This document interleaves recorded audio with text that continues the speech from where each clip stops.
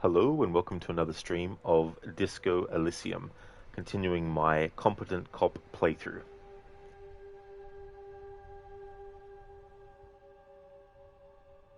Hello there, Shaky. I hope things are going well.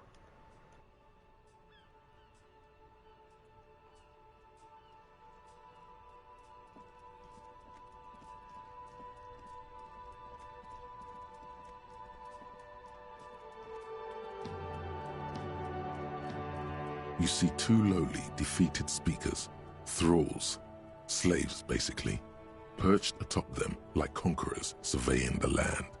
A pair of found, durable wear sneakers, ultra serious. Hey there, Sona. Hope things are going well. I can see you've a taste for luxury, officer. Can't keep your eyes off those sneakers? A pair of found ultras. The design is impossibly sleek and simple. A futuristic silhouette with a sleek monochrome colorway, a jet black upper, and a silver-lined midsole. Those sneakers, mister. Those sneakers are the latest found sneakers. Super air, super fine, super cool. Only 50 real. Only? That's madness. Fun ultra. Wear the future. You remember the slogan from some magazine. These once respectable speakers have been conquered, reduced to a mere prop by the indomitable found ultras atop them. No, don't look at the speakers, officer. Look at the sneakers. The sneakers are the stars here. Then look at them again. These are the premium lifestyle sneakers, officer. The best on the market. These once respectable... No, don't look at the speakers, officer. Look at the sneak. These, officer? These speakers are Samaran garbage. I'm ashamed to even use them for props. Don't waste your time on them. Samaran trash. That sounds like they're from the Samaran People's Republic, produced under the dictatorship of the proletariat. No way, officer! These aren't for sale. They're bad speakers. Low-fi socialist junk. That's right, officer. You're a high-class policeman who accepts nothing less than the best. Lucky for you, I've got the best on sale. Hello there, Ryu. How's things, dude?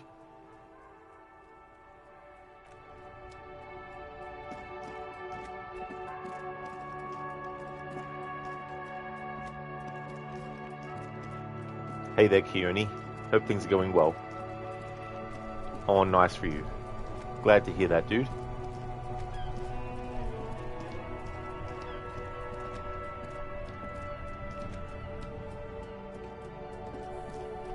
Hello again, my man. What's on your mind?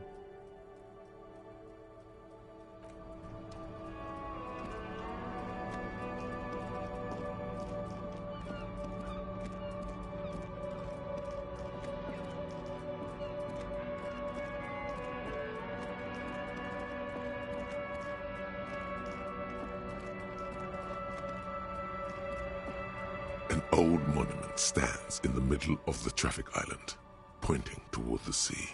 It looks as if it's been reassembled piece by piece, secured and mounted in the air with the aid of numerous ropes and rods. A silver plaque on the statue's pedestal reads, "I am Philip III, the Squanderer, the greatest of the Philippian kings of Revachol, son of Philip II, the opulent, father of Philip IV, the insane." Not a good track record of mental health in that family. What did he do? You have no idea what you did a week ago. How would you know what this guy did many centuries ago? High above you, the king stands triumphantly oblivious to your memory trouble.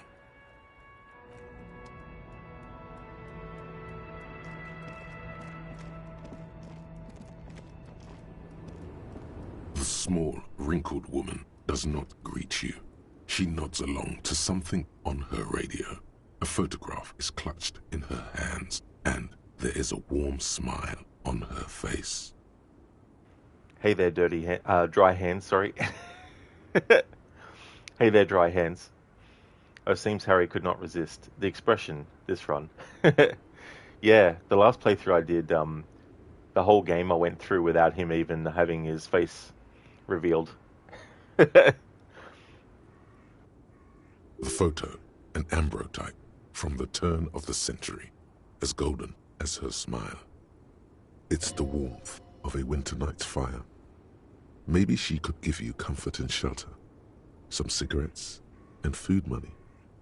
Maybe she's your... Dry hands, you can call me dirty, that's funny. Unless of a mouthful or...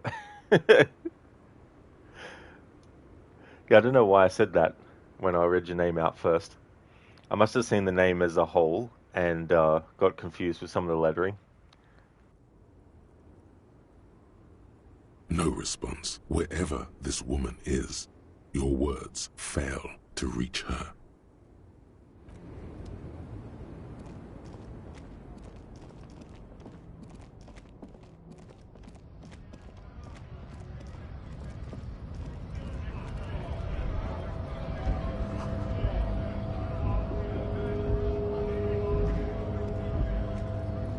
Right to work! Right to work! Sure.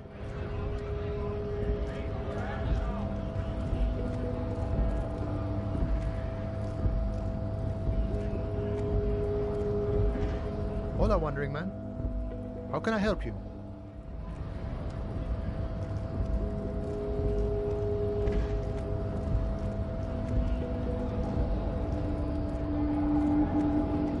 Dry hands, oh wow. Okay, this is about to be the most unique. Oh yeah, Disco Elysium run, you've seen Harry the Functional Adult. Yeah, I thought I would try to do that at least anyway. When it came to examining the body, he threw up a few times and all that kind of stuff. Now granted, I haven't really put a lot of skills into stuff. I've kind of been slacking on that as well. But hopefully by the end of the playthrough, he'll live up to the competent cop mantle.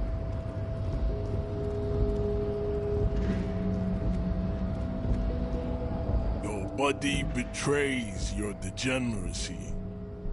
Yeah, Measurehead. His body totally betrays his degeneracy. Are you admiring my morphophysiology? It must be frightening to stand in the shadow of this racial pinnacle. Be calm, Ham Sandwich. You are not in danger, because you are not a threat to me. That is precisely the negligence that has led you to succumb to Al Ghul. You reek of it. An invisible sword of Al Ghul emerges from your throat. You cannot see it, but others can. It is making the woman in my company sick. No, you don't. You need to get another drink. Occidental Haplogroup B4 is done giving orders around here. The influence of the Ham Sandwich race is waning. Does this remind you of someone? The guy down there? Begging for help. Attempting to pass fear for cooperation. How far the Occidental Haplogroup has fallen. You were once a noble and powerful race. You gave the world eugenics, electricity, and powerful weapons of war like missiles and aerostatic aircraft. You made great gains in metallurgy, race theory, and statecraft. You dominated lesser cultures, like the deformed Hemians and the inexplicably potato-obsessed Quakers. But now your ascent to the genetic summit has halted. You are obsessed with sadness and with frivolous pop culture. You will be superseded. Isn't that right, babe? It is, baby, yeah. You know it. There is a button right behind him, just out of reach. It must be the one that opens the door to the harbor. Enough with this begging.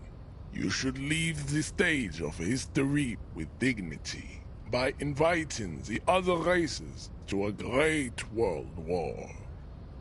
Bring your troops to the Seminine Islands and to Boogie Street, and we will pulverize you.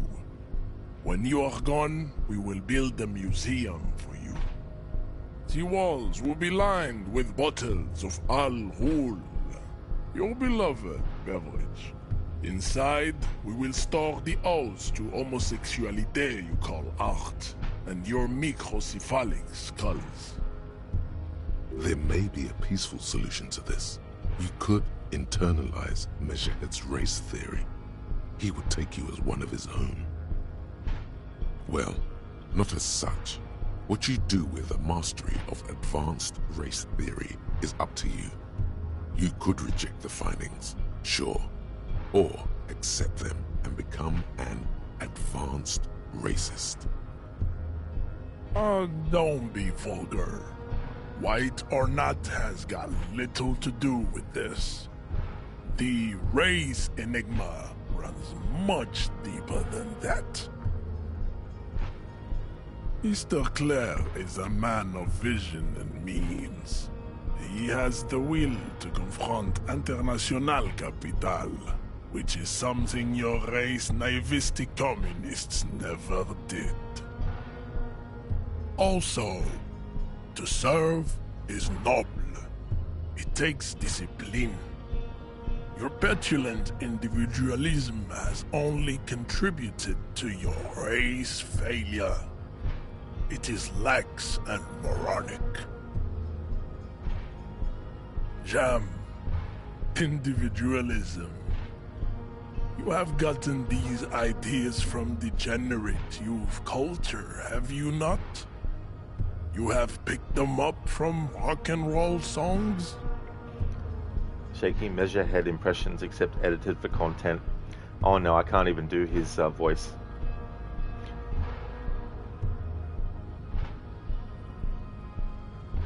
Offshoots of the Seminese people invented disco while having sex under the influence of cocaine. It is a shame upon my race. But what is done is done. I am not surprised you enjoy it so much. This has happened to many of the side products of the inevitable cultural victory of the Seminese race. The South Island race, haplogroup A4A. We are the rightful masters of the Insulindian archipelago.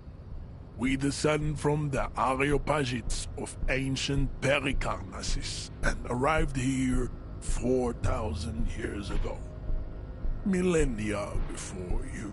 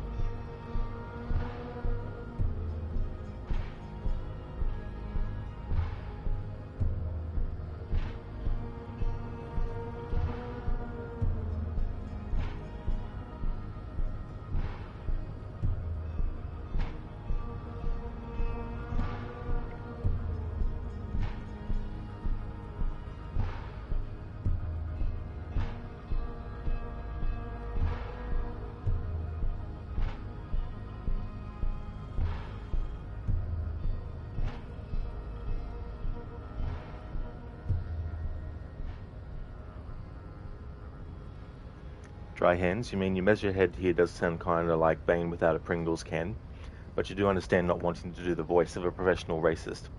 Yeah. We are the future. That is all you need to know. I am a descendant. The narrow streets of Ulimbuir are with me in my genetic dreams. I see young Seminoles women walk into the grey mass on Ile de Fantôme, waiting on immaculate conception from the pale. No, I have heard about it on the radio. I'm from Couronne, and no, it is not just in Revachol. The city is central to the Simony strategy. Spreading through its trade networks, our culture will dominate the world. You have heard enough about our phylogenetic secrets for today. You have extinction to come to terms with, and never getting into the harbor. I think this racist is better than the last, but the next racist will be the really good one. That will be the...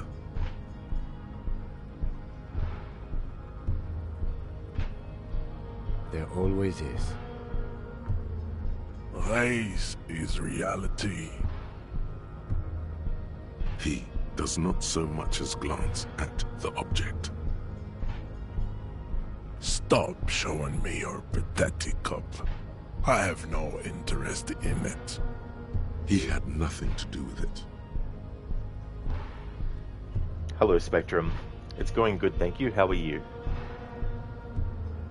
Racists are generally not very good examples of their race. I am not like them. I am craniometric perfection.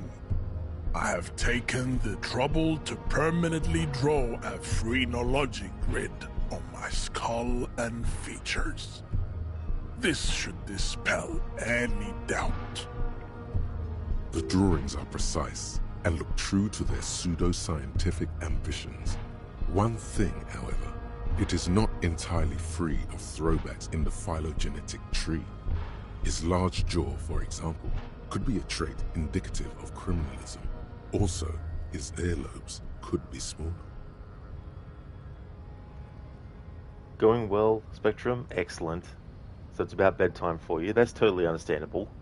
Glad to hear that you're going well. This is not reality. Not reality. This is reality. Thank you, Ryu, for redeeming that from In the Mouth of Madness. That is one of the movies of many that I'm actually due for a rewatch of.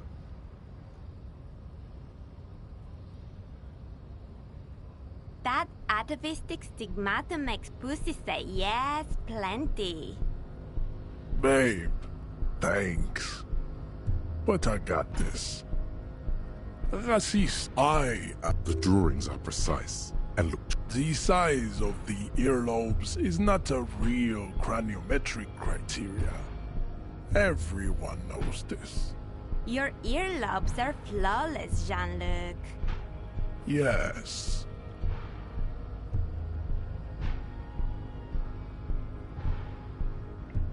Your silence betrays your inferiority.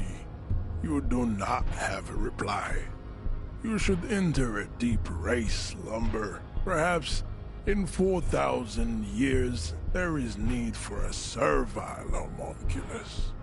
Racist, The drawings are precise and look true to the... You exhibit forward projection of the jaw, indicative of schizophrenia and sexual inaccountability. From a purely aesthetic standpoint, the dimple in your jaw makes you look like a baby.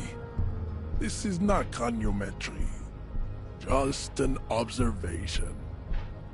It is impossible to see any more of your bone structure. It is covered in the ravages of Al-Ghul. From what remain of your features, I can see fleshy lips, baldness of the head and long arms relative to lower limbs. This leads me to conclude you are not a police officer. You are a common criminal, an offspring of murderers and sailors from Sur-la-Clé and Vesper, and possibly even the degenerate sheep herders of Ubi. Your racial heritage is uninteresting. It is the same as all Rivasholians. Your parents and their parents made the decision to reproduce while under the influence of Al-Ghul. That is the only reason you are here. Dry hands. Sam Neill seems to find himself well in characters who go through stuff and end up crazy. That film in Event Horizon. Yeah, Event Horizon is another great movie, that one is. And one of his other movies he did was the third Omen movie, where he played an adult Damien, who was supposed to be the Antichrist.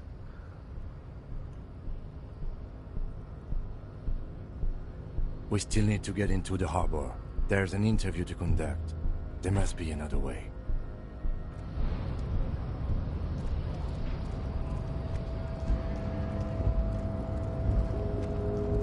Alright, so that's good. Advance time a little bit.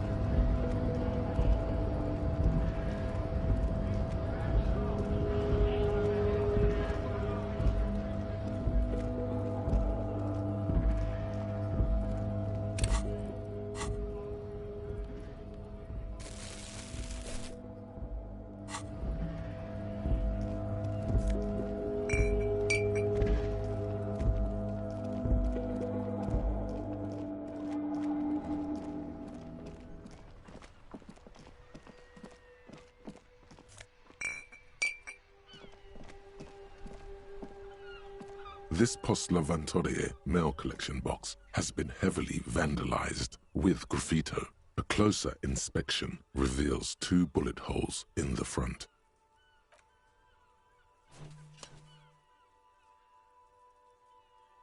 The box seems happy.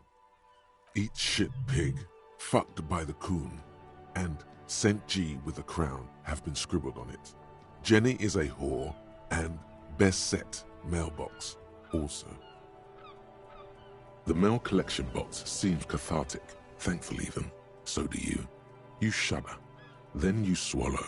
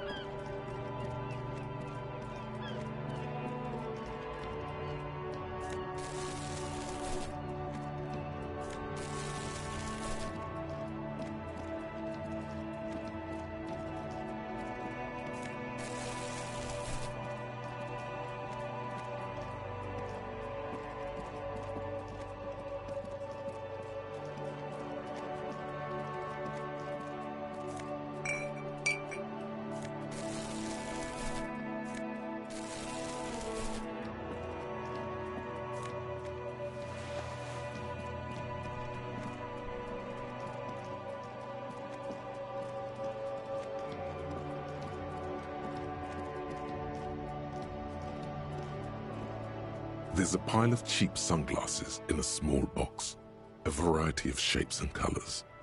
You like sunglasses, officer?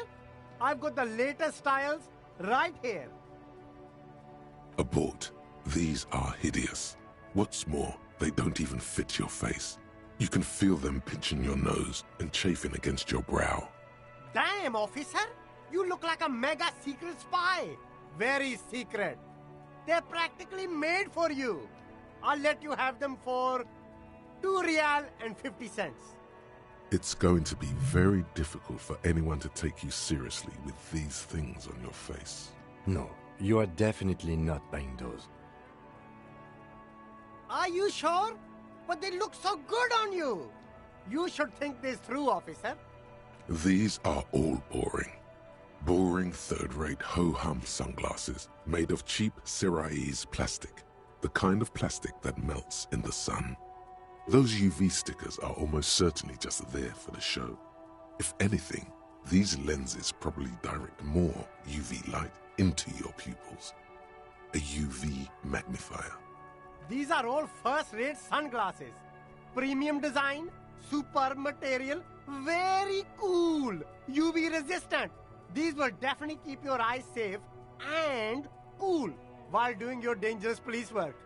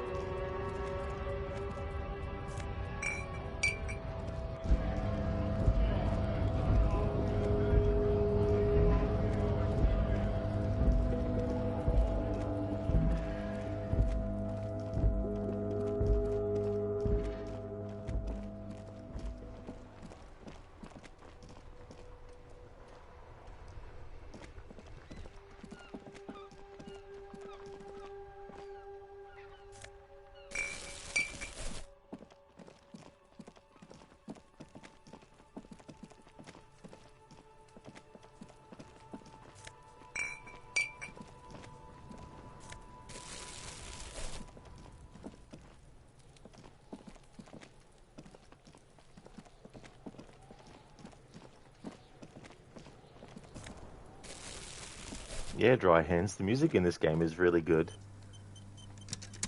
Can be very sort of like relaxing at times too.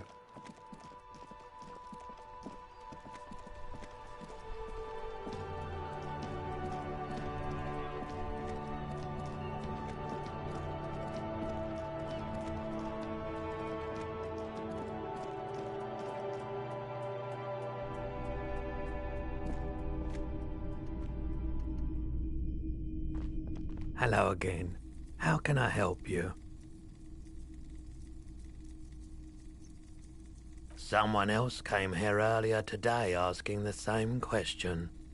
I promptly sold her the gun you pawned a couple days back.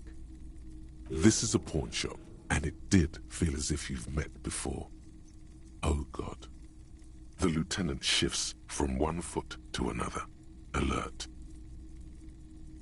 You were adamant about getting rid of it, officer. Said you were undeserving of a service weapon of the Revachol Citizens Militia. Dry Hands. Despite that, your favorite standout is probably Ecstatic Vibrations, Totally Transcendent, the Church Club Dance-Off. Oh yes, that music. Yeah, in my last playthrough I didn't actually trigger that. But yeah, I've heard that music though before. That's a really good one too. And I don't like keeping guns around the shop for long. Off-the-charts photon emissions. The unhealthy kind. He's not telling you the whole story. It seems he's trying to spare you. You weren't quiet yourself, officer. You were very distraught.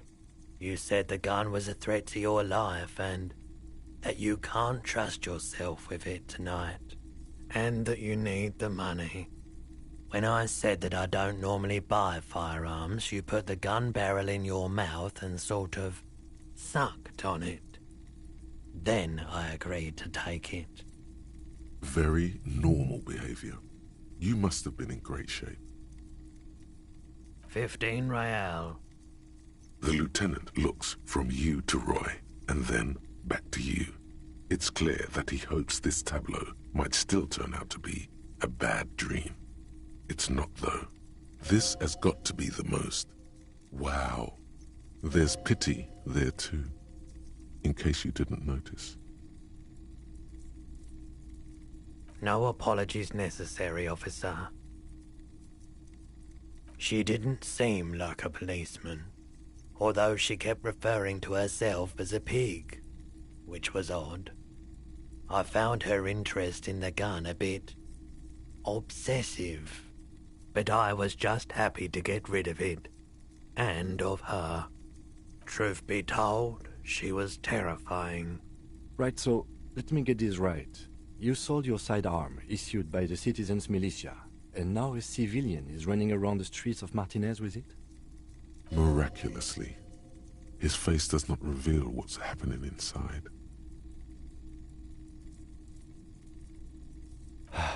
Yeah, it's not good.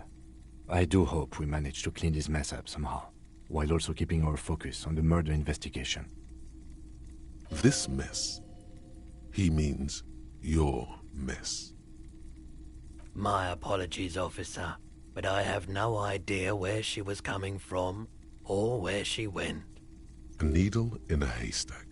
There is nothing you can do about it now. You'll just have to hope you luck upon her somehow. Of course.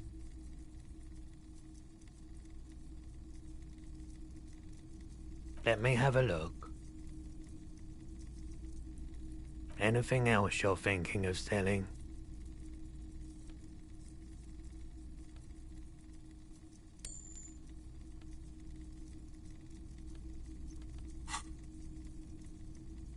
I'm not purchasing any more clothing at the moment. And especially that tie. It swallows photons around it. I have no need for necrotic objects. Your mother is a necrotic object! I'm fun! Look at me sparkle in the light of the projector! Another time, perhaps.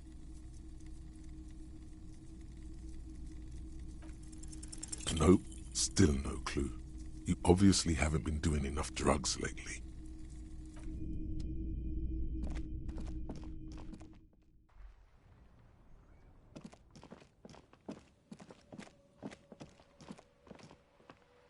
Evening, officers.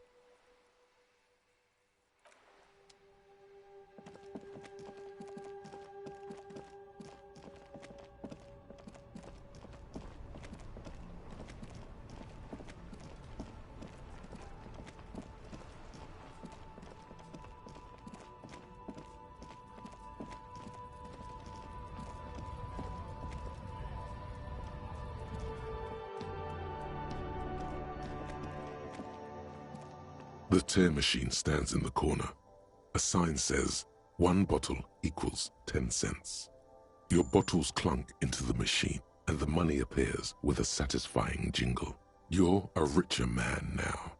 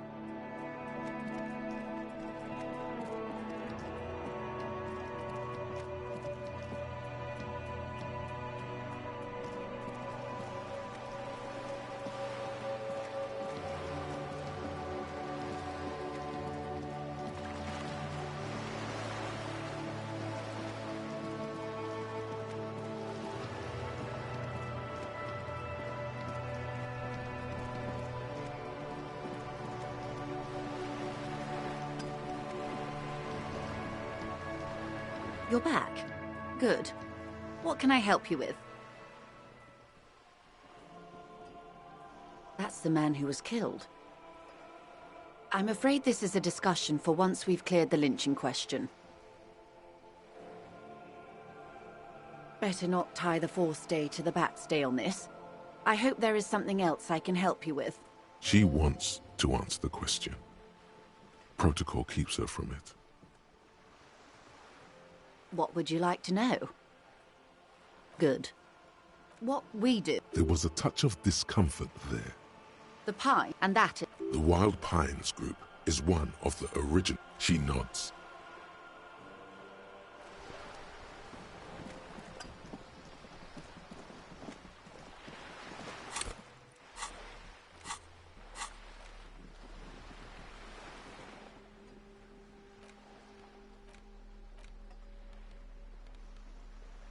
It's the ledger you found in the trash. A cabbage of papers hanging from the board. An aluminium, a bunch of sodden paper. Arson, petty theft, spousal. You don't exactly. It takes about half an hour to piece. Not much has changed. Thin, see-through copier paper. The rest of the stinking cellular. It's made of dark blue plastic.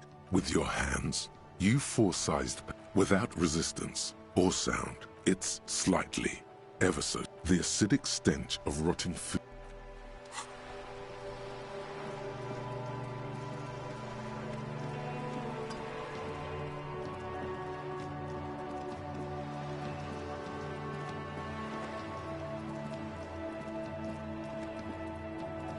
Just an ordinary wall. Nothing to see here.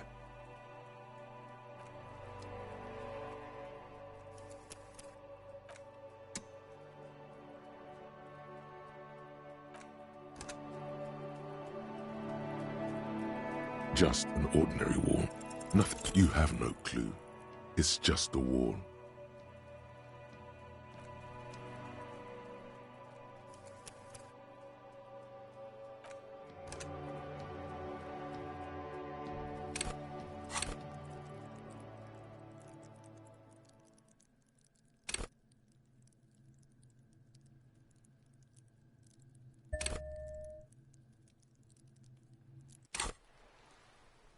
Just an ordinary wall. Nothing to see here. You have no clue.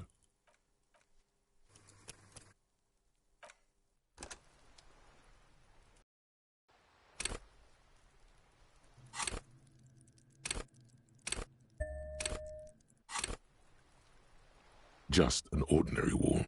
Nothing to see here. Because this is no ordinary wall. It is sublime. Look at it. The shadows. The colors. All the other walls on all the other houses must make a pilgrimage in adoration of this, the uncontested pinnacle of wallcraft, color peeled from the very face of God. O Wall Father, your loss, farewell, wall at the end of the world, draped in shadow.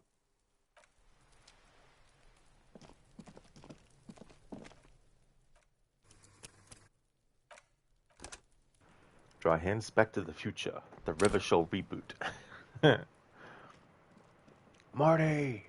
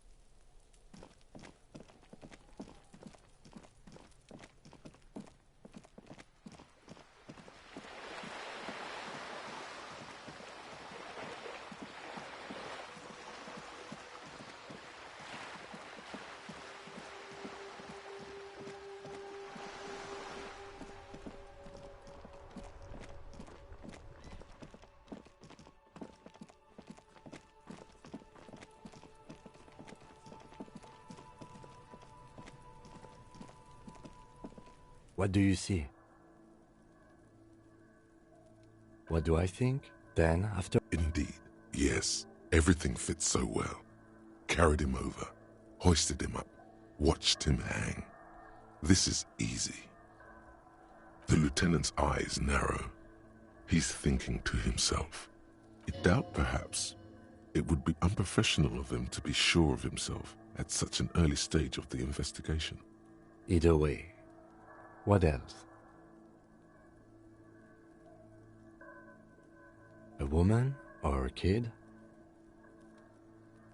Okay. He knows it's hard to discern sex. Understood. Anything 200? He might be right. 200 kilograms of living weight is unlikely.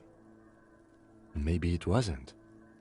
There is real, palpable excitement in his voice at the prospect of it not being a giant. I do. One of them carried him over. But why?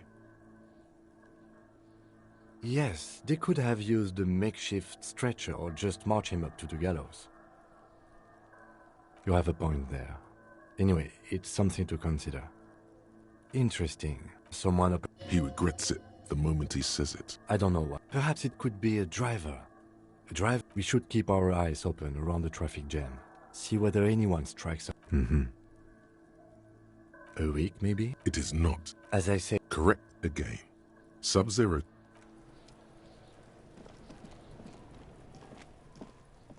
The rotting man lies on his side with his eyes looking straight through you. The belt is still around his neck. His body is supine and open to intrusion by autopsy. The lieutenant adjusts his glasses and takes a deep breath. Come on, officer. You know what a field autopsy is. You've done 100 of them.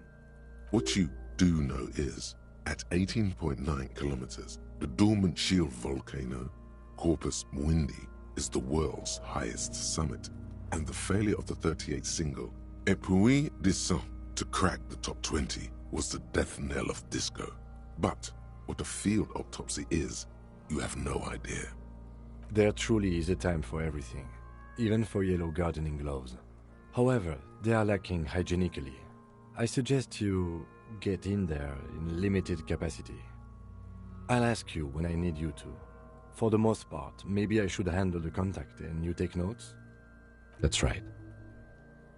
You knew it because you inspected your ledger. The lieutenant is relieved you know the protocol. The dead man stares in silence as you crack open the ledger. The bright red paper is covered in boxes and lists, describing the condition of his skin and organs in 3 parts. Above those, an 11-field info form needs filling out first. It begins with... That's you. The corpse is indifferent to your scribblings, just lies there. The next box says... KK57-0803.0815. KK equals Kim Kitsuragi.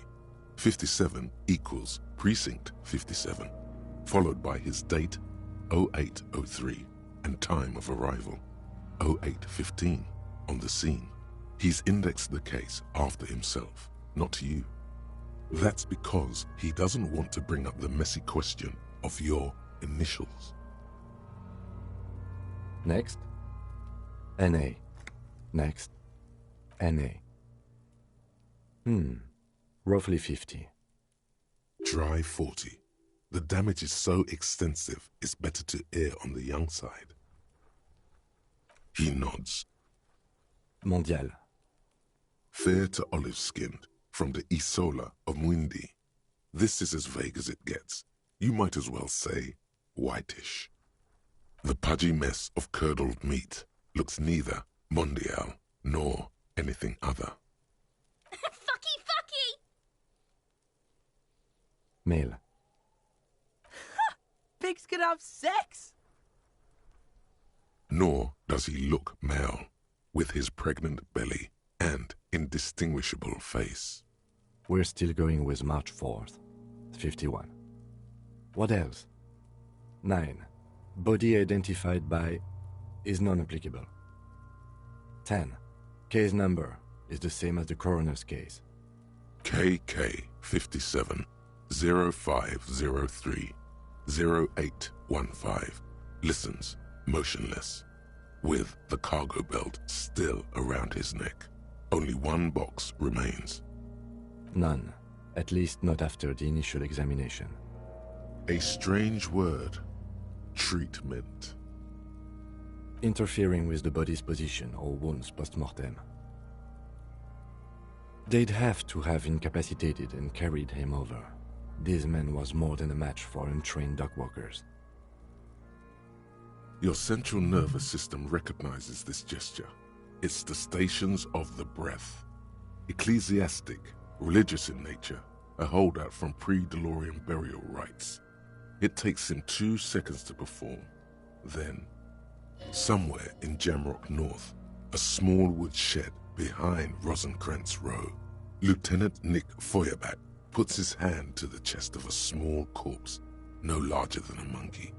It's raining outside, light drizzle. There is darkness in the shed. Elsewhere yet, an obese female sits in a wicker chair, her silhouette ball-like against the window.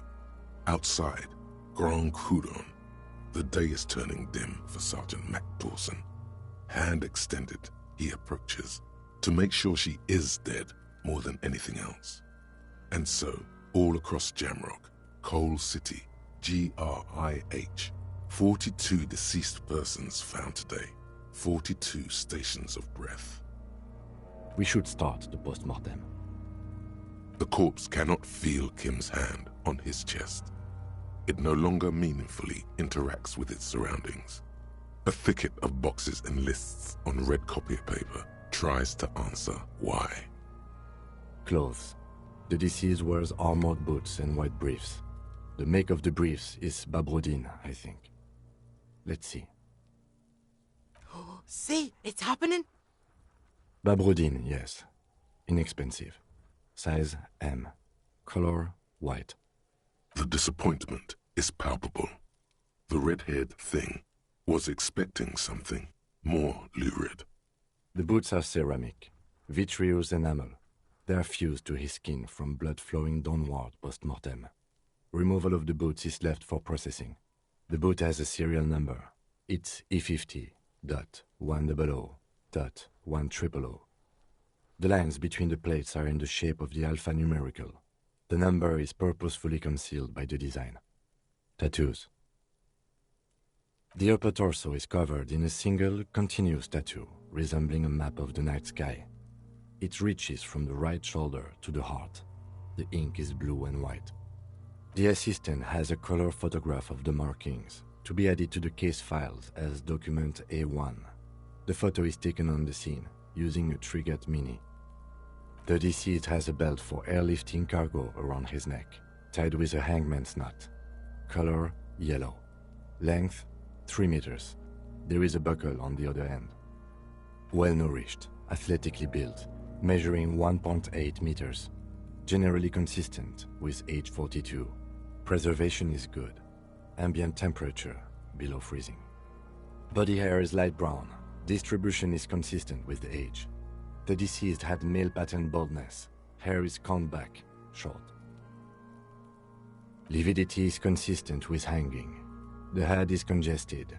Contusions are present on the head, chest, and thighs, consistent with stones thrown post-mortem. Low velocity. Fucking low velocity? You think Kuno doesn't know what you're talking about? Velocity was fucking max. Talking shit about Kuno's velocity. In addition, there are bite marks on the face, scalp, and chest, consistent with predation. Ligature mark.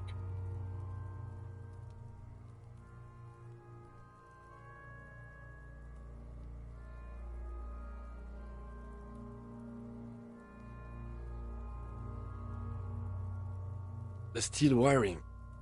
There's too much of it. We need to remove the belt so we can get to the ligature mark. You got just the right tool for that. The chain cutters. Always good to think ahead. Now, We need to cut the belt to see the ligature mark below. Carefully, with as much precision as you can. See? My pig is gonna fuck his head off. No, he ain't. Your pig's a boring fuck.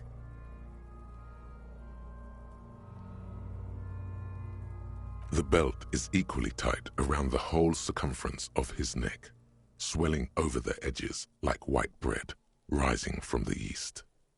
The knot is the weak spot. The chain cutters fit in there, steady now, like a flower arranger. 2 cuts and it should come loose.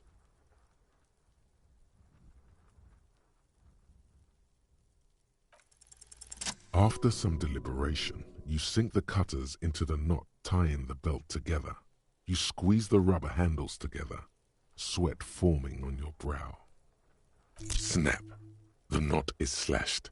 Another cut and the belt falls apart like a flower bouquet, revealing the dead man's neck and the dark red ligature mark around it. The rope rises to a point, leaving a gap in the ligature mark.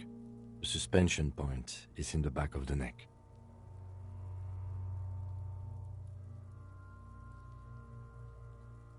Hemorrhaging is observed on the skin, above and below the ligature mark.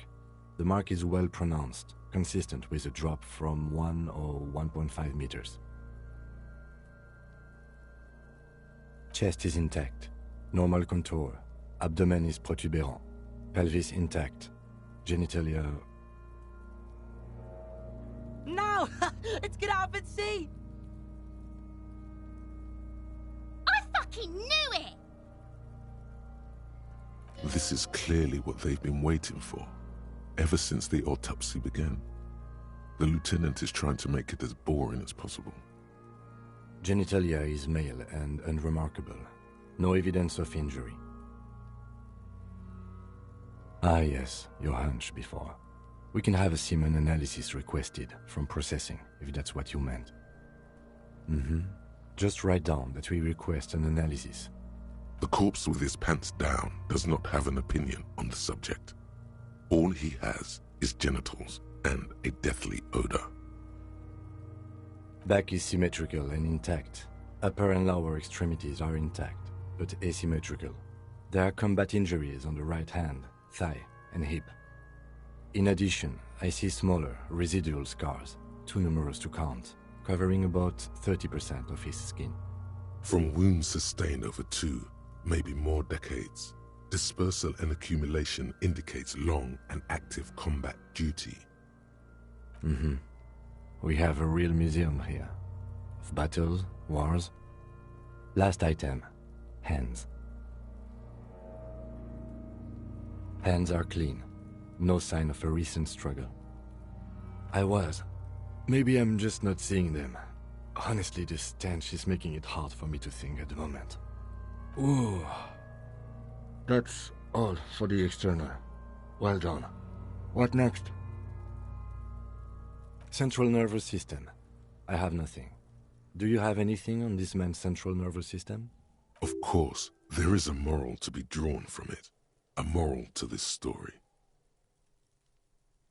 Musculoskeletal. Purge fluid is coming from the mouth. Not injury related. Eyes and tongue protuberant. Hyoid bone. Let's see. With his eyes almost closed, the lieutenant puts his hand on the dead man's throat and begins to massage it, gently. A rotting smell erupts from the mouth. Purge fluid runs down his lips, black and viscous. Yeah, jack that fucker off! The hyoid bone is fractured. The rest of the musculoskeletal system is intact. Unremarkable. Respiratory system.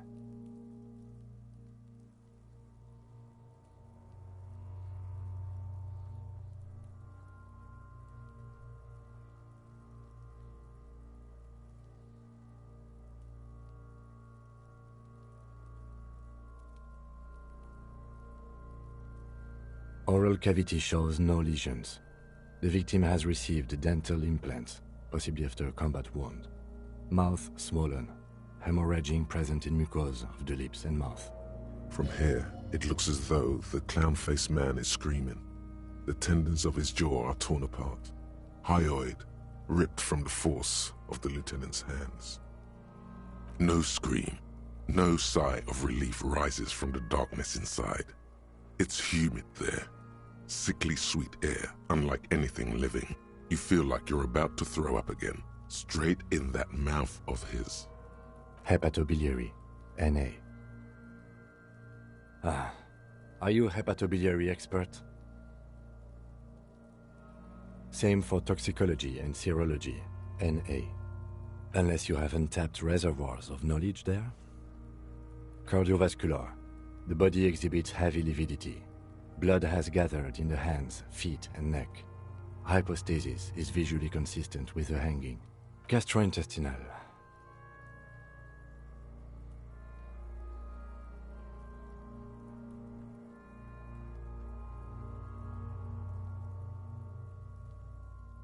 This will do. Digested semi-solid food in stomach. Voila. What's next on the list? Let's see.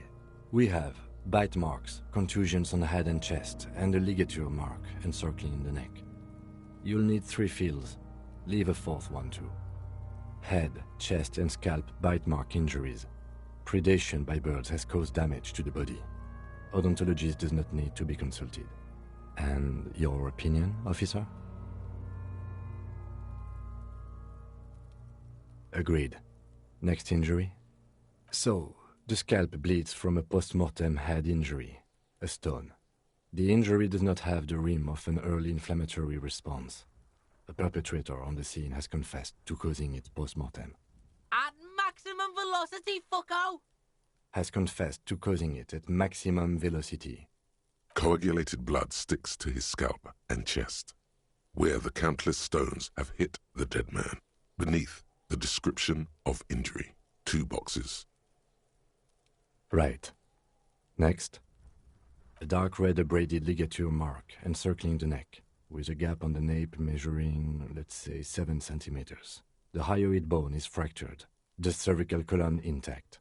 I see hemorrhaging on the skin, above and below the ligature mark. Depth of the mark, 1 centimeter. No signs of clawing on the neck. Below the note, 2 customary boxes wait to be ticked. The man's head jerks to the side. The ring around his neck is visible.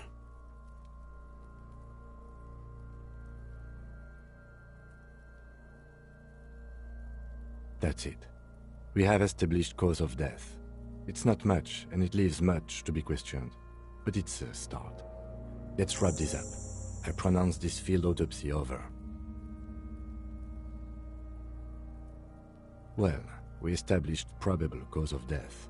Some would say that's the goal of an autopsy. We requested a test to be run on the genitals. That was the règle. The results should arrive in a couple of weeks if we are lucky. I will not hold my breath.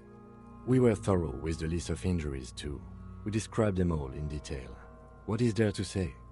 Given the circumstances, it was a professional field autopsy. I need a copy of that autopsy form. Then I will drive him to Faubourg for processing.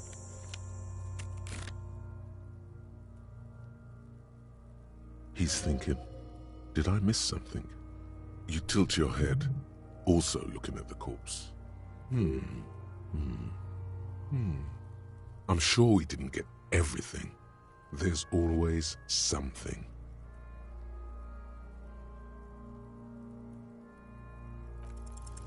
I'm gone. Into the wild pale yonder. In the past, way out in the west. I'm a joke. Look at me. There is nothing funny about jokes either. A killer, a motherfucker, and a killer. Go ahead, Coppo. What do you mean? It's the power of your imagination. Yeah, man! Don't be crazy! Inanimate objects and dead people can't really talk to you. Your wild imagination is doing this. Ask some more of those questions you love so much. He loves those. Maybe I was getting my rocks off. I know what this means. More questions. Come back later, Corpo. Amuse yourself with my frank manners and my memento mori features. If possible, also, see me in your dreams.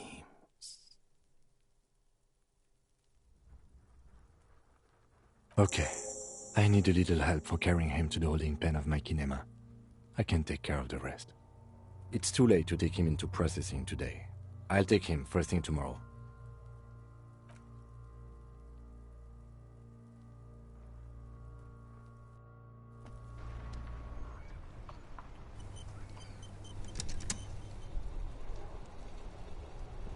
We should think about calling it a day, maybe. The nights are still miserably cold this time of year. You should take care of that, then. Let's talk to him anyway. An officer of the RCM shouldn't be sleeping in the street. We'll figure something out. Though he finds this situation frustrating, he is doing his best to not make you feel any worse than you already do. Alright, so we did the autopsy and everything. We send the victim's body to processing. Once you're done with it, send the corpse to processing. Lieutenant Kitsuragi will take care of it. Check twice to see whether you're done with all corpse-related tasks. After you've sent the body away, you can't take it back.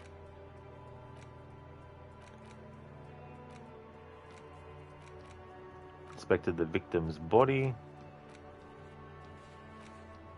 Performed the field autopsy. The hanged man is down. Perform a closer inspection of his body, arriving at cause of death. This will need a form to be filled in 3 parts. I did that. Dry hands, very professional. You are mesmerized. Yeah. The music too, in that moment, or in moments like that, definitely adds a lot to that too, I feel.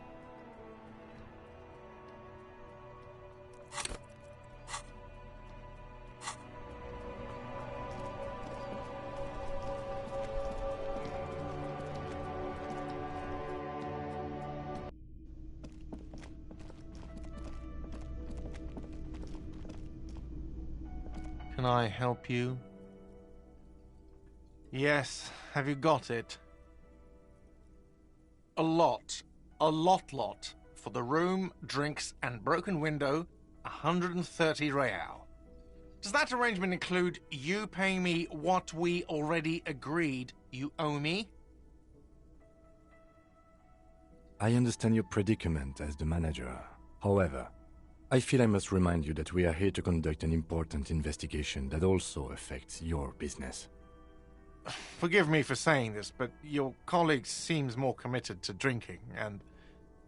I mean no offense. It's really nothing personal.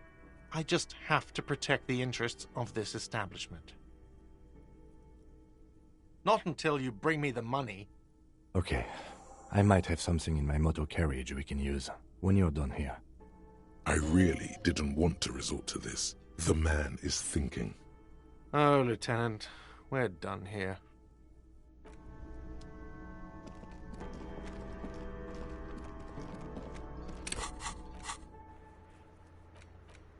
Alright, pay for damages. Kim has offered to help. Go to his motor carriage in front of the whirling.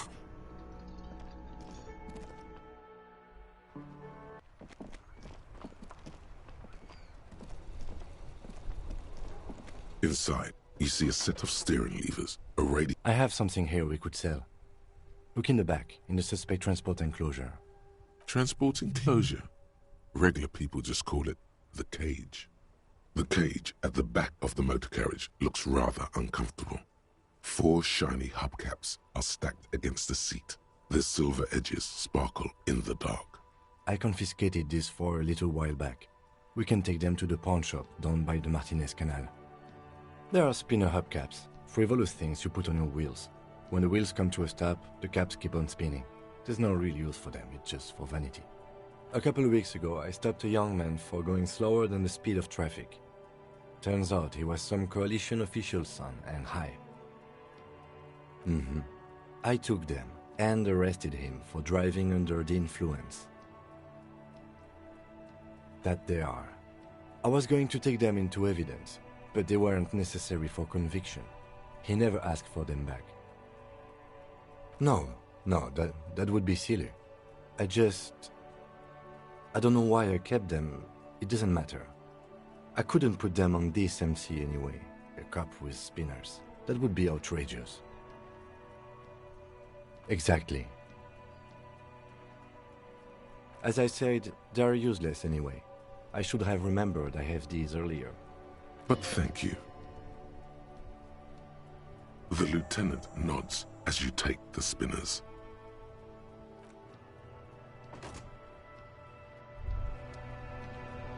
Hey, so we've been monitoring you internally, and now we know your Copo type.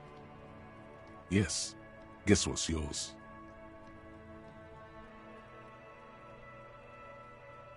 No, you're the sorry cop. The cop who's sorriest. Let's make it official then, shall we? Huge lack of enthusiasm going on in here.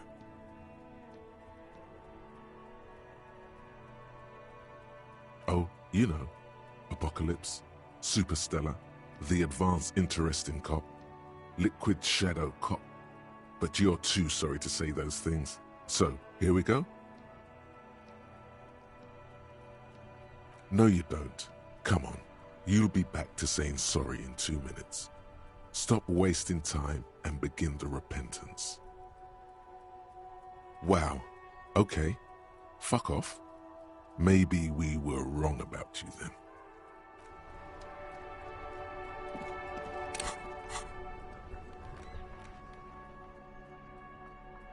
Radiant Spinners. The magnificent hubcap spinners that Lieutenant Kitsuragi has donated to you so that you can pay for your room at the Whirling. They are slate blue and shimmer haughtily in the light.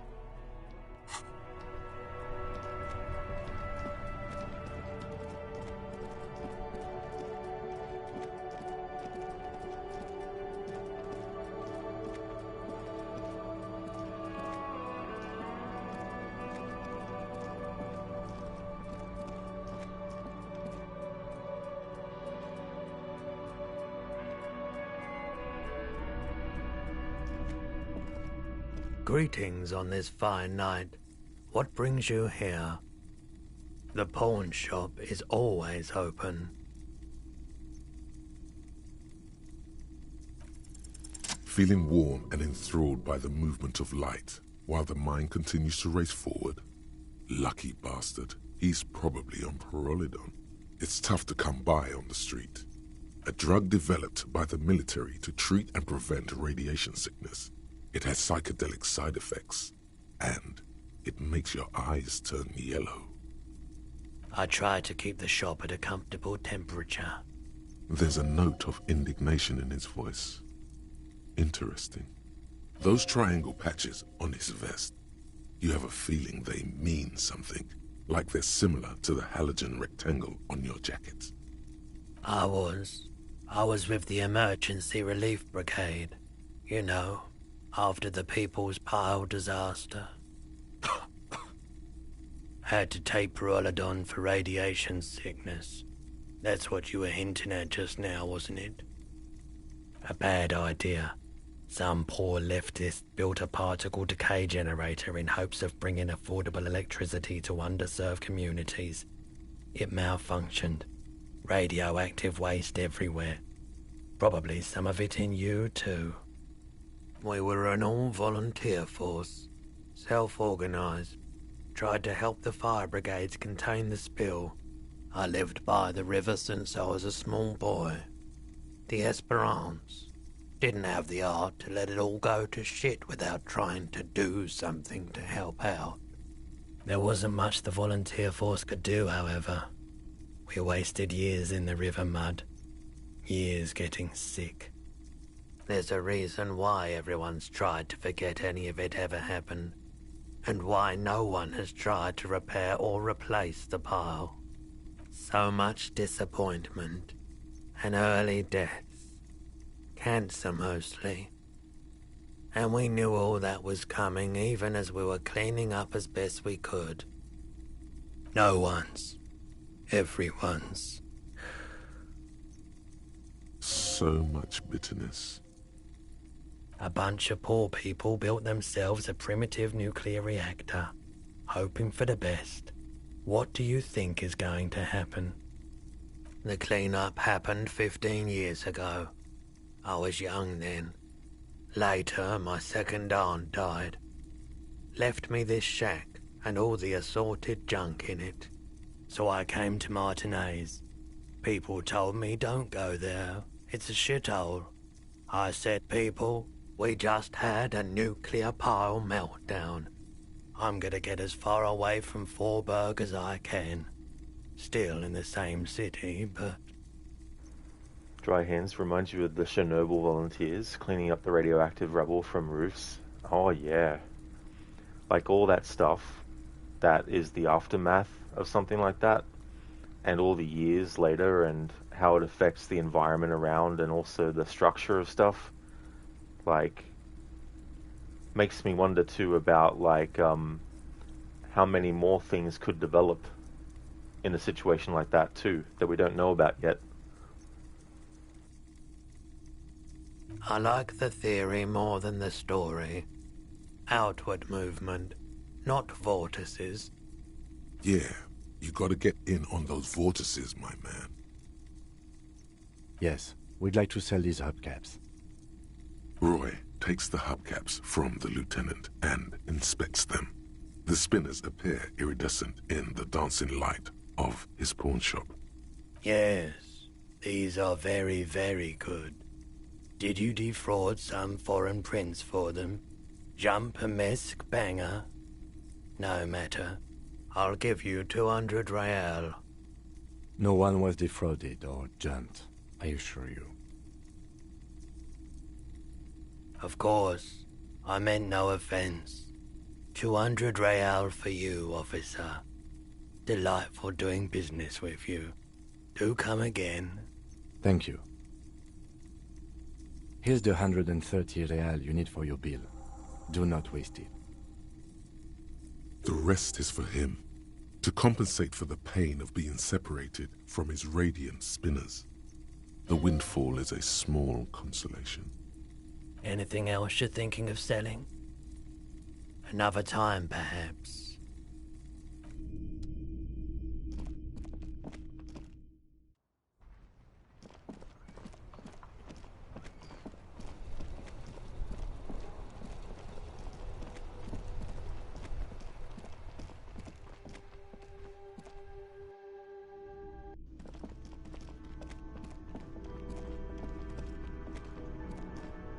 Can I help you?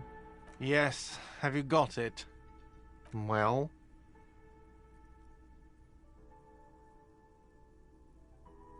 Great, thank you, officer. That's all I wanted. Payment for services rendered. If you continue to stay here, I just ask that you please pay your nightly bill in advance starting tomorrow. I'll unlock the electronic lock to your room. All the doors lock automatically at 9 p.m. Please pay for each night in advance starting tomorrow. 20 real per night. I'll take a room here too. Of course. Always happy to have officers from the RCM as guests. Anything else I can do for you?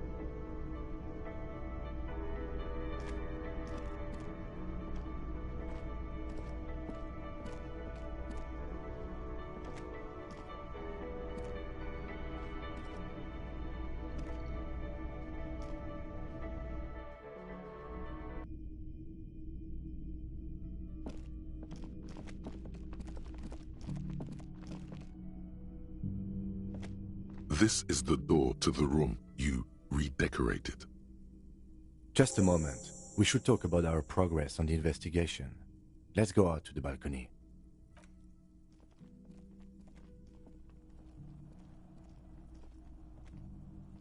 The air outside is brisk. The lieutenant is silent for a moment. He listens to the traffic hum. Then...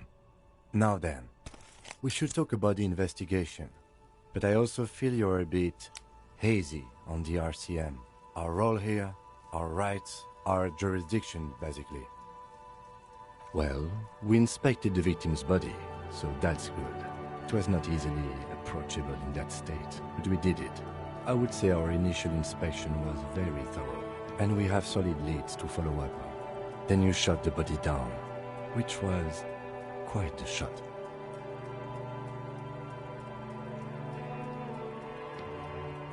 It enabled us to perform a field autopsy on the victim. We found some things we can really work with. I still feel like we missed something, but it's up to the boys in processing now. We did perform a thorough search of the crime scene. That's great. Now, as for interviews, my list of people to talk to here in Martinez, I mean.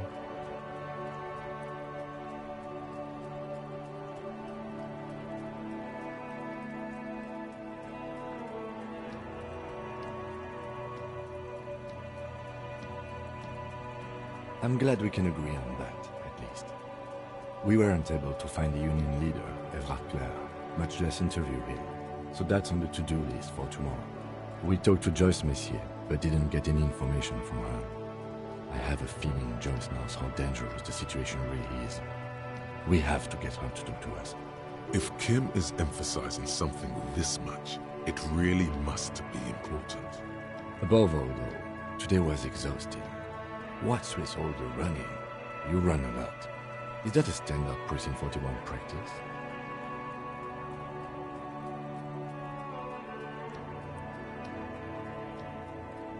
It's impressive, especially for a man your age, and in those hills. Nice shoes, by the way. I like the green, goes with the orange. They're quite limited, actually. The power officers of the Revachol Citizens Militia exercise most frequently is imposing fines of up to 1,000 real for offenses, in accordance with an interdepartmental schedule. The RCM's primary role is to ensure safety. We are not really supposed to play any part in the economic structure of Revachol. Yes, although indirectly, as citizens can always request records from their local station. Officers of the RCM have been known to take bribes of less than the prescribed fine amount. It undermines trust in the RCM.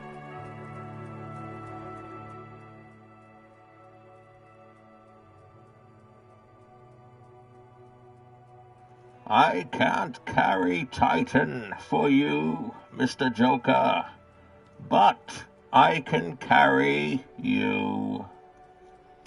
Thank you, Dr. Darling, for redeeming that. Paraphrasing and changing it from Lord of the Rings. How's things, dude? Hey there, Max. How's it going, dude? We can arrest people, of course, but rather than bringing someone in directly, it's preferable to serve a station call slip. It prevents confusion and overcrowding. You can't. Those who don't show up become fugitives, though, and have fewer legal rights when they are eventually caught. It's about power projection. Thus far, they seem to mostly show up. As you may have gathered from the fact that we are expected to carry a record of our kills, like the one in your watermarks, we are permitted to use whatever force is necessary, and strongly admonished not to abuse that power. We don't convict. We arrest and send them to coalition government courts in Couron and La Delta. The prosecution works off our testimonies and records, which is why it's paramount to keep them. Dr. Darling, it's weekend and you want to sleep all day. Oh, yeah. Sleepy Saturday and Sunday. Oh, nice, Max. Glad to hear that it's going good. Happy Saturday to you, too. That's awesome, dude. It's been a good day. The coalition government, and the moral intern more broadly. The RCM was formed by the coalition government to restore order in the international zone after the revolution. So we did. Now we attempt to maintain that order. No more, no less. Or perhaps it is better to say we were allowed to form. It's a point of contention whether the citizens of Revachol or the coalition government founded the RCM. Be sentimental if you like. Either way, the Moralinton leases us the right to keep the peace in this city, and they will take it away if we misuse it. Or if they think you do. The Moralist International are the world's largest political organization. You know who they are. They have been running this place after the revolution failed. They're a union of center-left and center-right parties across the Real Belt. Our coalition government is just one of its many projects. They also run the ICP, EPIS, most intergovernmental organizations in the world. What do they believe in? They are Dolorians. They believe they continue the humanist project set forth by Her Innocence Dolores Day 4 centuries ago. Others say they are just technocrats. Those others say they continue the humanist project set forth by Dolores Day. Interesting question. It's a blue forget-me-not. Their motto is love, compassion, self-discipline. I think you can gauge what they want you to think of them from that. Something kind and usual. Something almost self-explanatory. Something ominous. A historic figure? The author of the modern age? You will have to look elsewhere for opinions. The subject of humanism is too abstract for me. The Moralinton are a fact. I try not to have opinions on facts until they change. And it doesn't look like that's about to happen. It is more than that. There's some kind of affection in him. Yes, I did, when I was younger. In my 20s, I considered myself a moralist. A blue forget-me-not, a piece of the sky. They're not all that bad. That's another leitmotif associated with moralism. But the years have changed that. I don't know what I believe in now. No, I believe in the RCM. That's enough for me. Do you?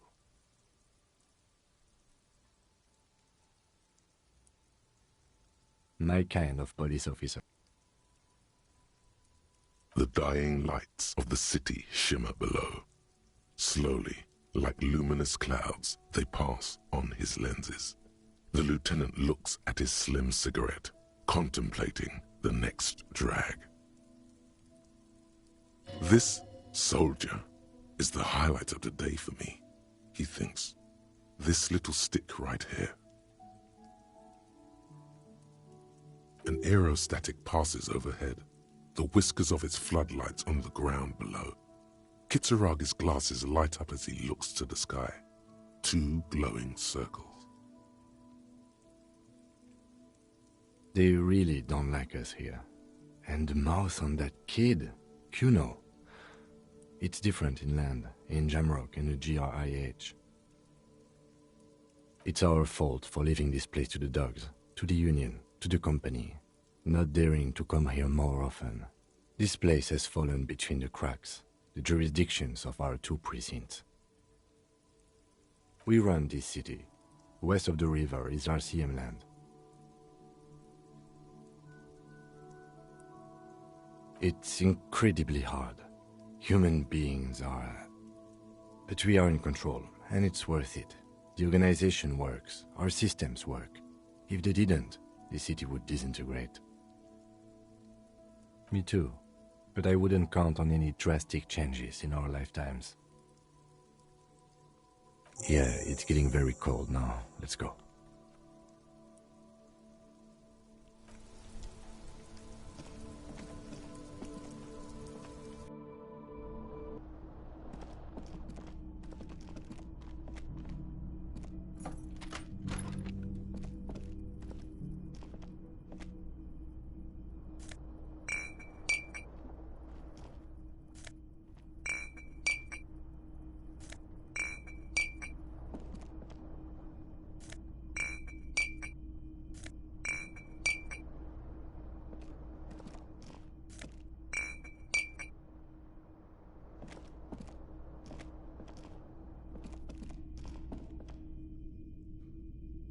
A mirror hangs on the bathroom wall. In it, your face, adorned with the expression.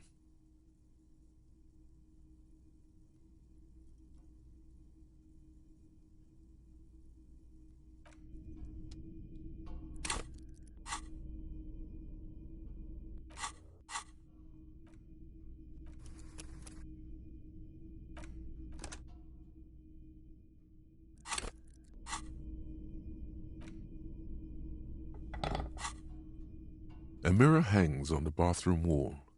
In it, your face. The chain cutters slip out of your hands as you attempt to twist the faucet into place. Well, you know one thing for sure.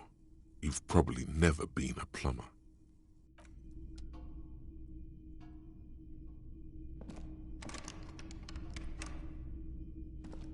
A mirror hangs on the bathroom wall. In it, your face, adorned with the expression. Like the rest of you, it comes from a bad place somewhere in the past. That's all you know for now.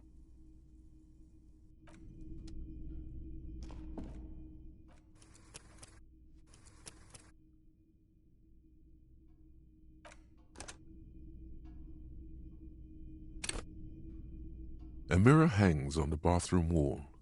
In it, your face, like the rest of you.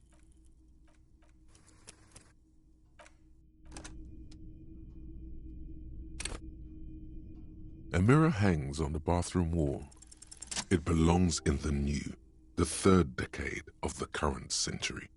Enough time had passed from the failure of the revolution that, for a fleeting moment, free market economy seemed like the ultimate, uncontested way of life for our species. Things were good. It was smooth sailing. People made gold and champagne-tinted interiors and facades to suit the times, calling this the new style. But more importantly, disco happened. For Revachol, your city, that meant only one thing. Guillaume le Million. If it doesn't rhyme, you're not pronouncing it right. Out of the dazzling swirl of disco music, in an open-air boîte de nuit, somewhere in Revachol West, Guillaume's blonde mane appeared on the screen. He sang some bullshit. Then he made the expression. Everyone loved it. Maybe you thought some of the stardust would rub off on you. Maybe it did. Either way, it's all gone now. Only the grimace remains. There is a vast ocean of time between right now and the expression. Looking good on you, or anyone. 2 decades, if the calendar is to be trusted. Humanity has run aground in that time. It's a different world now. The expression is a relic.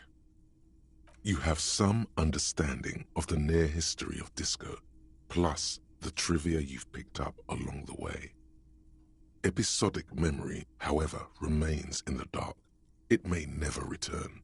You should prepare yourself for that. The click is used to spur on a horse. It also features heavily in Guillaume le Million's regional mega hit, Don't Worry, Your Pretty Little Head.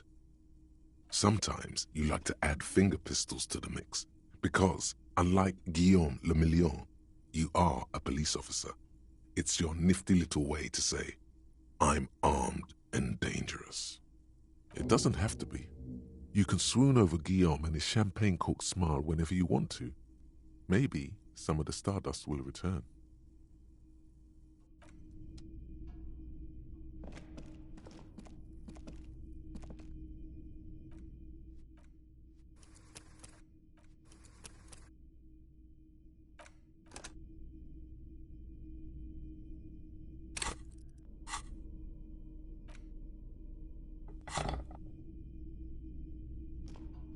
A mirror hangs on the bathroom wall. In it, the chain cutters slip out.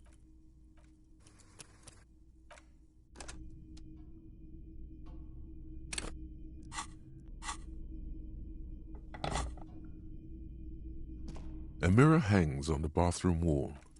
In it, the chain cutters slip.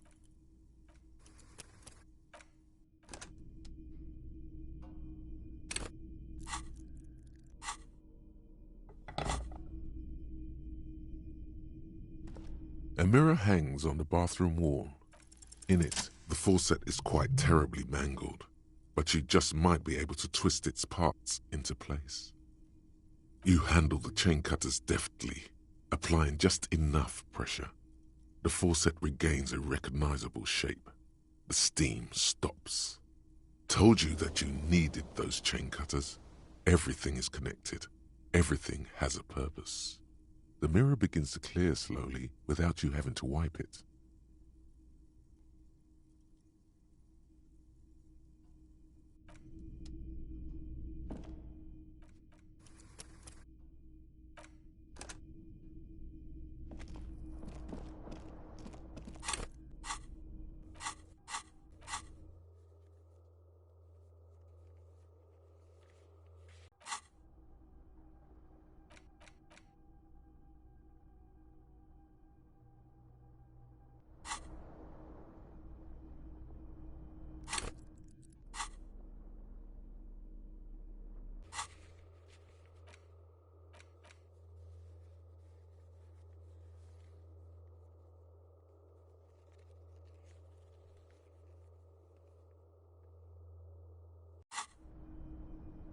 The bed is cold and not particularly inviting, but it's yours. The sheets look awful. The option to go to sleep becomes available every night after 9 p.m. The sheets feel at once coarse and clammy against your skin. The bed sags beneath your weight as you stretch out and finally close your eyes.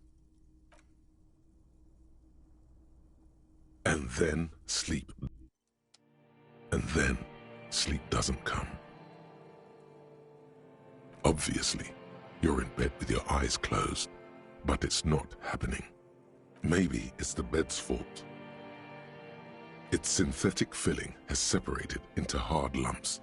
The pillowcase smells oddly. It barely covers your toes, stretching over your soft belly. This is your body here, intimate and warm, breathing. Under your thrumming eyelids, you see a dizzying array of colors. You won't get off this carousel quite so easily. It's a little better. Colors, scenes, and half-formed phrases still litter your mind. Part of you is still trying to solve the case, isn't it? Something to do with, what was it that the lieutenant said? Union? And it's gone again. Your thoughts lost between the slowing brain waves. Your breathing steadies. A great silence washes over you until your eyelids twitch in your sleep and images start forming.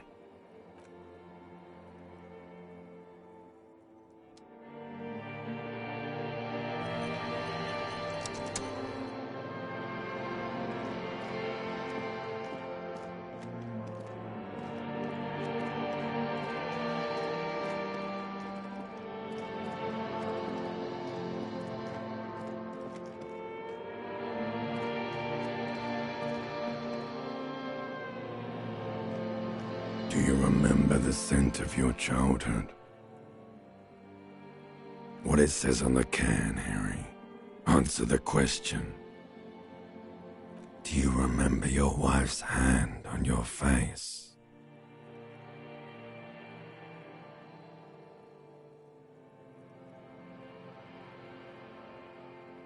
That's right, funky baby. And you just stood there. One hand on the bottle and the other on your dick. Watching her go. Let it all be dragged away from you. Tell me, where are your friends? Human beings have friends, Harry boy. Where the hell are yours? No, it's gone. 3 times gone and never coming back.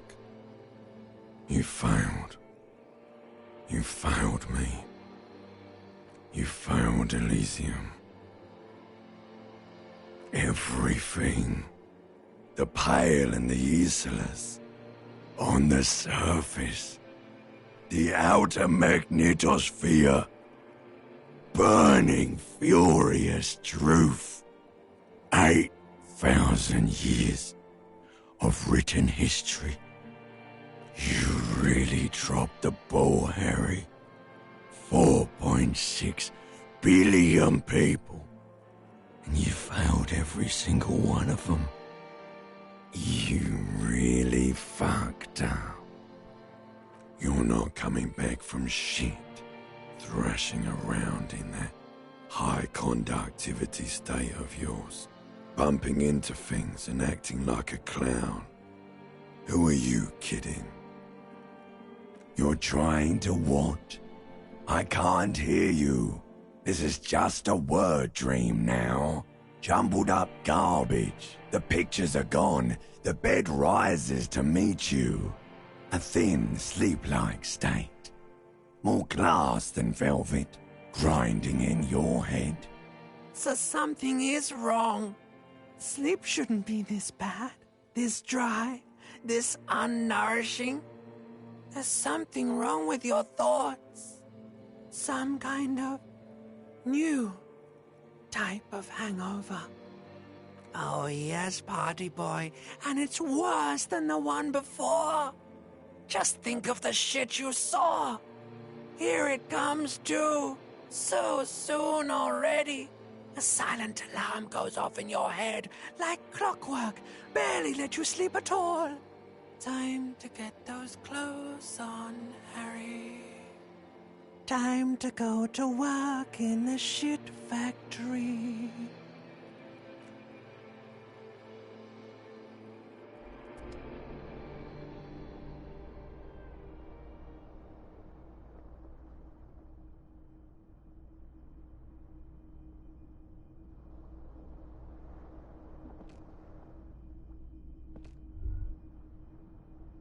Good going, buddy.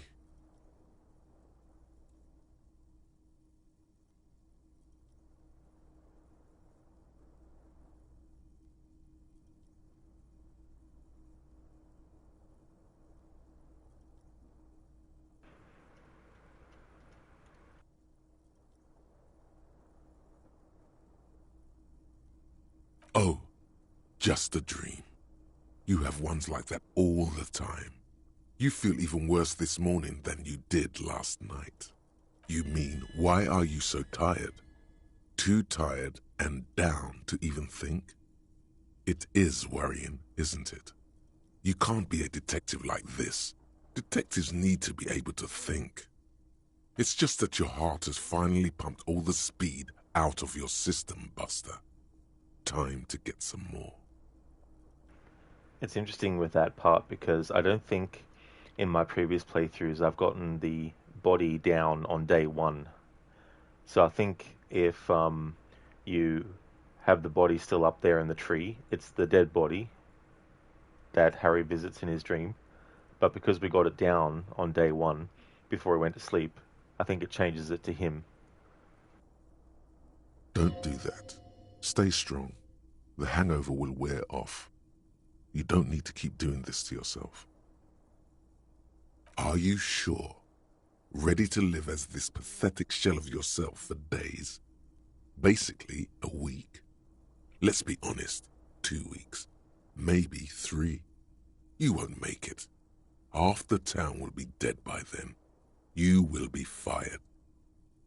Suit yourself, slow, sad shell man.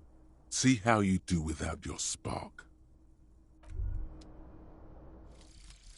Aces high. For the rest of the world, the aces high is just a cool Revachol thing, politically neutral.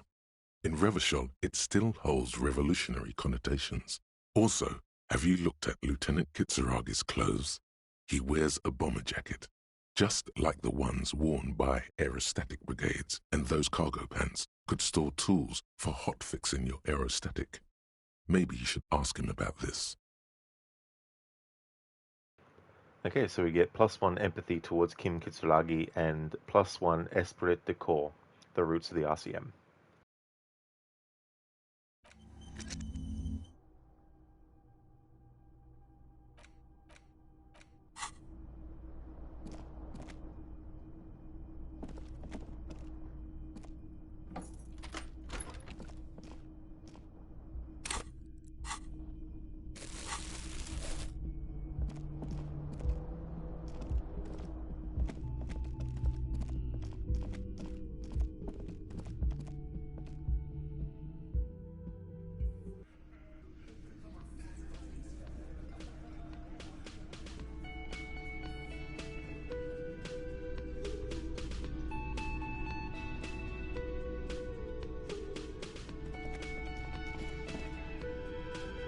Morning. I've got some good news. I took care of the body. The thought of him decomposing in my MC wouldn't let me sleep. I'm just glad he's gone. We have other matters to attend to. Dry hand really is something to watch an emotional scene like that and come back to a menu saying volumetric shit compressor. Absolutely, yeah. It's very inventive, the names for the thoughts as well. Hey there, Code. Good morning to you too. Hope your morning's going well. The lieutenant is downplaying his contribution. He got up before sunrise to get this done, and now he's quite pleased with himself for taking care of the gruesome business so efficiently. The Union muscle finally turned up, and they look rowdy. We need to talk to them. I mean ungovernable.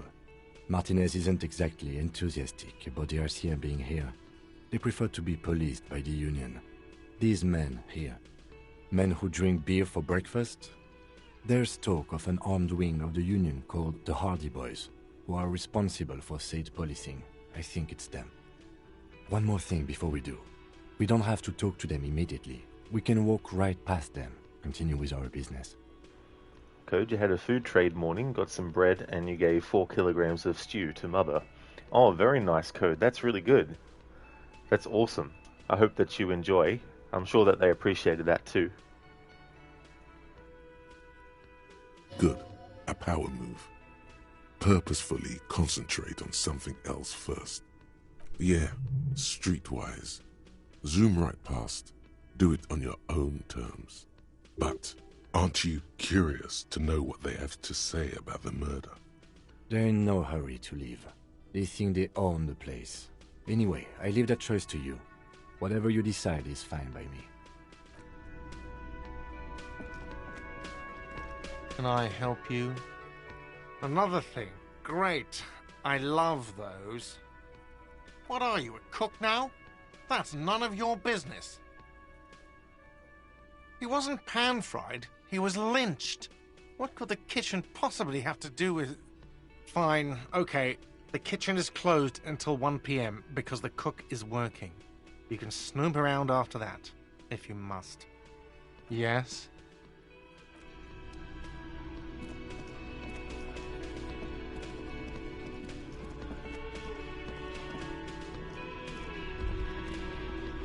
That sugary black rum stain on the counter makes you teary-eyed with joy. It's almost touching how syrupy and sticky it is. How long have you been up already? Oh, excuse me. Do you have something better to do than lust for sweet syrupy rum and lemonade? With a twist of lemon? Maybe lime. Maybe who cares? Just rum. Code, it helps, can have days when they don't have to do that much cooking. Absolutely, Code. Give them a few days break as well, and they've already got it there.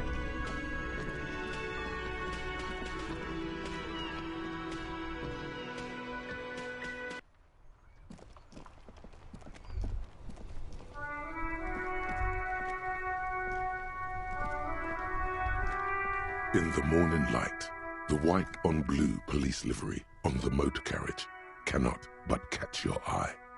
Do something important? Something murder-related? There's always something important. Doesn't mean you can't take a moment to admire this piece of machinery. This is a Caprice Kanema, the Caprice Motor Corps follow-up to their highly successful workhorse, Caprice 40, and the answer to the Lum's racing breed, Ferv series. With its air-cooled, rear-mounted 12-cylinder compression ignition engine, driving the rear wheels through a 4-speed manual gearbox, the Kanema is able to reach 100 kilometers per hour in 13.5 seconds and go on to a top speed of 180 kilometers an hour. The high center of balance is offset by a large battery bank mounted at the bottom of the cabin, feeding all the auxiliary systems and making the Kanema effectively a mobile power plant. Even at a standstill, the unibody Caprice Kanema looks sleek and dynamic. The cabin is tilted frontward to give it a more aggressive, hunched look. Someone has waxed it recently. Mm-hmm. You want to take a closer look? 130. I reckon that's a 7-liter V12 there. 7.2. Supercharged. Saying these words brings him immense joy. Yes. An extraordinary machine. Helium headlights would improve the range and quality of the visual field a lot. It's a bit girly right now. Fitted with some proper off-road components. Actually, I have a pair at home. Just haven't gotten around to fitting them yet. I need to lay some wiring for the ballast first. Maybe. Yes, definitely maybe. And means no.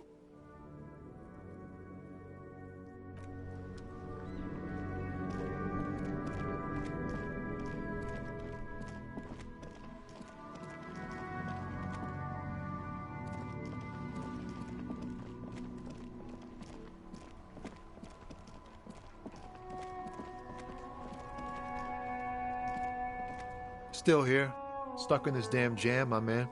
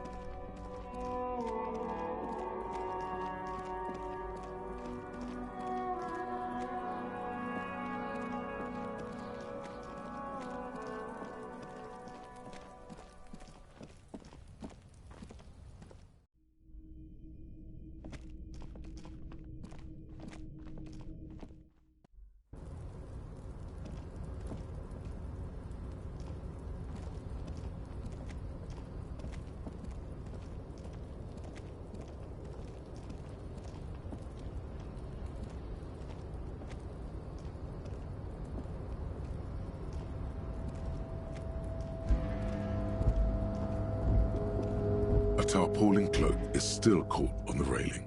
No one has claimed it for their own.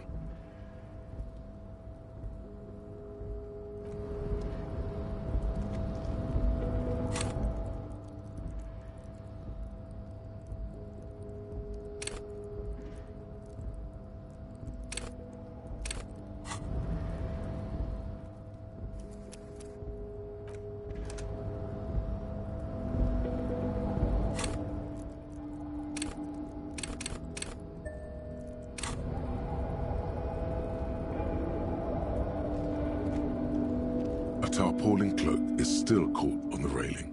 No one has claimed it for their own.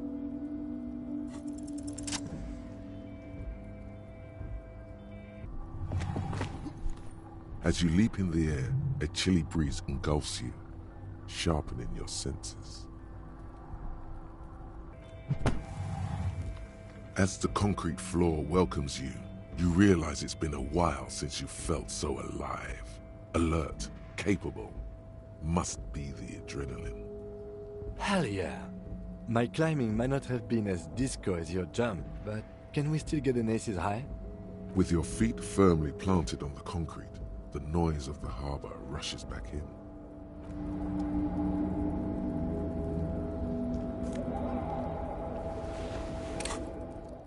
Very nice. Alright.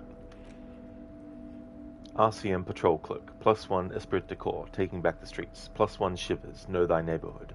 A police cloak made from heavy tarpaulin. It would be nigh wind and waterproof if there weren't 3 bullet holes scattered on the surface. The signature white rectangle of the RCM covers the garment's back.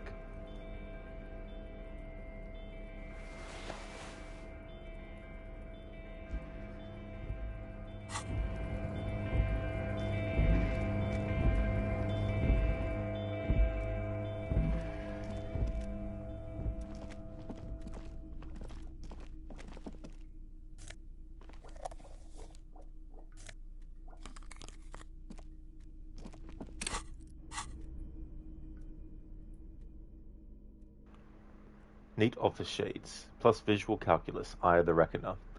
-1 drama, a bit dry. These were stuffed away in the dock workers' union office. They're perfect for scribbling down paperwork when the sun tries to get in your eye. Good for staring down suspects, too.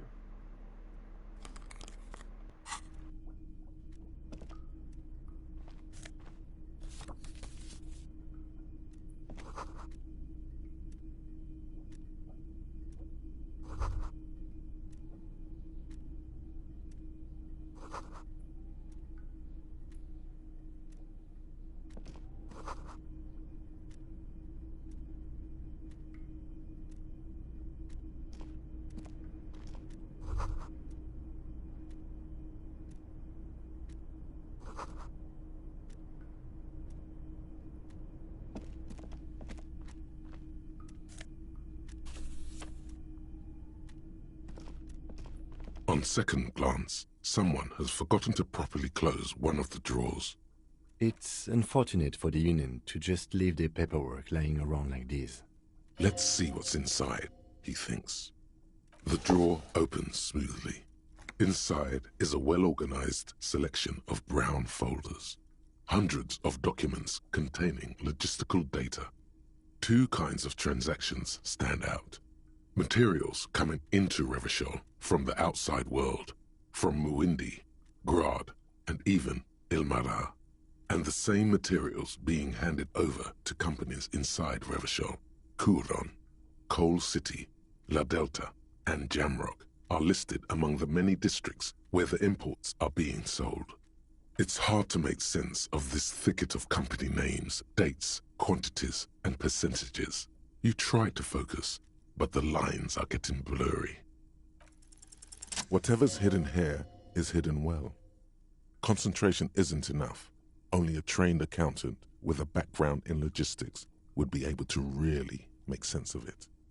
However, there is a little handwritten note stuck on the side of the drawer. It appears to be a to-do list written in large, uneven capital letters. Remember, Leo, Everart's shoes, special whirling borscht, water Everart's plants, sweep office floor, more banners. All items on the list have been crossed out, and the note itself is crumpled. Everard Clare, probably, the head of the Debarders Union. One of his aides must have left it. Nothing incriminating here. The special borscht seems a bit odd in the list. Remember, Leo, all items on the list have been crossed out. The drawer slides shut smoothly. An imposing combination of a punch clock and a payphone is looking down at you from the wall. A note on the side says, "Tokens unavailable due to strike. Use change."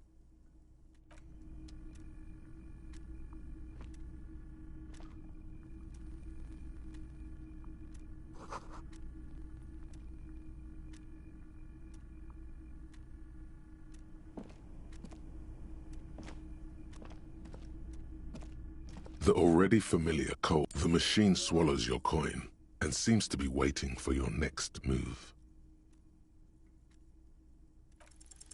Your fingers run over the dial pad. 005.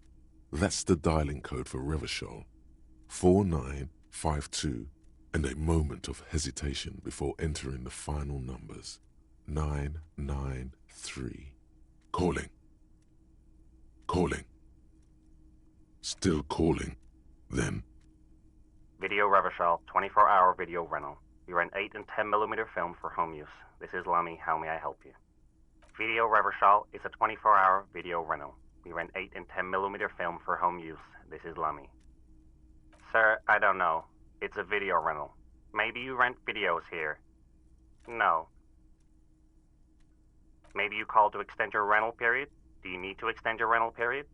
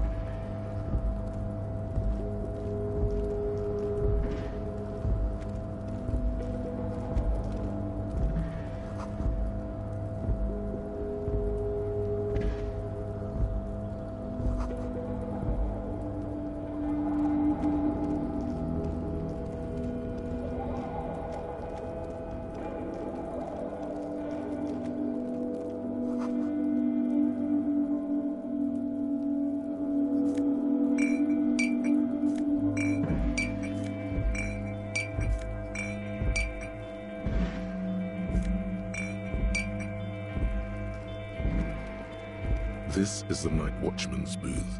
The name on the door reads, René Arnaud. You need to rest.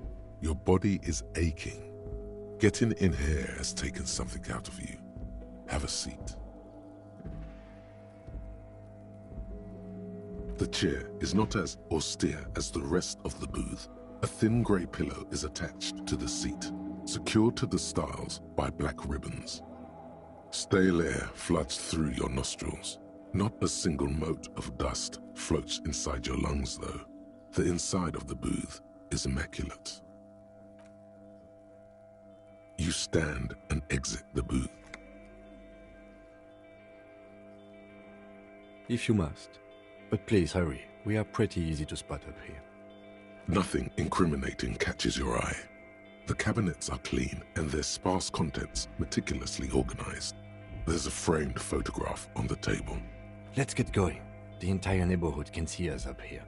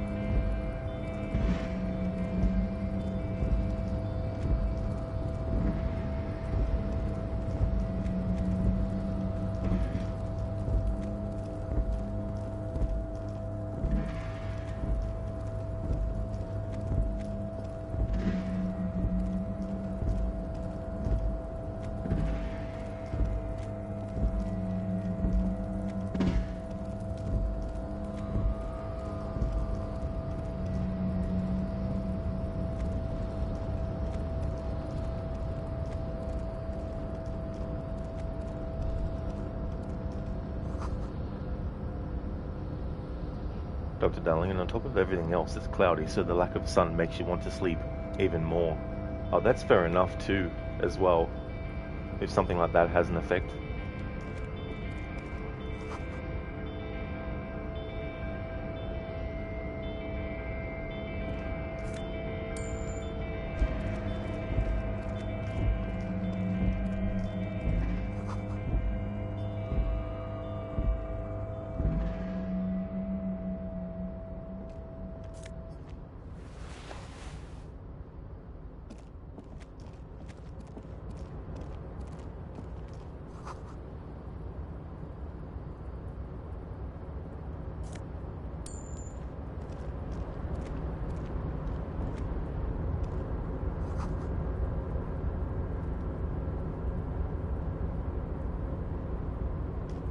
Container, container, I'll turn you nice and red. Container, container, put the logos on.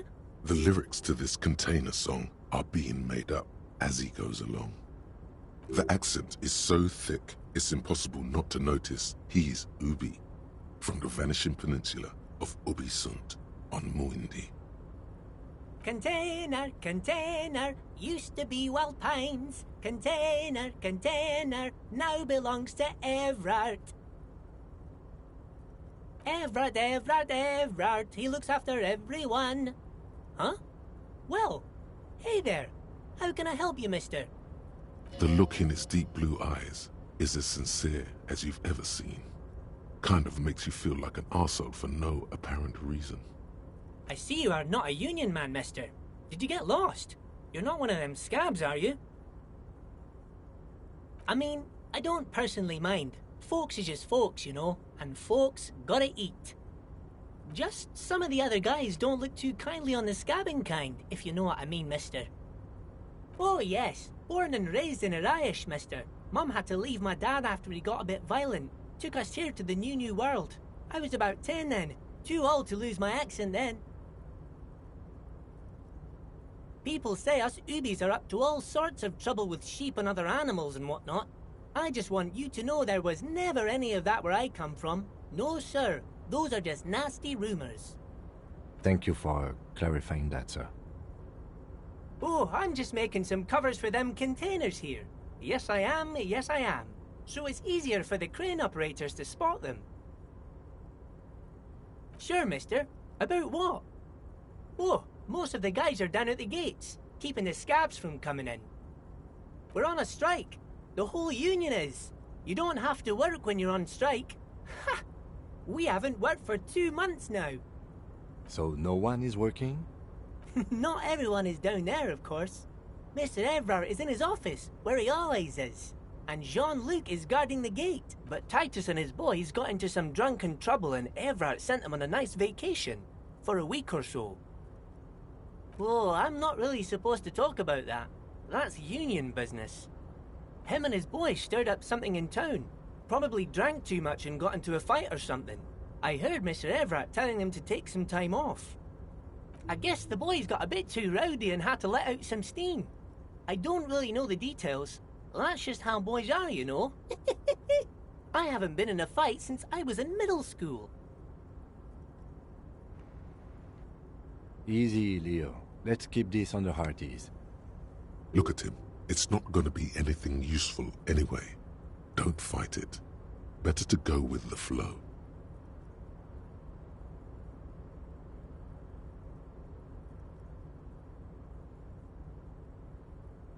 Too late. Leo's mouth is still moving, and the words are spewing forth.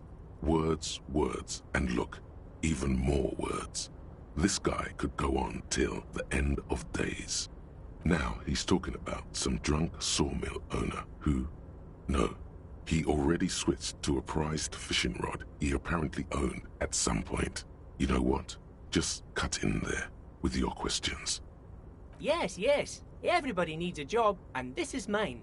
I'm Leonard, by the way. Leonard Bellick. But everyone calls me Leo. I'm like Mr. Everett's right-hand man when Mr. Edgar is out of town, and Mr. Edgar's right-hand man when Mr. Everett is away. Actually, Miss Beaufort is the right-hand man, but she's a lady. Who is this, Miss Beaufort? A real pretty lady with a skin like those Douai Sucre candy bars my missus likes so much. Them are real nice to suckle on once the dinner is done and me and the missus sit down beside the radio. But I can't listen to the radio all the time. There's so much to do around here and I'm always busy keeping things running here. Yes, I am. Yes, I am. Stay on this Miss Beaufort topic. Oh, Lizzie. She is a real sharp tool. Mr. Everett put her through some fancy school and everything, east of the river. 4 years she was gone, and when she came back, she was all fancy and lawyerly. He respects that word. That's obvious. But she's a real nice girl. Grew up in this here neighborhood. Knows everybody and gets along with everyone. Real pillar of the community one day, I'm sure. For a fraction of a second, there's sadness in his eyes. If me missus and me was to have a child, I'd be real happy if she turned out like her. But she can't have kids. Dr. Lemaitre said so, and she knows about such things. Been a doctor for almost 50 years, she has. So Everett trained a lawyer named Miss Beaufort. Interesting. You see disdain in the lieutenant's dark eyes when they meet yours for a moment. He does not approve of you ridiculing this little man. Oh, mister, I do a lot more than that. I really do most everything around here. Mr. Everett said many times I'm irreplaceable. He really takes great pride in being in Everett's good graces. I've got this awful disease where I can't stop telling airport jokes. My doctor says it's terminal. Nice one. Thanks for redeeming that, Dr. Darling, as an Arnie impression.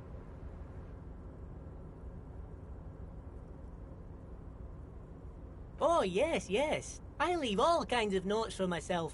That old head of mine ain't so good at keeping things in no more. I almost forgot about the borscht.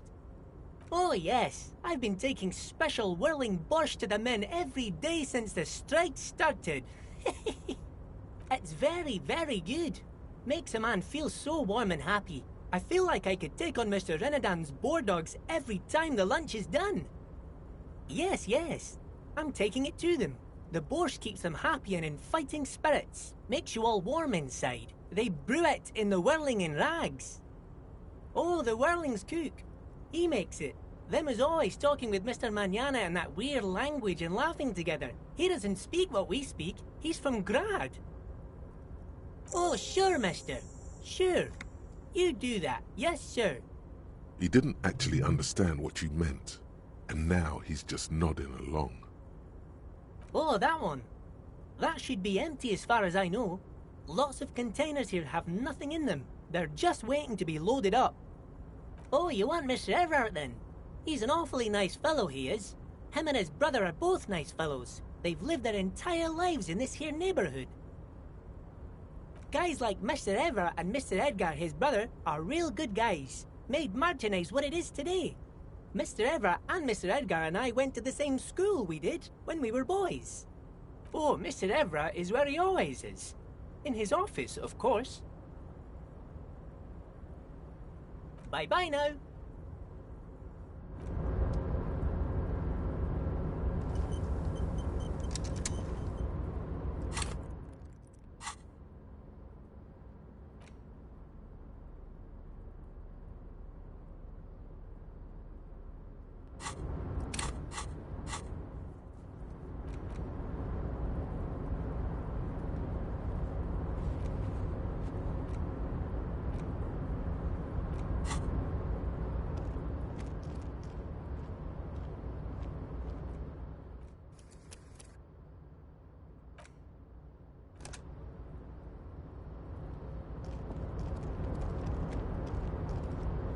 Oh, hey, mister.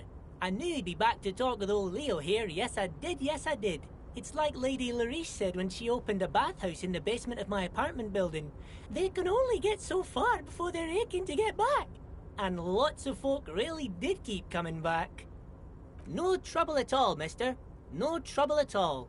It's like that old saying goes, wisdom withers if not shared. And old Leo is always up for sharing. Oh, I'm just making some covers for them containers here. Yes, I am. Yes, I am. So it's easier for the crane operators to spot them. Everything is so pretty and red. You and Leo look like brothers as you glance around with similar childlike wonder.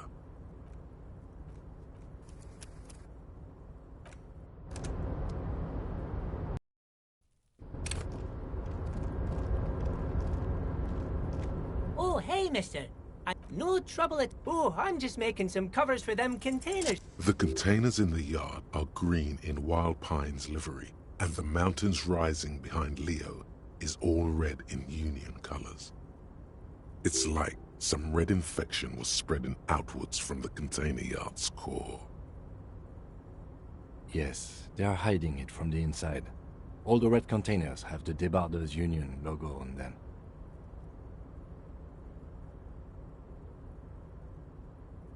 No, not really. Mr. Everett doesn't tell me all the big things. Says I go and tell them to everyone. Oh, no trouble at all, mister. No trouble at all. Oh, we're on a... So no... no, but... Oh, him and his boy stirred up something in town. No, I don't think they killed anyone. Let's better talk about something else. Titus and his boys do good work. I don't want to get them in trouble over a little drinking. He probably doesn't know anything anyway. Who in their right mind would tell him?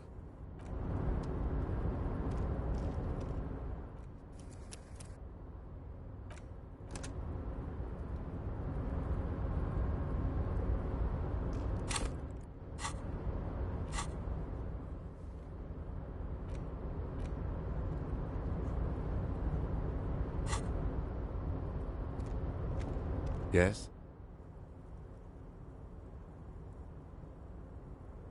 What do you want to know? What's there to say? It's just stupidity. The cop kind. Our precincts can't decide if Martinez is part of Jamrock or the Industrial Harbor.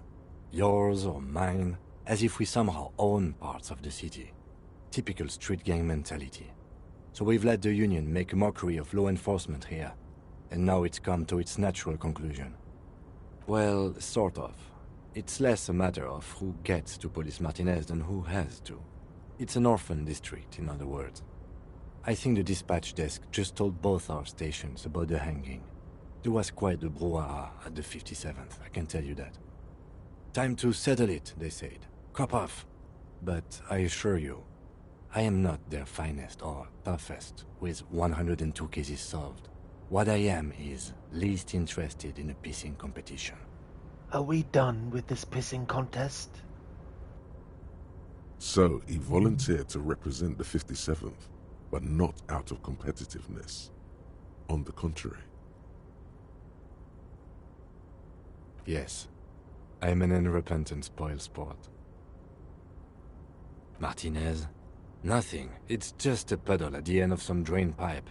No one cares about this place. They care about sports. Most of our colleagues don't even know how to get here. North of the interchange doesn't exist.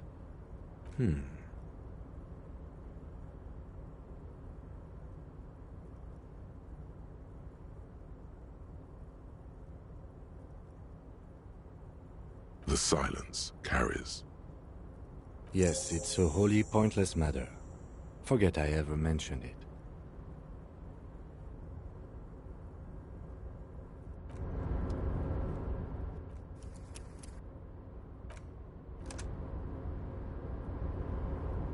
Yes? Because you're the best qualified. No, that doesn't seem right.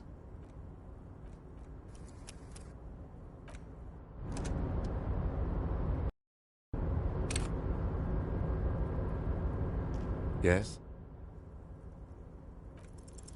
Because you're the best.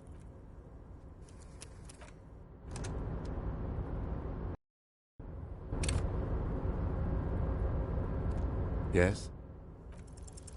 Because you're the.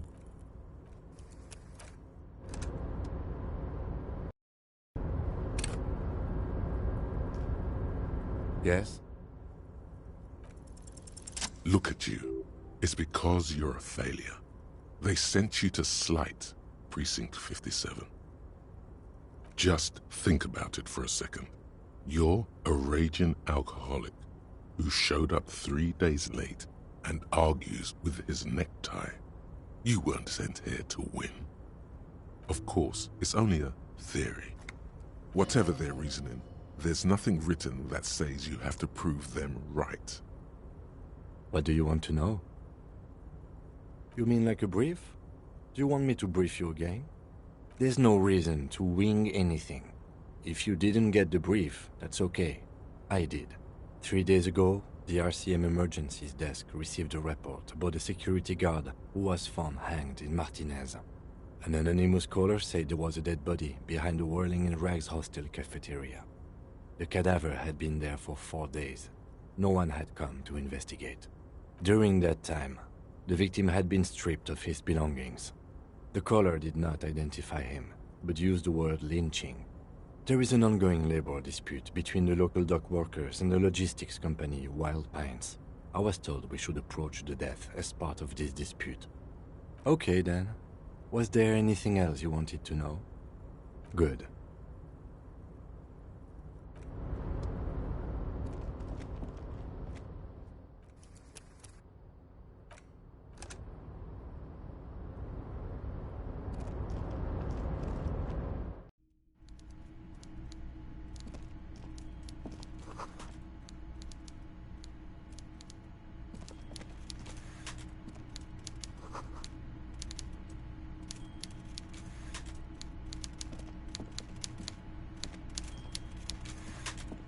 Harry Dubois. Before you is a walrus of a man seated behind a large desk.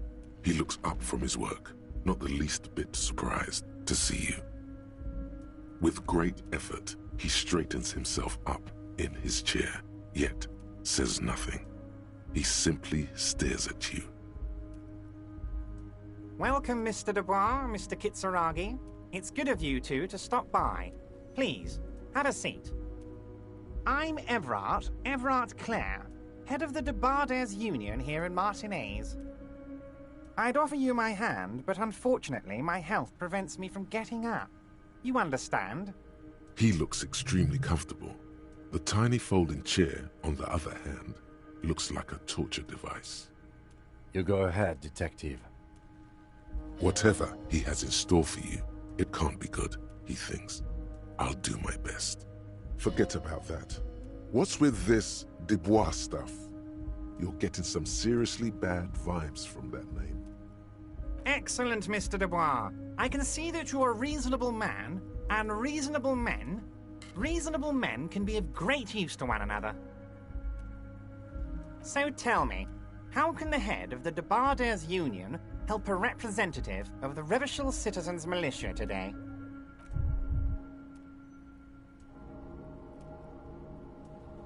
The chair you're sitting on has got to be the most uncomfortable chair in the world. It's violating your backside. Oh, by the way, I heard you got a rather rude reception from a certain Lawrence Gart. Some people have no manners, it pains me to say. This should take care of that nonsense. It should be sufficient to cover your expenses for a few days and patch over your differences with a cafeteria manager. Go ahead, take it. Wow, that's 25 real. That's good money. You need it.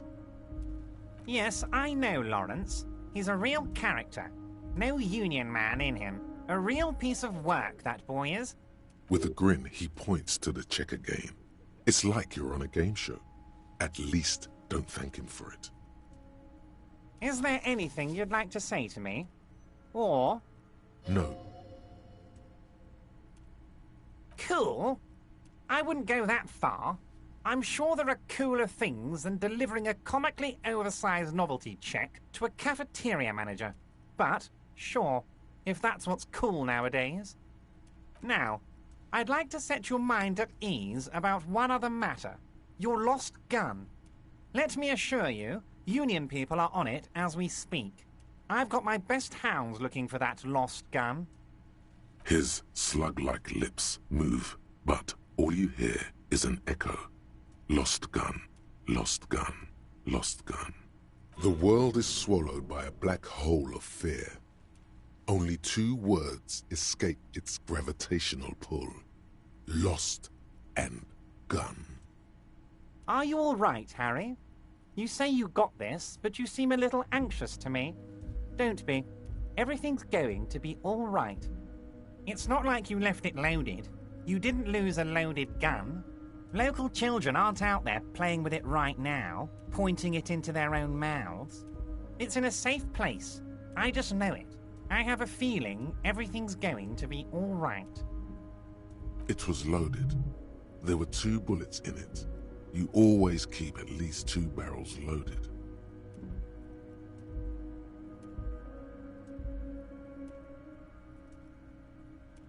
Officer, we will deal with this later. We don't need Mr. Clare's help with this. I wouldn't be so sure about that. God, you're sweating. Your knee is jerking. You're about to cry, aren't you? You're about to cry because you lost your gun and those children are gonna shoot themselves with it. Mr. Dubois, you don't look so good. What is this, Mr. Dubois? He keeps repeating. What is he trying to pull here? You need to cool the fuck down. Chill. Mr. Dubois! Mr. Dubois! Harry! While Everard is distracted by your odd behavior, the lieutenant's eyes are mapping everything around you. The folder, desk, papers on the wall. Mr. Dubois, are you okay? Can I get you a glass of water or something? Are you having some kind of medical emergency? Maybe you could use your hands somehow, in a kind of throw-in motion, like you're throwing that Mr. Dubois act right back at him. He's Mr. Dubois. What an odd demonstration of... you got me, Harry.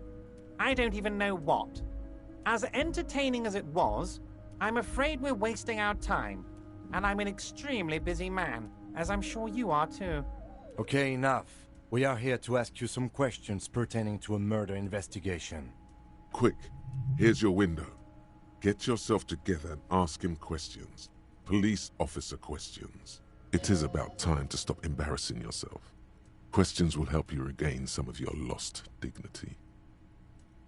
Oh, of course. That's your main thing here. That's why you're in Martinez. I know everything that goes on around here, and I would love to discuss it with you. I mean, it's no secret that the lynching is connected to the strike. So much to talk about. Honestly, it's been weighing on me so heavily. I understand you need to interview me. But there's a thing that's been keeping me up at night. I want to talk about the hanging. I mean, if we could just calmly talk, exchange information, we could blow this thing wide open. Yes, that sounds good. Let's do that. But I can't think straight with this thing weighing on me. You're police officers, aren't you? I have a crazy idea. You guys are basically door-opening machines, incredibly talented at opening doors. Oh, you're being too modest, my friend. But don't worry. This annoying thing I have is completely legal. I just need you to open a door. The stars aligned into a cosmic frown here. He has your fate decided. Bide your time, however, and let the stars continue their course, and that frown shall turn into a smile. Only if you play along. Of course, Harry, I understand. But if that's the case, I don't think we'll ever find your gun. Even worse, we won't be able to speak like equals about the murder. Perhaps this was just bad timing for you. Know that you can always come back to me. I really hope you do. For your sake, my sake, and for your gun's sake too. Yes, we both understand what you meant. This may be the only way, he thinks. I won't hold it against you. In fact, we probably should reconsider later. Wait. You need this to get in and out through the gate. Here, you're one of us now. A real red and white union man. Take care, Harry.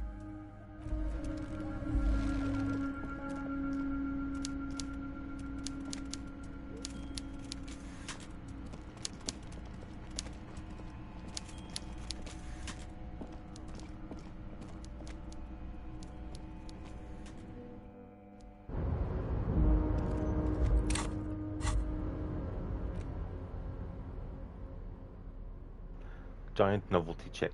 This 20 by 50 centimeter check looks like it's meant to be handed over ceremoniously on a gala-like event. It supposedly exchanges for 25 real at your local Fritz store. Below the number, a careful hand has written the words, "Constable's rent, all of it. Note, worthless in a pawn shop."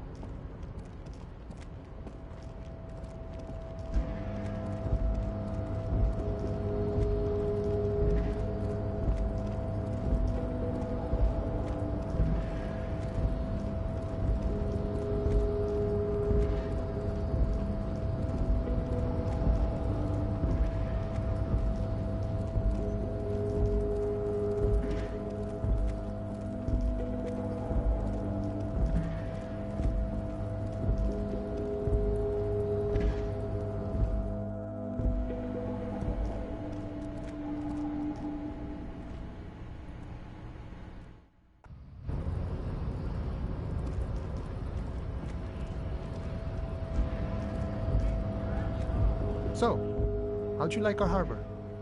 You've been in there, he means. Talked to the boss man too, probably. It's but a rest area on the path leading across open plains. Right. You talk to the boss, eye to eye, like men of the plain. If you have any more questions, I'm set to talk. The mercenary, eh? Who could have killed him? That's indeed the question. Why even do such a thing? What a thought! Why would noble workers resort to such a thing? Unless they were pushed, of course. Your dead guy was an enemy combatant. He was an agent of the opposition, attempting to undermine our honorable efforts. I ain't the murdering type, but that's just me. Large organizations like our union have all sorts of men, with all sorts of skills. Understood. This has been of limited use. Still, thank you. No problem. I wish the best to you in your search. Sure, I'm glad it's not my search. The mercenary, eh? What a thought. Why would no... Your dead guy wasn't... I ain't the murdering type. Understood. No problem. I wish the best to you in your search.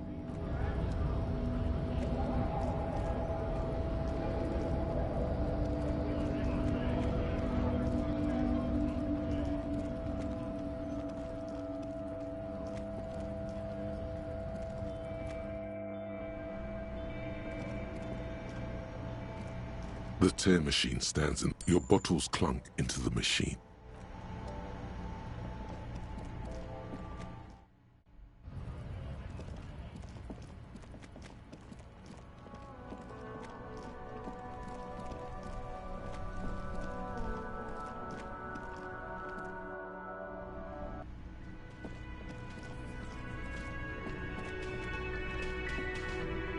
Can I help you?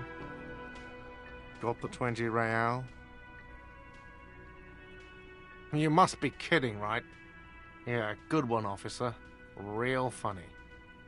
But this establishment only takes cash. Now, do you have that cash, Mr. Novelty Check Man? Fried, near the gates. They'll exchange it. Then why are you wasting my time? And yours? Another thing. Great. I love those. Yes?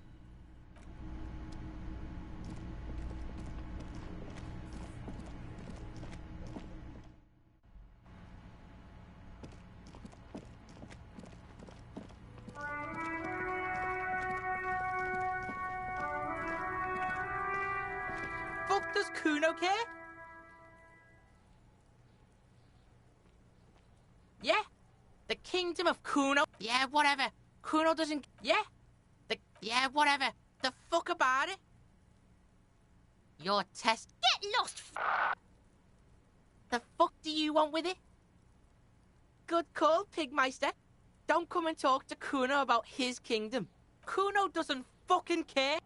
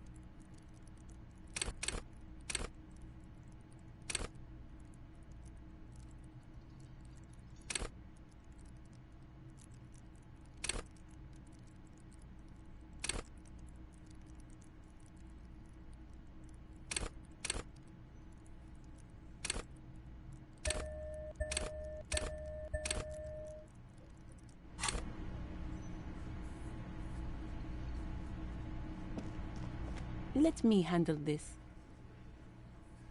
You seem a little different today. Less hospitable. You are far from home, lieutenants. This isn't a district known for its love of self-proclaimed militiamen. Not a muscle moves in her face, but her eyes trace yours, stern and perceptive. You are looking for Titus Hardy, who you think has information on a murder the RCM is investigating. You want to interview him. That's Titus. Talk to him. But know this. I'll be keeping an eye on you. No strong arming.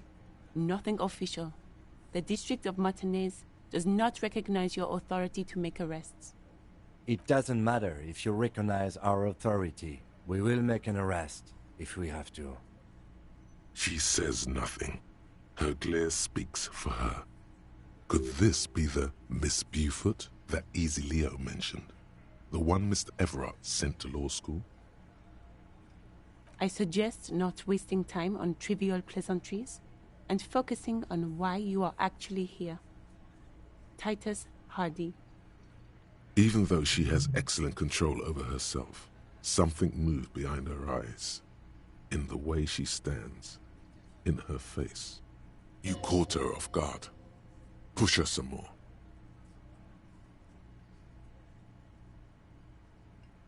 You are not here to chat up the legal counsel. You are here to question these men. You set the pace and the topic of these conversations here. Establish that. I represent the Union and these men here. Don't make this personal. A very minor victory.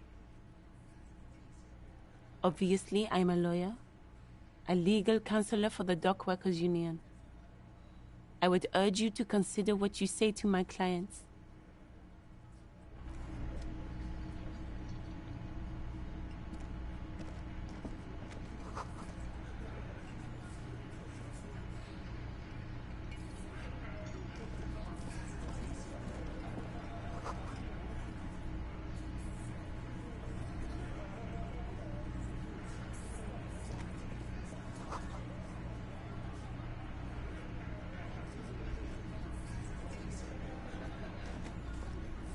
This is where you say your bit.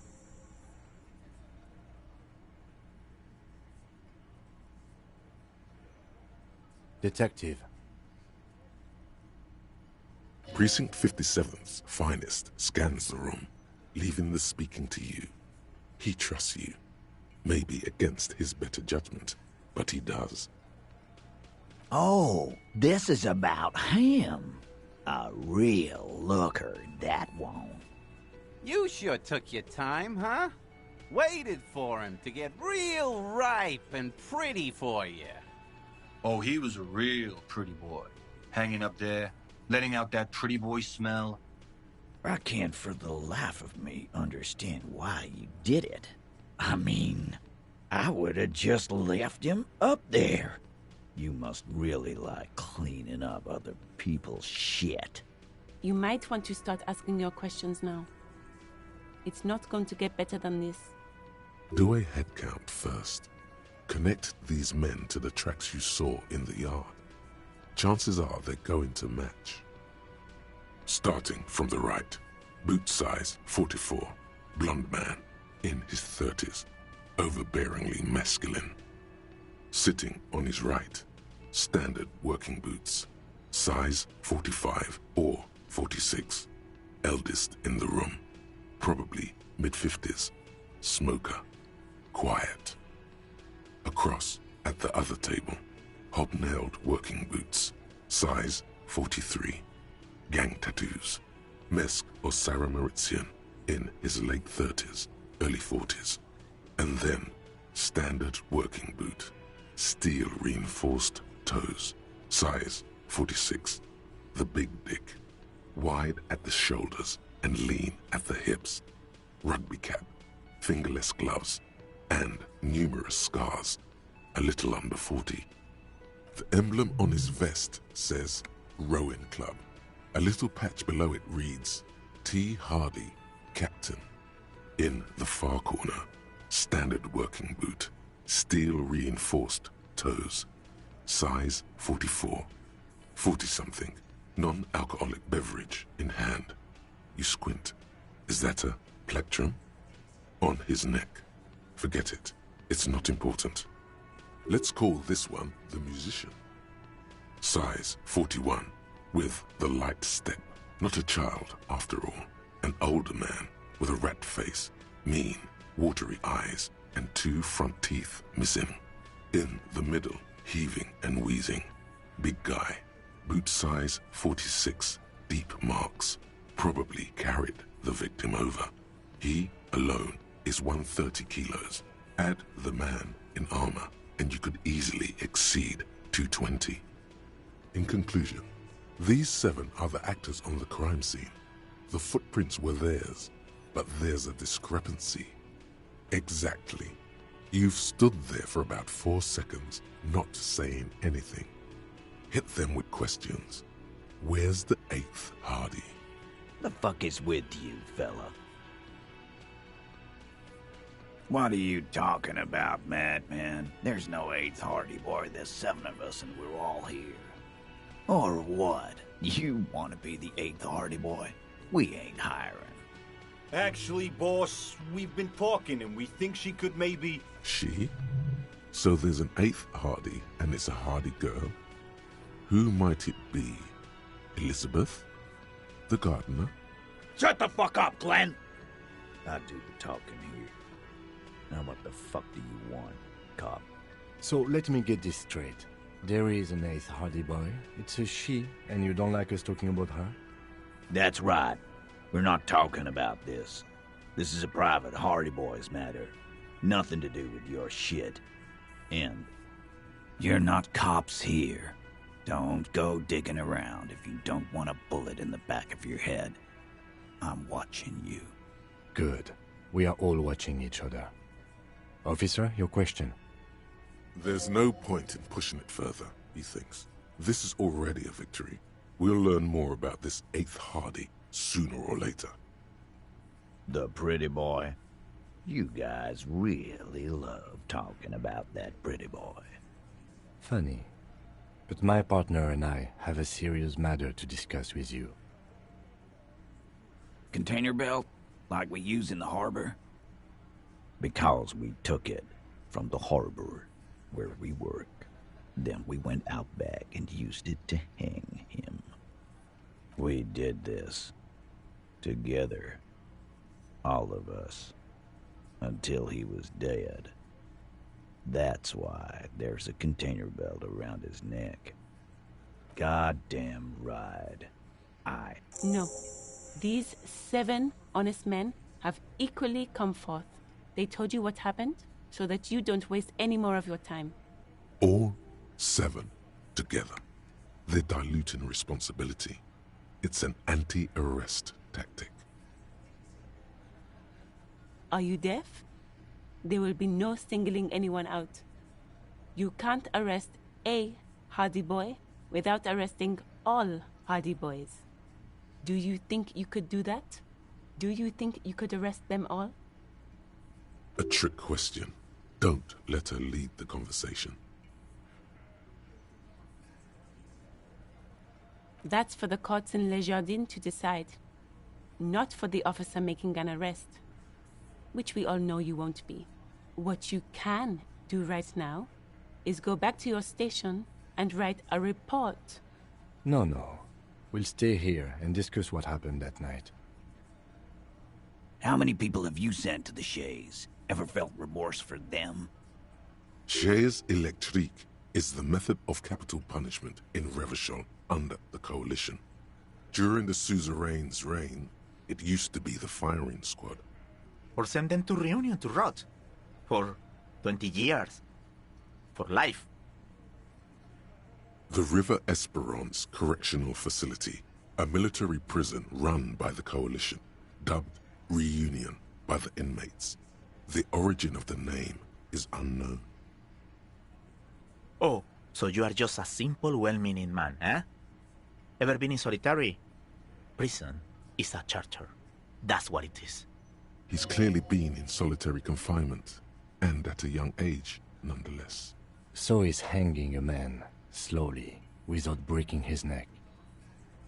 You don't have to keep answering his questions. I know, Lizzie. Relax. We killed him last Sunday night. Seemed like a good way to end the week. Known him? We don't associate with scum like that, asshole. Yeah! Who do you think we are? Quiet. He came around about 3 weeks ago when that Pines cow first sailed into town. Happy? By the Pines cow, you mean Joyce Messier? The representative for White Pines? The same company you are striking against? No. I mean the Pines cow. The stupid-ass cow they sent in to fuck us over. But you know what?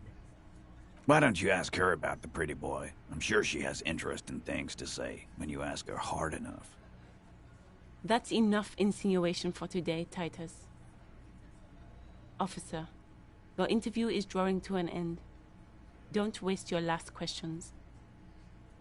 We hanged him up by his neck until he got real still. Wasn't that obvious, Copper? Didn't they teach you anything at the cop school, idiot? You're pretty sure you've had at least 2 years of cop school and many more of active service.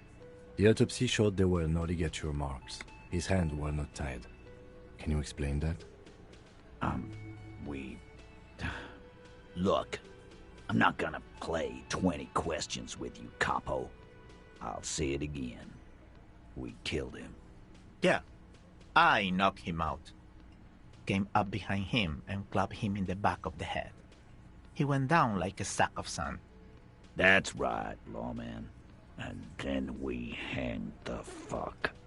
Make them a bit more uncomfortable first, then see if it all adds up. My fucking elbow, Copper. Samaran boxing style.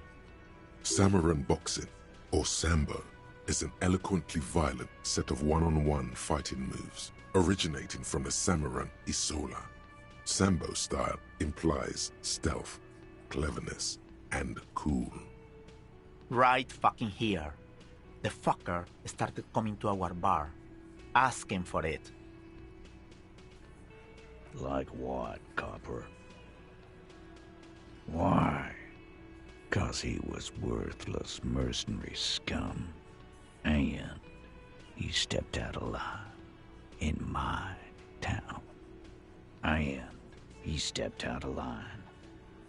What kind of mercenary? The kind that shows up when you start a strike. The experienced kind, too. Had Cohoy and Semenine written all over him. Ex-Oranese Special Forces. A live grenade, right here in our bar. This one has a special gripe with him coming here. I can't prove it, but I know he was sent by the Wild Pines. They hire merc shit like that. Story of every strike from here to Samara. 'Cause one night, he walked straight up to the mic and said, I'm Oranese goddamn Special Forces, and I'm gonna fuck you all. Really? Yeah, really.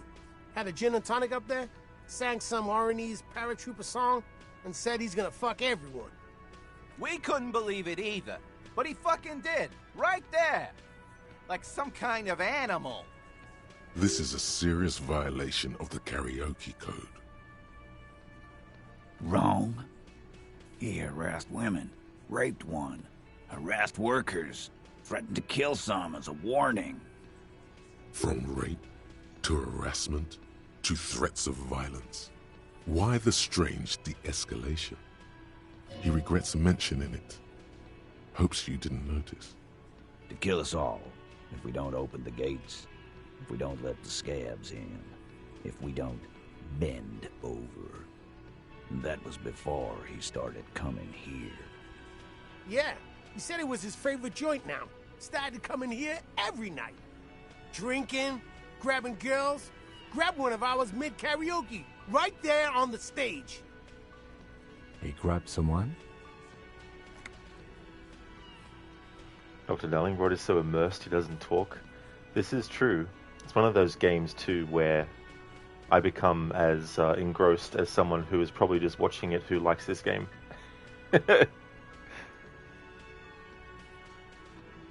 Yeah, this girl's on the mic. A beautiful girl, young. Gets into the second verse of Lover Lake. The fucker grabs her legs, starts screaming. Show me your cunt! Why don't you show me your cunt? Then, he gets knocked on the head with a wine bottle. Doesn't even fall down. Aren't you fucking listening? My man is talking to you. He took care of it. They got the girl out before anything else could happen. Hey, New Black. Same here. Been watching for an hour or so. Hello, by the way. Hello there. Thank you so much for the lurking. I hope things are going well. It's definitely one of those games, too, where, like, just get so immersed in the environment, and the music as well is part of that too, I think. Yeah, me and Eugene got around. Aren't you fucking listening? Seems like they don't want to talk about that rape Titus mentioned. Why not? This is a serious allegation. Make them talk about it. No. You're not getting the name. That's a Martinez matter. And I'm not discussing it with you clowns. There's nothing you can do for now. He's stonewalling you. Nothing. Your investigation here is done. Leave Martinez, go back to your stations where you belong. I think we're going to stick around, thanks. Some things don't add up here, Titus. I've done this job for long enough to know that people don't just confess to first-degree murder. Even if it is a group responsibility, we're going to look into this. Good luck with that. You've heard everything a rent-a-cop is gonna hear from us. Real law officials. You're lucky you didn't get a beating.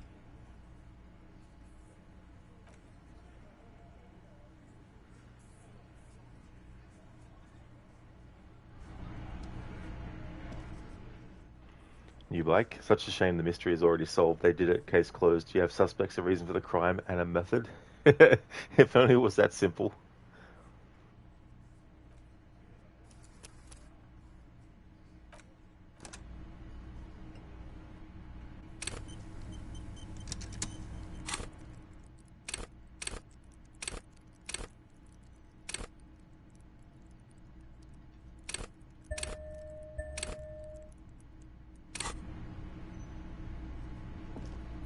Let me handle this. Alright, so I'm going to do that You are again, far but with from a different home, skill set. Lieutenants. Not. You are that's. It doesn't. She said, could this be the Miss Beauty? I suggest. Even though you caught her off guard. Push her some more. You are not. You set the pace and the topic of these conversations here. It's I represent the. a very minor victim. Obviously, I'm a lawyer. A legal counsel.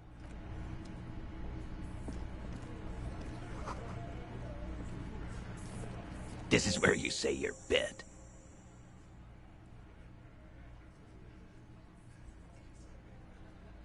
He's used to giving orders and having them obeyed immediately. You should not indulge him. Detective.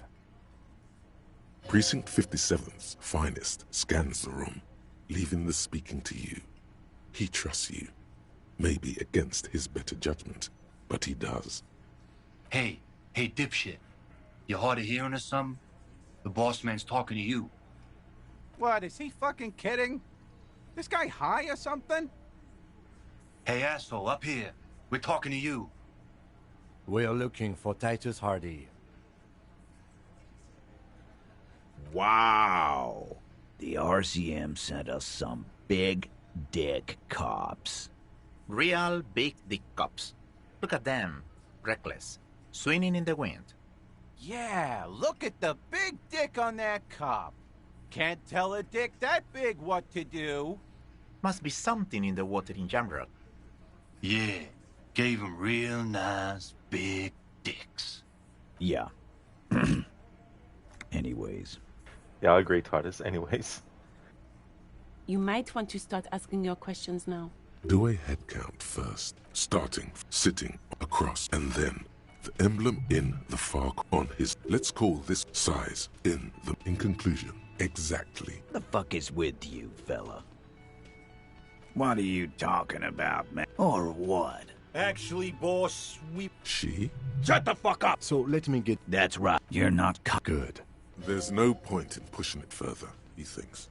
So... They love him, boss. Spend all day digging around in there. Can't get enough of that pretty boy smell. Funny. But my partner and I have a serious matter to discuss with you. Container belt? Like, because we took it. We did this.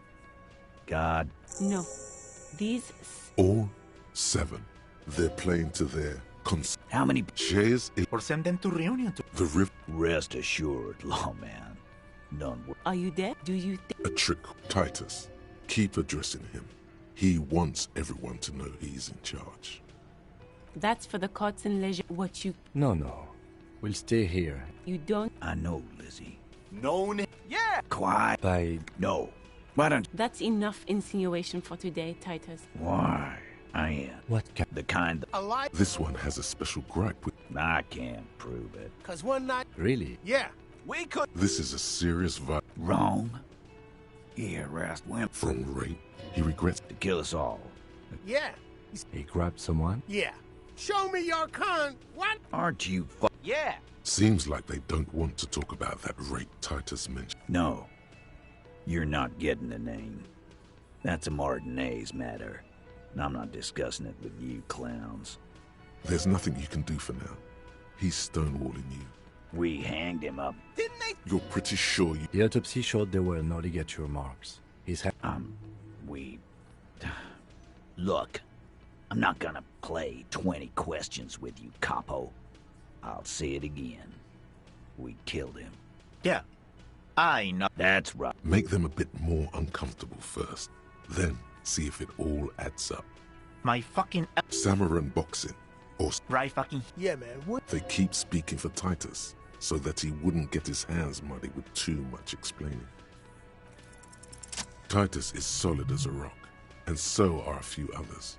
But Alain, who looks like he might be Titus's right-hand man, the least antsy of the bunch, definitely not his first time being questioned by the police. This little rat-faced fellow is solid too. Always fidgety, yes, but no change there. Him neither. Mostly keeps to his tomato juice, or whatever he's got there.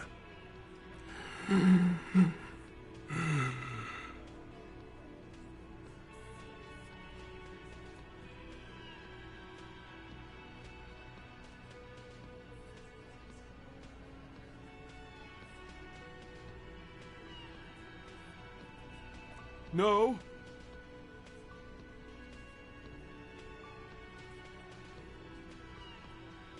Of course he's having trouble breathing. Just look at how fucking fat he is. Fuck off, Shanky. Angus is a powerful guy. All muscle. Keep your eye on this powerful guy. Sooner or later, he's going to break like a piece of twig. And fuck you, too, copper. Picking on Angus like this. We're done with this schoolyard shit. And just so you know, he doesn't have trouble breathing. His all-muscle comment wasn't sarcastic. He's genuinely trying to look out for Angus. This one is a stone wall. You won't get more out of them about the night of the murder. Not yet.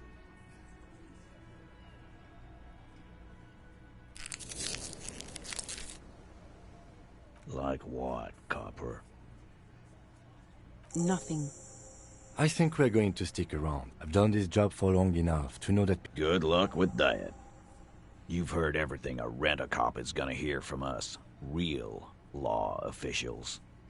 You're lucky you didn't get a beating.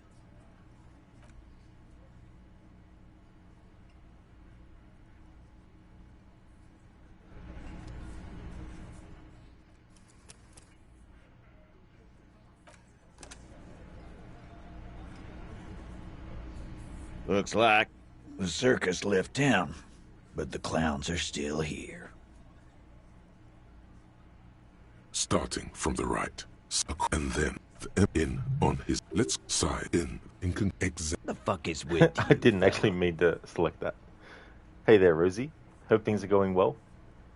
In the zone? Yeah, I'm enjoying the story myself.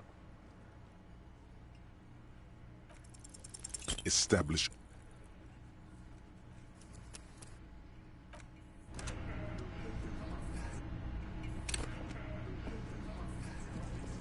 Looks like the circus left town, but the clowns are still here.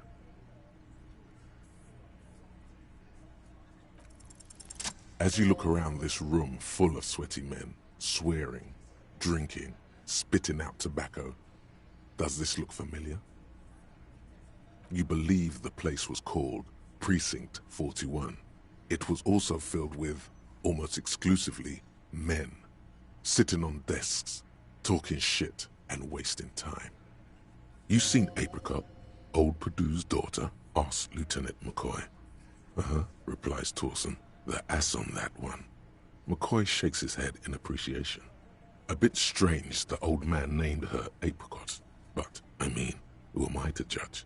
Wanna hit the kebab joint? Huh?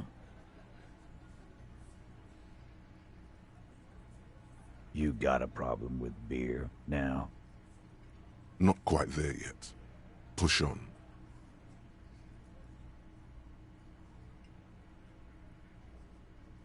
Speak for yourself, buddy. We've been giving a shit for 10 years. Martinez was a dump before we put this outfit together. They don't know, man. They weren't here. We had 3 shootings a week, kids dead, fucking graffito everywhere. You cops haven't shown up since the 30s. Congratulations on the graffito removal. All I see is you sitting around talking about Monica's titties while there's a rape victim. So what? What do you want from me? We took care of that fuck. Don't let him drink that. One more push. Quick.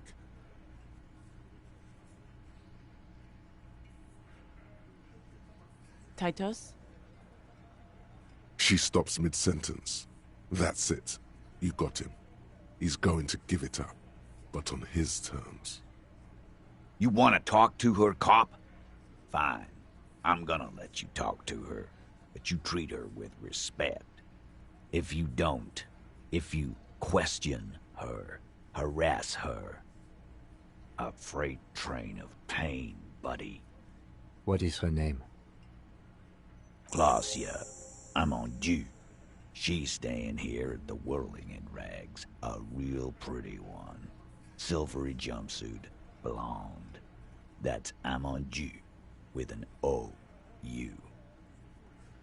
Relationship? There was no fucking relationship. He raped her. That's their relationship. Was like that karaoke incident all over again.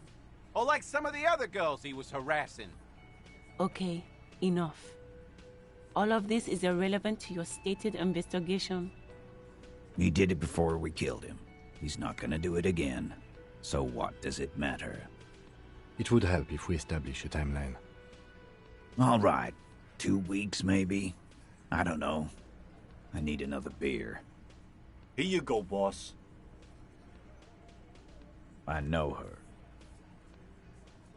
How well do you know her? Well enough, Copper. We party. She's been here for a few months. He tries to make it sound real casual, but the muscles on his neck tighten. You mean Revachol? Nah, she's an immigrant. Or a drifter of some sort. Been staying here over the winter. Don't you give her any more trouble. She's just had some bad luck, that's all. Shut up, Angie. She doesn't need your help. Titus gives them both a look. They fall silent. What's with all the silences? It's like these guys don't know how to feel about this. You should keep picking at it. What do you think I meant? Yes, yes, and no. Got something to say about it? No, we just fucked. That's all. I'm not gonna give you any details if that's what you're after. So put your dick away. He really went out of his way to seem comfortable with this topic. That's all you're gonna get for now. You don't know her. Not the way I do. Remember what I said. Freight train of pain.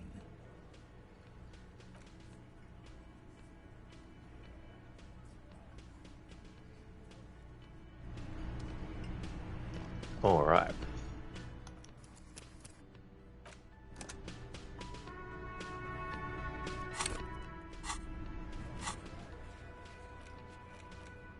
Okay, so speak to the assault victim, go upstairs and knock on the door, number 3, to talk to the supposed victim of the hanged man. See what she has to say to you.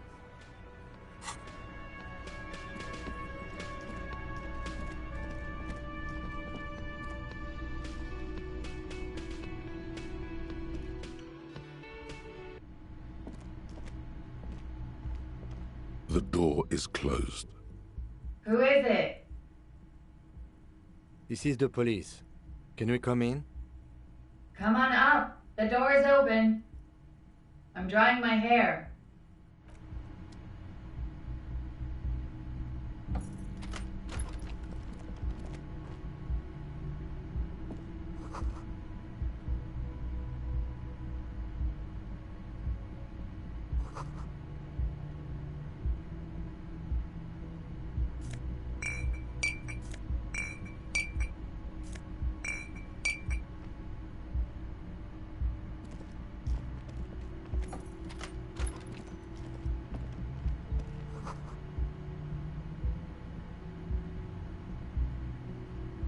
This medicine cabinet is full of wares.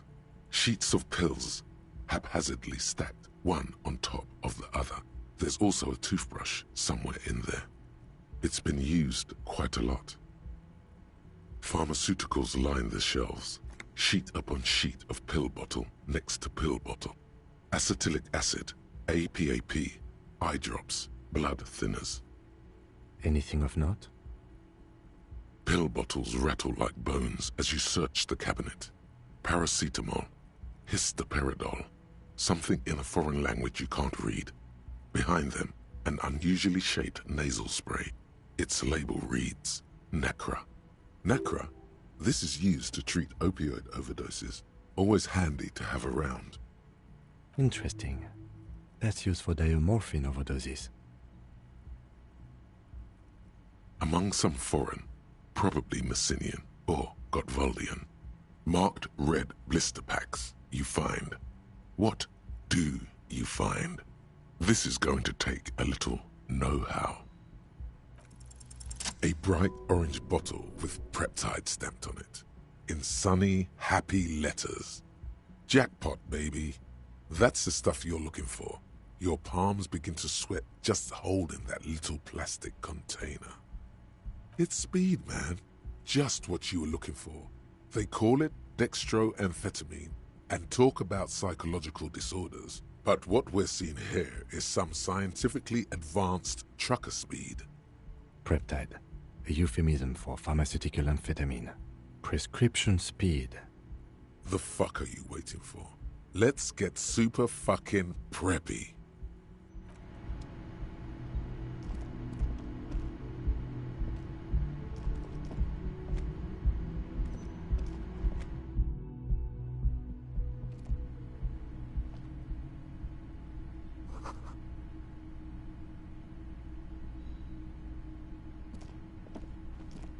This window is pristine on the inside, unlike the one next to it. Light from the desk lamp reflects off the glass in an untarnished golden halo. Smooth as ice. There are spots of mud and rain on the outside, even smudges.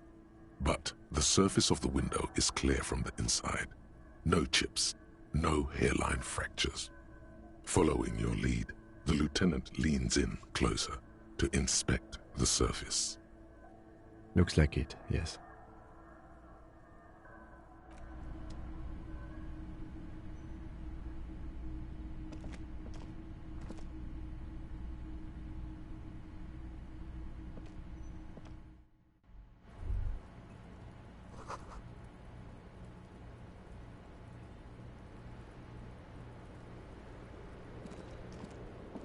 The same small, heavy door.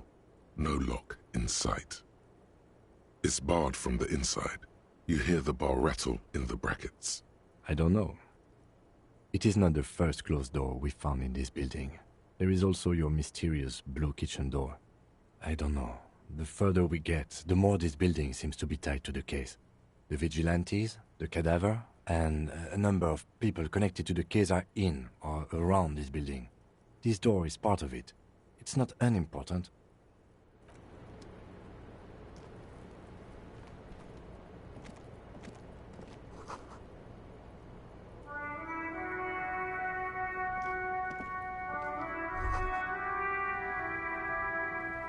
Just as you look at the flowers, a gust of wind raises them from the roof, picking them up in the air. You catch a single white flower between your fingers. The rest fly off into the wind. It's a Maybell. The young woman looks at the Maybell in your hand. Just a glance, then takes a drag of her cigarette. The lieutenant gives you an acknowledging little nod.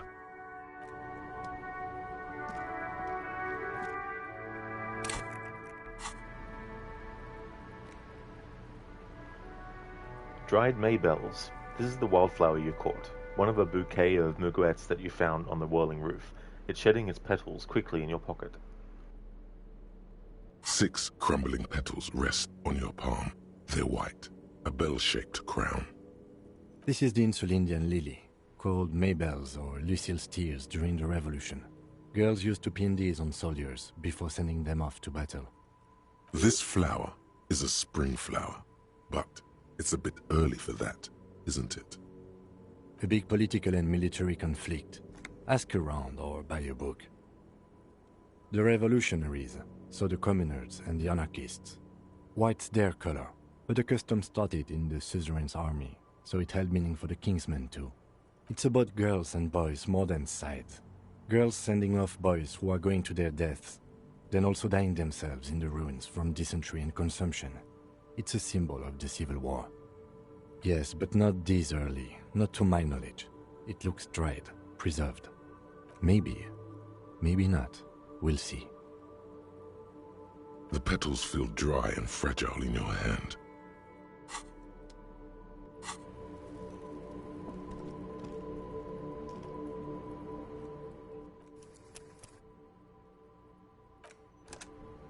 Hello there, Inmita. Welcome, dude. I'm going well, thank you. Having a good Saturday. Enjoying this game as well. How's your day going today?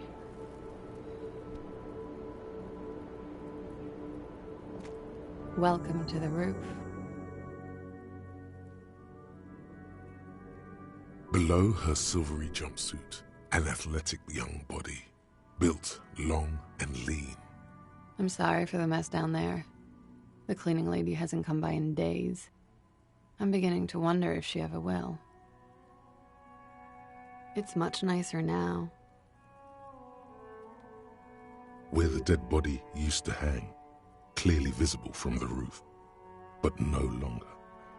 Cheers, Anita. And that's great that you're doing well too. Having a lazy Saturday. Oh, very nice. That's awesome. How are your games going that you've got on the schedule? Thank you for that, officers. Truly. There is something in her light brown eyes, a sadness, when she thinks about the death of that man. Oh yes, legends of room number 1 have made their way around the building. They say a portal to hell has opened in there. I know. That's probably also why the cleaning lady quit. I'm Kim Kitsuragi.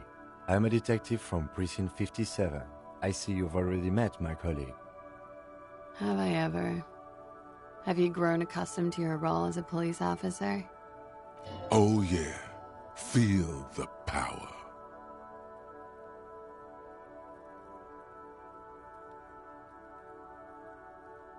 Like riding a coppercycle. Miss, we are investigating the murder of the man down there. The people who put him there have asked us to talk to you. Huh. I see. Be careful. Ask something else first. When you go there, use words like, I hear you have been through something difficult. Clasier Amondu. Vredefort, Republic of Oranje. A bad memory, officer. It's the past. People can't go back to the past. Thankfully, it's implied. I'm 28. Something stupid. Want to hear what's stupid? Somewhere in a one-room apartment on Boogie Street, a young man shows Patrol Officer Tilbrook his genital warts, asking if they're cancer. His partner, Emil Mullins, can't be there. He's in another apartment with another man who's showing him a dead dog under the radiator. It's dead, Mullins says. No, the man replies. I touched him. He's warm. He's warm, Mullins replies, because he's under the radiator. No, no. More stupid. Oranese lit. Oranese literature. It's what I studied at the university. Fear of failure, fear of death, how it sucks to be Oranese. All national literatures are... Only the name of the nation changes.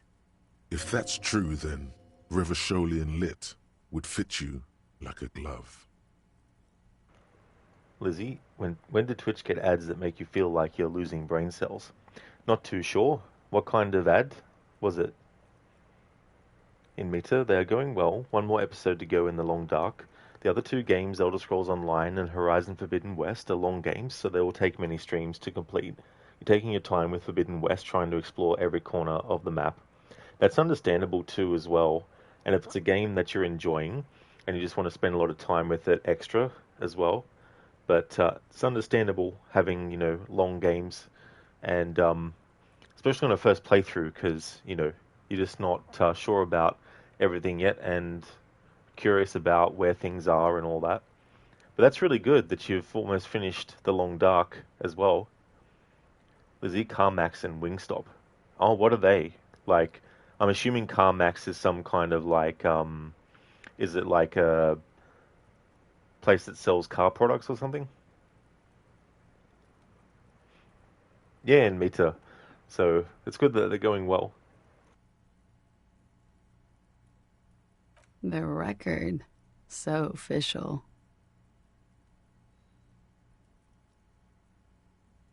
She looks at the dried petals in your palm, then lightly touches one with her nail. Pretty. Looks like a dried Maybell. Is that the one you caught? Sambo style?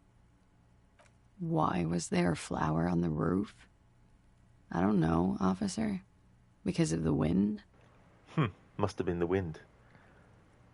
In Meta, the Long Dark, it felt more like the Long Walk. Lots of walking. Nice. That's definitely understandable too, as well. The Long Walk. Hey there, Oliver. Good morning to you, dude.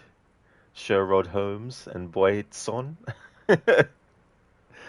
Putting on the Sherlock Holmes hat. How's things, Oliver?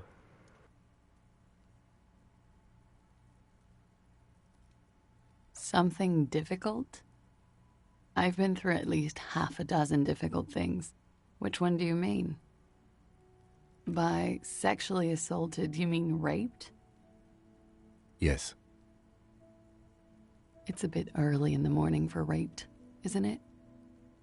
She sounds positively buoyant, vivacious, totally unbothered. Yeah. I'm gonna go with not raped. I can't say that stuff about him. Lizzie, CarMax is a chain that sells cars, and Wingstop is a fast food chicken wing chain. Oh, okay. So it actually sells cars, yeah. Well, that's definitely understandable. I mean, if it's something that you're not interested in, I'm like that with ads that I'm not interested in too. It just sort of like goes over my head. Well, not really goes over my head, but it's sort of like in one ear, out the other. Oliver, things are great. Just having oatmeal for breakfast right now. Very nice, dude. That's good to hear. I hope that you enjoy your oatmeal and have a great breakfast. Tell them it's not my style. They'll have to, if they want to jazz up the charges, they'll have to get someone more, rapeable. By they, she means the Hardy Boys. Are you saying that you were asked to tell us you were assaulted? Not explicitly, but I understood what they meant. It wouldn't hurt to spice things up a bit. Some assault and battery. Sexual assault, maybe. It was clear the latter would be spicier. Pretty much. Warming them.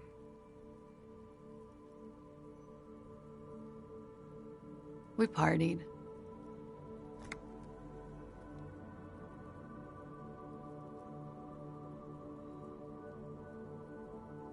With all due respect, sir, I think we partied a little harder than that. Oh, it is. You're still alive.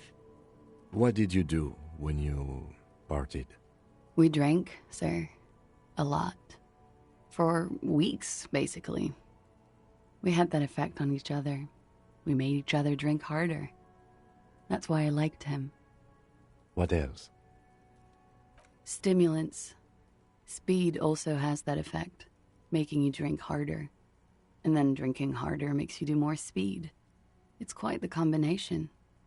We also had sex. I guess you can say that, yes, a bit. Lovers is such an emotional word. But there was something there. We did enough drugs for there to be. How did you two meet? Downstairs, at the bar. He was on some sort of assignment, a military man, as you probably know. Had a cool, scary scar. When was this? A month ago? Something like that. Oh, yes. I've had a great view. From the roof, out of the bathroom window, in my dreams. You called us, the RCM. Yes. Jackpot. I made it. And I would appreciate it if you didn't tell everyone. In Martinez, they call it snitching. No, Oliver. Sorry. You'll have to build your own place. Thanks in Mita for redeeming the Arnie movie scene impression. Thank you.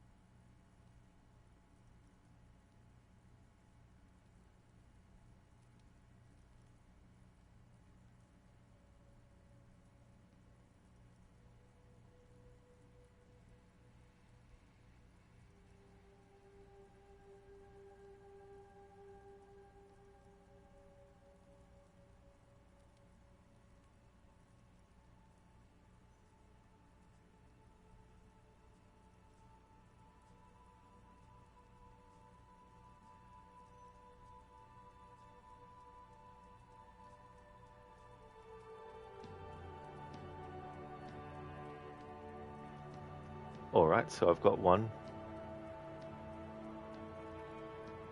It's Cook. Mess up the bed. Act like you had a good time with Sally.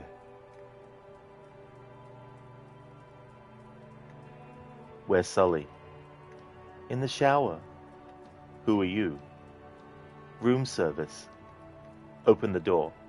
Move over there. Hey, Sully! You scared, motherfucker? Well, you should be. This green beret's gonna kick your big ass. I eat green berets for breakfast, and right now, I'm very hungry. I can't believe this macho bullshit. Fuck you, asshole. Fuck you, asshole. These guys eat too much red meat. Where is she? Cook. Let's go. This must be Cook's car. Let's search it. I think I found something. Look at this. What is this? Coastal is a fuel depot that supplies planes. To whom? The airlines? Usually smaller, private aircraft. Are you sure? This is where my flight instructor gets his fuel. There are a lot of warehouses on Picondo Street. Harris must be keeping a plane there. Let's go. We'll take Cook's car. He won't be needing it. Thank you for redeeming that, Inmita. That's from Commando.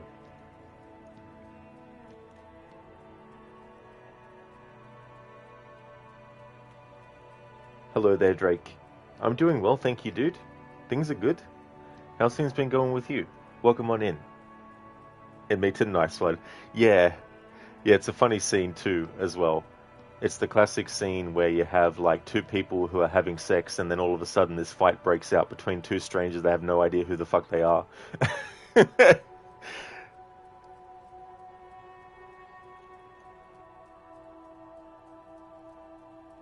Drake, well, you've always been tired, but you're doing well. Well, that's good that you're doing well despite being tired, Drake. I hope that you're going to have a good weekend as well. Oliver Commando is such an awesome movie, so nostalgic. It really is, dude. For the longest time growing up when I was a kid, I watched the video version that was taped off of television. So, of course, it had a lot of the decapitation stuff out of it and swearing and all that kind of stuff. So when I saw the uncensored version, when I got the DVD, it was just really cool to see all the stuff that had been taken out.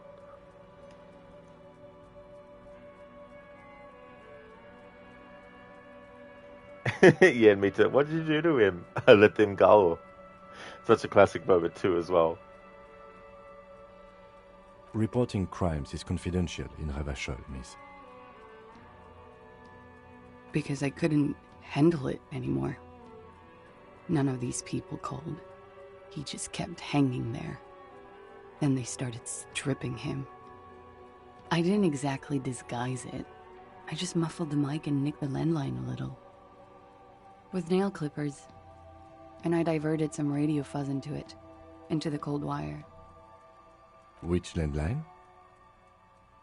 The one downstairs, officer. I used the whirling landline. That's some clever tampering. Simple and clever. Crossing the lines like that. Thanks. I don't know, sir. It was stupid. I was drunk, too. I was probably afraid the union was listening in. Locals say they have ears in the wires. Thank you for making the call, miss. It was the right thing to do. I didn't want to, sir. But if I hadn't, he'd still be hanging there. I'm sorry, I can't do it. Not right now. Later, maybe. I keep seeing him. Like he is now. I can't talk about his... I don't know... hair. I know it's difficult, miss. We can return to it later. Drake, Rod, there is this ridiculously fun game you have played where you start as a baby shark. Don't go do. You're the game you played when you broke up with your ex. Oh, is that Man-Eater? Is that the name of that shark game? Because if so, that's one that I've had my eye on for a while, but I never actually got around to playing it. Hey there, Octavius. How's things? Oh yeah, Drake, so it was that game. Super fun. Yeah, it looked really fun. It looked quite funny and hilarious too, as well. She meant she sees him in her dreams. You pissed it all away. All of it. Elysium. Are we done with this pissing contest? Octavius, you just woke up and you... That's fair enough. Well, I hope you have a great morning. As for me, I'm doing well.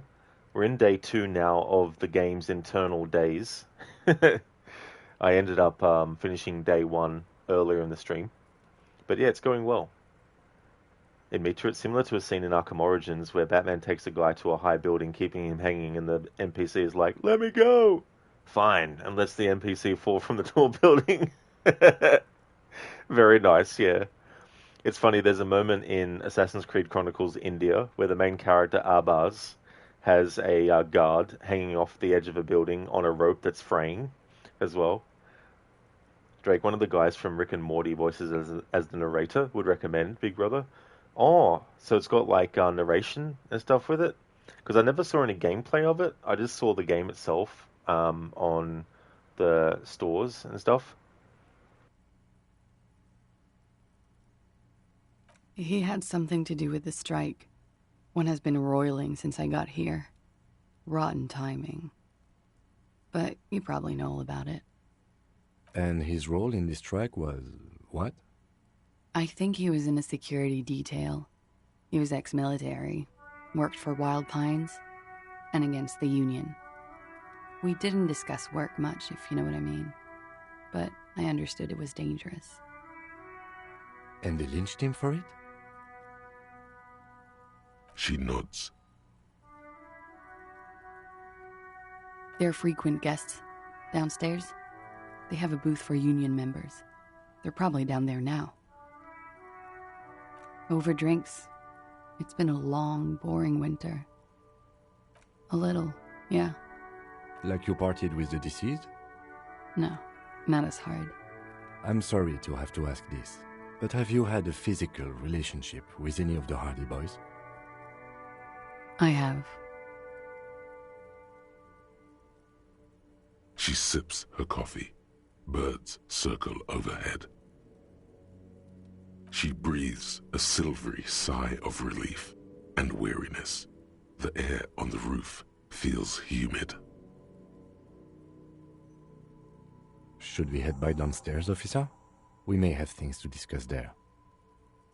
As he says so, you feel the young woman looking at you and get a feeling you can't quite put your finger on. A suspicion? She nods. Silvery cigarette fumes disappear into her mouth. Yeah, it's pretty deluxe.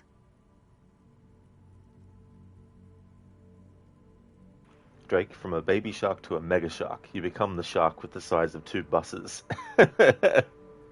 Nice. They're sort of like, I imagine there's like skills and stuff you can get as the shark is there. Any sort of like, sci-fi kind of stuff. It is. The lieutenant makes a note in his notebook. He finds the answer unsatisfying. I'm wintering. How long have you been staying here? About 4 months. I came in November. Here in the Whirling, here in Martinez, or here in Revachol? Because it's the funkiest building in Martinez. And because all the other buildings are bombed to hell. I'm wintering. How long? About 4 months. Here in the Whirling, I heard this is where the washed-up disco has-beens go. Funky town.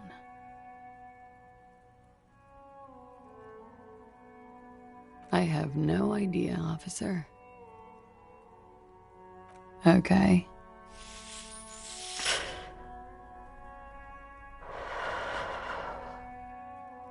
Why not? I'll be here until 11 p.m., drinking coffee, most likely.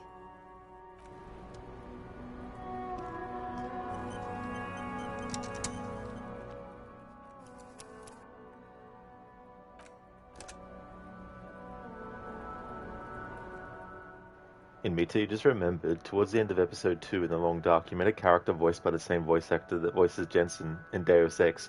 So you had both Jensen and Mel Shepherd in one game. Oh, cool. So that was Elias Tufexis. That's really cool. It's great when you have that recognition of an actor's voice that you recognize from other stuff. That's really cool. Drake, yes, lots of ridiculously fun sci-fi Jaws bullshit. Oh, very nice. That is really, really good. Yeah, because I was wondering about that, because it would play in well with the whole thing, like the vibe I get from what I had seen of it as well. Hey there, Scar. I hope things are going well. Feel free to make some grammar corrections. Oh yeah, there's no worries at all with the Bane impression.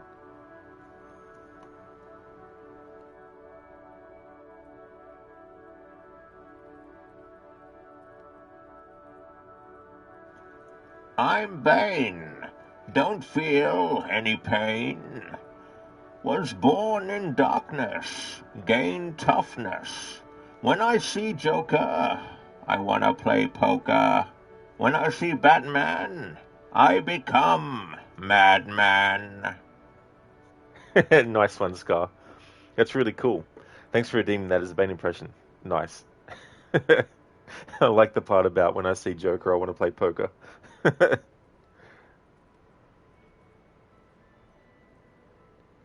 And me too. It felt like Shepard from Mass Effect was talking to Jensen from Deus Ex. What a crossover that would be.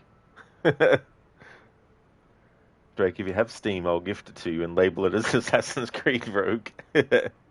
Thanks for the offer, Drake. But I don't have a laptop that would even be able to play Assassin's Creed Rogue or any other game, for that matter. But yeah, imagine that. It's like, Assassin's Creed Rogue?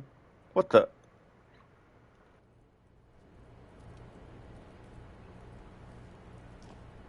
Looks like we have more to discuss with those so-called Hardy Boys. Half their reasoning just went out the window. Nothing will make them respect the RCM, but it will disrupt the game they prepared for us. We just stripped off one layer of whatever it is. Her decision to not corroborate their story was definitely not part of the plan. What else could she have done? Lie? She saw there was no way to lie and get away with it. Scar, yeah, your Arkham poetry comes back. It's very cool. Yeah, it's fun to come up with that kind of stuff too as well. Trying to find words that fit and rhyme. If not you, then me. It was a smart move from her. You think so? Being candid is the best way to lie. The appearance of candor with some facts thrown in draws attention away from whatever one chooses to omit. She may be trying to control the pace of the investigation. Anyway, we should move. I suspect our inquiries will bring us back here soon enough.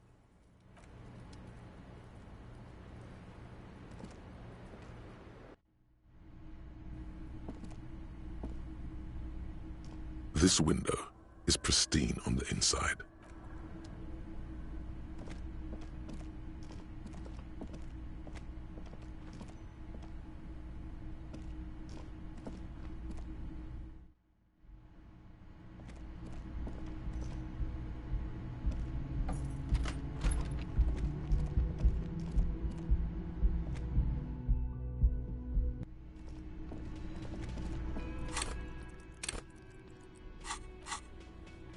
Alright. Question Class J about the dead man. Class J told you she can't talk about him now, but you need specifics. Height, build, etc. to confirm your autopsy. Ask a little later when she has collected herself.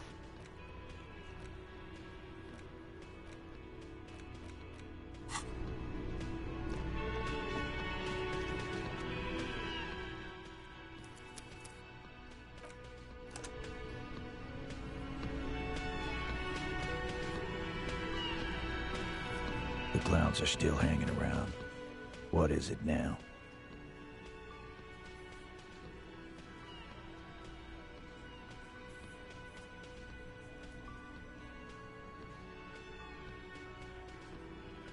Fuck! I knew that fucking whore couldn't be trusted. For the record, Titus Hardy did not explicitly specify the victim as a whore, nor did he say anything about trusting her. Oh, shut up and stay out of this, Liz. He raped her. He was out of his fucking mind. You have no idea. She's just in denial, asshole. You don't understand the traumatic experience. She's shutting down, and she doesn't fucking trust you. Yeah, she's crazy, you know. A crazy bitch. You know the type. She's fucked up. This is a diversion. Stay on track. She wasn't raped. The witnesses' statements were very clear. Lawman, I'm at the end of my goddamn rope with you. I fucking told you not to push her. And you went and pushed her. I am gonna fucking... Hit you. Duck. Titus Hardy. Success. Titus backs off. Fists down, everybody. Everett personally sent me to take care of this. If this goes south, we'll all be in the shit. But you, Titus Hardy, are going to be buried. Am I understood? When she's angry, she emphasizes the S. It gives her voice a strangely hypnotic quality. Her lips barely move as she speaks. Frankly, it's a bit terrifying. Someone has to rush in to break the tension. The second in command. Look, Copper. We know that that fuck was a rapist and a killer. We got him confessing to it on tape. Show it to him, T. What's the harm, right? Here, jerkwad. Listen to this shit. And then come back and tell me the soldier of the apocalypse was an innocent man. This is their last play, this tape. Their story is in tatters, a mess. It might be nice to listen to, but at this point, you don't need to. You don't care about evidence. The fuck are you a cop for, then? Pigs, T. They don't care about getting the truth. They care about getting convictions. They are fucking keeping a score on their bulletin boards. I won't be on your bulletin board. If you don't listen to the tape, we got nothing to talk about. There's a lot of questions. If you ask them now, they'll just keep bringing up the tape. Listen to it, and they'll have nothing to hide behind. Don't forget your tape, lawman. Compliments of Titus Hardy. You do that. Oh, and keep it. Maybe you'll need a reminder of human ugliness someday.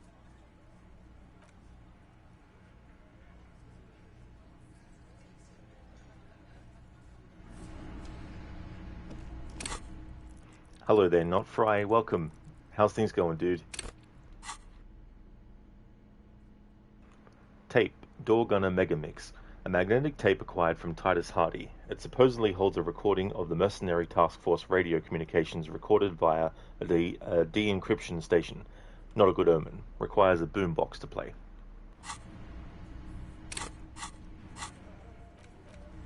Door Gunner Megamix. Hardy gave you a recording where the hanged man supposedly testifies to his intent to rape and pillage.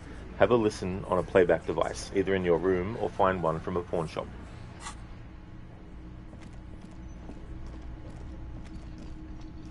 Scar, you've seen some of the stream you do follow play Batman games. Don't remember if it was you. Was it you? Oh, I do annual playthroughs of Batman Arkham Asylum, City, and Night. And they're really the only Batman games that I've actually done on stream before. Haven't done Batman Arkham Origins, and I haven't done that Telltale's Batman game, or any of like the Batman Lego games or anything.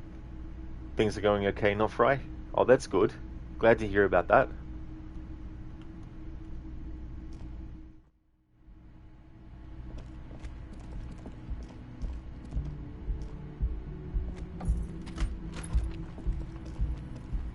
The compact tape player is still and silent. Seems it has completely broken down now. Scar, why not Arkham Origins? Have no way to play it. Don't have any version I can play, or any format I can play it on, and stream it as well. The machine was made in Revachol by a company called Le Mercier. Their logo depicts the triple-towered Delta skyline. It was supposedly built to last. The Xbox 360 and the PS3 versions, they don't sell the digital copy here in Australia, unless you actually have the game on disc already. And the chances of having like a used disc that actually works is very, very slim. There's no fixing this one. This would have been very helpful with the Megamix, but it isn't anymore. My Kinema only comes with radio. Let's try to find a new tape player. Perhaps we should talk to Roy at the pawn shop. He has stuff. That's true in Meta, yeah.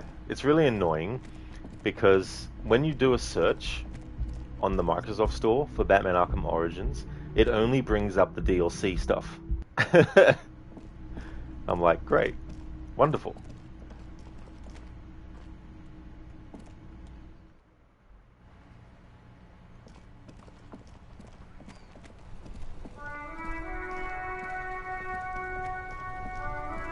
Yeah, it really is in Meta. I don't know why they didn't have the game come out as a digital copy that, you know, you can just get on the Microsoft Store or the PlayStation Store.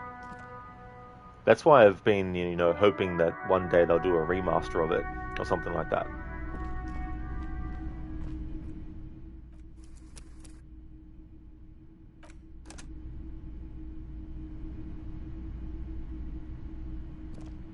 Hello, hello. Let me know if I can help you with anything. Yeah, we still have those boomboxes on the shelves. I doubt it, but I... The pawnbroker's gaze is already fixed on the dancing colors.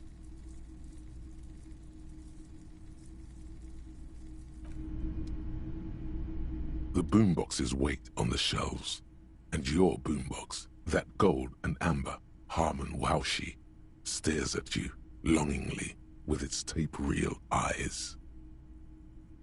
Sorry, man. I can't be giving out freebies. Never have, won't now. Scott, can you kind of create an account on the Microsoft Store with other region download and then switch back to yours? Or, I mean, maybe, but I don't really want to go through those channels to, or that method to get it. It's not that high priority of a game for me. And here you are.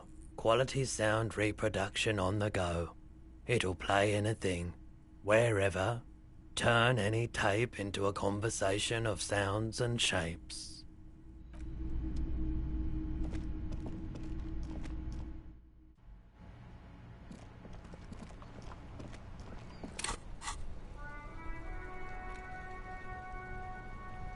Tape player Harmon Waushi, WO2.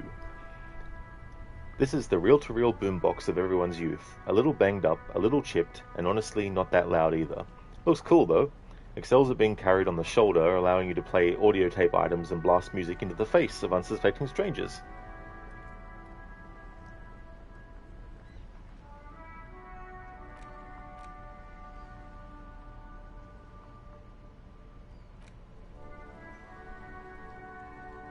The porter reel is just what you needed. The reels attach to the apparatus with a satisfying click. The tape is routed behind the magnetic reader. You push Command Set, and the tape starts spinning. Violent static and machine sounds fill the air. This isn't Revachon. This is a fucking village. I can almost see the elephants. The harbor. That's the son of a Kvalson crane. When this shit is done, I'm gonna tear that place up. Soldier of the Apocalypse style. Kill shit. Dogs and chickens too. Gonna run a room, Cordy. A real nice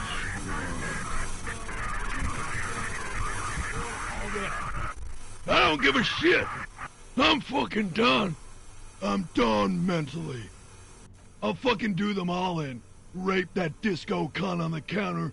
You know, the dance a whore upstairs. Do it Kohoi style. Never did get that taste out of my mouth. The lieutenant presses the button marked Arete on your porter reel. The tape stops spinning. End of recording. It seemed authentic enough. Probably recorded off the shortwave, then edited to seem more incriminating. He sounded like he was on patrol around the harbor walls. Still.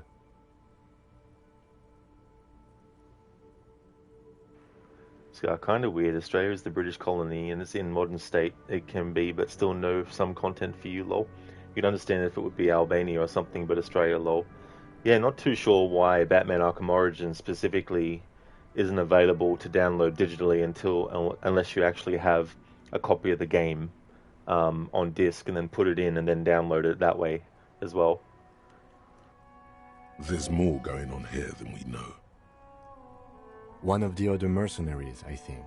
The one he was talking to. A friend of his? A village on the Samaran Isola, in South Safre. Grad committed war crimes there, the kind of thing he talks about. And me too. Warner Brothers doesn't like Australia, apparently. Yeah, they're like, only people who actually own a physical copy of this game can download the digital version of it. Who knows? Maybe the tattoos would have an answer. Or maybe Kohoi is just merc talk for atrocity, slaughter. A symbol of soldier of the apocalypse style conduct in a civil environment. I think we've got a few more questions for class here, don't you? This seems to contradict her testimony, at least to some degree. Indeed it does, Kim. Indeed it does.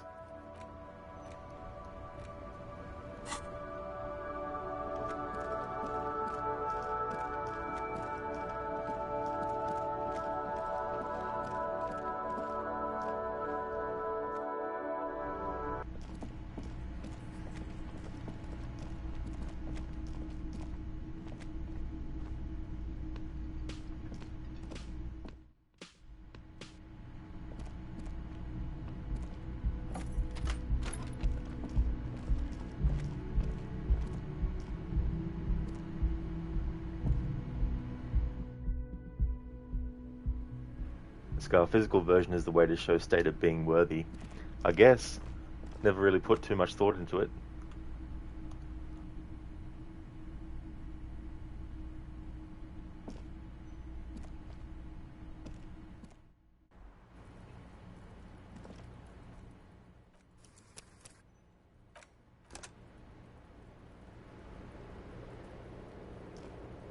I was just thinking, what a nice day for questions pertaining to a murder investigation. She puts her coffee cup down with a soft ring as the porcelain meets the metal table.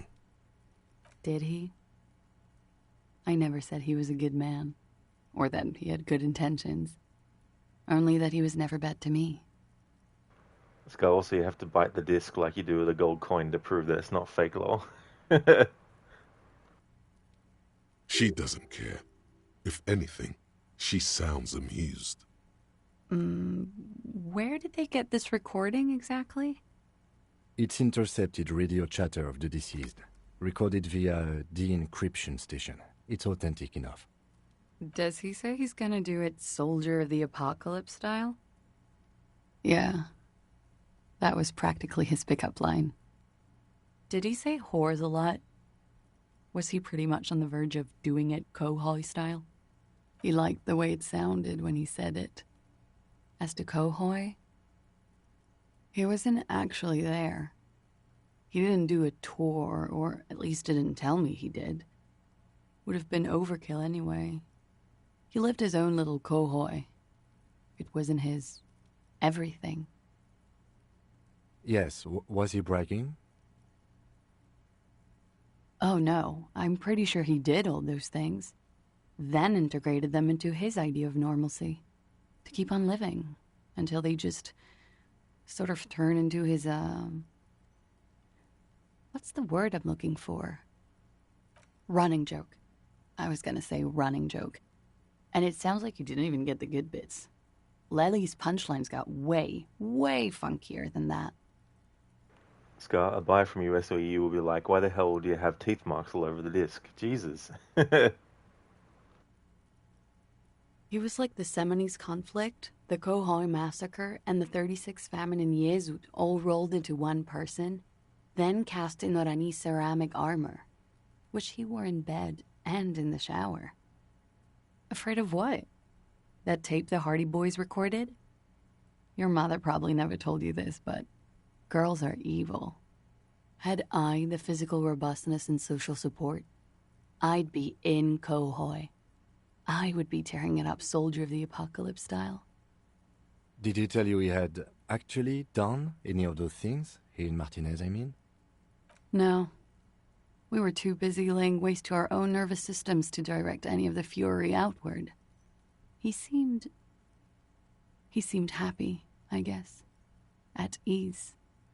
As much as a man like him could be. What kind of man was he? Before you go, ask for details. She seems okay to talk about it. Thank you for clearing that up, miss. Whenever you're ready. I'm interested to hear what Titus Hardy has to say now. She takes a very small sip of her coffee and smiles.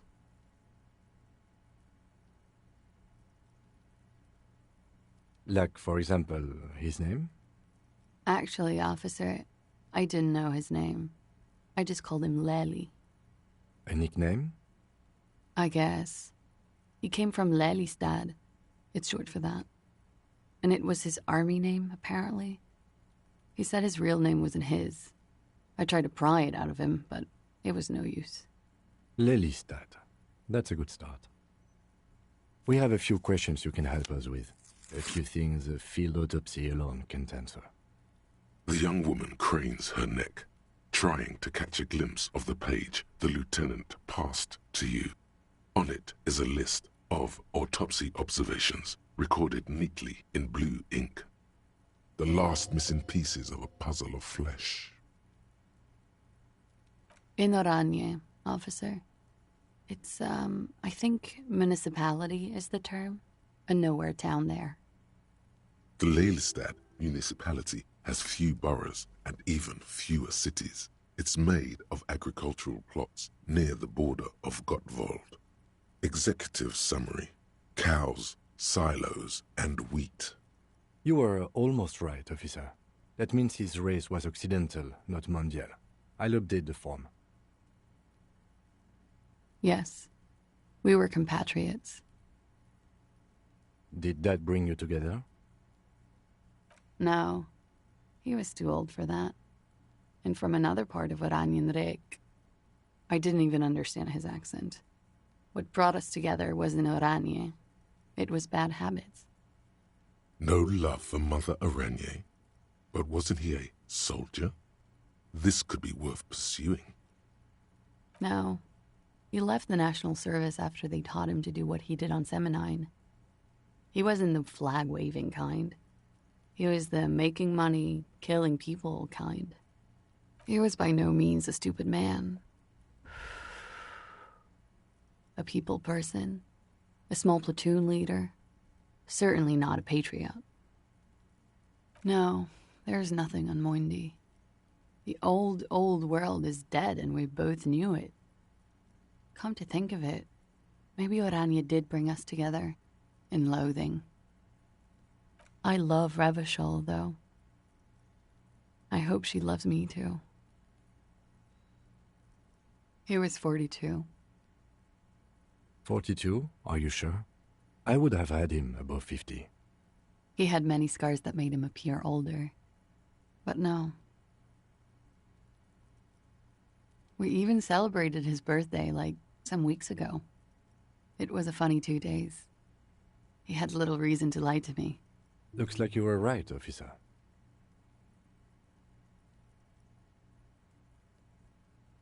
The young woman looks at you, then the lieutenant, then you.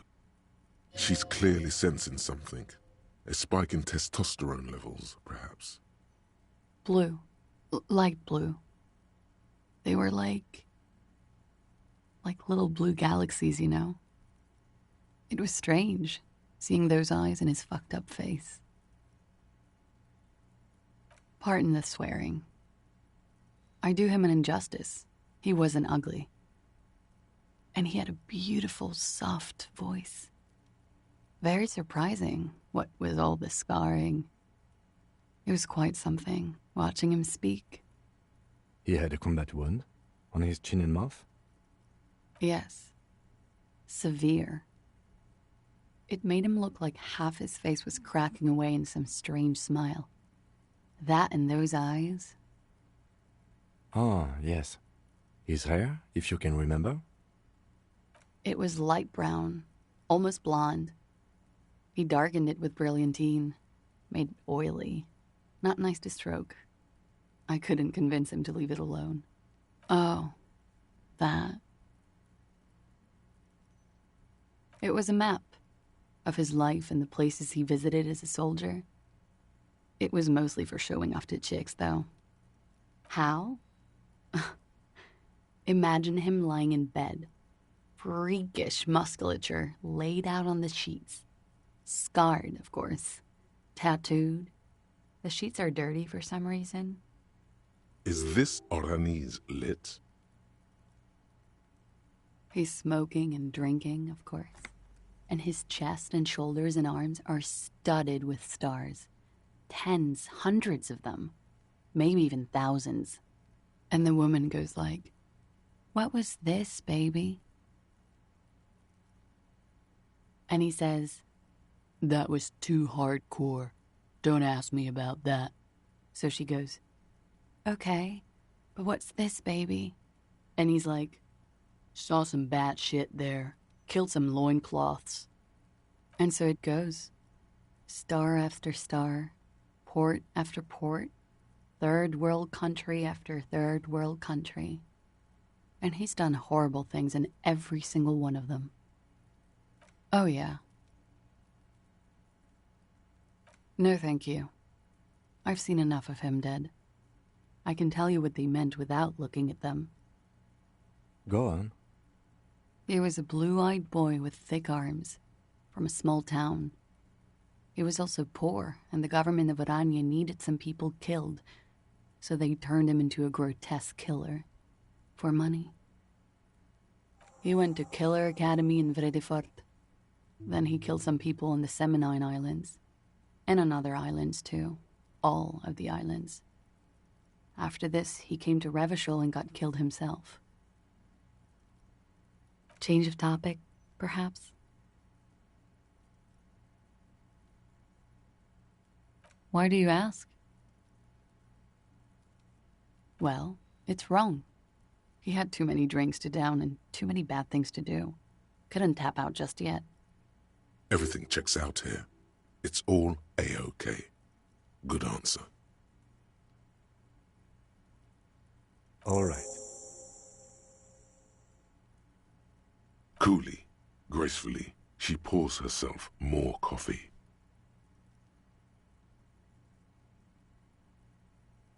Not my favorite topic, but okay.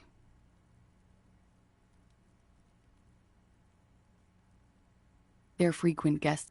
Over drinks. A little. Like your part? No. I'm sorry. I have. She sips her coffee. Birds circle overhead. How about we, change the subject to something more lighthearted now? Yeah? All right.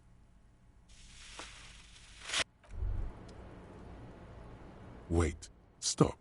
That man, bloated beyond all recognition, was 42? Below the damage, the weeks of decomposition, all the swollen indignity of mortality. He was 42 years old? How old are you? That's where this is going. 45,000 liters of raw alcohol has left its disfigurements. What lies beneath, you wonder? You could ask either one of them.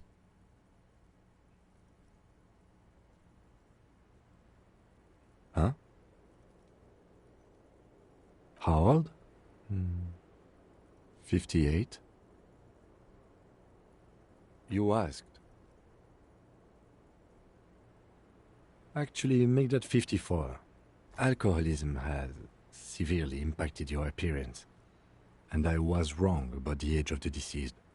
Wait. This requires scientific measurements.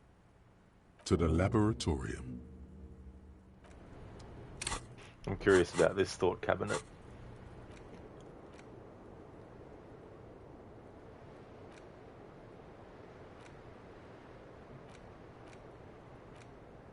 Date of birth generator. Temporary research bonus none. Your face looks like it's 58 and your body feels like it's 60. Your mind feels like it's lived for 1 day or 100, both longer than they ought to be, the day and the century. But for how long, then, has this thing attached to your sentience walked this planet's crust? Time to start racking those brains of yours, Elder One. When and where were you born? I mean, there's no benefits of it. But hell. Oh, you gotta unlock a new slot. That's fair enough. Not to worry. I was just curious.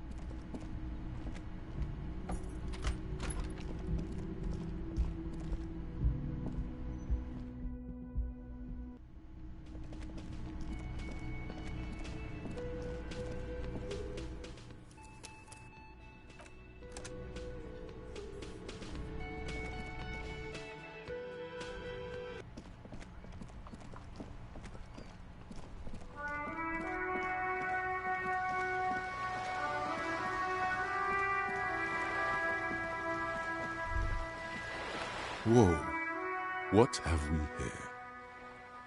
A bridge with loose nails and rot-infested wood that creaks in the wind. A construction code violation if there ever was one. True, they never cleaned up the war damage.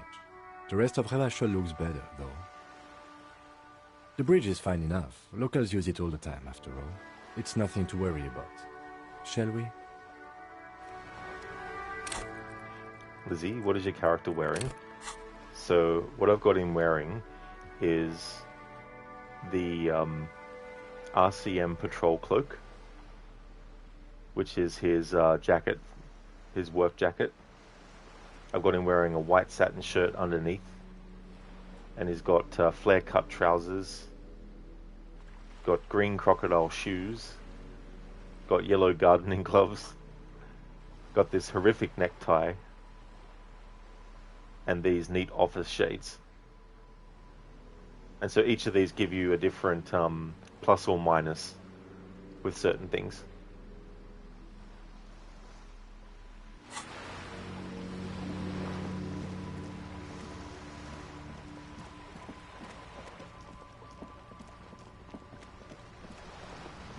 Oliver, oh my god, call the fashion police. Your fashion sense is terrible. You're under arrest. Lizzie, those gloves are interesting. Yeah. You can get other gloves too, as well. Like, I do have some other stuff, like I've got some fingerless gloves as well. But it just depends on what kind of thing you want to do. Different skills and all that kind of stuff, like electrochemistry. So that'd be good if you want to actually do a really strong electrochemistry focused playthrough.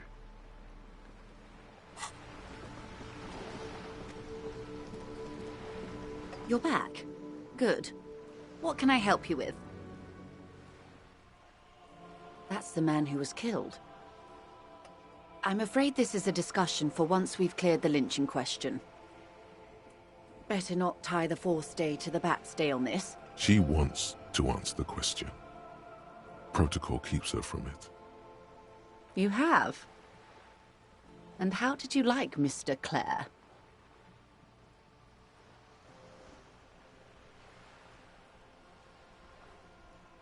Of course, Detective. Excuse me for implying otherwise. The RCM does not pick sides in this. I hope it doesn't come off any other way.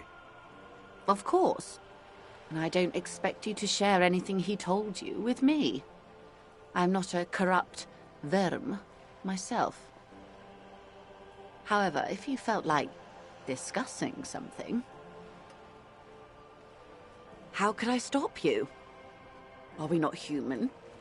Are we not curious to hear another person's take? It's only natural. We would only be gossiping. Intellectually speaking, it would be quite interesting to hear what she has to say about these things.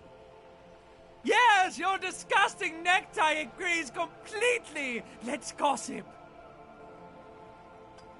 Of course, Detective.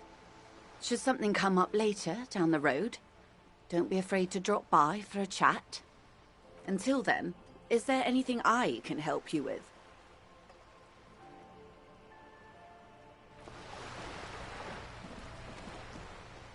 Right, didn't really gain much from that, so I'll just reload my save that I made so that I don't have to walk all the way back to here.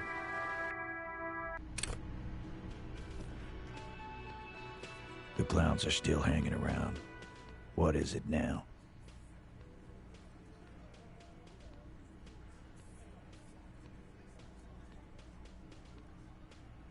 Anne. That fucking fucker. You're the worst cops in Revachol. I gave you gold on that tape. That fucker wasn't aimed at you. It was at her.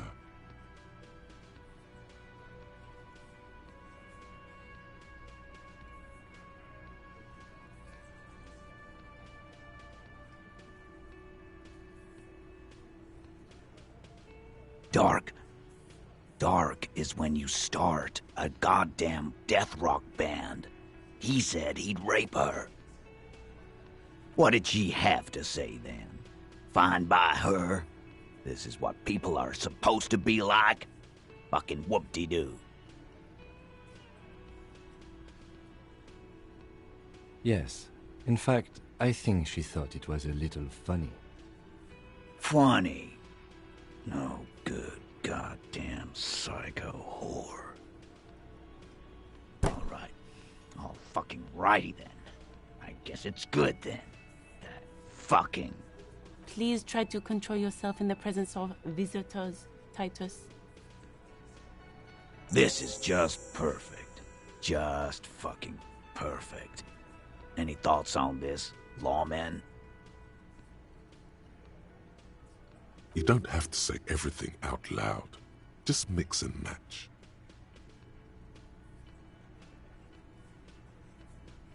Nah. I know her. She's just a girl. In over her head.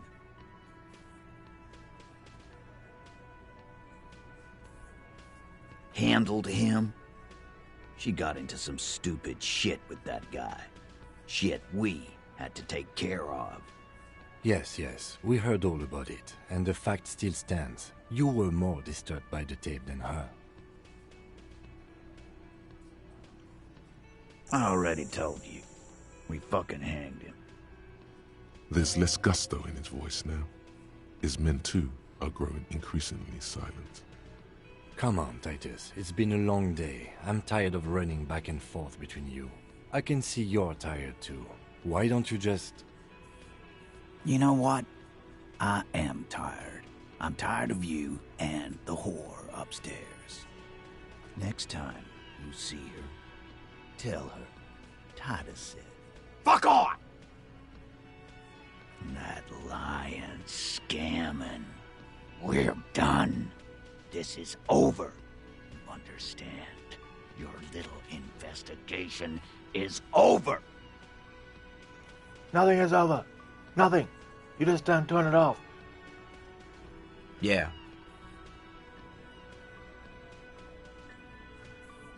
What is this quiet funeral shit? All we need is some beers in us. Bartender, 20 beers for the Dock Workers Union. Why do we make it 40, huh? Why do we make it 100 beers? You're not loud enough. 100 beers? Now we're talking. Hoppity hop over here, cafeteria manager.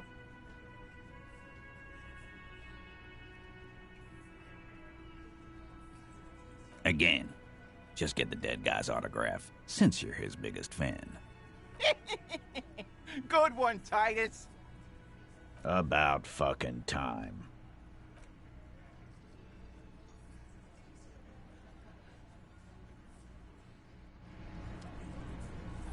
It's you again. What is it?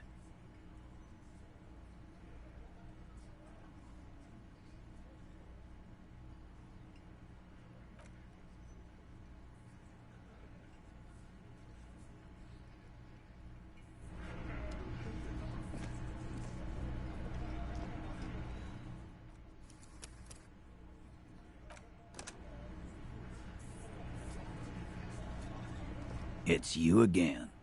What is it?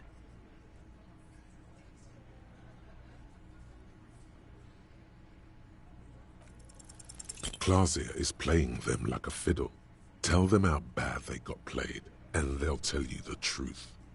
There are many ways to go about it. All of them really good.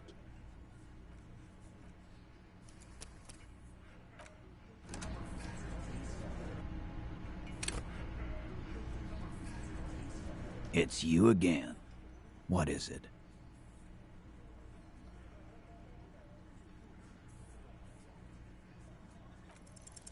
Clausia is playing.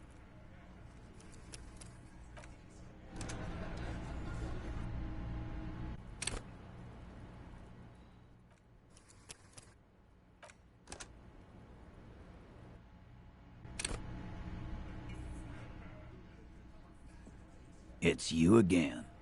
What is it?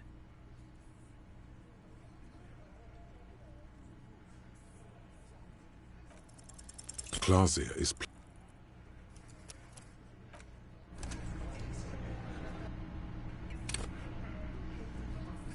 It's you again. What is it?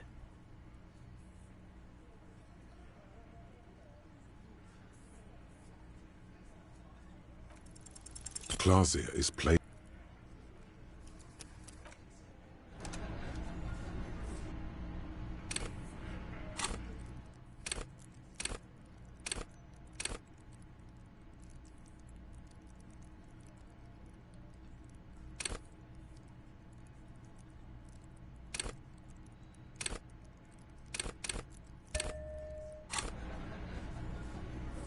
It's you again.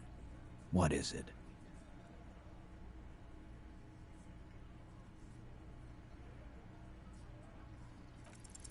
Convince Titus he's being manipulated. You should know by now.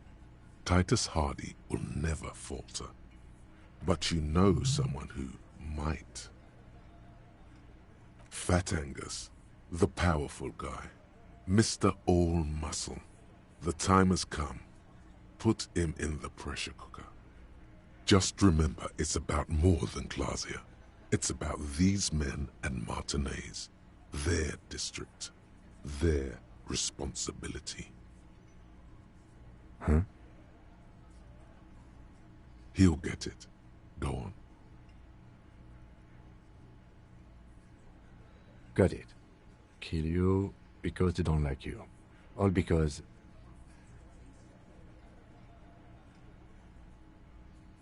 Yeah, we liked it.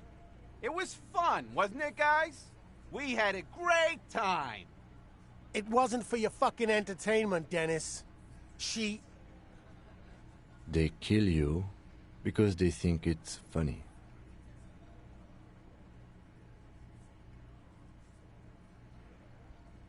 We didn't light him on fire. No one pissed on him either. That's it. That's the weak one. You flushed him out. Now go in for the... Officer, you will be next if you don't shut up. Firearm. A Glass 08 or a 38 caliber pistol. Either is small enough for you to have missed. He's onto you.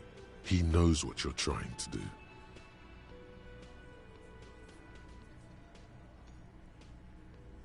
The lieutenant has put down his notebook. His hand is resting on his holster. He gives you an imperceptible nod. What? What does that mean? Go for it. The lieutenant has his eyes set on the fat guy. Push Angus. We're almost there. We didn't kill him. We didn't even hang him. He was dead when... Shut up, Angus! Fatty! Say one more thing to the cops and I'll... Dennis, stand down, or I'll beat your head in. Theo, take your hand off the belt. This isn't 31. I've got this under control.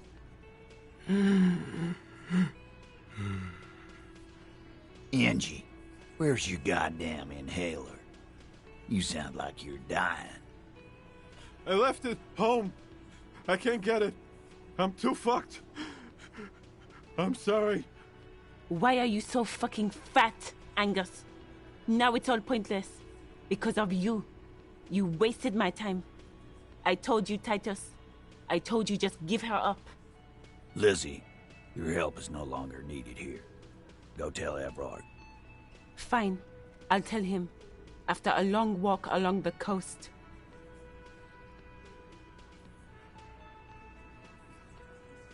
You're in. He's all yours. Questions? He nods. You hanged the corpse to cover up the real cause of death. What was it? We're not sure. Probably a bullet. The wound was difficult to see. The coroner and his assistant are wrapped in blue. Hands covered in blue gloves. Mouths covered by blue masks. Bodies by blue aprons. The coroner wipes his brow, scalpel still in his hand. Get the light. Shine it in his mouth. He tells his assistant. The coroner squats to better see the light illumines the darkness inside. Well, shit. Can't blame them for missing that. Get the saw, Alan. This just got fun. 'Cause the girls asked us to. They were in some shit. Girls plural? There's another girl? 2 of them? Take note of this. They'll probably say more about her later. Did she kill him? Cop, I have no idea. The girl says she didn't. He doesn't think she did. Or at least he hopes she didn't. Classier came down. She seemed really out of it. Drugged up, even more than usual. Bug-eyed and gurning, you know? Not in a fun way. It looked like she'd redosed after something went down. I've seen that look before. She was scared. I knew someone had died. I've done this job for 10 years. I've seen it before. It's the politician in the motel room with the dead hooker scenario. Only in reverse. Good analogy, boss. You don't get to talk yet, Shanky. You're still on the bench. And you keep taking it easy too, Angus. We went upstairs. Sure as day the Merc was dead. And there was a bullet hole through the window. Fucking dirty sheets and bottles everywhere. He means they'd been fucking? Tibbs patched the window. And the corpse. We hanged. Nah, he's my brother. He's in the window replacement business. You may have noticed our girl's in some shit of her own. They can't show up on police radar kind. There are people after her. From the old world. Where she came from. They're powerful. Connected to the moral intern. She's clearly afraid for her life. Says if she showed up in your systems, she'd be ghosted away. And why would you help someone like that? By taking on a murder? Why would I? I guess we abide all sorts of runaways and losers here. It's a Martinez thing. Not yet. Just some ideas. She says the shot came from outside, behind the window somewhere. So that's a clue. I'm thinking someone's past caught up with them. Either hers or his. Hers, you mean? I mean the people after Clausia. Maybe the shot missed. Maybe it was meant for her. I like that. Been thinking the same thing myself. My dude. One of those mercenary buddies of his could have done it. They got guns. Training. Years of bad blood, probably. Or it could have been someone else from Crenell.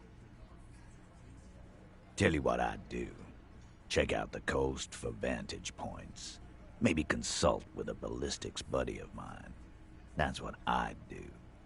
If I wasn't too busy doing this clown dance with you. He's calm now. Threw all that turmoil away and became himself again. In a manner of speaking. Remember the 2 girls? He may be talking about the other one. That's right. It was her idea to hang him. I liked it for political reasons. It sent a good message. The big guy turns to Glenn, who's about to say something. The blonde shuts his mouth before a word escapes. I'll say it again. All the Hardy Boys are right here, cop. That woman is just affiliated with the Hardy Boys. You don't know her, anyway. We're Hardy Boys, and that's it. Nope, you're not getting to her. It's Clausia you want to talk to.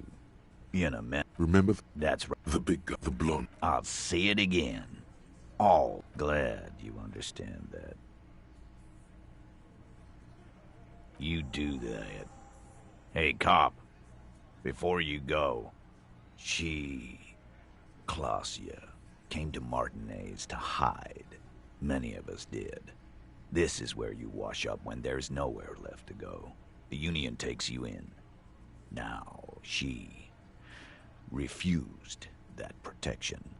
But That's right. If we didn't take care of the people who end up here, this place would just be a couple of ruins and some cargo containers. We'll take that into account.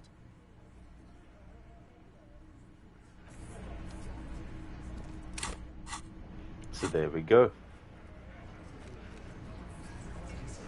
That story was a cover-up. Or rather, the hanging and the story was a cover-up, I should say.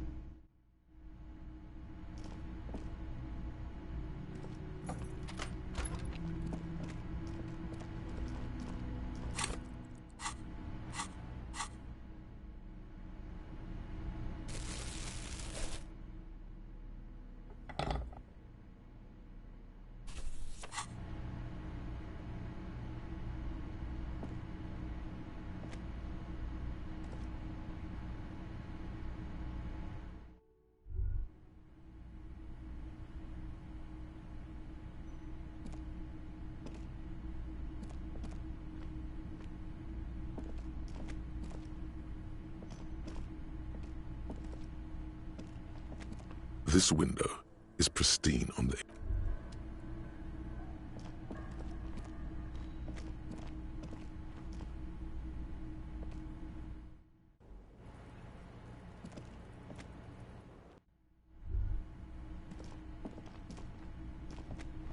Hello there, Anasune. I hope things are going well.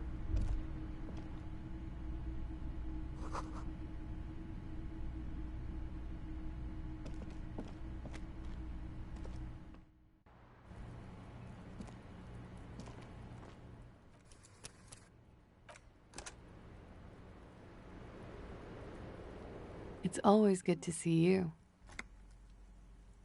Something in her demeanor has changed. She's tired, consigned to her fate, to being here with you and what's to come. I understand. Just like that. No resistance. Her shoulders are slouched, her feet long and straight. I knew there was a chance you'd get them to tell you. It's what you do. You're the police. For what it's worth, I'm sorry for wasting your time. This is good. Clear the air first, between you two, then move on to questions. Is it? Something is off here. Shush, I can't hear what she's saying. If you knew we would find out eventually, why did you waste our time? Because of the Hardys. I couldn't just dispense with them. They were only trying to help me. Out of the shit I'd gotten into. Is she implying the Hardy Boys are the law?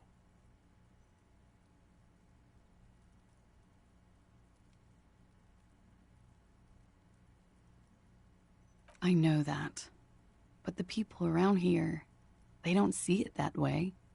And if I am to stay here, I need to get along with them. I am not. There is more here, miss. You're right. There's more. You answer to the coalition government, and by extension, the moral intern. Briefly glancing over her shoulder to the sea, as she's done time and time again. A grand expanse of water reaches over the bay and to the horizon, golden grey in the noonlight. The Pale, the Muindi Isola, the Occident, and then Oranje, the old world. You share a database with them. You send people to their courts. Just business, but bad business for some people in the moral intern.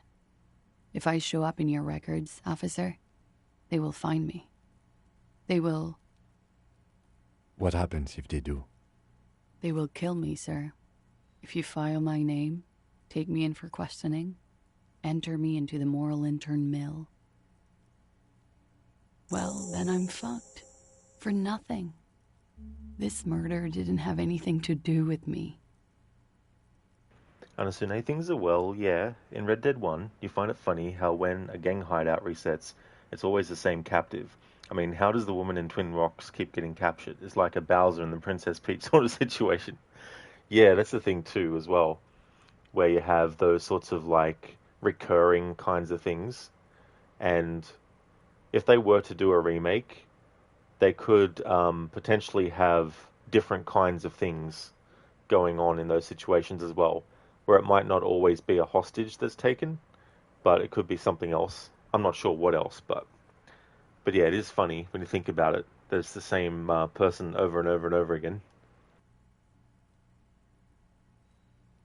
It's not nice, but it's not illegal.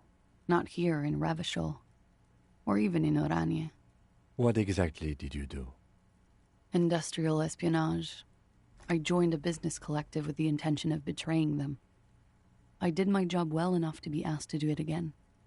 With a bigger company. The kind you really, really don't fuck with. I took their ledgers, 2 decades worth of accounting. I need the names of the companies involved and who hired you. The job was Lou's doing County Savings Bank. They sound small, but they're part of the Lou Scott conglomerate. That was the second job. The first was some printer company. You wouldn't know them. But she really destroyed them. She still feels it. As to who hired me for the job, I don't know. But they're after me too.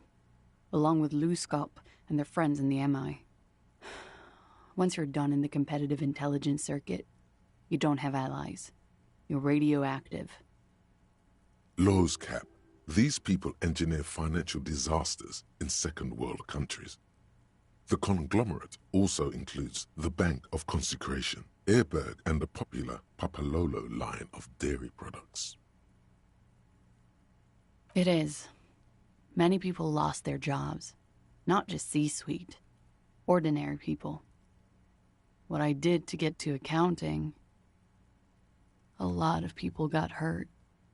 But that's just more of my shit you shouldn't have to deal with. You're solving a murder. Anasune, you know, canonically, realistically, whichever word you'd prefer, John would have only done each hideout once, but still, you just find it a bit funny. Oh yeah, Anasune, you know, that's where it's just, you know, video gameism and video game logic and stuff like that. But if you try to think about it in terms of, like, him as a character and what he's doing, I think there's some stuff where he wouldn't have time to do that. And when you look at the stranger missions too, I mean, the other side of it is how much time it actually takes, because he was only supposed to take a few days to actually get done what he needed to do. But because of everything that went wrong, it ended up extending the time. So realistically, there's a lot of moments where he could come across some strangers that needed help. He could come across hideouts that had someone captive and save them and all that kind of stuff. I guess the question would be whether or not he would have the motivation to do it as well. But then again, it's one of those situations too where in the game they give you a bit of leeway, because you think about that mission where you're with Uncle and you're driving the cattle to where you need to go, and there's a train robbery that happens, and you can choose to intervene or you can let it go. So if you're someone that believes that he would intervene, then you would actually do that. But if you believe that he's someone that wouldn't, then that's something you can do too. So I guess it also can be counted for stranger missions and all that kind of stuff. So if you feel that Marston would actually take the time to do that, then the game gives you that ability as well. And so if you're trying to put it all into like a canonical in-universe thing, it's a bit tricky, because the game itself does give you a few options as well. I remember one playthrough though I did where when it came to that train that was being robbed, I usually have Marston just leave it, because when you look at a lot of the stuff that he does and how he's, you know, stepping in and stuff, and also going back to Red Dead Redemption 2 and all that kind of stuff, I felt like at that point he's like, yeah, I get it now, you know, enough is enough. I can't be the hero, you know, all the time and all that kind of stuff. And so next time you might just leave strangers, minus the strange man, for Jack, just so there's actually something to do as Jack. That's a good idea to do it, Anasune, because it's understandable if people, when they play the game, they might have tried to do all that they could with John Marston and then finish off the rest as Jack, but by that point they might have already done the stranger missions as John Marston. So there's no stranger missions for them to go back to do. And so if you're going to do a future playthrough where you leave more stuff for him, it is a good way to extend your playtime with Jack, beyond just, getting what you might have missed as John Marston.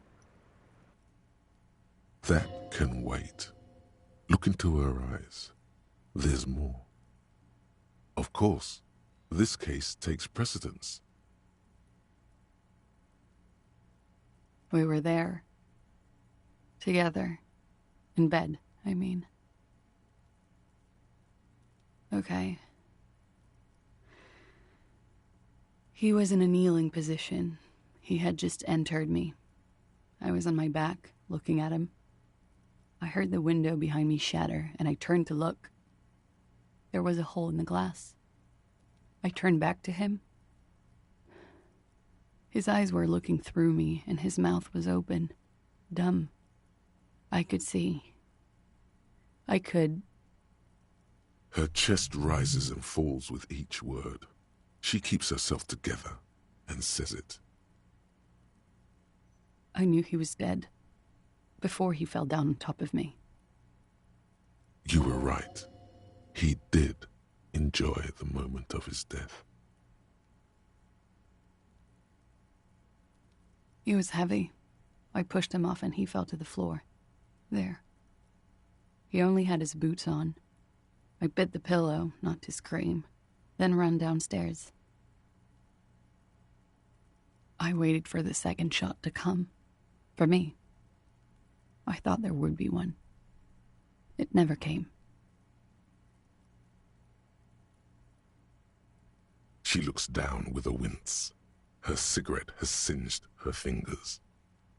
She throws it away and immediately proceeds to light another one. Anasune, you more so called doing hideouts once canon was because having the captive being the same captive heavily implies to you that John didn't actually return. Oh yeah, exactly. It'd be unrealistic, really. I mean, not to say that someone can't be captured once and then get captured again, but 3, 4, 5, 6, 7, however many times you do the hideout, So it's one of those things where it's like, what do you classify as just video gameism, and what do you classify as in-universe actual events happening? What time was this? When did it happen? It would help us if you could be as precise as possible. 11:30 to 12:15. I don't know the exact time. Around midnight. It's okay. Were you inebriated? Not as much as usual. He'd done a line, plus other things. I was drinking. Wait. Titus said she was gurning her jaw off, much more than usual. Oh, yeah. I did one of his lines, just to clear my head. Did you hear or see the shooter in the course of this? No. Nothing. I was trapped. I was stuck in my room downstairs. I got some clothes on and crawled back up, drew the blinds. Blood was coming from his mouth. Not a lot. Just a little. He was still on the floor, slouched. I couldn't be there with him anymore. So I ran down and out of my room, into the hallway, down the stairs. I knew there would be people there. Run, woman. Run past them and out into the streets where it's dark and people move. To the lorries at the intersection, as far as you can. I already ran. I ran from an entire Isola. I can't run any further. Not with these people. This is as far as it gets. Sylvie was tending the bar. A lot of people were there. The Hardys were at the table in front of the stage. I think the Union box was full. And Sune, although it could have been like that one scene in Megamind where the captive's like, same time next week. I haven't actually seen that movie. Like, I've seen a cover of it and everything, but yeah, didn't see that, but... Ruby was there too. they were having such a good time. I sat down and they all welcomed me. I didn't even have to say anything. Ruby knew something was wrong. Ruby? Ruby. You know, the leader. The leader? Of what? The Hardy Boys. Well, nominally, yes. Ruby's the one they go to when things happen, like things they need taken care of. She's the organizer. This Ruby, in her phrasing, is entrusted with great power. She trusts her. So do the others. Well, Ruby said let's talk upstairs. I showed her the room. I've known these people since December. They know my situation, but I can't leave a paper trail. Ruby was the first one I told. She said she'd take care of this. It's what she does, you know, take care of things. I helped her get the body to the bathroom. We used a belt to pull him up under the shower, to keep him upright. To produce lividity, matching a hanging? Yes. Hello there, Godfather Al. Disco Elysium. How's it going, Godfather Al? We completely missed the tampering. Looks like you got there in time. What was this, 20 minutes after death? I just got what you were saying, Godfather Al. Instead of Disco, Rodco. Instead of Elysium, Elysium. About 20, yes. Ruby explained it would make the blood... You know what he does. Ruby went outside to talk to Titus and the boys. I was just looking at Lely in the bathroom. I had to put his clothes back on. His armor, too. It was tough, but I've seen him take it off and put it on many times. It took Ruby maybe half an hour to come back with Titus. I'd gotten him ready by then. They carried him out. I knew what they were going to do. Make it look like a hanging. Ruby said they would. Ruby said to wait here. She also said I wouldn't see her for a while. That we should lay low or something. So I did. I don't know. I haven't seen her since. We will need to take this question to the Hardy Boys. Interesting. Why did this Ruby go through so much trouble to hide something someone else did? Look into this later. When he was shot? I may have. I don't know. I couldn't hear anything over the glass exploding. That's the first thing that went through my head when I heard the glass break. I thought they'd found me. They've killed him to punish me.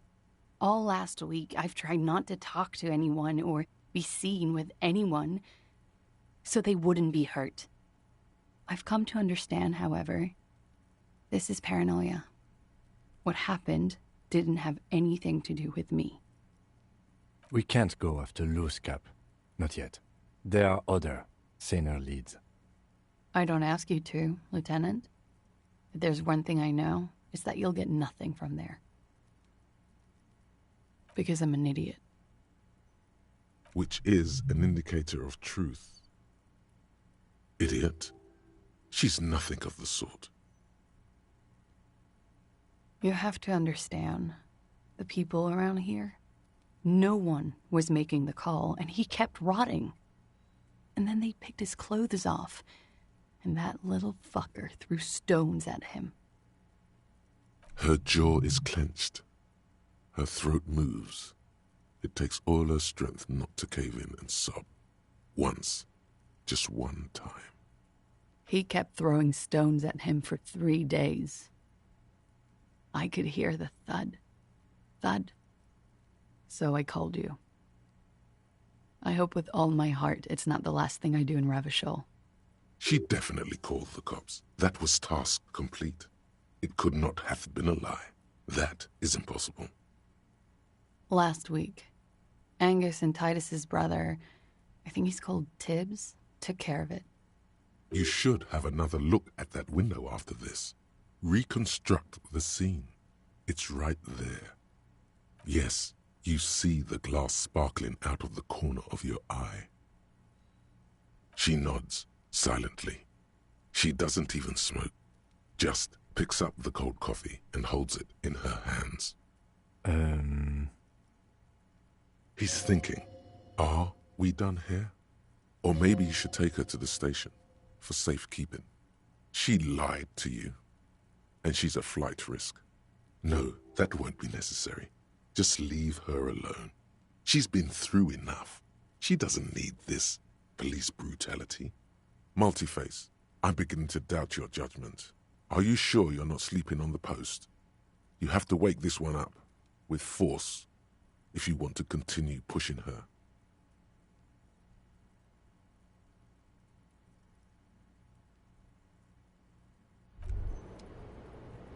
What's this?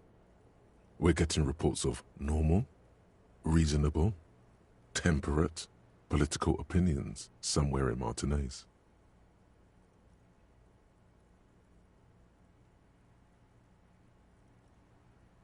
The air suddenly feels calmer, more transparent in a strangely tender way.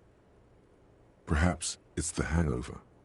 Perhaps it's a temporary surge of serotonin. But something tells you, it's time to become a citizen of the Kingdom of Conscience. It is not a place. It is a moment in time that can only arise in the right circumstances. In all of human history, it's only been achieved a handful of times.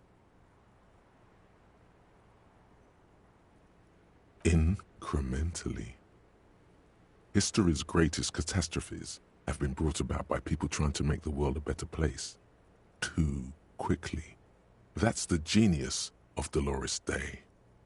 She recognized that progress is meaningless if its gains are lost because of instability.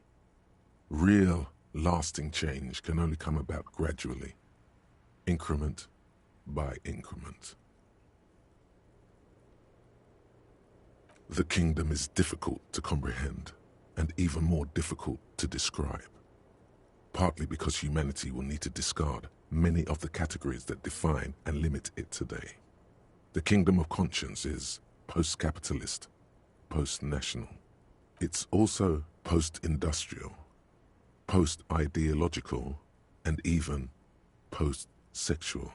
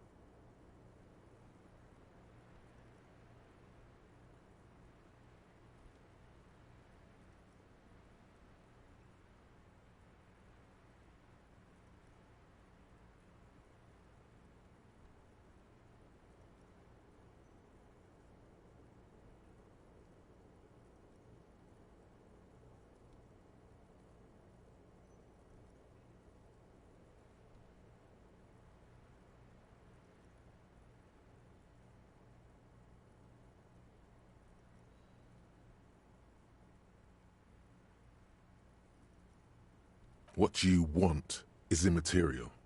The Kingdom of Conscience is coming, whether you like it or not. Only very slowly.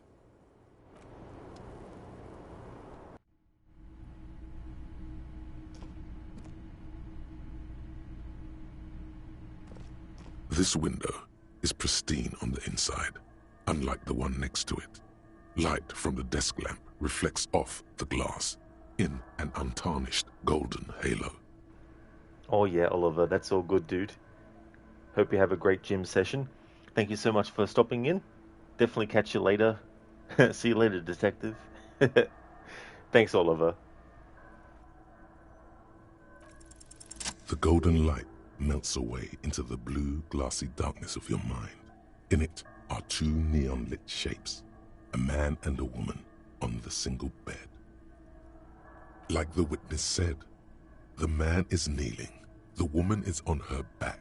It's the night of March 4th and a shot has just been fired. The man looks directly at the woman. The shot's possible directions converge in his mouth, a ray cast from somewhere outside, entering his brain. From the roof outside, location A prime, the glass fractures around the bullet hole, shards face inwards like a corona behind the woman's back. The man does not know the bullet has entered his brain. He never will. Death comes faster than the realization.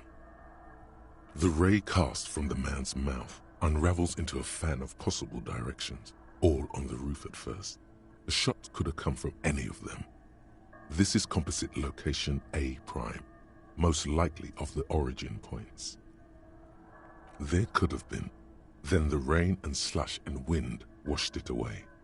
This was more than a week ago. 72%, with a weapon that's good for medium range, like a rifle or sports pistol. This is a good short distance, but not too short. The perpetrator aimed with their back against the railing, or possibly kneeling for precision. This would explain why it only took them one shot. The lights were on in here. Outside it was dark. It was like shooting fish in an aquarium, a well-lit aquarium. The victim opened his mouth to let the bullet in. Neither of them would have seen anything outside in the darkness, too busy with their own bodies. Point X would contradict the woman's testimony, rendering the entire proposition void. These figures would be wiped out, detective. None that you've found thus far, but that doesn't mean there aren't any. That's a 28%, yes. In this model, the shot could have come from a greater distance. Nothing excludes the possibility. Should we extrapolate to include every possible point of origin in Martinez? You would need a map for that. A map of Martinez. The bookstore. They have maps. You're thinking, what if the shot didn't come from the roof, right? Good. We should come back with the map and compare the landscape to the radius of the shot.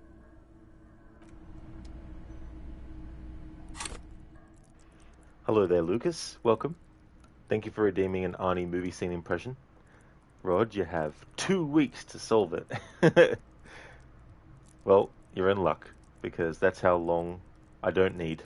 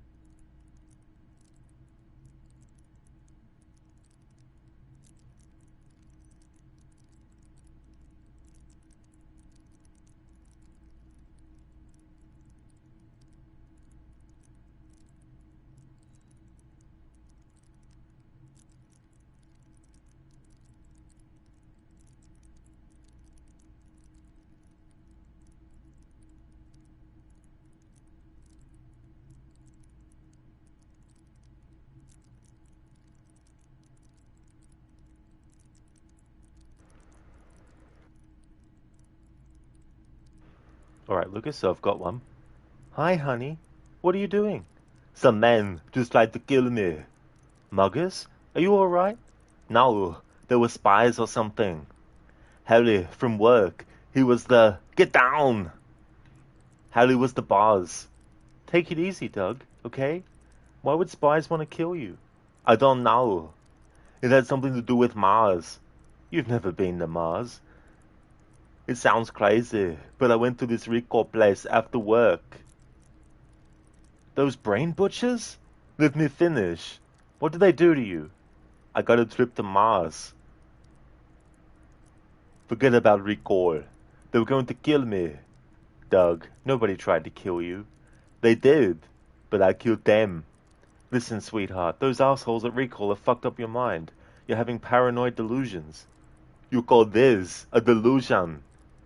Doug, I'm gonna call a doctor. Don't call anybody. Larry, go, get out. Why are you doing this? Talk. I'm not your wife. The hell you're not. I never saw you before 6 weeks ago. Our marriage is just a memory implant. You think I'm stupid? I remember our wedding. It was an agency implant. Falling in love implanted. Our friends, my job, years together. All of this was implanted? The job's real. The agency set it up. Bullshit. They erased your identity and implanted a new one. I was written in as your wife, so I could make sure the erasure took. Sorry, Quaid. Your whole life is just a dream. Okay, then if I'm not me, who the hell am I? Thank you for redeeming that, and you know which movie that's from. Hey there, AC. Welcome on in, dude. Hope things are going well. I'm Michael Jordan. McDonald's restaurants have given me this time to talk to you about something both we really care about. Drugs. Drugs are the reason McDonald's sponsors the Get It Straight program, a national drug awareness effort. Don't do drugs. If you're doing it, stop it. Get some help. Thanks for redeeming that as an Arnie impression, AC. Well, in fact, didn't see someone already redeemed an Arnie. Oh, that's all good, dude. Yeah, that one was a Arnie movie scene impression. So it was a different one. But that's all good to redeem the Arnie impression. Thank you very much. I hope things are going well.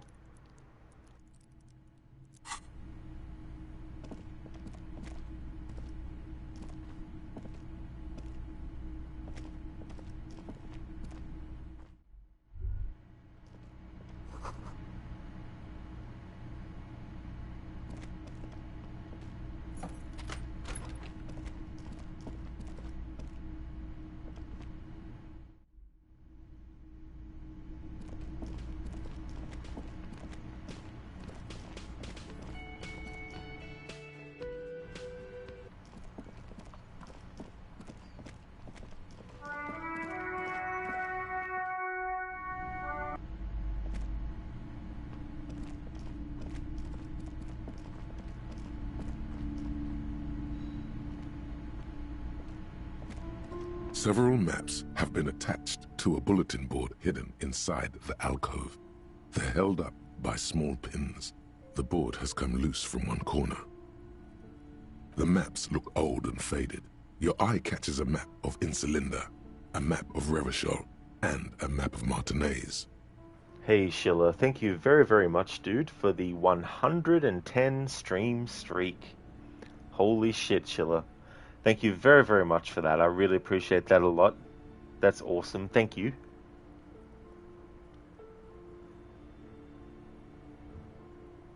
AC, as well as they can be given the current state of affairs. That's such a shame, AC, that you've got that going on as well, you know, when things aren't going 100% and you just want to as well. But hang in there, dude.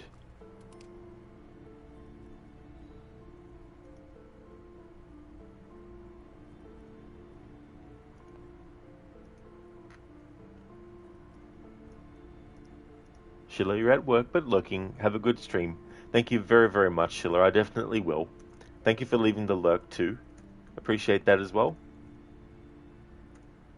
I hope that work goes well. Would definitely like to recommend people check out Schillerlock's channel. He's doing a playthrough of The Witcher 3 Wild Hunt on the hardest mode, Death March, and he's going for all the achievements in that game. He's a great streamer, very good, so definitely recommend. Thanks for leaving the lurk, Schiller. I really hope you have a good one. Map of Martinez. This could work, maybe. That's all good, Schiller, for the shout out, dude. No problem at all.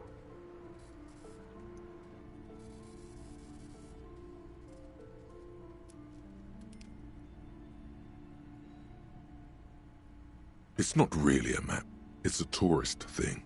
A picture postcard with buildings on it, drawn from an isometric perspective. A date in the upper right corner says 48. Still, it's detailed. Could be pretty useful for scouting ahead. You see the jagged boxes of an industrial harbor, even the whirling in rags there. Always good to be informed of your surroundings.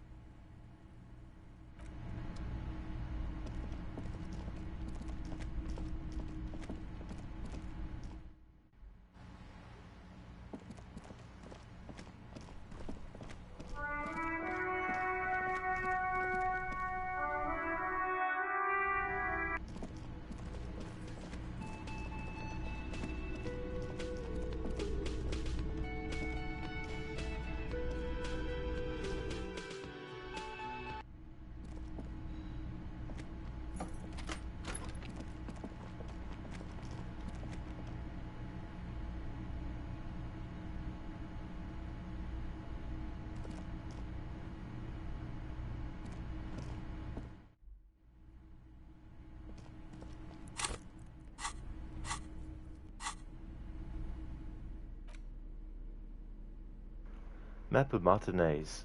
A worn and torn map of the Martinaise area dating from 48. A title on the top reads, Bienvenue à Revachol. It's a bit out of date, as it was originally created by a design studio in a failed attempt to spruce up Martinaise and turn it into a fancy tourist location. The worn map features the patchwork grid of the streets of Martinaise, with directions to appropriately touristy locations. Year 48 resides on the upper right corner. Your finger moves through the various streets, across Rue de Saint-Ghislain and Rue Saint-Sipar, over Saint-Brun and Martinaise North. Finally, coming to a halt on the spot where you are currently standing, although the map gives no such indication itself. For a more detailed view of the map, go to your journal and select the Map tab.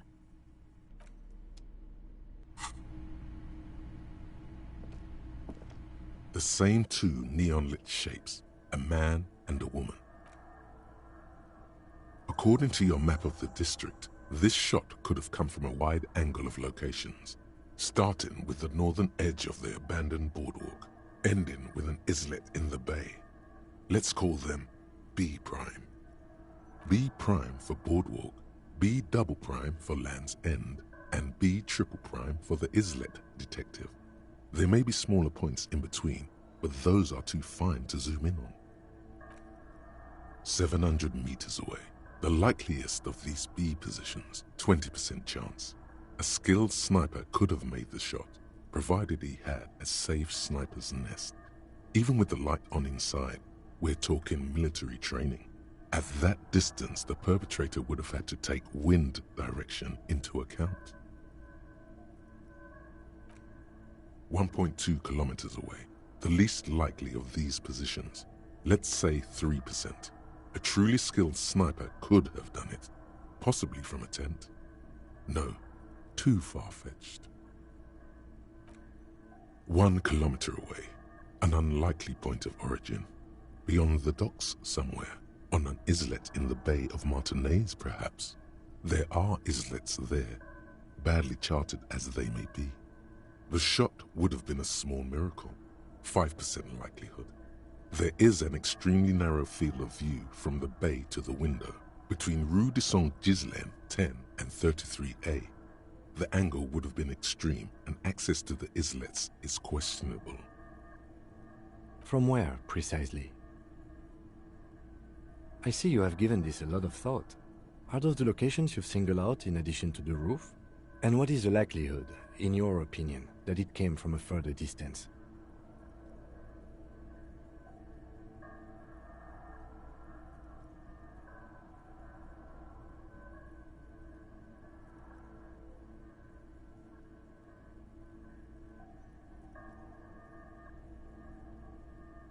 Okay, well, we should see if there is gunshot residue or sniper nest if we go down the coast. Rule these spots out one by one. It would be the diligent thing to do. Until then, personally, I'm going with the roof version. A simple hypothesis can be wrong, but it's something to build on.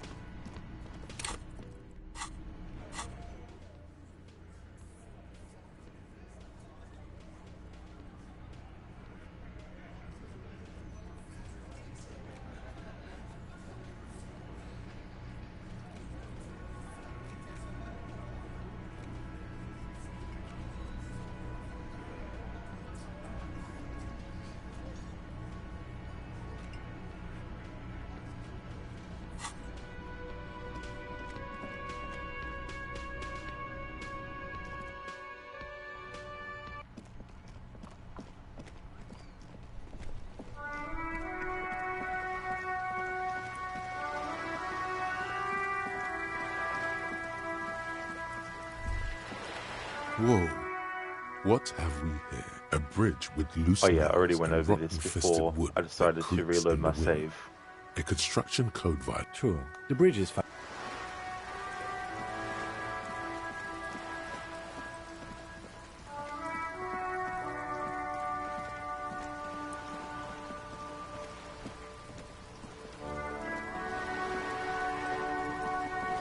You're back. Good.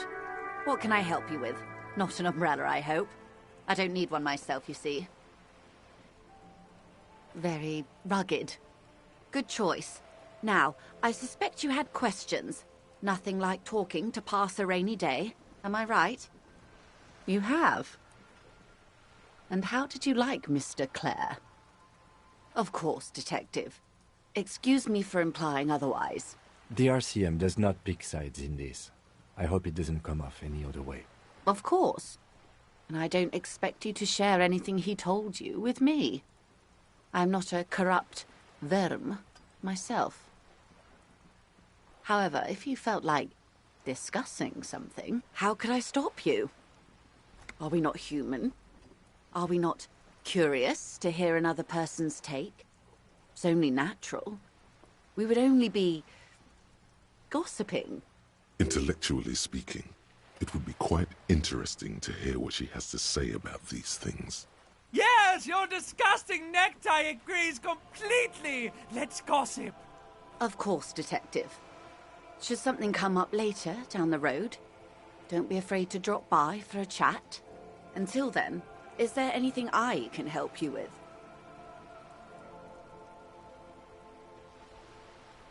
That's the man who was killed. I'm afraid this is a discussion for once we've cleared the lynching question. Better not tie the forced. She wants to answer the question. Protocol keeps her. That's the man who was killed. Better not tie the forced. She wants to answer the question.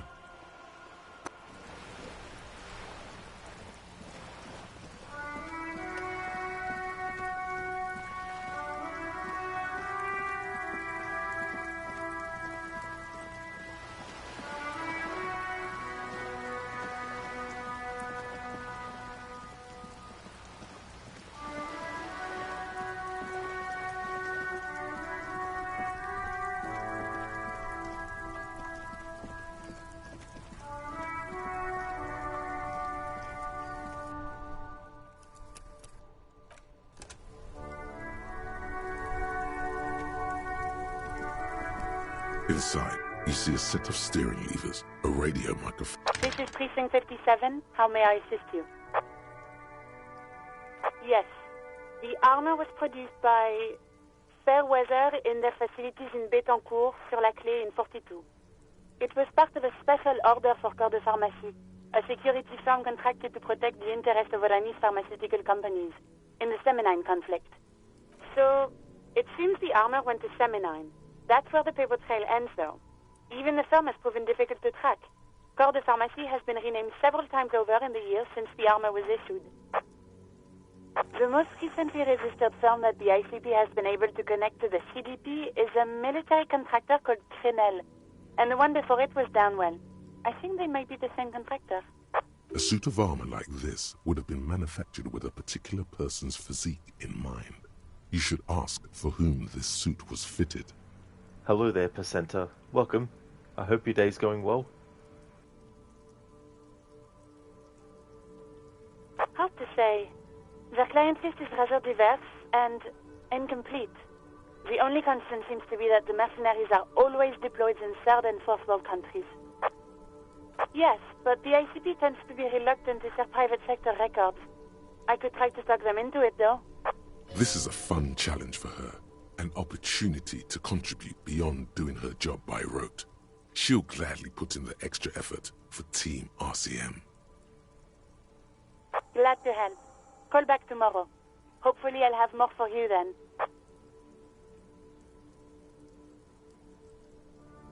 '57's over and out. In the cabin, you see a set of...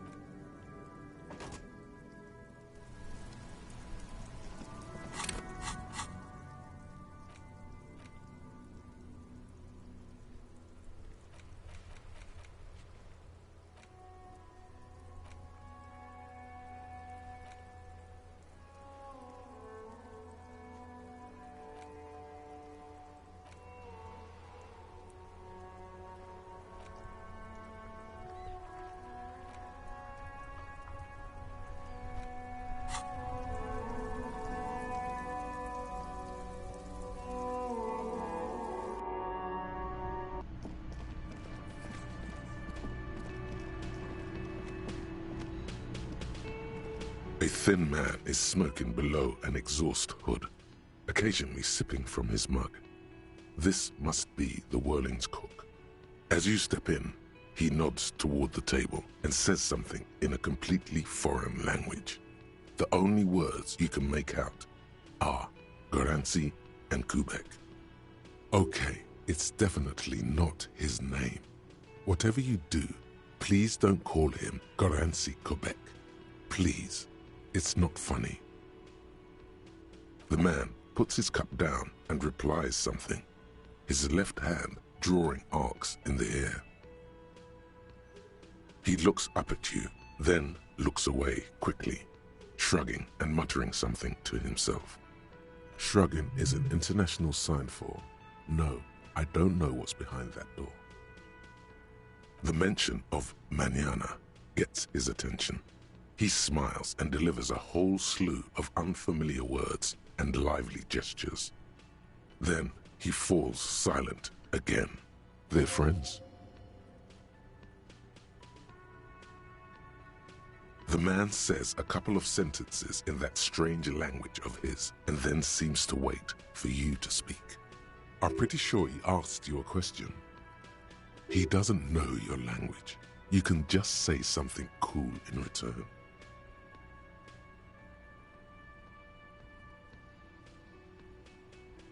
Just one word. Sounds quizzical. Then he awaits your answer with his brow arched. Horse need more vodka?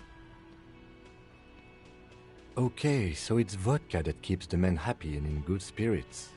Clever move by the Union. Vodka borscht! I love it, Bratan! Turn it the fuck up and then ask for some yourself. Turning it up seems like a dangerous idea, honestly. The place is a powder keg.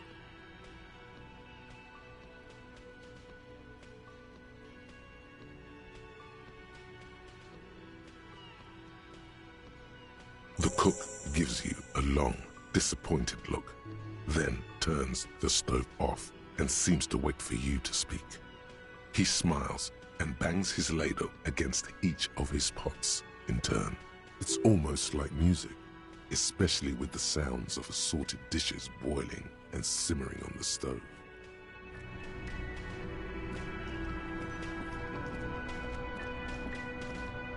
Can I help you? Another thing. Great. I love those. Why? No, fuck it. I don't want to know. I don't want to know why these degenerates do what they do. I thought we had one good guest in the building.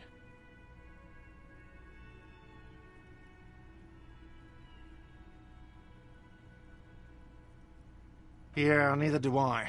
Thank you for telling me, I guess. Good thing she pays for her stuff on time. I'll forward her the bill and be done with it.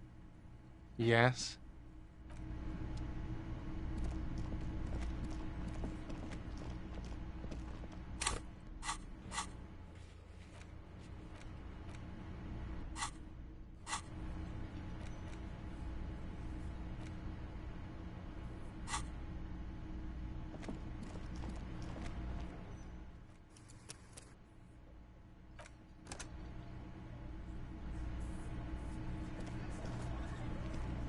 It's you again. What is it? Unasune, turns out Red Dead 2 counts the bow as a rifle. When you equip a weapon, the bullets on the bandolier changes to the ammo for that gun. When you equip the bow, the ammo changes to rifle ammo. Oh, I never actually noticed that before. That's an interesting detail, Unasune, that would happen.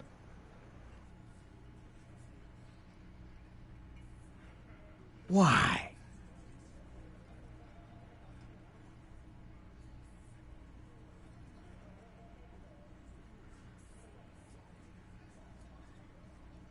Sounds like you're making her a suspect in this. Not on my watch, you're not. Ruby's one of us. We're not gonna throw her under your moral intern steamroller. Fuck that shit. And fuck you too, moral Ruby is missing. If you hide from the police in a murder investigation, you become a suspect. You know how it works, guys. That's nothing. That's just legalese. You don't even have a sound theory. I don't want to be rude, but we're trying to get some R&R here. Think you could fuck off now? I think we'll keep sticking around, Titus. You'll be surprised at how quickly a theory presents itself if you keep looking.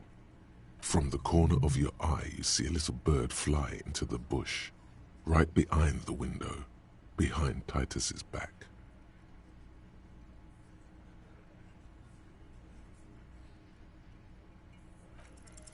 Nothing is happening. The pieces are there, but they remain unconnected.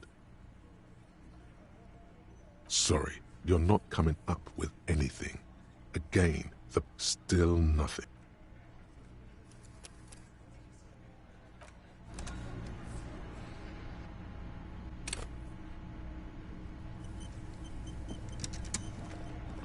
It's you again. What is it?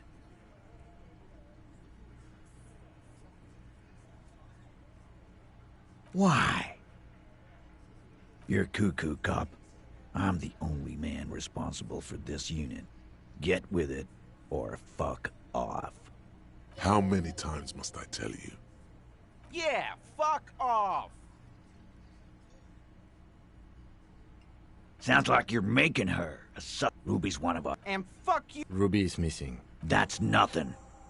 I think we'll keep... From the corner of your eye, you see a little bird fly into the bush, right behind the window. Nothing is happening.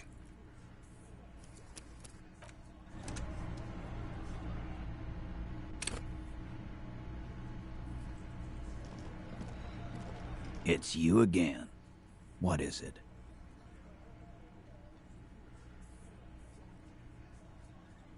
Why? You're How? Yeah. Sounds like Ruby's. And Ruby's... That's not... I think... From the corner of your eye, you see a little... Nothing is happening.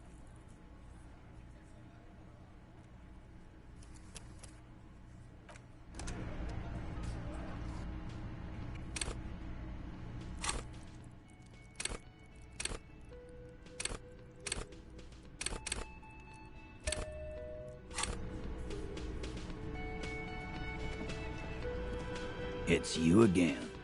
What is it?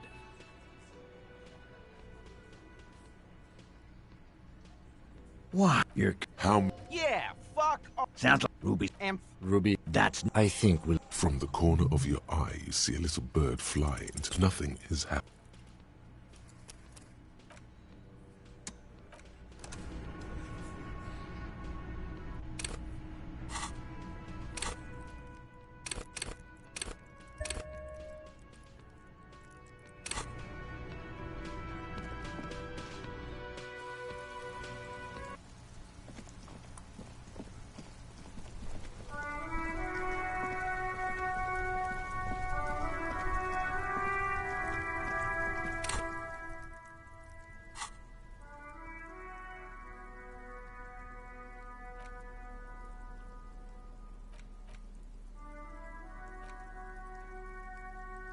It's the ledger you found in the trash. A cabbage of paper. It takes about half an hour to piece one. This one is relatively cause of failure. The mural is a true love. People caught. The graffito crew is easy to track down. The case files. The crew agree. The 9,000 people subjected to the murals, a staggering 78%. In any case, it appears to have been a rare case of civil act. A.K. Leslie, the own you would. Can he threaten? It's plain. No, he must. In the... He can't get, which is also why the off some ass inside they were lit cigarette. No, this one called the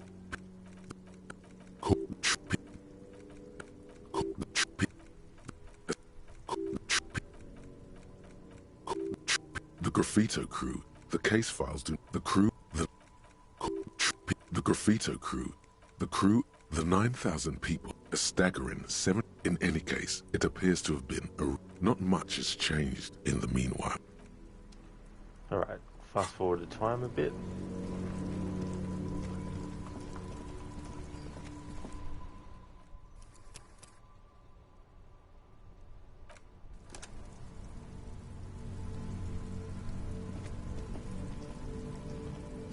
Stuck in the rain in a traffic jam, man.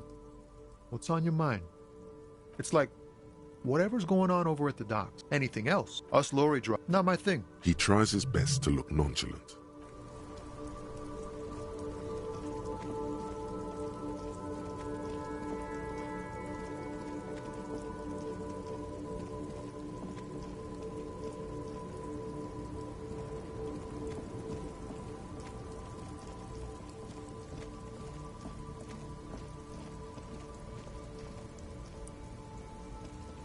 Yes? What do you want to know? Good.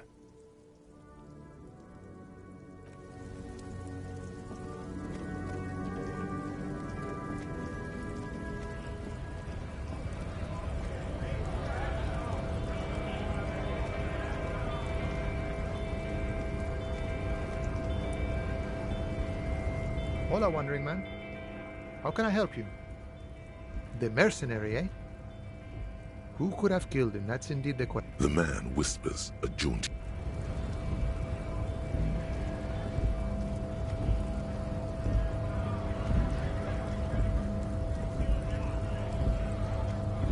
Right to work! Right to work!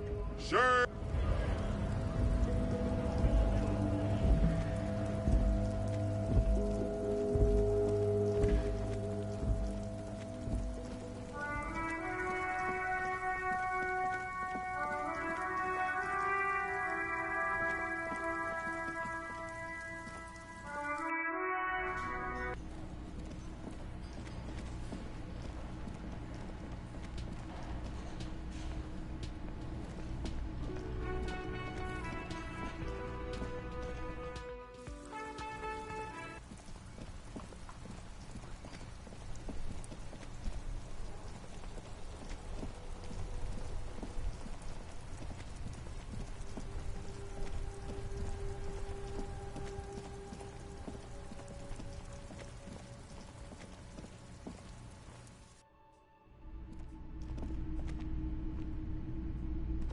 Hello, hello.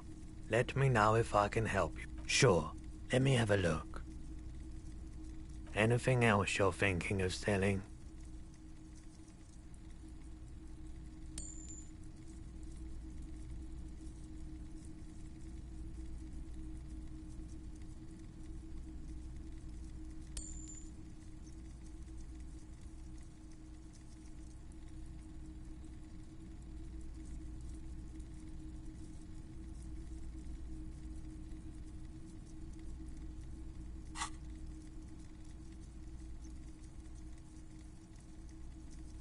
Another time, perhaps.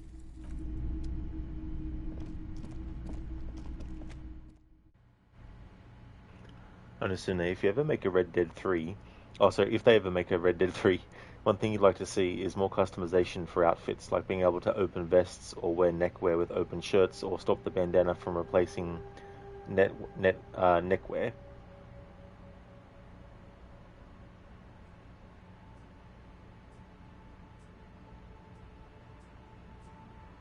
Just had to think for a moment of what there already was that you could do. Yeah, it would be good to have more customization options. Even also like maybe changing also the textures on it too.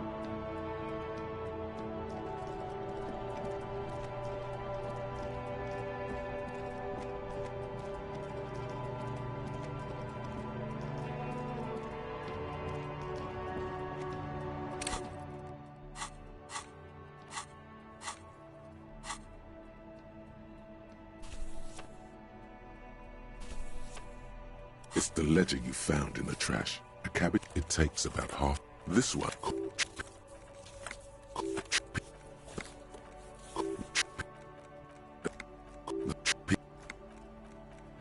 The mural is enormous. Two silhouettes. True love. People call the graffito crew. The crew. A stack in this one. People. A stack. In any case, it appears to not much has changed in the meanwhile.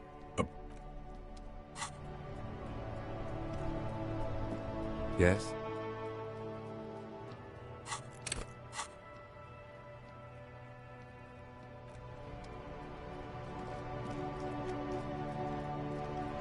Inside, you see a set of steering levers, a radio microphone, a pull-out.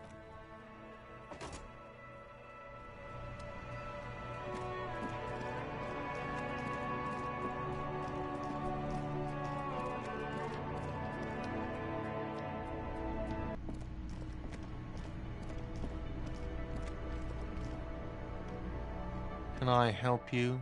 Got the 20 real? Then why are you wasting my time and yours?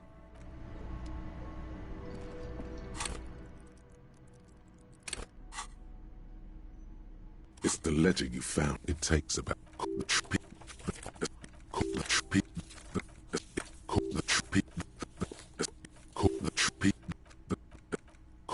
People call it that. The graffito, the case, the crew, the ninth, a staggering. In any case, it appears to have been not much has changed in the meanwhile. Yes?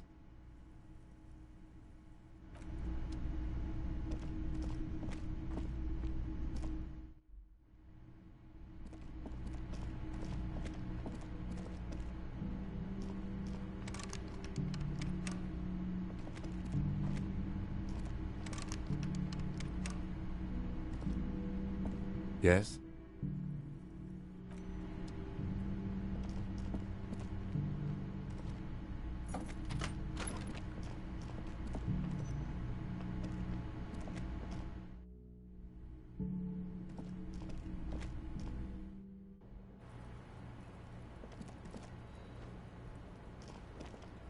The same small, heavy door. No.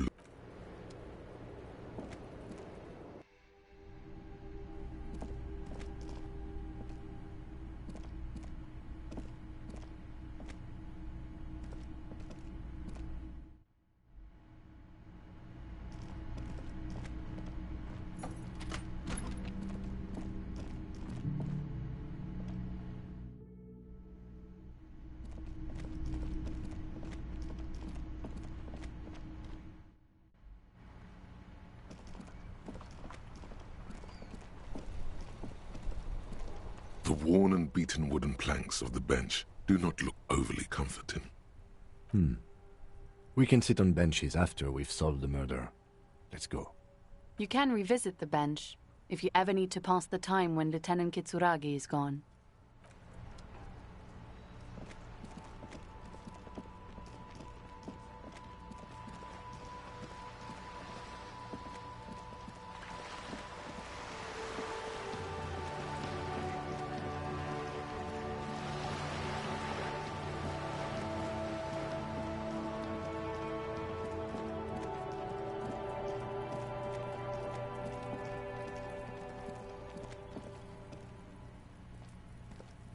There must be another way into the building. That was weird for his audio. What the?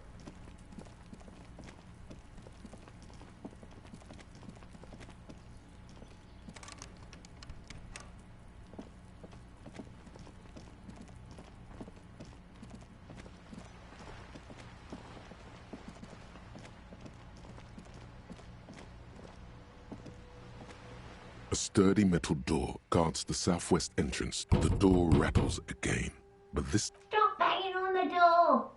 I'm not letting any more strangers inside. The police? Everyone knows the police don't come round here. No, I already told you. I won't be responsible for any more strangers getting into the building. Go check the backyard door. Maybe someone there will. Backyard door? There must be another entrance to the east.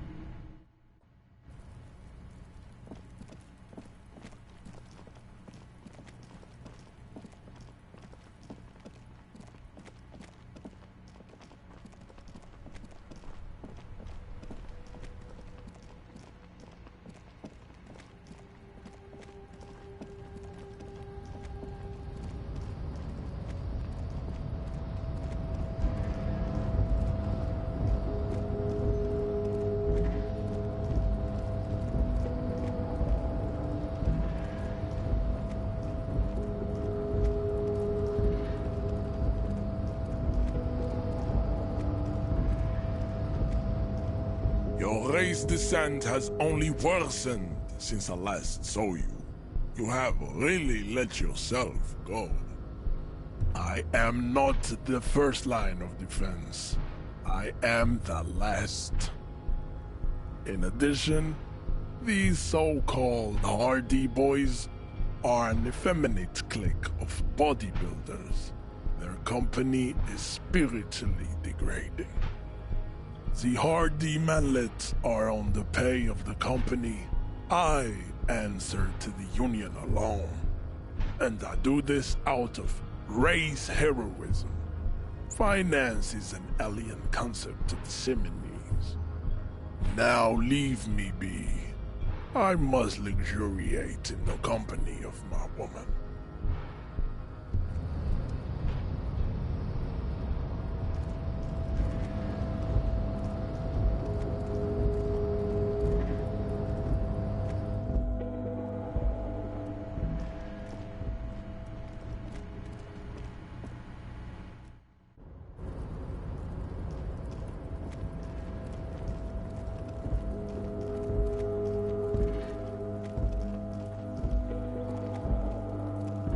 This is the night watchman's booth. If you must. But please hurry. We are pretty easy to spot up here. Nothing incriminating catches your eye.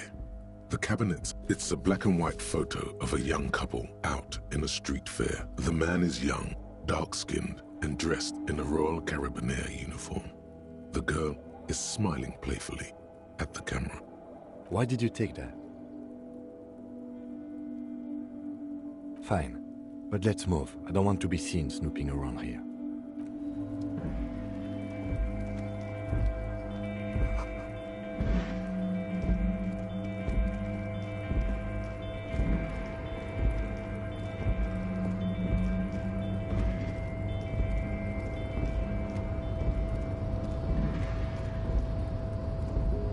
A rusting control panel with several knobs.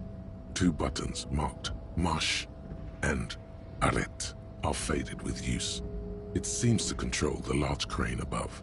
A container is attached to its hook block. Marche. On. Arrête. Off. With a loud grind, the crane shifts overhead, moving a massive metal container through the air.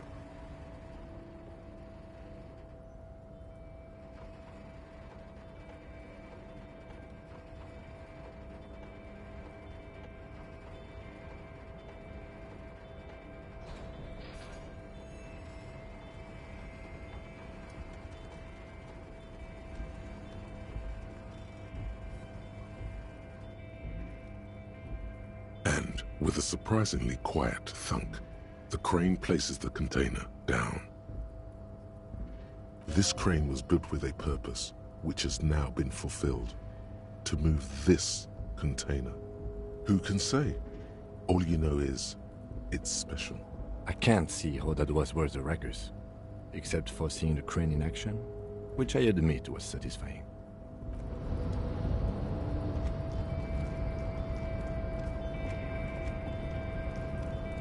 Before you stands a cargo container, just one of many in the yard. You do? Because I don't. There are a million containers here. Why are you fixating on this one? You just picked one out because you wanted to interact with a cargo container. We are not here to interact with containers. We are here to talk to the Union, right? No reply. You attempt to turn the handle. To no avail. The doors seem to be mechanically locked. To your left, the lieutenant considers your actions with some puzzlement.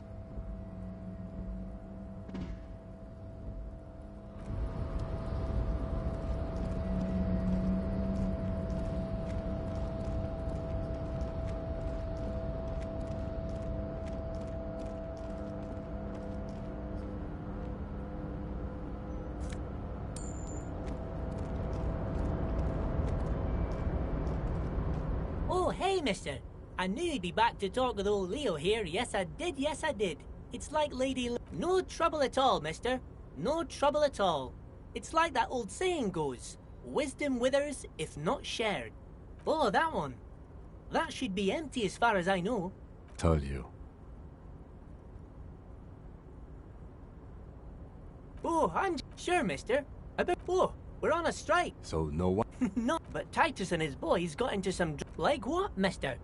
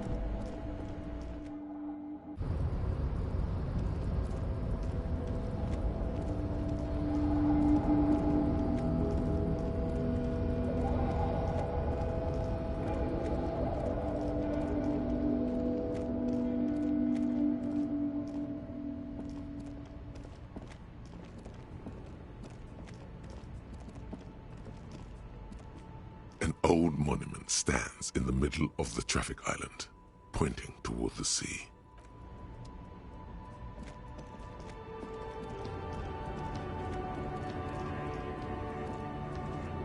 The woman still has her eyes fixed on the photograph in her hands. In the background, the radio plays. Wait. She's just a distracted old woman. Better to leave her alone.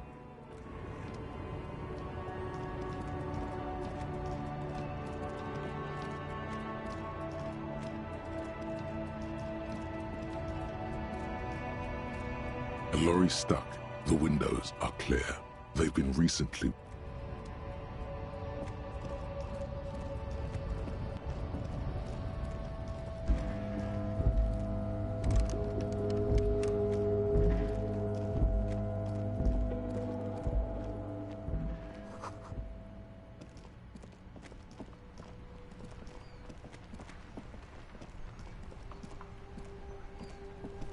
Inside, you see a set of steering levers, a radio microphone, a pull-out tool, a metallic the pull-out toolbox slides back into its nest.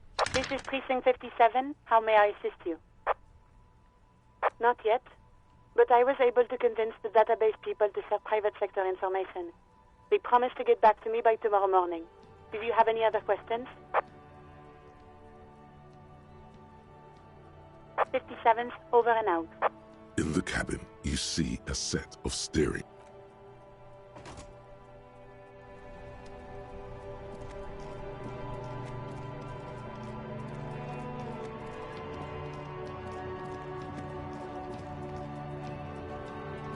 The tracks are as they have ever been.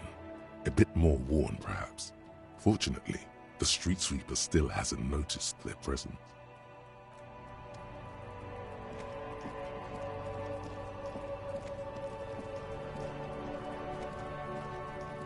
Fuck, does Kuno care?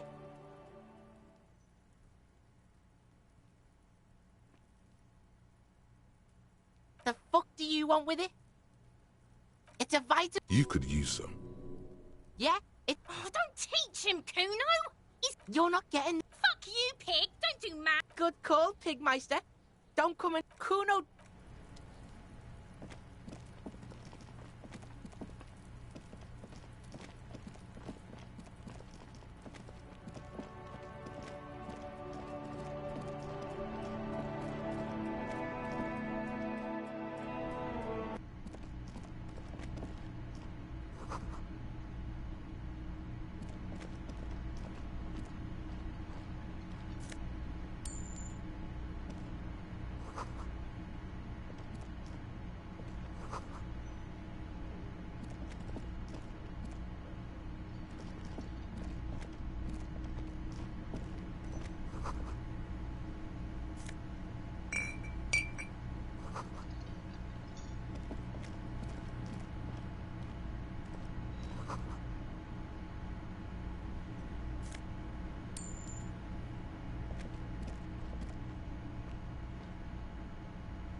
You see a heavy steel door with a prominent dimple lock.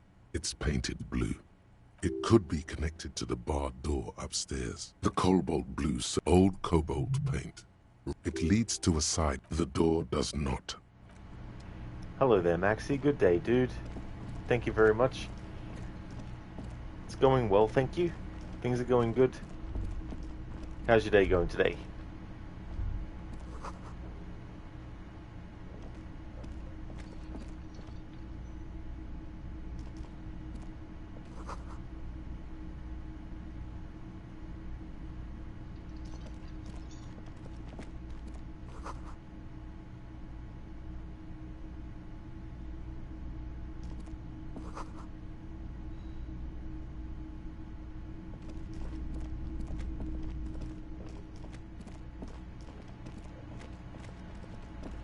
Oh, very nice, Maxi. Glad to hear that it's going good. That's awesome. You just woke up and chilling now? Oh, very nice. I hope you have a great day today. Disco Elysium is going well. Currently on day 2 of the in-game days, and I need to get to day 3 for a certain part of the map to unlock. But the way time passes in this game is through dialogue, but also waiting on a bench, but also looking at your old case files, and that'll make time go past. But if you don't have a place to stay, even if you make the time go, once it hits 2:10 a.m. on a certain day, the time won't progress any further. So you got to find a way to sleep. Honestly, in Red Dead 2 there are lines for greet, and rob. That is true, Anasune, yeah. It's funny getting the different combinations with that. Maxi, thanks for checking the clips, by the way. I might have to just load up Tomb Raider 2 to get a hard clip. That's all good, dude. Yeah, I definitely didn't mind having a look, because I wasn't sure, because I thought to myself, when I did that playthrough where I was getting all the ahas, I had the sound, but I had the graphics in the old school graphics. Then I was like, oh, wonder if I've got any clips of the remastered version, but nope.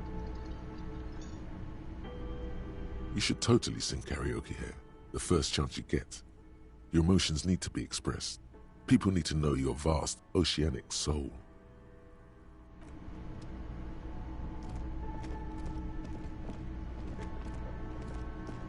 Can I help you? Another thing. Great. I love those. What are you, a cook now?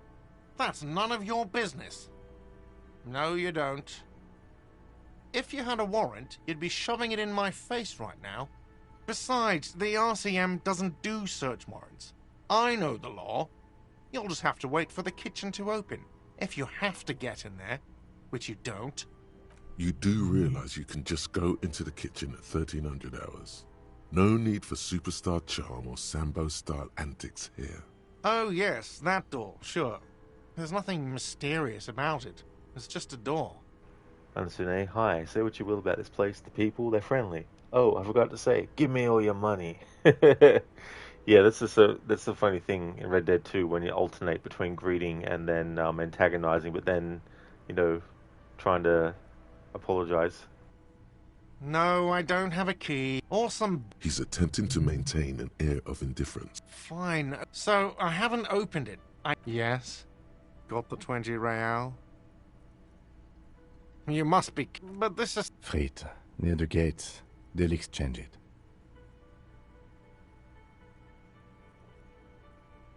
Then why are you wasting...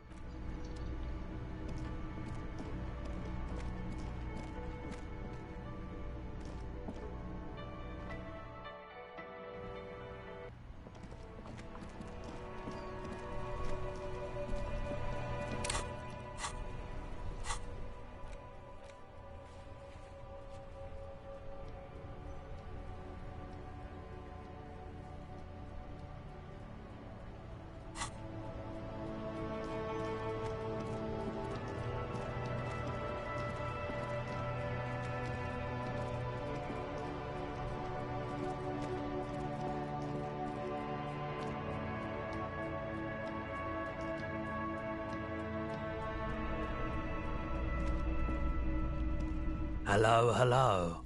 Sure, let me have a look. Anything else you're thinking of selling?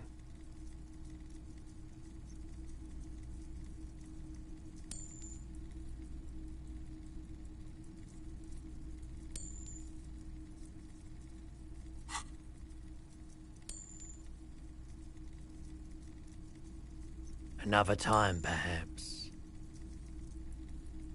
Sure thing. Sure, man.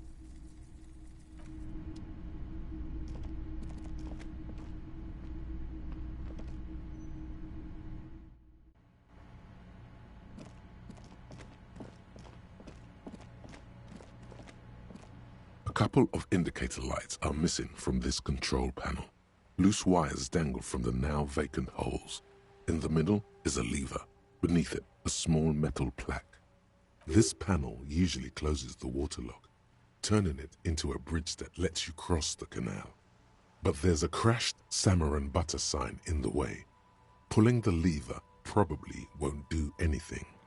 Hello there, James. Thank you so very much for the 24 months of subscribing in a row. Thank you, thank you. Appreciate that a lot. Thank you, James. You're celebrating 2 years, Mr. Legion. That is true. Absolutely 2 years worth. That is amazing. I hope things are going well for you, James. You pull the lever all the way up until the metal clicks against the contact pins. You hear a soft clunk. Then, nothing happens. A spring brings the lever back to its original position. You still need to close the waterlock to get across the canal. Some other way.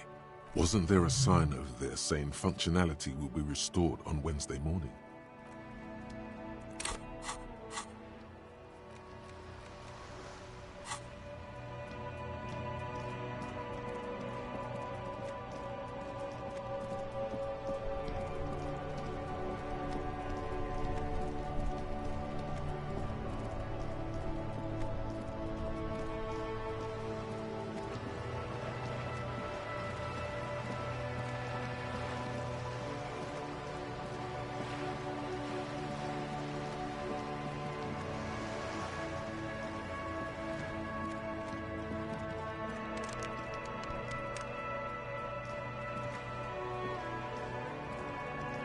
Hello again, officers. Have you come to admire my mural? Can't you tell? I'm painting a beautiful mural, an aereo graffitio visible from low orbit. I haven't really started it yet. I'm waiting for the right words. Yeah?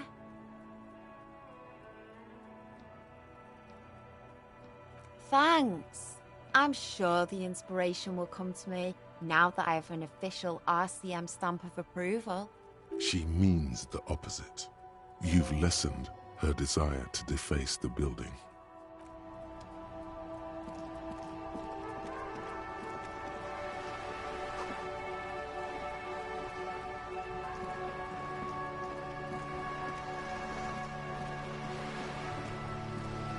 You're back.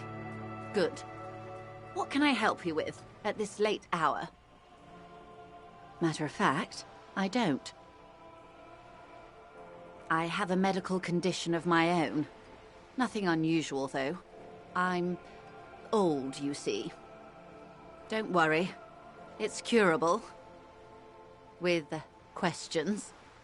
Ask me some. It'll help pass this night. James, yeah, finally free weekend, and next 3 weeks you're on training to build up your knowledge for working, so it'll be chill time after 2 weeks or pure mindfuck at work. That's great that you got a free weekend. I hope that it goes slowly so you can savor every moment of it as well. And I hope that the next 3 weeks of your training goes good too, as well. Yeah, definitely would deserve a break after all the training too, as well. Give you something to look forward to.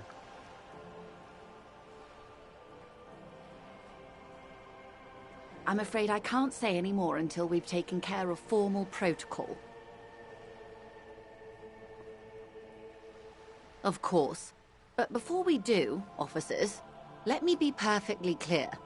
The situation is extremely volatile. The sooner we can speak about this lynching business, the better for all. James, yeah, you slept 16 hours and you're feeling finally like yourself again. Holy shit, that's a lot of hours. Like, that's crazy. Like, after waking up from that long too as well, like, that'd be pretty trippy and surreal. You're back. Good. What can I help you with? I'm afraid I can't say any more until we've taken care of formal... She's a negotiator. Just float a favor at her. Insinuates. I will be frank with you. If I'm going to break protocol, I need to be able to justify it to my superiors. They're going to want to see something very tangible. You're in, but expect her to drive a hard bargain. Reports from inside Terminal B suggest it's a hub for the local drug trade. This is an open secret in Martinez. The Union controls the terminal, so it goes to reason. They're profiting from this trade. The company has tried looking into this matter before, to no avail. Perhaps someone with your authority and resources might turn over the right stones. Or you can recover your badge, though if I may be blunt with you, it sounds like that may be a lost cause. Detective, a word in private before we continue. This is not going quite as I hoped it would, Detective. Honestly, I was expecting you to use your unorthodox technique to keep her off balance, and, you know, not volunteer us to be her henchman. This woman is running circles around us. She might have known about your misplaced badge all along, or she's simply an adept improviser. Either way, we've played straight into her hands. He doesn't let it show, but there is a limit to how much the consequences of your unprofessional behavior can cost the investigation. Maybe this is all her plan. She might have heard about you.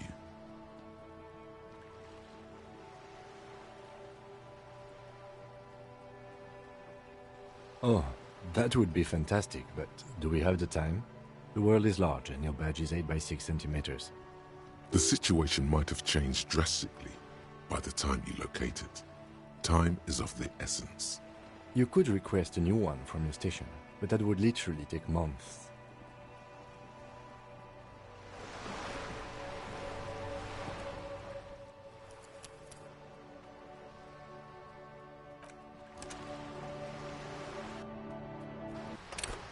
Hello there, Lynch Mob. Hope your day's going well.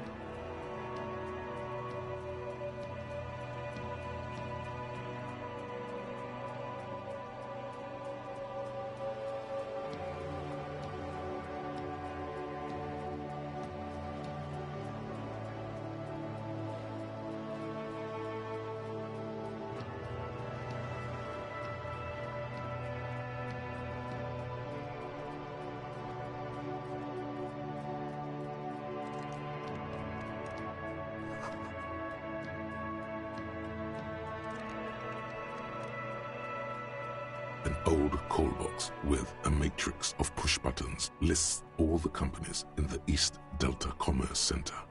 East Delta Commerce Center? This must be the name of the doomed commercial area. Nothing happens after you ring the doorbell. They don't want to talk to you.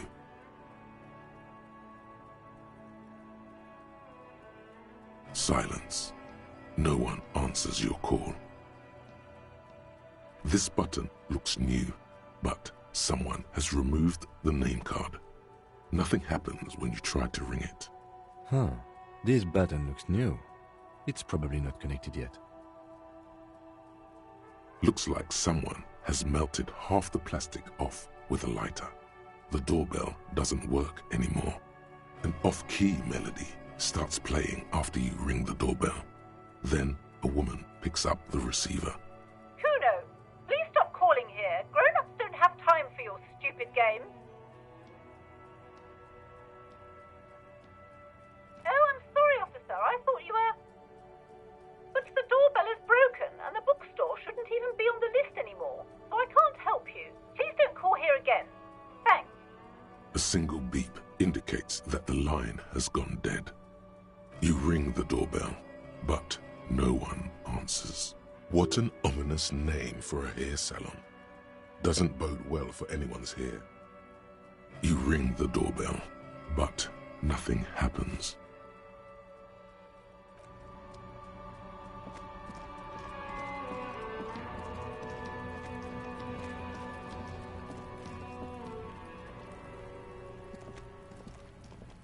What do you see?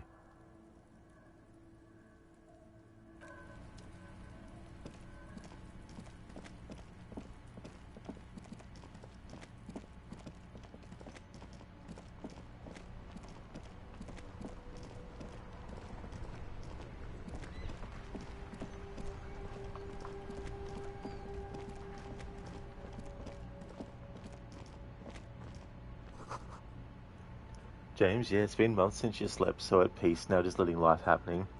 Well, that's really good that you're able to catch up on some good sleep and feeling refreshed as well.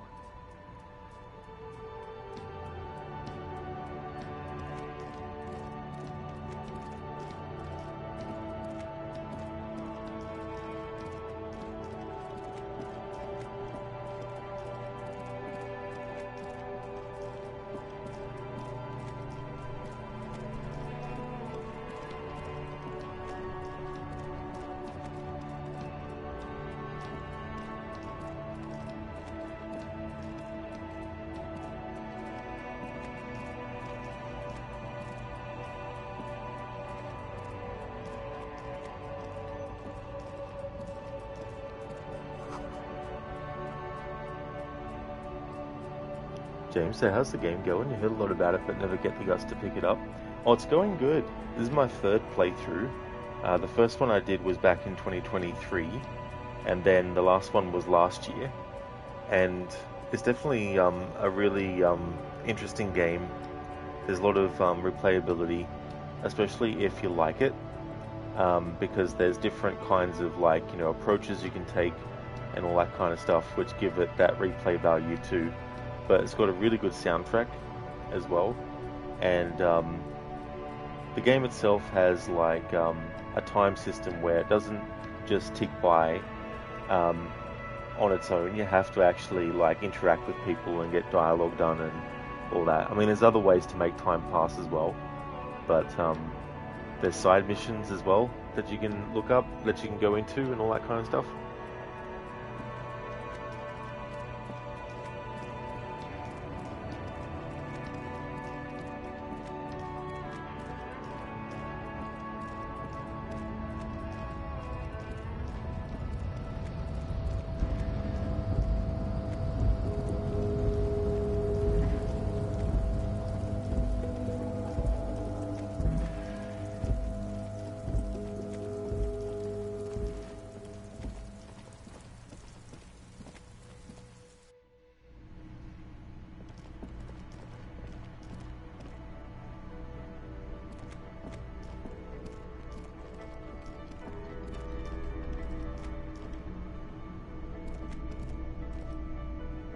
Yes? What do you want to know? Good. No response. He just arches his brow. He's having trouble processing it, believing it even. A moment passes, The lieutenant glances at the sports watch on his wrist. Me? I don't see how my life is pertinent to the investigation. That's a fair point. All right, for the good of the investigation, what do you want to know? What? This? It's just seasonal clothing. Where is this going?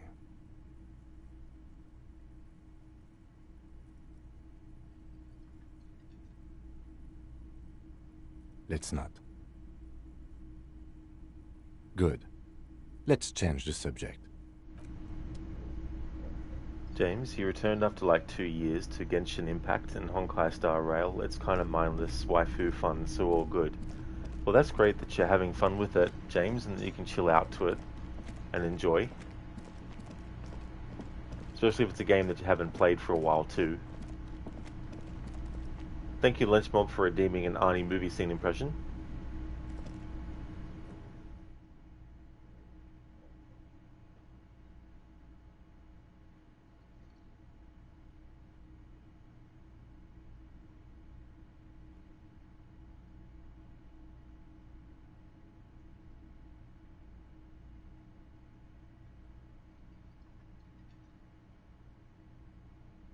Alright, so I've got one.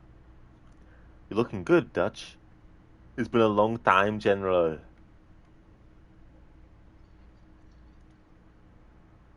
Oops, hang on.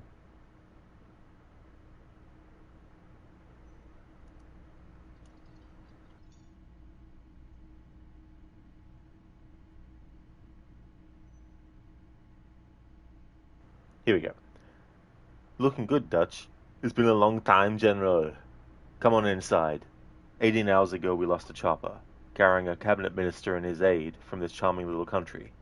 We've got a transponder fixed on their position, about here. This cabinet minister, does he always travel on the wrong side of the border? Apparently they strayed off course, and we're fairly certain they're in guerrilla hands. So why don't you use the regular army? What do you need us for? 'Cause some damn fool accused you of being the best. Dylan, you son of a bitch. What's the matter?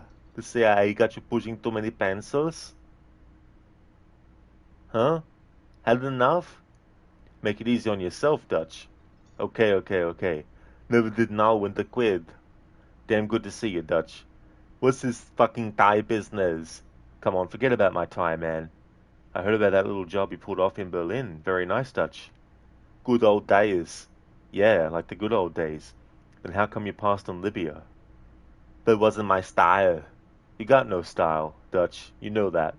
Come on, why'd you pass? We're a rescue team, not assassins. Now, what do we gotta do?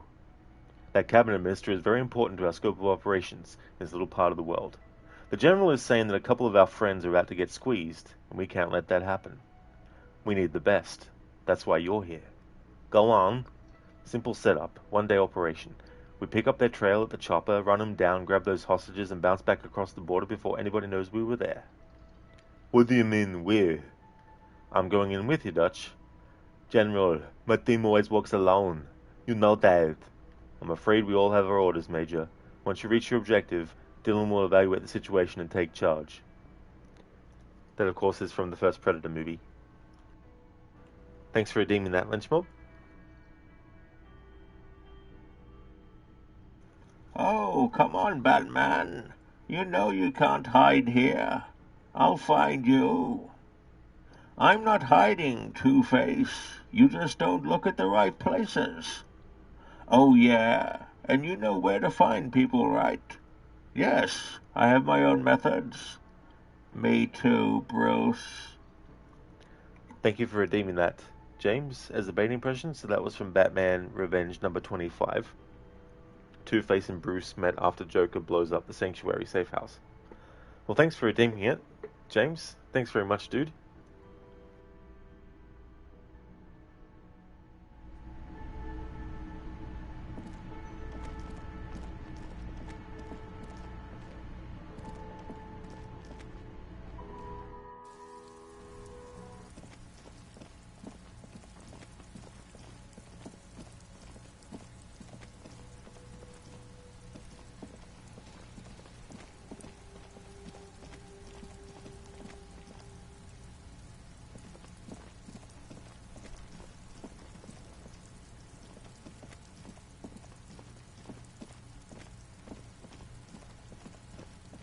the trash container. The smell of rotten food rises to greet you. You see soggy cartons, dirty rags, and organic waste. You see, you've done this before. No, a box falls into pieces. Not much to see here anymore. There's nothing more of interest. The container sounds a muffled gong. James, yeah, this is the time that Bruce kind of starts to turn to the dark side. Something like when Superman becomes anti-hero. It was really awesome to see the transformation of him. It's like 15 issues. Oh yeah, sounds like they gave a lot of depth to that story then, if they had 15 issues, you know, to tell it as well.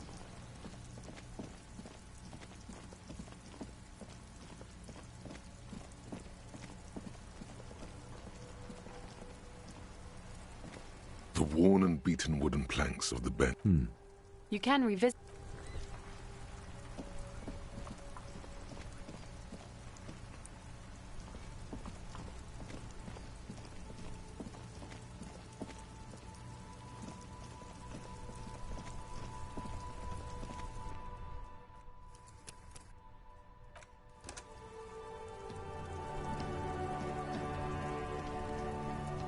Inside, you see a set of steering levers, a rate. This is Precinct 57. How may I... Just a second, officer. Sylvie Malaika on the line for you, officer. Yes, hello? Oh, great. What else do you need, detective? Please, no. Not this again. Everyone saw your cool gun, detective. You were trying to impress some people with it. Everyone was eating, and... you were waving it around in everyone's face, begging them to describe it. You said it calms you, and then you started making suicide jokes. It got pretty graphic. I remember this. You were screaming things like, "My brains are all over the wall," painting them red. I won't be seeing it, 'cause these are my brains. I can't see without my brains. Very nice visuals there. Some poor sod was trying to eat his pudding while you were screaming, spit flying, imitating the mercy shot right next to him. Spat some in his food. I don't think he touched it after. Me neither. No idea. All I know is next you were waving around money instead, saying things like big butts cannot lie and guns can't buy money, but money can always buy guns. It almost looked like you pawned it. But believe me, I did not ask. No, not me.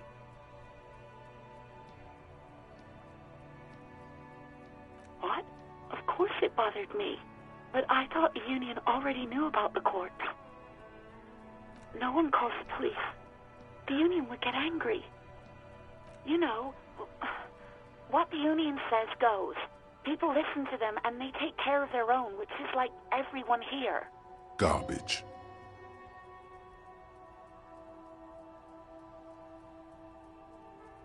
I don't know what to tell you, officer.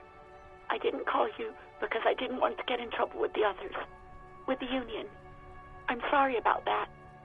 Yeah, go on. James, yeah, like the whole Batman Revenge is like 400 issues. It was really cool to see all the characters developing to one peak of the story. Damn, that's a lot. Holy shit. You mean, why did I leave the bar? Honestly, I'm not really comfortable discussing it with you, sir. Why not? Maybe, I don't know. I just know I have to take some time off right now. You hear the call breaking up on the other end of the radio, and then the already familiar voice. James, you mean it took you like 2 or 3 weeks to get through them? Oh, I don't blame you though. Like, there's definitely a lot of issues to read in that amount of time, even. Anything else I can help you with, officer? 57's over and out. In the cabin, you see...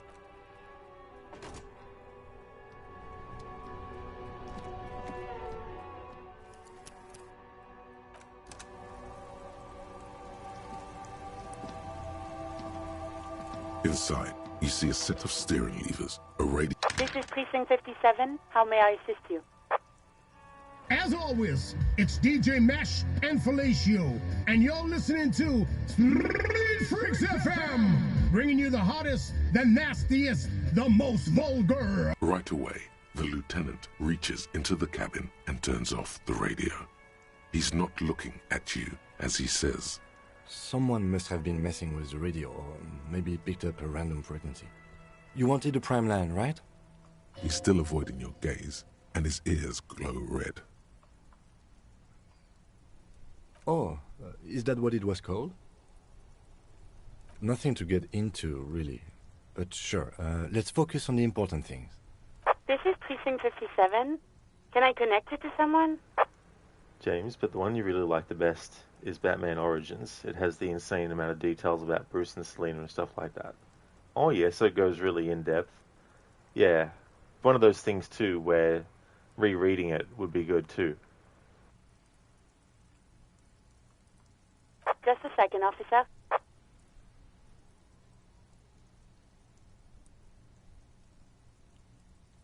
Ten 2, 10-5. This is 41st. Come in. Over. Hey there, White Reborn. Welcome on in. I'm doing well today, thank you. Having a good one. How's your day today? James, yeah, it's Origins, so it gave you all the POVs of each character. Yeah, building things up for them and setting up, you know, what's going to come. A scrawny old man sits in a dusty cubicle, smoking, with a large white rectangle sewn on his vest. In front of him is a box-shaped apparatus with an array of wires and antennas. The radio switchboard. The man uses relay code. You've got this. You're a cop, and cops know relay code. 10-4, message received. 10-5, relay message. What's your status? Over. 10-18, state your message, sir.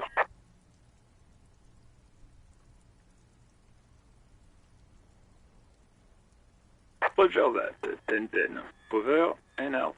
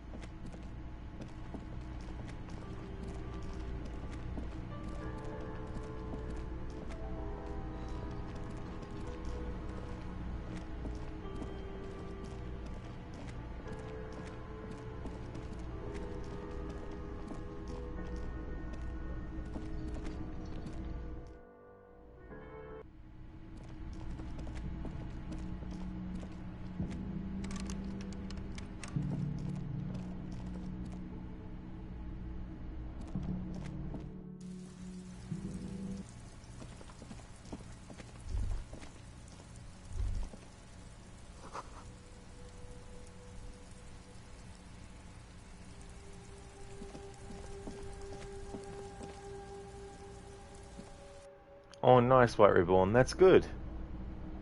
Glad that you're going well. I don't actually do competitive gaming and stuff. I don't do like online multiplayer or co-op stuff and that. A lot of the game playing that I do is basically just testing things out for future playthroughs and also like doing things for any games I have playthroughs of on the stream that I can do between streams and stuff.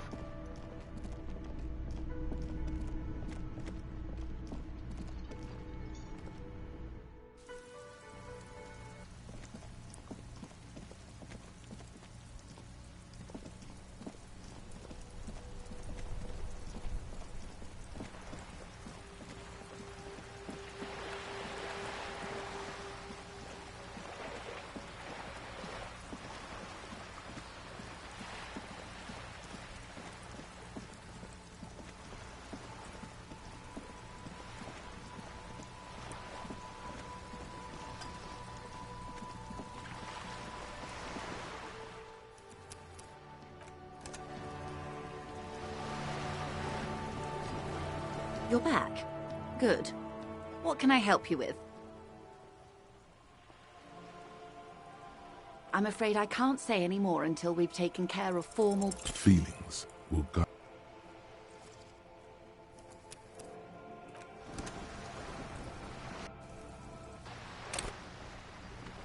You're back. Good. I'm afraid I can't say any more and... Feelings.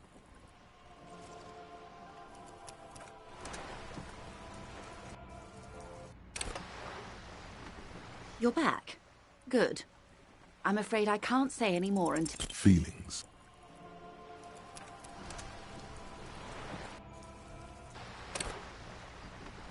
You're back. Good. I'm afraid I can't say any more until... She's a negotiator. Just float a favor at her. Insinuates. Hey there, Bootleg. Thank you very much for leaving the lurk. I hope you get some good rest. Hope you have a great weekend. Definitely recommend people check out Bootleg Space Kitten's channel if you haven't before.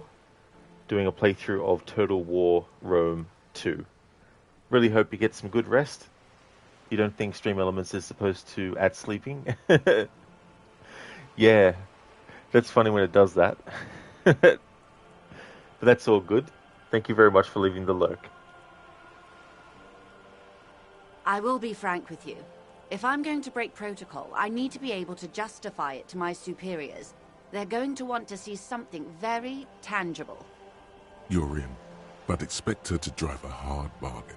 Reports from inside Terminal B suggest it's a hub for the local drug trade. This is an open secret in Martinez. The Union controls the terminal, so it goes to reason. They're profiting from this trade. The company has tried looking into this matter before, to no avail. Perhaps someone with your authority and resources might turn over the right stones. Or you can recover your badge. Though if I may be blunt with you, it sounds like that may be a lost cause. Detective, a word in private before we continue. This is not going quite as I hoped it would, Detective. Honestly, I was expecting you to use your unorthodox technique to keep her off balance, and not volunteer us to be her henchman. This woman is running circles around us. She might have known about your misplaced badge all along, or she's simply an adept improviser. Either way, we've played straight into her hands. He doesn't let it show, but there is a limit to how much the consequences of your unprofessional behavior can cost the investigation. Maybe this is all her plan. She might have heard about you. I wouldn't go that far. Her reaction did come off as sincere to me. I think she's just quick to adapt. She's a professional, after all. No, if there is reasonable suspicion, we must investigate. Otherwise, she could claim we're siding with the Union, or that we are on their take. We'd never hear the end of it. What I propose is, we ask her, then we investigate, briefly. But do not share the outcome of this investigation with her. We tell her it's done and demand for her information on the lynching. You're back. Good. What can I help you with? It's quite straightforward. Someone is using Terminal B to smuggle raw ingredients from the Samar and Isola into Revachol with the Union's blessing. Wild Pines has suspected it for years. Ingredients for what, ma'am? Meth and dextroamphetamine, GBL, and various synthetic psychedelics. Honestly, it might be quicker to say what you can't make from the stuff. Yes, after they clear the terminal, we lose track. The actual production is taking place at various sites in and around Jamrock Quarter, north of here. Wild Pine seems to be well apprised of the local drug trade, ma'am. Do you mean to say the Union also produces the product? Sells drugs, I mean? We're in logistics. It's our business to know. And no. As far as the company knows, the Union does not produce it. They transport the ingredients for a cut. Yes, but you won't get anything out of Evrat and the Dockworkers Union. Still, every chain has its weak link.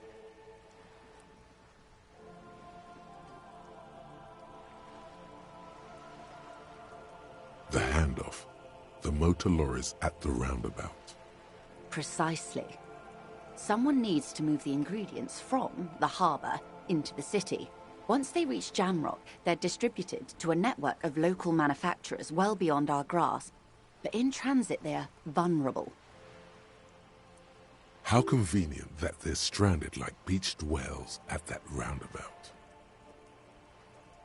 Perhaps you've noticed that a number of lorries are tangled in a traffic jam at the roundabout just now. Interview the drivers who are still hanging about. One of them might be waiting for a crucial shipment. I'll be explicit. If you find this driver, I will share company secrets with you. Uncovering Union secrets could also give you an upper hand when dealing with them. You'll be indebted to her, in a way, but one step ahead of the Union in another. We did, on more than one occasion. Apparently, there's some sort of inter-precinct disagreement about whose jurisdiction this area falls under. We know the company has launched its own probe into the Union's alleged involvement. We also know it's come up empty. It's not just the RCM. No one's been able to find any hard evidence. Well, here's your chance, officers. No. We asked East Motor Track to raise the drawbridge. The road company is a partner of one of our subsidiaries. However, this is a limited time opportunity. Once the complaint has been processed by the Trade Committee, they'll have no choice but to lower the drawbridge, and the operation will continue. Thousands of litres of raw ingredients will pour onto the streets of Revachol. Not the east across the river, but the west. The vulnerable, the weary.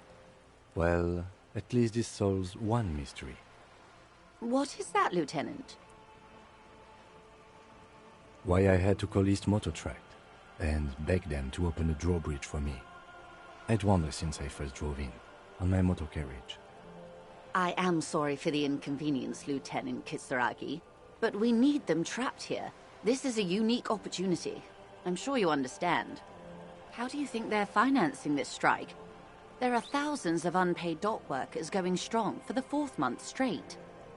There was a shakedown of local businesses preceding the strike. Many were squeezed to bankruptcy to fund it. With all due respect to these desert cacti, the contents of a few cash registers cannot provide for 2,000 men. The local businesses can scarcely provide for themselves. Precisely. Smuggled out of that very gate at night, most likely, then loaded onto lorries and driven to Jamrock. You simply need to find one driver who will open up to you. The two might even be connected. Or not. Though, if you have evidence to the contrary, I'm eager to hear it. As eager as I am to share it, Lieutenant, once the job is done.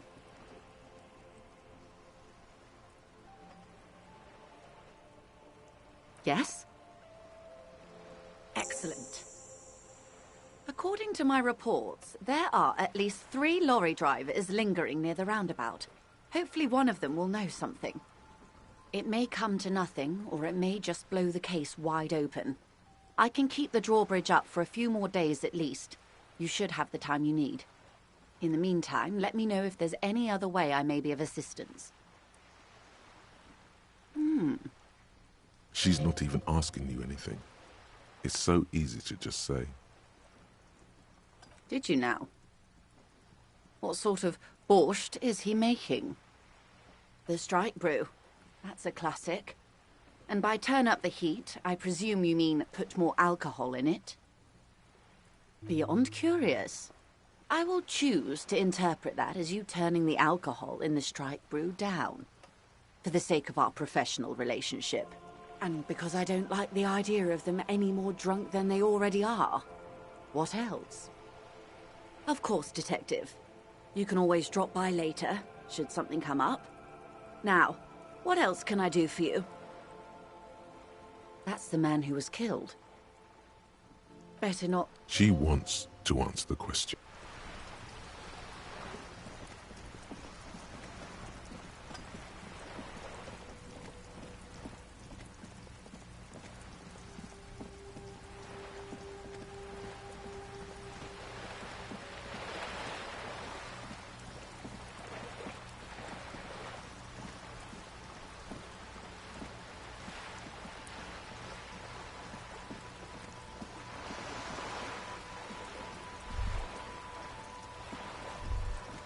The sight of bullet holes stirs something in you. making you forget the lieutenant's surname. The faded marks are too degraded to draw any forensic conclusions. Just chips in the sandstone. They look pretty ancient. Where? There? Those are old. These bullets were fired during the Revolution, over half a century ago. They do not warrant investigation. Not much. I don't have a fresh perspective on it. Shall we go?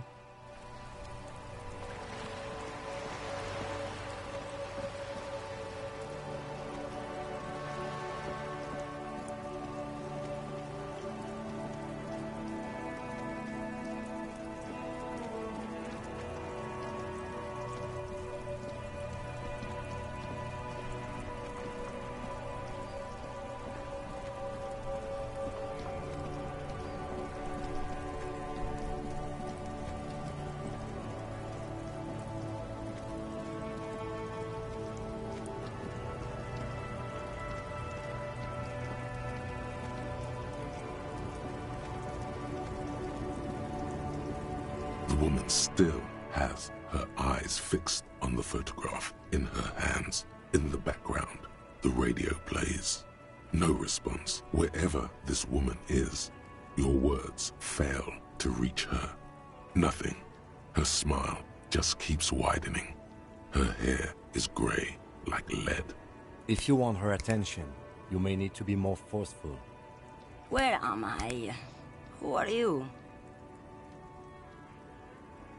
The smile on her face has disappeared, replaced by the wary aspect of a cornered beast.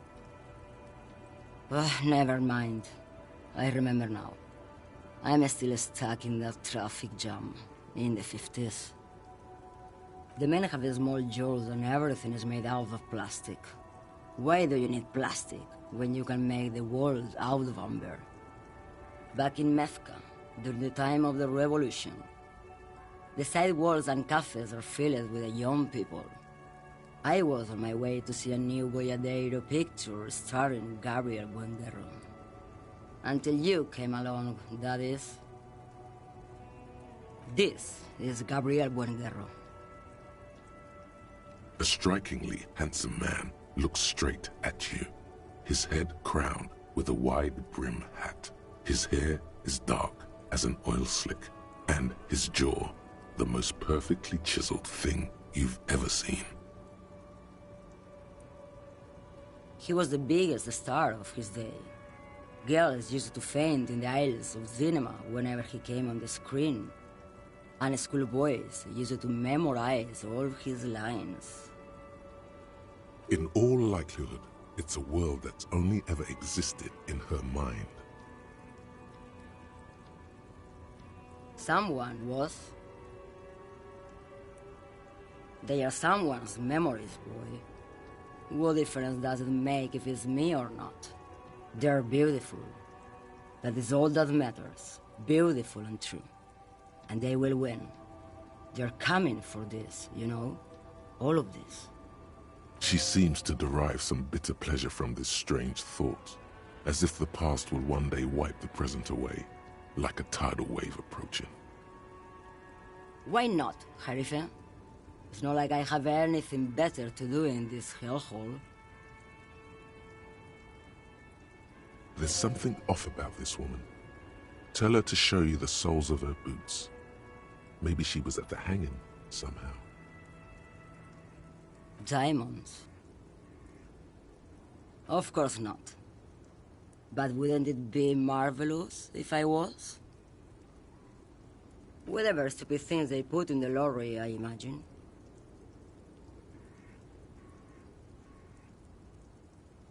I quit concerning myself with that a long time ago.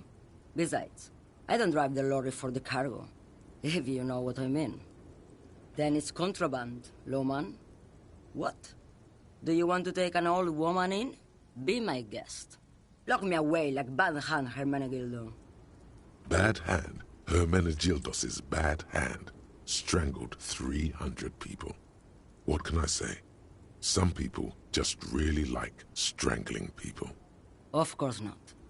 To truly understand the Boyadero, You need to listen, too, on the Western Plain.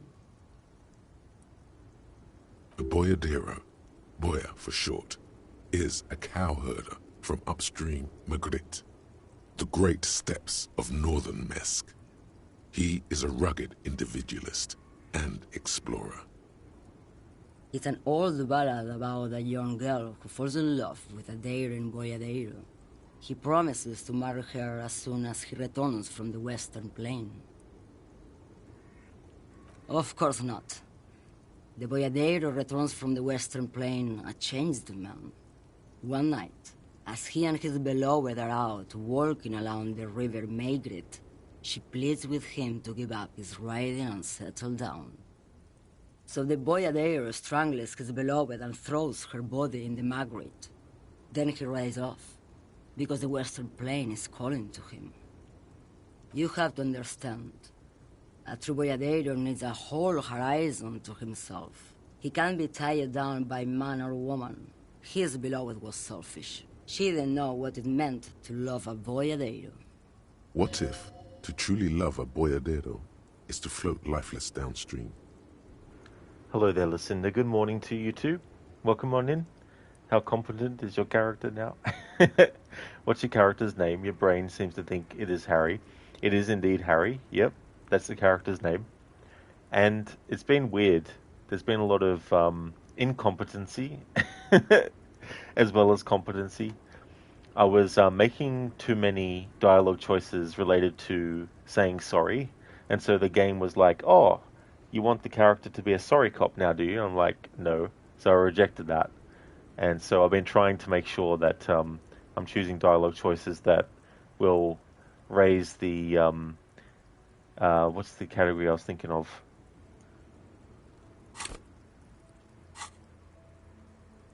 Boring cop. And it looks like I have a little bit. Cool. So yeah, it tells you how many times you've done something that correlates to the copo type. So I've done 2 superstar cop actions, 0 apocalypse cop actions, 4 sorry cop actions, 3 boring cop actions, and 12 good cop, bad cop things. But yeah, there's definitely been a lot of things that I have had him competent in. But there's still definitely more time in the game to bump up the boring cop, which would then have the thought to appear of what's related to that. And yeah, but no, it's going pretty well. I'm sort of like stuck at a thing here now because I can't progress time any further, and I can't progress time any further until I have found a way for Harry to sleep somewhere for the night. You can't just have him just sleep on a bench, for example. Hey there, Gorky. I hope things are going well. Listen, okay, cool. You remember the right. Exactly. Yeah. Harry Dubois is his name. Well, I think his full name is Harriet, but yeah.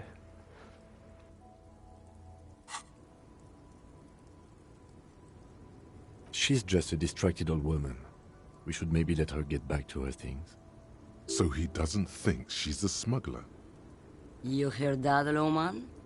I don't think your partner likes you spending too much time with me.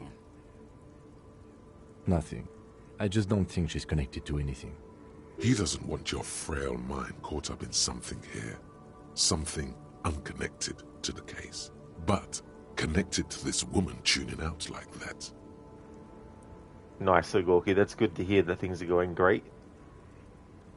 Lucinda Dubois. Fancy. Yes, very fancy. A pilgrim is what it is.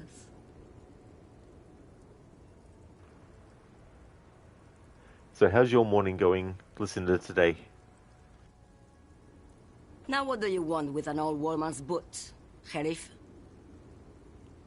I'm starting to think you should let me get back to Gabriel Buenguerro. You are no Gabriel. She's wearing sturdy worker's boots, made of black leather. Buckles run across. The sole is also made of leather. Just before Gabriel, it was the coronation of Franco Negro. Now, there was a real man.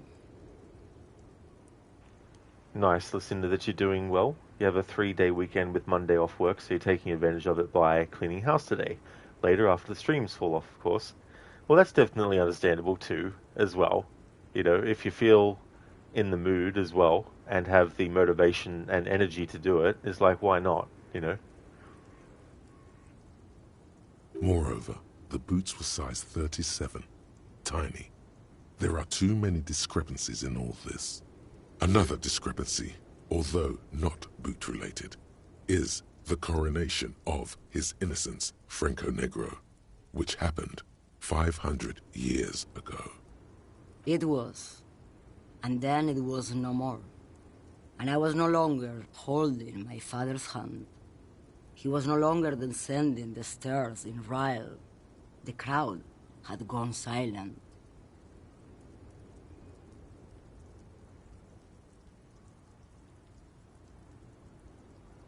Perhaps it was another Herife who came and woke me up, looking at my boots, asking questions. Or perhaps it was one of the others in this carnival. I don't remember. As she says carnival, she gestures to the empty square with the statue and the machines. I could have told you that from just looking at them. The size is 37. The feet of a little girl. They fit well on the pedals. Yes, go. Enough jamboree. I need to get back to Mesky. Lucinda, you haven't done a full house clean since before your vacation in October. You keep up with day-to-day stuff like dishes, laundry just fine, but actually taking a duster or a vacuum to things is something you generally wait until it starts to bother you to do anything about. I mean, that's fair. You know, at least it's not a thing where once it gets to that point, you're just like, oh yeah, just leave it for another few months. You know what I mean? Like, once it gets to that point where it's bothering you.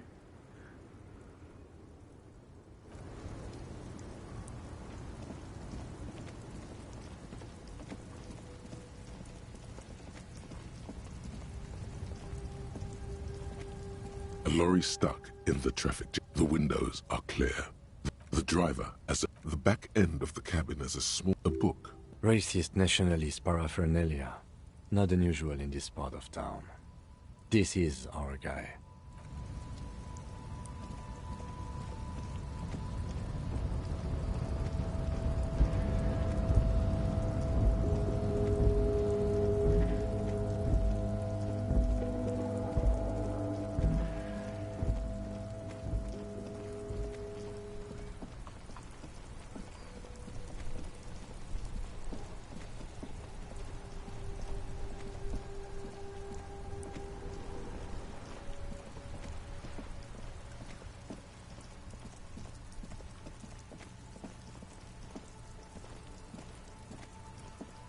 The dented yellow mailbox greets you with its graffito and bullet holes in the front.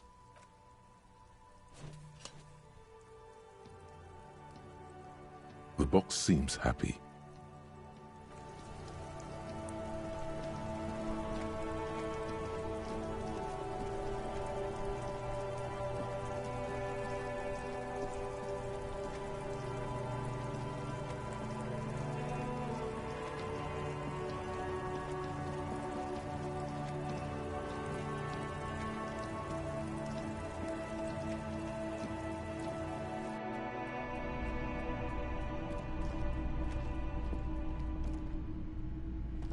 Hello, hello. Let me know if I can help you with anything. Sure, let me have a look. Anything else you're thinking of selling? Oh, no. I don't like those kinds of objects. No sale. Aphotic paths, counter-radiance networks, anti-magnetism. It's darkness. That's all I know. Sell me something lighter. You have absolutely no idea what aphotic paths are, but the tattoos on the man are not that. Another time, perhaps.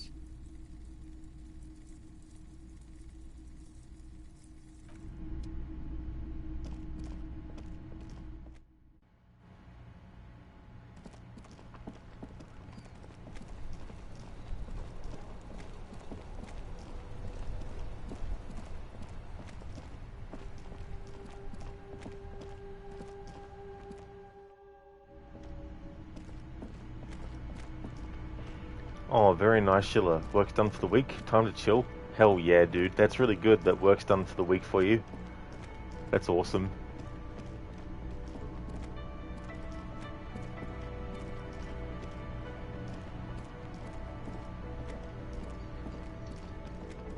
Stream's going well, Schiller.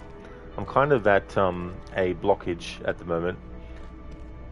But I think there's something I need to do that's going to go against being a competent cop that I need to do to actually progress. Which is to have Harry actually report his badge and gun missing.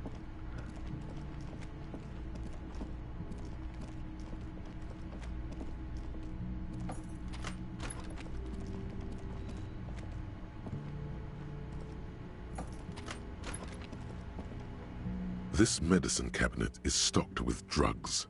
There it is, the orange sun wearing blister pack.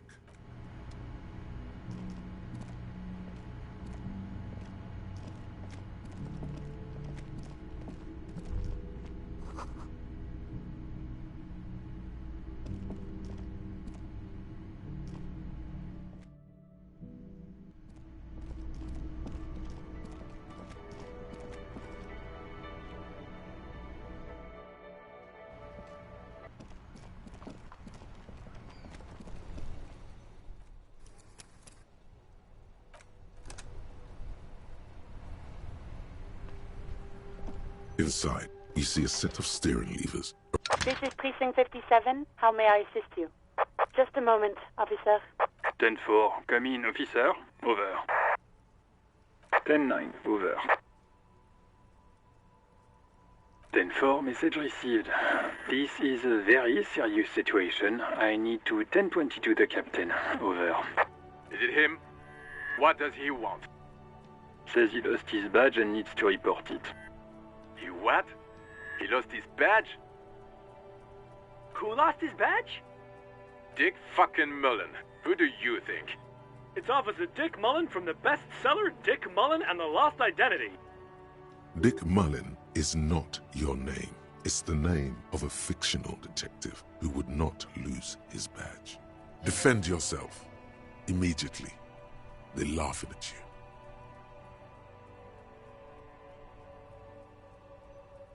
10-4, I hear you, officer. I'm just going to make a note here that you are in pursuit of your misplaced badge. Over. Fuck me. Mac, come here. You've got to hear this. Dick Mullen lost his badge. What's going on? Super Cop here lost his badge. He lost his what now? His badge. He lost his goddamn fucking badge. 10-9, come again. I didn't get that. Over. New heights even for Captain Sober. Ask him. Ask him if he's lost his gun too. Sergeant Orson wants to know if you lost your gun too. Over. Oh, fuck. Lying over the phone? It's easy. Just say it like it's the truth. And then it becomes it. He says he didn't. Thank God for that. That would have been a nightmare.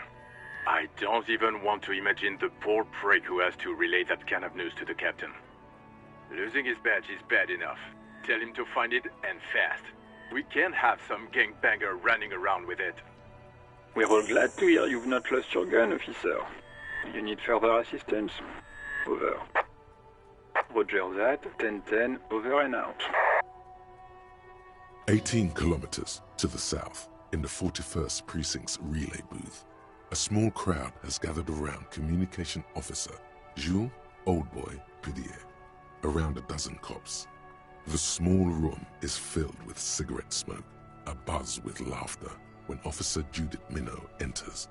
Her left arm is in bandages, and her hair trimmed short. What is going on here? Did something happen? What happened is my partner made contact, and it's not good. He's lost his badge. He seemed confused, delirious even. Mac, the torso Torson, is finger-fucking his fist, laughing hoarsely and apparently telling some dirty story to his partner, Chester McLean, near the entrance. Yeah, Mullen was fucked, alright. Sounded fucking drunk to me. Yeah, Mac's right. That was some gnarly shit there. Enough!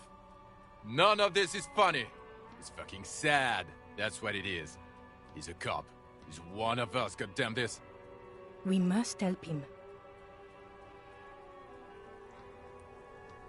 It's like, hey now, I haven't had Harry drink any alcohol for the entire time since he woke up from the hangover. Yeah? How do you fucking plan to do that, huh?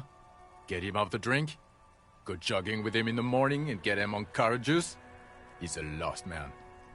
I just know we can't give up on him when he's at his weakest. He wouldn't. Mac, man the door. You know what he told me? I don't want to get better. I want to get worse. Those were his words. This shit does not leave this room. Not a word of this to the captain. Or anyone else. We'll give him a couple of days to pull his shit together. I guess I can hold off the report for a few days. Good. Okay, everybody. Nothing but a prank call here. We all got our laughs. Now get back to work.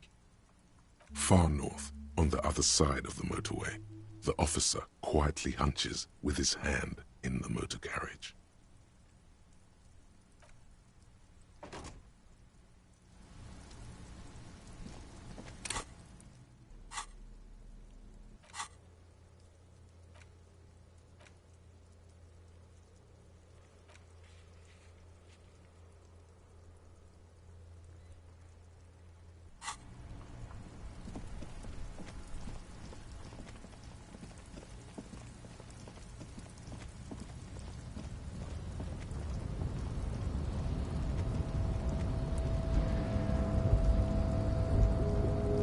Dry hands, no deed ever forgiven. I mean, it's understandable how they react to Harry.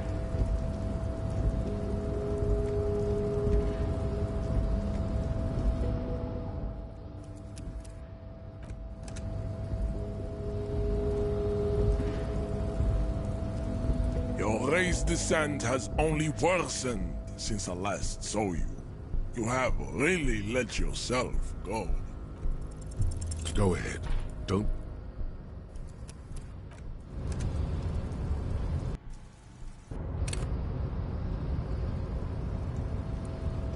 Your race descent has only worse. Ask what kind of races there are first. Classification is core to this stuff. Do you?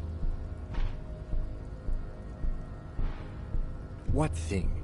We already got in the harbor. You just want to hear about races, don't you? You are obviously a liberal, Sailite. A polyculturalist. I can see it from your love of microtechnology and your sartorial choices. Do not deny your friend the truth you have denied yourself. There are 3 categories of race. Type A, the heroic races. Type B, the servile races. And the vile CF race cauldron of pederasty. Which one do you need education on? Those are the Simonese, the Areopagite, and the Occidentals, excluding the Maun, of course. The Maun are riddled with eczema to the point where they find it impossible to smile. They are all lactose intolerant. A common result of inbreeding. A receding genetic pool has led the Maun on reprehensible street parades. In Maun cities like Stadskanal and Vredefort, wearing wooden clogs on their feet and little green tassels on their hats. You know them by the names of their nation-states. The Oranese, the Gotwaldians, and the Königsteiners. My people simply call them Maun. Mahoon is a derogative term for first world people of Gotwaldian descent. They do not all have eczema. Also, people of Katla, like the Suru and the Uhu, are much more lactose intolerant.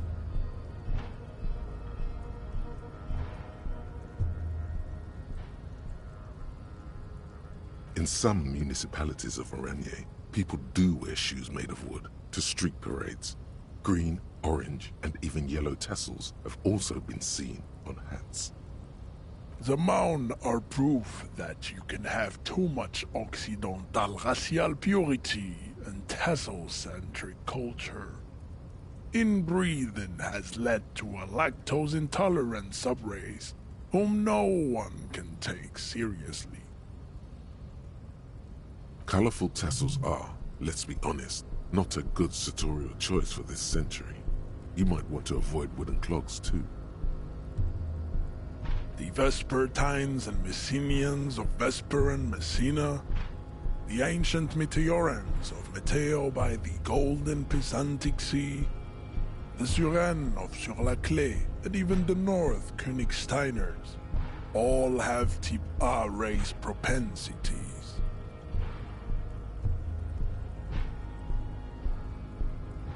The other large Mondial civilization, the Mesk, are too yellow and oleaginous to count as a heroic race.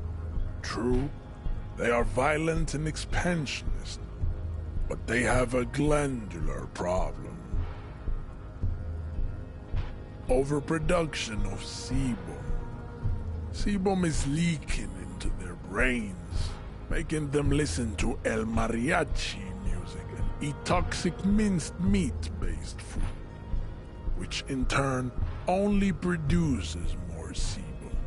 As proven by the Maun and the Mesk, Occidental Type A is in retrograde. The Seminese and the Areopagite are on the ascent. The indigenous people of this, the Insulindian archipelago. The Seminese inhabit the southern islands. I am Seminese, from the stock of Ulembuir on Ile de Fantôme. The indigenous people of this, the Insulindian archipelago. The Seminese inhabit the southern islands. I am Seminese, from the stock of Ulembuir on Ile de Fantôme. The Areopagites are the master race of the Ile Maran deserts. The Seminese are descendants of the Areopagites. We came here during a heroic migration from Ile Marat to Ansuland, thousands of years before the lactose-intolerant Maun Reden Occidentals discovered this place.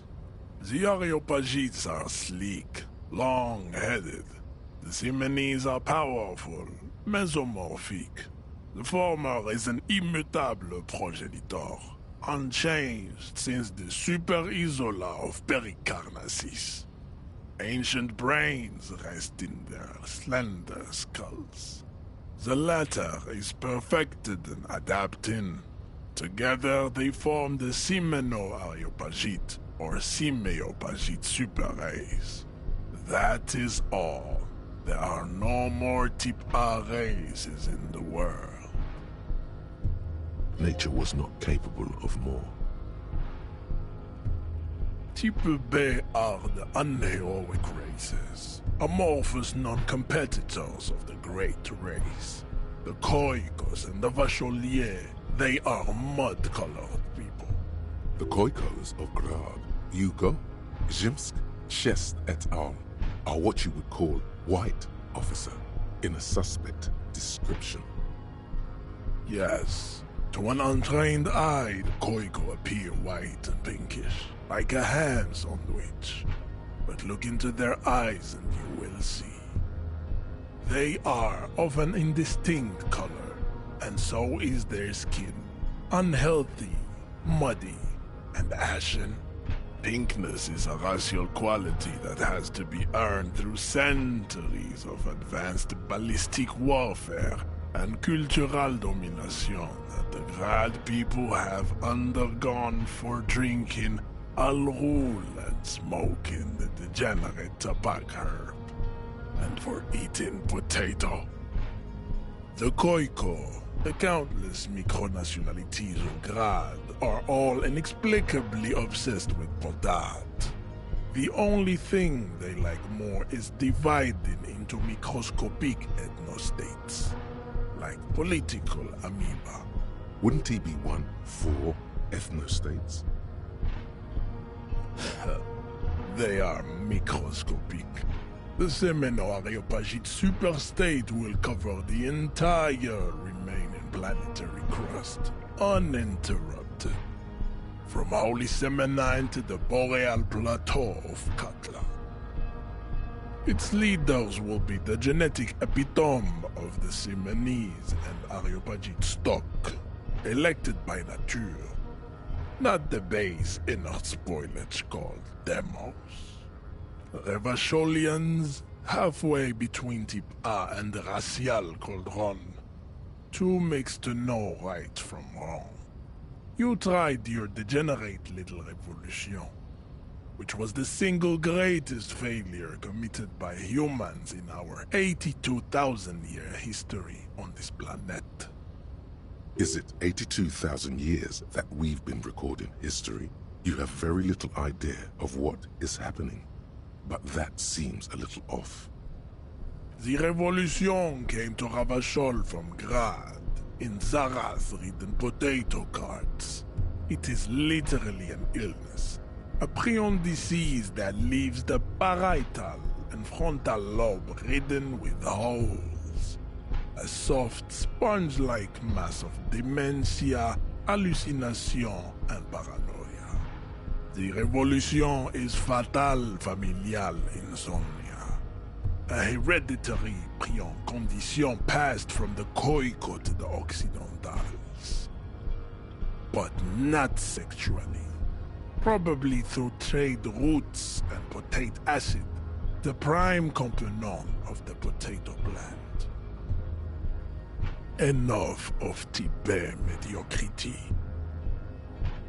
Tips CF are a museum of failed chimeric experiments and tragic maladaptations. They are tortured creatures waiting to be put to sleep. Your morbid interest in them worries me. Lesser races like the mosquito, a grotesque mixture of a masked woman and a Semenese man. Only possible if the mother is masked and the father Semenese. The other way around, they fail to produce offspring. The mosquito is born sterile, like a donkey.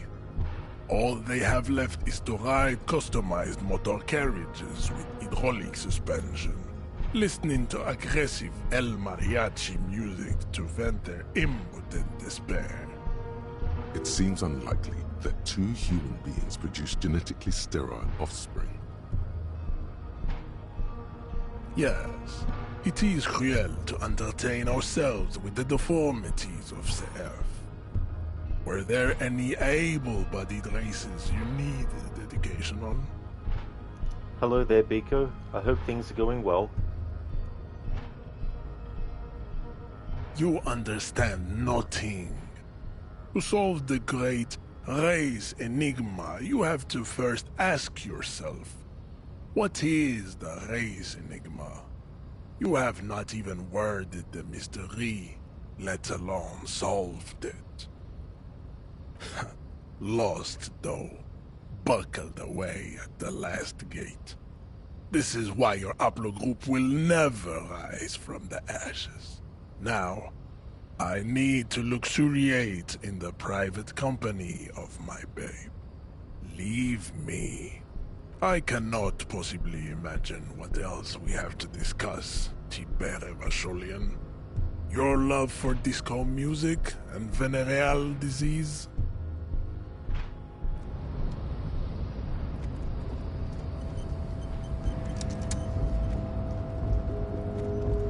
I have no memory of what he said.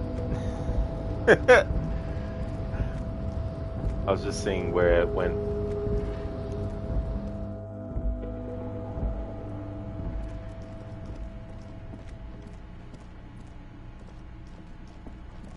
The file cabinet stands steady. Hundreds of, and the same you already went. Remember, Leo, all items on the drawer. So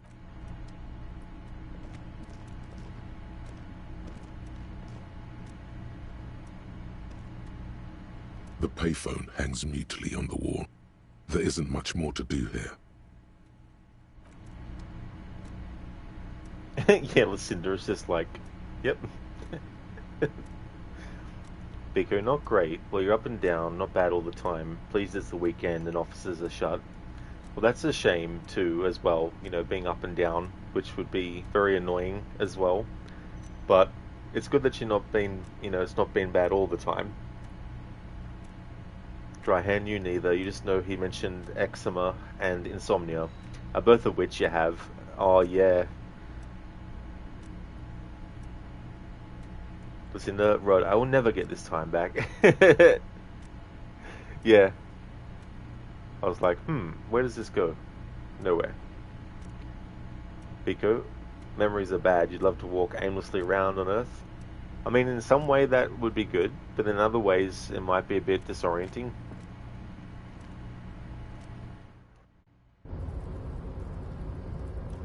Thank you for redeeming an Arnie movie scene impression, Ogorki.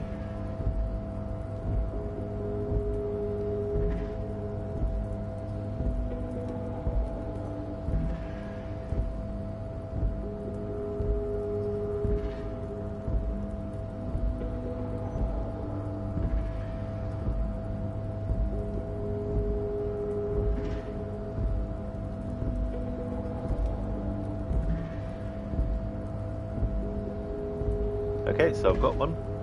Yesterday, what did you see? You're wasting your time. No more games. I don't know what it was. Go on. It changed colors like the chameleon. It uses the jungle. Are you saying that Blaine and Hawkins were killed by a fucking lizard? That's a bullshit psych job. There's 2 or 3 men out there at the most. Fucking lizard. What's your name? Anna? Anna, this thing is hunting us. All of us. You know that. What the hell do you think you're doing? We're gonna need everyone. I'm taking her back. We're out of here in 5 minutes. We're not going yet. Look, the rendezvous is 10 to 12 miles away from here. You think the chopper's gonna wait? Dylan, we make a stand now, or there will be nobody left to go to the chopper. There's something else. When the big man was killed, you must have wounded it. His blood was on the leaves. If it bleeds, we can kill it. There we go, Gorky. That's from the first Predator movie. Thanks for redeeming that.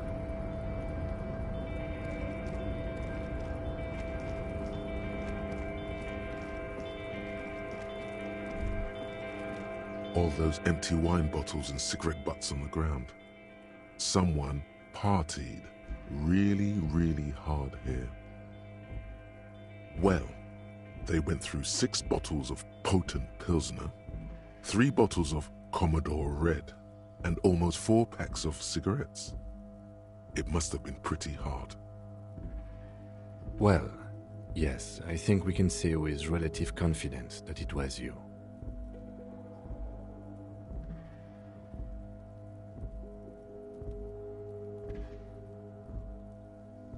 Yes, this scene isn't exactly ripping with joy. Let's just move on.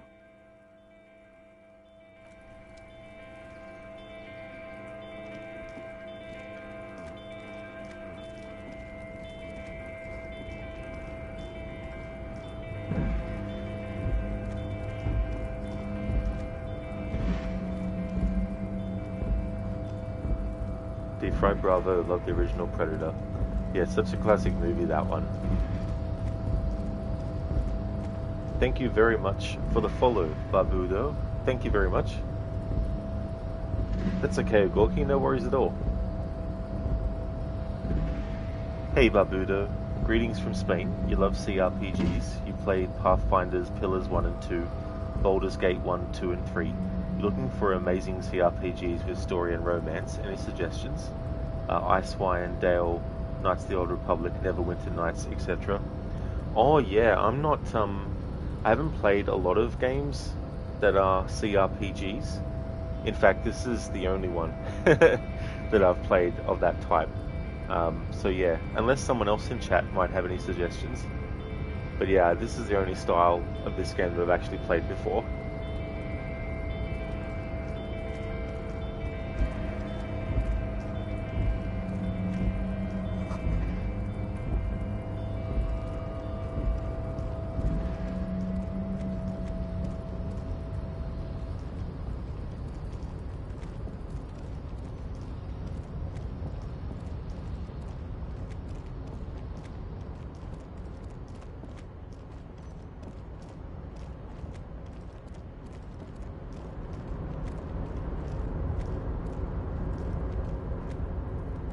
Oh, hey, mister.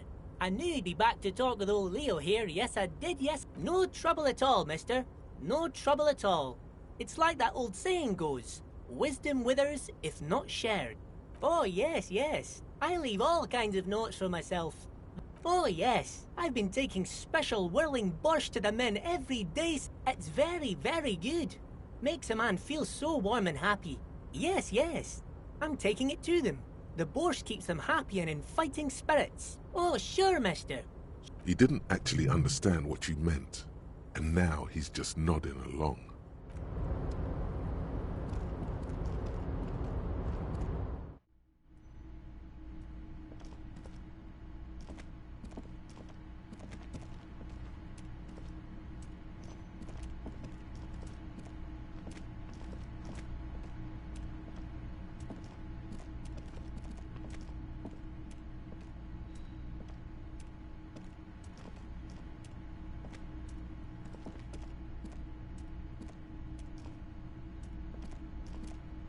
Yes?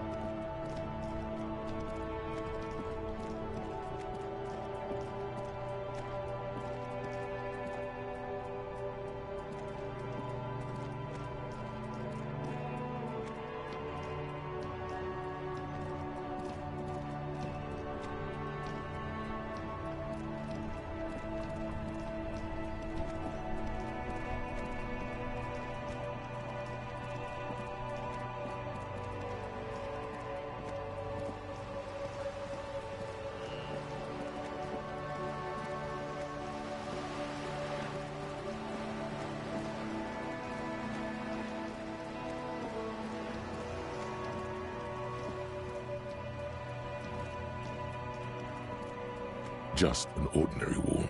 Nothing to see here.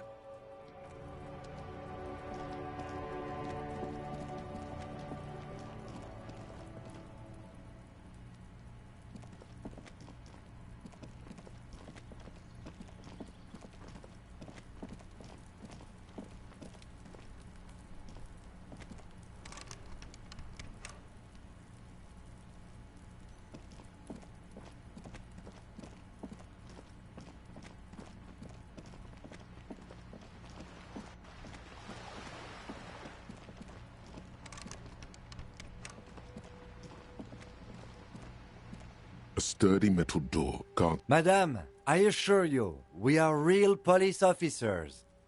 There is no reply. Just faint, sweeping sounds inside.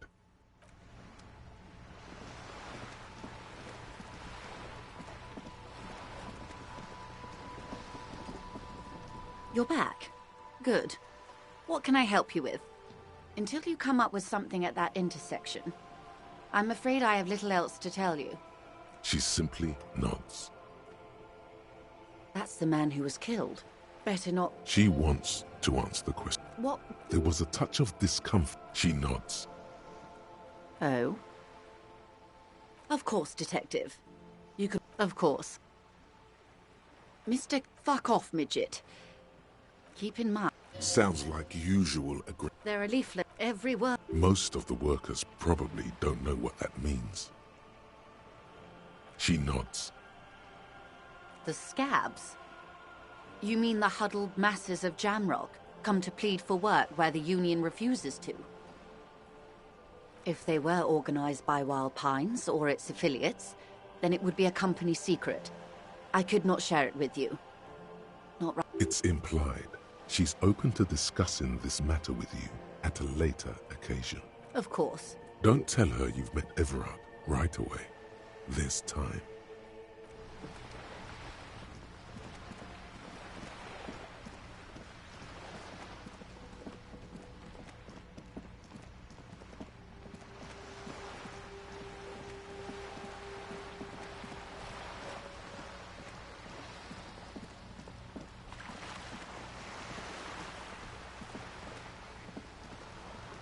This coin-operated viewer is facing southwest. Its coin slot is full of fossilized bubblegum, rendering the machine permanently inaccessible. The metal feels cold and wet under your palm. It looks unhygienic. Probably some kids.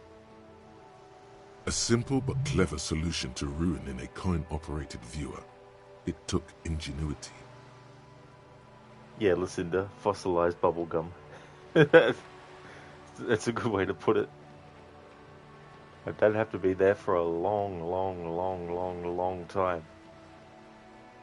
A thick layer of graffito covers the lenses.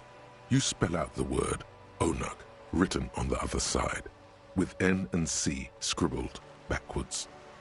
That's Kuno on the lens. Kuno doesn't fucking care.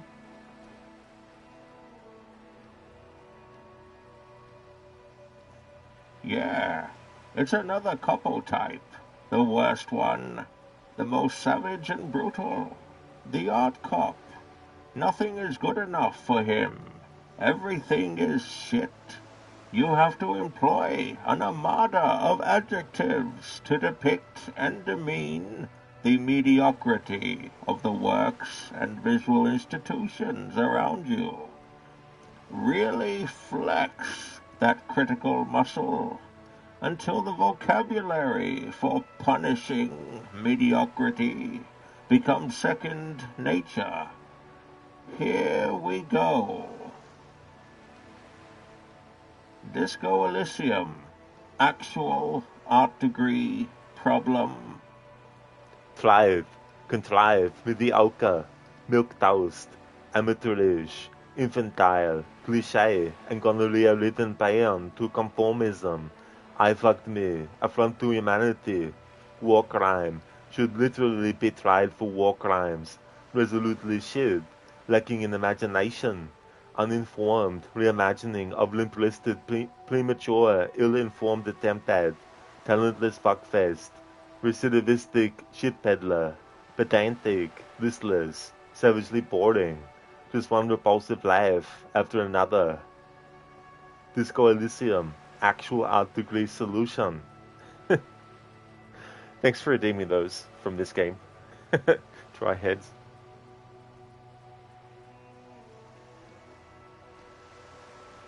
Under the graffito, a sea of blues and greys appear. Behind the water lies a coast, studded with concrete and reeds. On it, a church on stilts, lanky weather-worn wooden planks, an X-shaped cross topping its tower. You know this to be the Star of Pericanasis, or the Cairo, the central symbol of the Pericanassian Church, a star, a great moral height to be strived towards. The church looks old and weather-worn. There are no lights in the windows. Around the large wooden building you see chunks of sea ice gathered on the beach, and a small tent set up on the ice.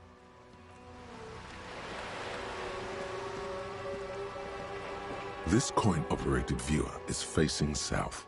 The instruction manual says to insert 25 centimes and pull the handle while looking inside. Then use the focus knob to zoom in if necessary. Oh, that's all good, Dry Hands, for doing the two-parter. That's all good. Switch voices like a pro. Yeah, it's funny too because like sometimes going from the Bane impression using the Pringles can to the Arnie impression, there's sometimes where I accidentally do a bit of the Arnie impression with the Pringles can. Why place a tourist attraction in the middle of such poverty? There was a revitalization project in 49. A design studio tried restoring Martinez to its pre-war glory. It didn't stick. They got as far as the street lamps and that statue on the intersection before something went sour. I suspect it was Evrard Skler's doing. He muscled them out. It's how it usually goes around here. The lieutenant adjusts his collar. It's frisky outside. Dry Hands, that works too. Be a Terminator outside of disguise.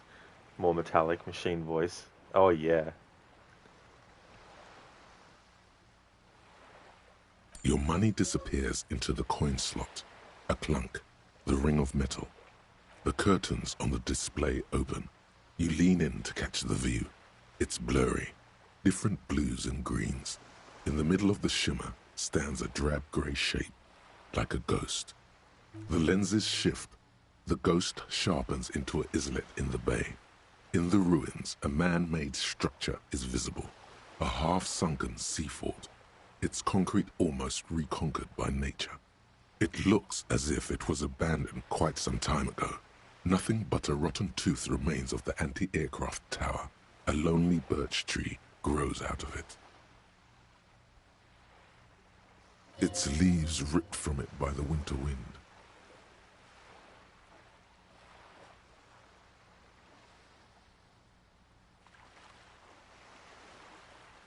The little brave birch tree seems to wave back in the wind. Really? I don't have the eyesight to make it out. Can you tell? From this distance? I don't think it's possible. It's not. The details are blurry. There's water vapor in the way and waves cut into the islet.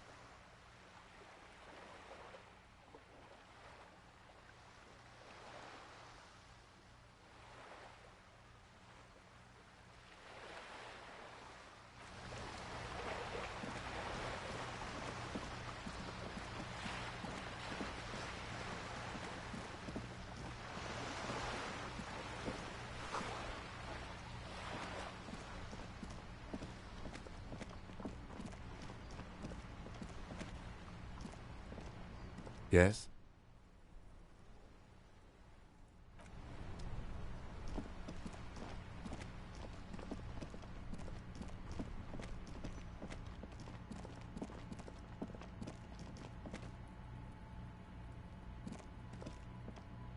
An old call box with a matrix of push buttons lists all the companies in the East Delta Commerce Center. East Delta Commerce Center? This must be the name of the doomed commercial area. All you hear is static, but no one answers the call. You wait for a minute or two, but all you get from the call box is silence. No one answers the call. Silence. No one answers the doorbell. Silence. No one's home at Fortress Accident. You hear static from the intercom speaker. It sounds as if someone has picked up the receiver but isn't saying anything. Yes, hello. This is Tricentennial Electric. Have you come to place an order? She sounds almost antique, as if her voice was being played off an old wax cylinder. A receiver must not be working properly. My God. The lieutenant exchanges a look with you. It's you. My God. I didn't think I would hear your voice. No, something's wrong here. Are you sure she's talking to you? Michelle, just please. Why did you even call? I don't understand. You've been gone for months. I thought you didn't care.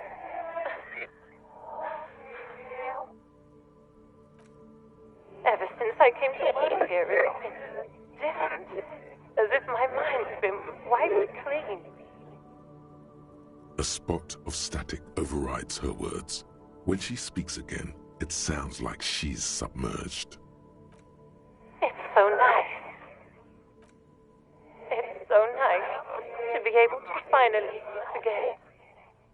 She sounds like she's about to cry. She doesn't answer. Silence. The only thing you can hear now is static and waves washing ashore on the bay. Another seagull passes by. It's getting cold standing here, staring at the silent call box. I don't know what happened either. We should probably stop playing with this thing. You press the number sign on the keypad that terminates the call. 12 name cards on the call box read. No, hold on. The last thing you need in your life is more hysteric emotions. Forget it. Find something else to do. Nice one, Dry Hens.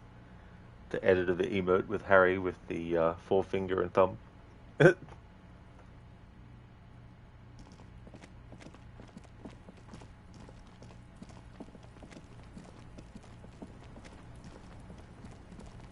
Fuck does Kuno care?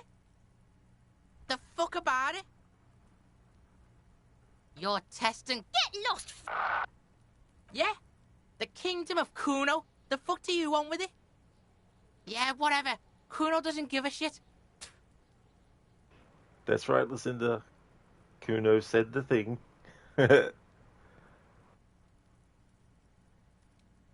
Kuno gets it from his dad. Kuno and his dad are major suppliers. That's where Kuno gets his lightning on. Problem is, Kuno and his dad had a little falling out.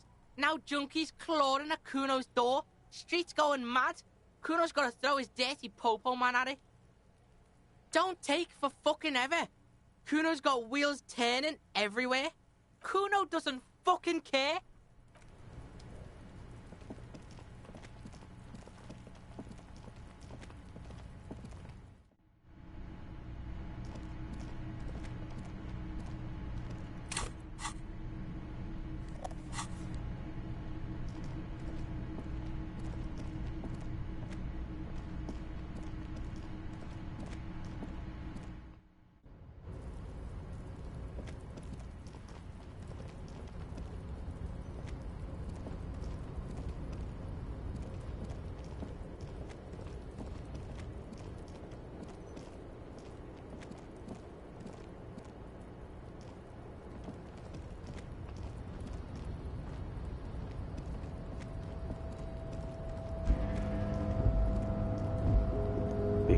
The Scouse accent from Liverpool, not your most fond UK accent, but that's your own private opinion. I mean, that's fair about accents, like, not everyone's accent, I guess, is appealing to everyone's ears and stuff.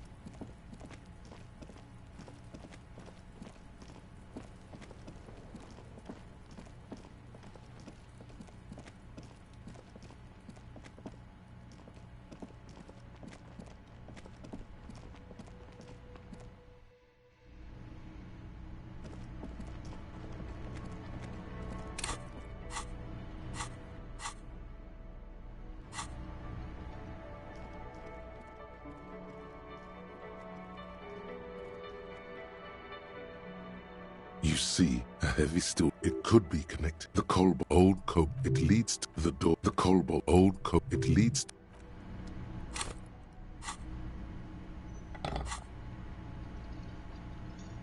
You see, it could be connected. The Colbo old coat. It leads to the door. The Colbo old coat. It leads to the door. Doesn't.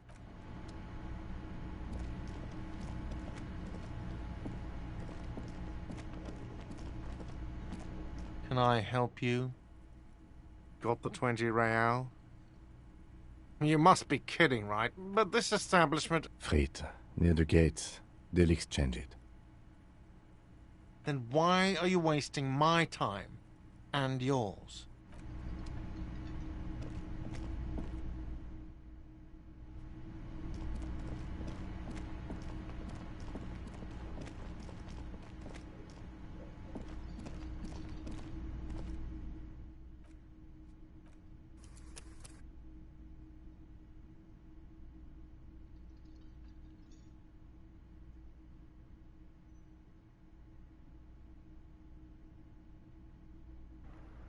Alright, so I need to actually reload another save that I've got that is earlier than this point, because the only way to get to day 3 is to make sure that I've done certain things, and I just want to test to see something related to the Frit store. So I need to make a save there and just reload the other save just to check something.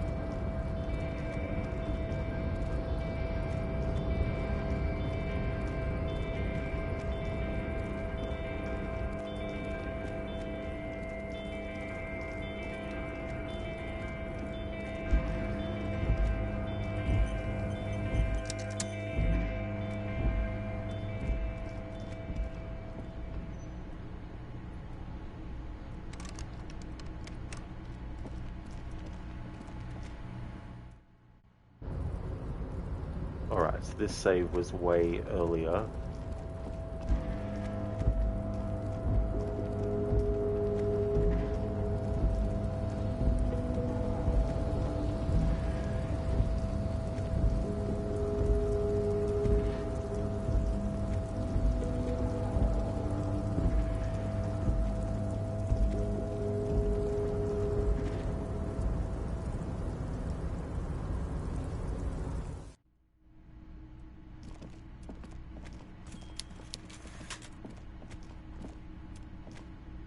Before you is So I'll just be a skipping a walrus lot of stuff. with great effort. He Welcome, I'd offer you... He looks You go ahead. Whatever, forget about that.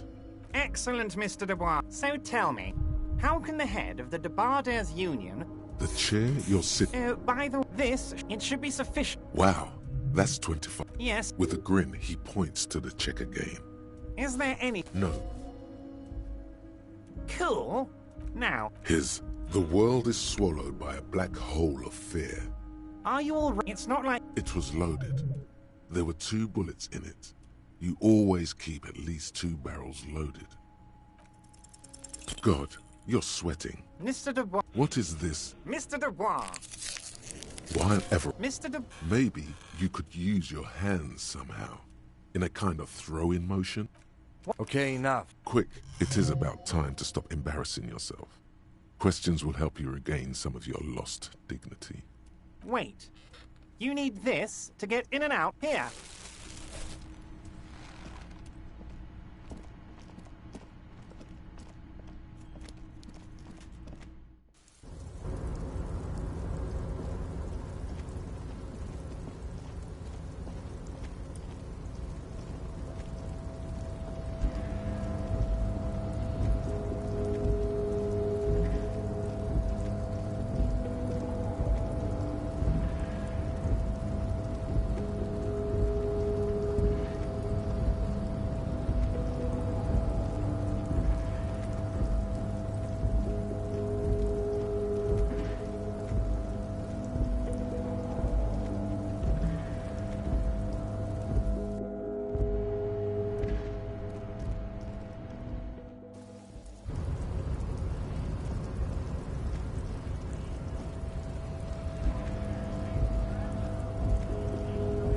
Yeah, listen, this game has some really good music.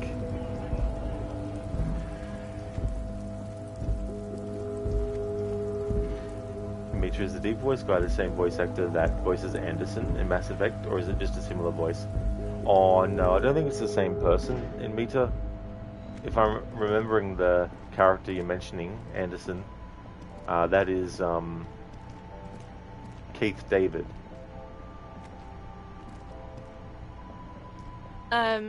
Is this about the questions again? Because I don't really know anything. Wow. I didn't know you worked for the Union, sir. Anything else I can do for you? There we go. Okay, so what I did was I progressed time too far so that this shop is actually closed, and so I couldn't sell the novelty check to get the 25 real to help Harry be able to actually go to sleep so that day 3 can actually happen. And so it means that I need to redo a lot of stuff, but I'm just going to skip dialogue to do that. So I'm going to do that in this stream. So now that I have the money there for that, I'm going to go and do whatever other stuff I did, and then make sure I progress time having that ability to go to sleep. Amita, their voices are quite similar. Yeah. But I don't blame you for thinking it's the same person. No, you don't work for the Union. The Union works for you by supplying you with cash.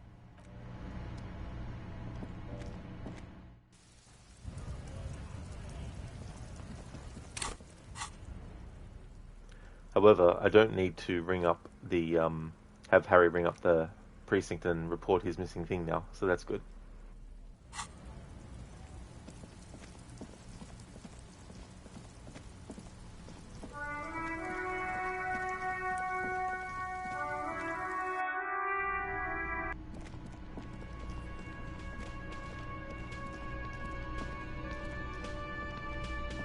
Can I help you?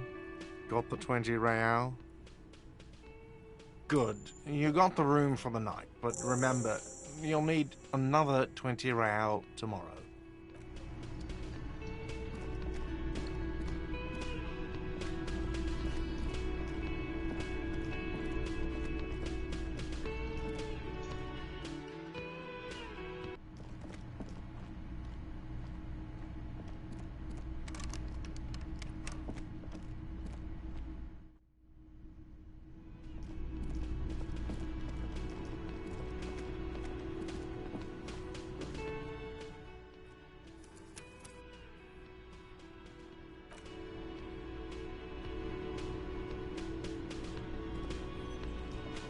Let me handle this. You seem a little... You are far from home, lieutenants.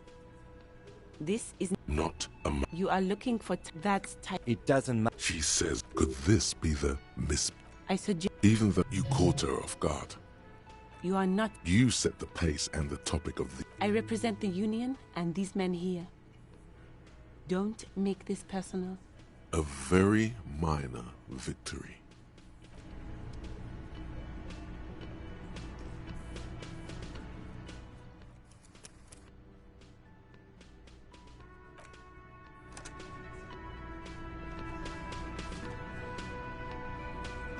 This is where you say your bed.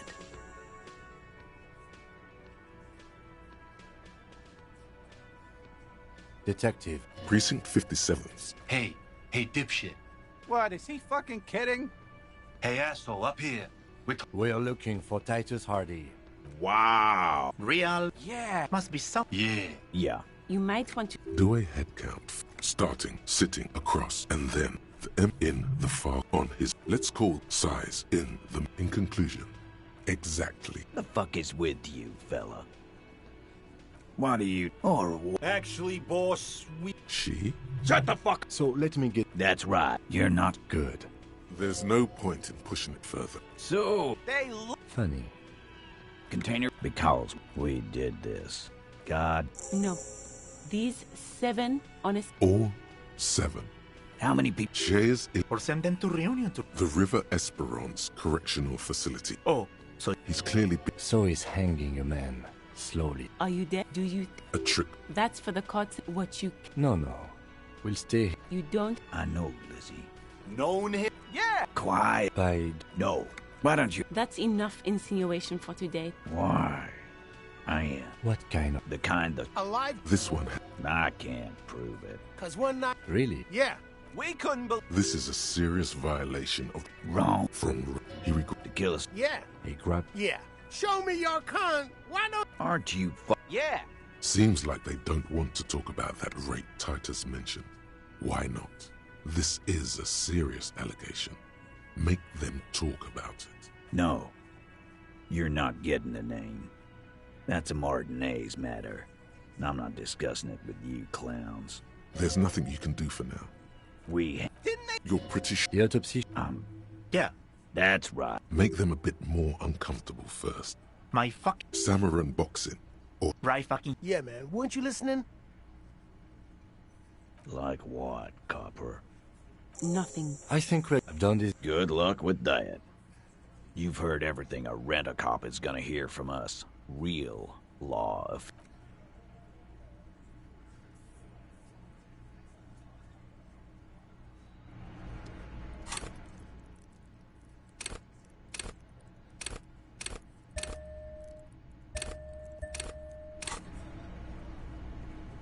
Looks like the circus left town, but the clowns are still here.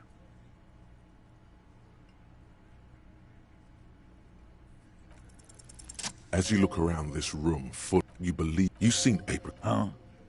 You gotta... Not quite there yet. Push on. Speak for you. They don't know, man. Congratulations. So... Don't let him drink that. One more push. Quick. Titus? She stops mid-sentence. You want it if you... What is it? Glacia. I'm really... Was like... Okay. Enough. You did... It would help. All right. Here you go, boss. I know. How... Well, and... He tries to make it... You mean... Don't you shut up. Titus, what's with all the silences? It's like... What do you think I'm in? Yes. Yeah. No. He really went out of his way to... Remember what I said. Alright, for those who are wondering, the reason I'm skipping all this is because I've already done this earlier in the stream. I just need to retrace my steps now that I've got the ability to have Harry on day 2 actually have somewhere to sleep. So I can progress things to day 3. So I essentially got to redo a lot of stuff. In fact, a lot of this stuff is probably within the first few hours of the actual stream. The door is... Who is... This is the... Come on.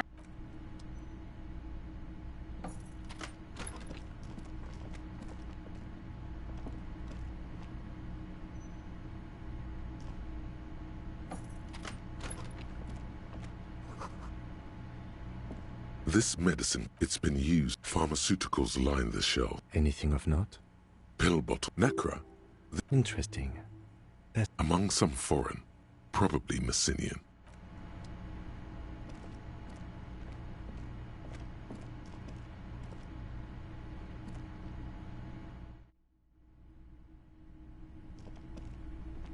This window, smooth, following your lead. Looks like it. Smooth, following your...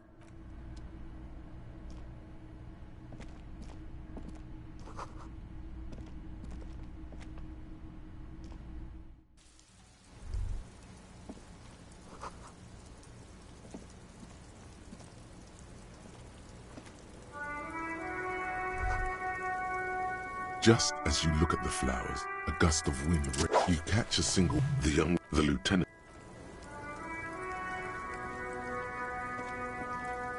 Welcome. Below, I'm sorry for the mess down. It's much nicer. where the dead, Thank you for... there is something in her light brown. Oh, yes. Legends of room number 1 have made their... I know. I'm Kim. Have I... Oh yeah, feel. Like... Miss. Huh. Be careful. Ask. Clausier, Vredefort. Republic. A bad memory. It's the past. Thankfully. I'm 28. Something... Wanna hear what? His part, he's warm, Mullins replies, because he's under the ring. No, but I need literature. Fear, fate. If that's true, then Revacholian lit. The record. So official. She looked pretty. Why was there a flower on the roof? Something difficult? Yes. It's a bit... She sounds positively... Yeah, tell them it's... By... Are you sick? Not explicitly, but pretty... Warming them. We partied. With all due respect, sir. Oh. What did you... We drank. What else? Stimulants. I guess you... How did you... Downstairs. When was... A month ago? Something like that. Oh, yes. You... Yes. Jackpot. I made it. Reporting crimes is confident. Because I couldn't handle it. I didn't with nail... Which... The one down... That's some clever tampering. Thanks. I don't know. Thank you. I didn't want to, sir. But if I hadn't, I'm sorry. I know it. She meant she sees you pissed it all away. And he's... I think... And she nods. They're free... Oh. Like you... No. I'm sorry. I have. Which ones, sir? I don't remember precisely. Titus, obviously. But as I said, it's been a long winter. She breathed. Should we head back? As he says so, you feel the young... She nods. Silvery cigarette fumes. Yeah. It's pretty deluxe. I'm winter. How long? About 4 months. Here in the Whirling, here... Because it's the funkiest building in Martinez. It is. The loot, he finds the answer Okay. Why not?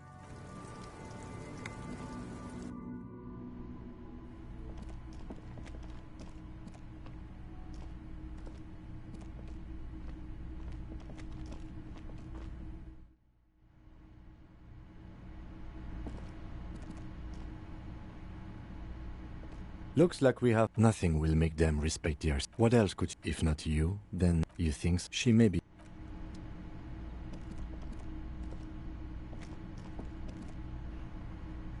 Hey, Mr. Goatee. Hope things are going well. How was Disco? Oh, it's still going. I need to redo a lot of stuff because I put myself into a dead end. So now just rushing through what I already did earlier. In a world without gold, we might have been heroes. Thank you, Octavius, for redeeming that as an Assassin's Creed quote from Assassin's Creed 4 Black Flag. The Great Blackbeard. Thanks for redeeming that. Hey there, Oliver. Welcome back to you, dude. I hope things are going well.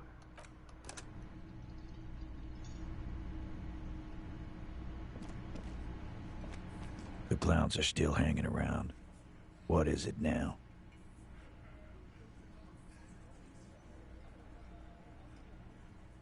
Again? Seriously, man. Yeah, whatever. Fuck! For the... Oh, she's... Yeah, she's... This is a diversion. She wasn't... Lawman. And you... Hit you. Titus! Success. Everard. When she's frankly, someone has to Look, Copper, show it to him. Here, jerkwad. This is their last play, this tape. What's on it? We call it the Dorgun Mega Mix. You'll know why. Won't you listen to it? You think we go into this shit deaf and dumb? You RCM aren't the only ones who know how to bug people. There's no university degree for that. Hello, yep, got a great back pump. Very nice, although that's good that Jim went well. That's excellent. Listen, how does the save options in this game work? Does it allow you to manually save and reload? It does, yeah. You've got that and auto saves as well. We have understood. Since things got nice and quiet. It's not advanced. Don't put. Yeah, man. You're like a radio genius or something. Don't forget your tape, lawman. You do that. Oh.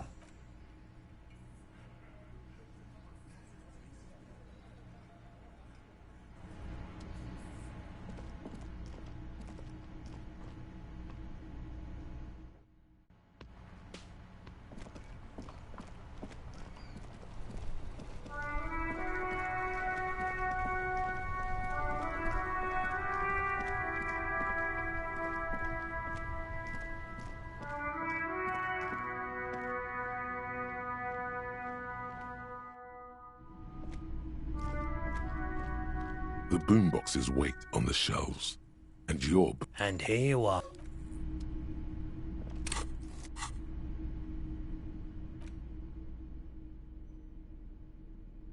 The porter reel is just... You push. The harbor.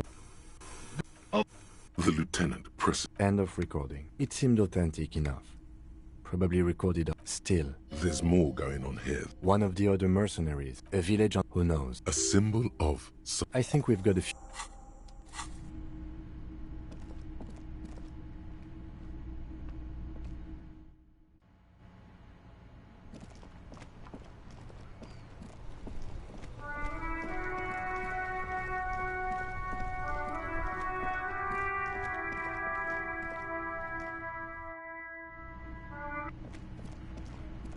Mr. Gautier, going back on a very, very long cut again for your travel days, so you can look good in your photos.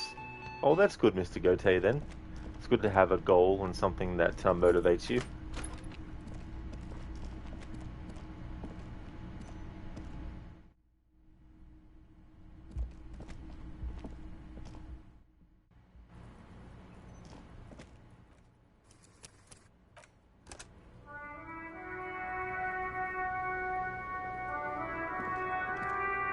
Hello, officer. What brings you up here again? She puts with a... She doesn't. It's inter... Does he say he's gonna... Yeah. Did he say whore? He wasn't actually there. Yes. Oh no, I'm pretty... Right. He was like the Seminoles conflict, afraid of head up. Did he tell... No. What kind... Thank you for... She takes a very small sip of her coffee and... Like for... Actually... A nickname. I get... Lily, we have a few... The young woman, the last missing piece. The latest... You were almost right, officer. Yes. Did that... No. No love for Mother Aren. No. He was by no means a stupid... I love Revachol, though. He was 42. He had... We even... Looks like you were right, officer. It isn't. This is clearly sports for him. The young woman looks... Blue. He had a... Yes. Ah. It was light brown. Oh. It was... How? Is this Oranese? He smoked, and the woman... And he answered... Oh. No thank... Go on. He was a blue... He went to Killer Academy. Change of topic, perhaps? Why do you ask? Well... Everything checks out here. It's all A-OK. All right. Coolly, gracefully, she pours her... Wait. Stop. Below that, how old? You could ask either one of them. Huh. How old do I think you are? She's buying time to formulate the best answer. I don't know. 1, 2... I don't know what I'm supposed to say. How old is a newborn cop who doesn't remember he's a cop? You're not.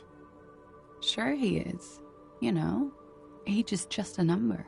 Yes, but for him, that number is 56. Wait. This requires to the laboratory.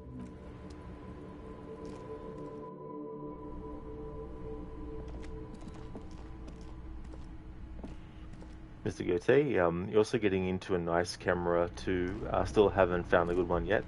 Oh, well that's good. Hopefully you find a really good one as well. Oliver, skip. Exactly. Yeah, all this stuff I did earlier in the stream. Mr.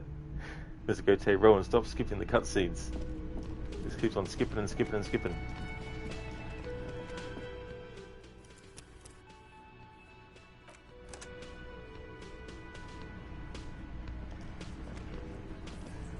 The clowns are still hanging around. What is it now? Starting from and then the in on his. Let's side in exact. The fuck is with you, fella? And that fucker wasn't aimed at Dark. What did she have to say then? Fine. Yes. Fun. All right. Please. This is just. You don't have to say everything out loud. Just. Nah. I know. Handled. Yes.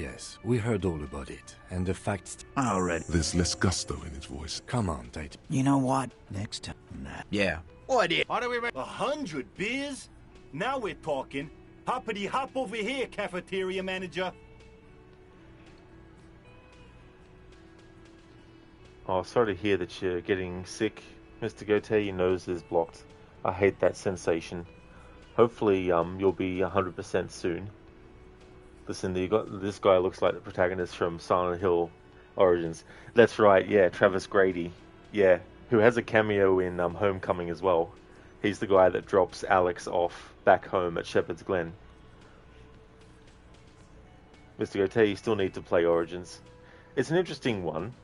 Yeah, I like it, but it kind of doesn't match up 100% properly with Silent Hill 1, which it's actually a prequel to. But there's definitely a lot of things that are good about it. Mr. Goethe, you had a hot day, then a storm, then evening, you felt like shit. That really sucks, dude. Yeah.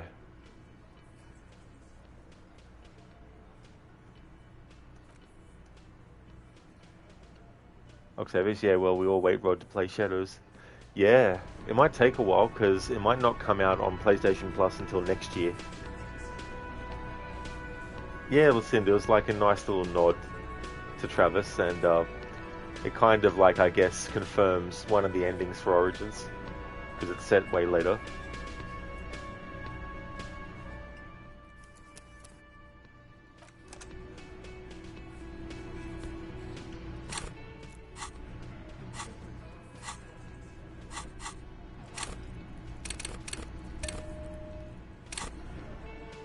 It's you again. What is it?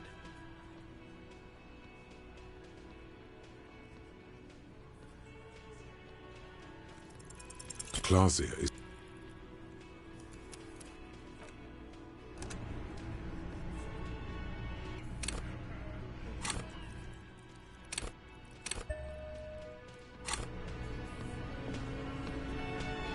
It's you again. What is it?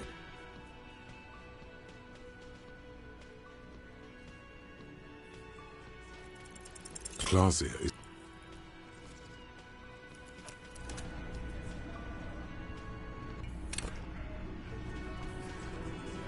It's you again. What is it? Mr. Goethe, it's funny how your first Silent Hill was the second remake one, but it was amazing to play. 312 hours and 100%. Well, that's good that you enjoyed it. Them like a fiddle. Tell them how bad they and that's definitely a lot of time to put into it.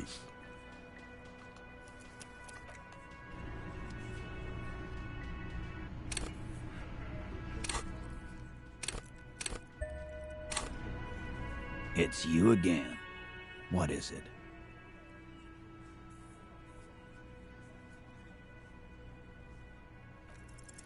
Clausia.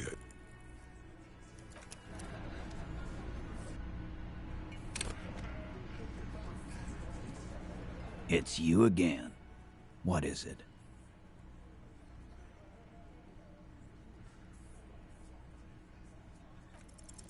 Clausia.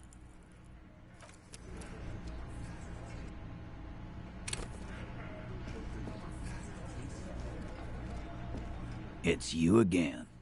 What is it? It's you again. Yeah. You can't skip that part, unfortunately. Have to wait for him to get into position. Clausia is... I think I put too many points into authority, more than what I did the first time around. It's you again. Which means I can't What put is as it? much into rhetoric.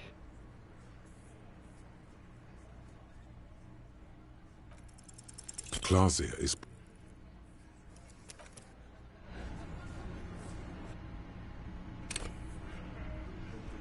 What I might do is see if I can get...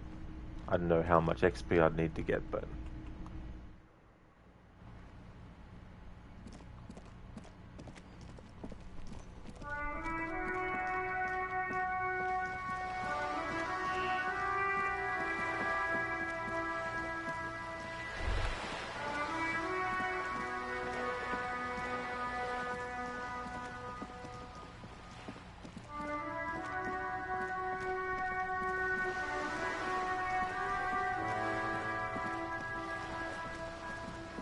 You're back. Good. You have. And how did... Of course. Of course. How could I... Intellectual. Yes, you're... Of course. Until then, is there anything I can help you with? I'm afraid I can't say any more until we've taken care... Feelings will guide the way. I assure you, it is no small matter for me either. We all share the... She's silent. The wind flaps the sail above her. Officer.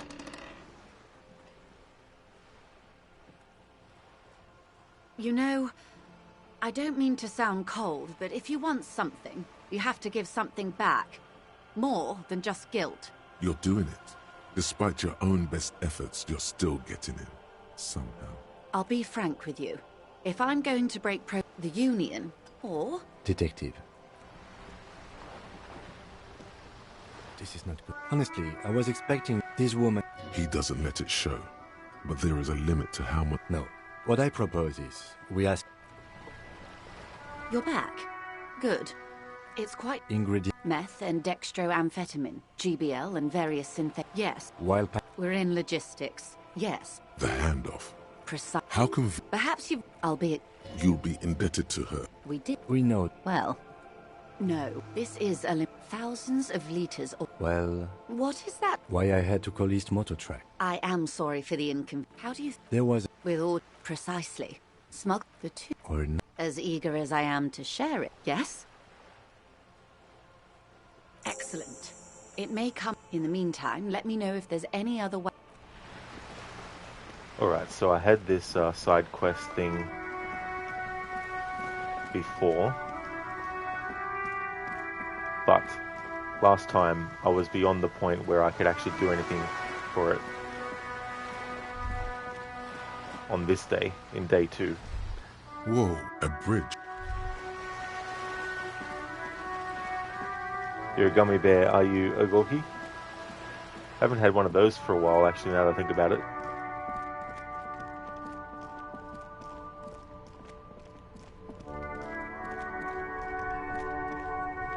Inside, you see a set of steering levers, a rate... This is Precinct 57. How may I assist you? Yes, it was... So, the most recent... A suit of armor like this would... How to say... Yes, This is a fun challenge for her. glad to help. Call back tomorrow. Hopefully I'll have more for you then. 57th... In the cabin, you see a...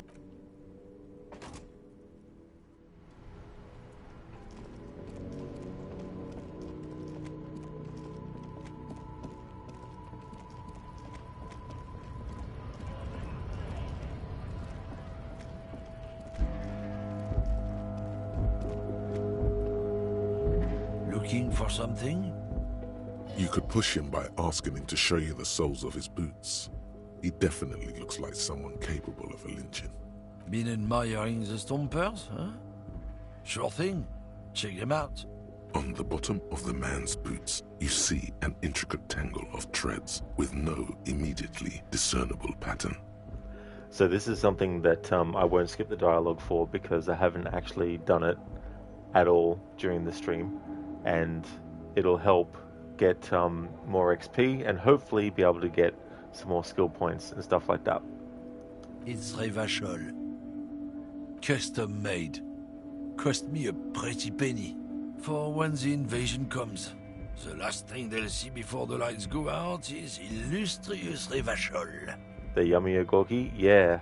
It doesn't look like the lieutenant cares. He just makes a little note. They can definitely be delicious. No, it's not like that. You don't get it. It's when I kick them, you know? Oh, fuck it, it's too complex for you. Drugs? They're shit, man. I don't let anything pollute my body. You know where that shit comes from? Sarah Miriza, Safre, Ilmara. They take the money from our local junkies here and then use it to outcompete us in the manufacturing sector. They know they can't beat us in a fair fight, so they have to get us to weaken ourselves somehow. It's racial sabotage, racial economic sabotage. Not in, not out. I'll never betray the purity of my tribe. So you're telling us that you don't know anything about drug smuggling through Terminal B? I don't know shit. And if I did, I wouldn't tell you. What do you think? I can't leave the lorry unguarded. Stuff's been getting looted lately. It's those little kips sneaking around at night. If they touch my stuff, the bosses will be on my ass like ass cancer. There was a bunch of spilled boxes in the back of a big lorry nearby. Yeah, I knew that guy. He was an honest driver who loved this country. We were having a good debate about genetics at the Wheeling in Rags when some kip boys smashed his luck and took damn near everything. Lost his fucking job over it. Since he left, I haven't had anyone to talk to. It's a fucking travesty, is what it is. Isn't it obvious? Fucking Sealang, that beady-eyed South Samaran. His little side business is a scam. I wouldn't be surprised if he was peddling drugs as well. He's a Samaran guy who likes to pretend he's some kind of businessman. Really, he's just selling his employer stuff. Stuff he stole after he broke the seals on his Humanox lorry. Just follow the smell.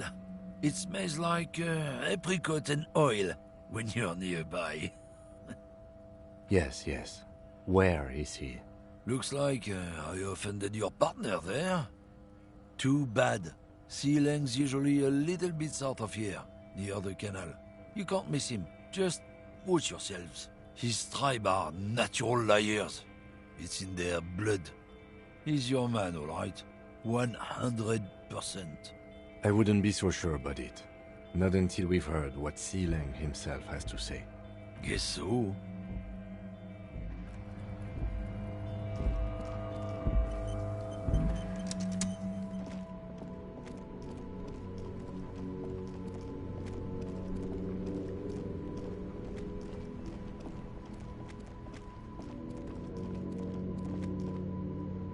You see a Samaran street vendor surrounded by a motley assemblage of goods.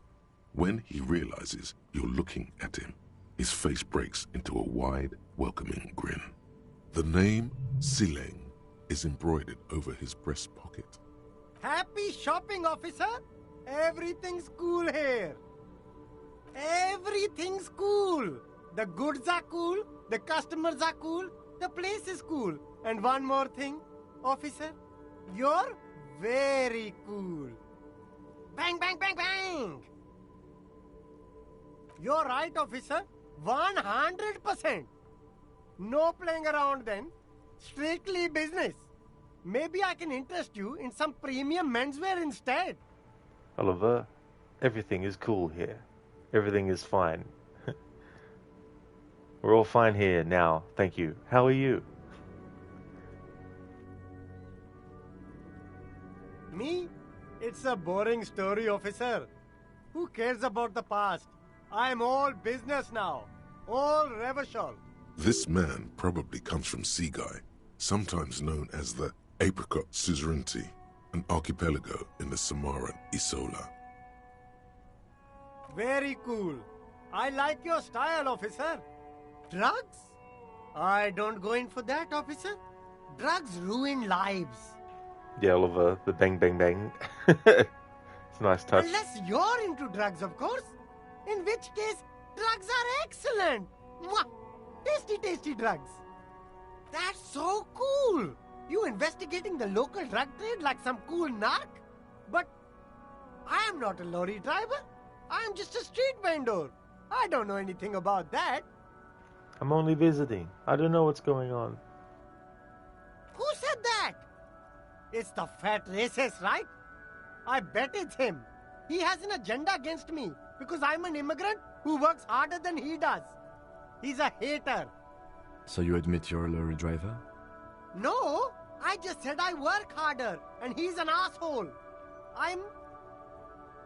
Realizing he can't get out of it. Smart man. Okay, maybe I'm a lorry driver too. A little. But that's not the most important thing about me. That's my day job. This is my dream. Exactly. It's such a small part of my life. It's in the rear view mirror now. I'm climbing out of that hole with ingenuity. Nothing. I told you. I'm not a dumb guy. I don't get involved with that crowd. And what crowd is that? Crowd. You know, the drug crowd. No, he wasn't talking about an abstract crowd. It was that crowd.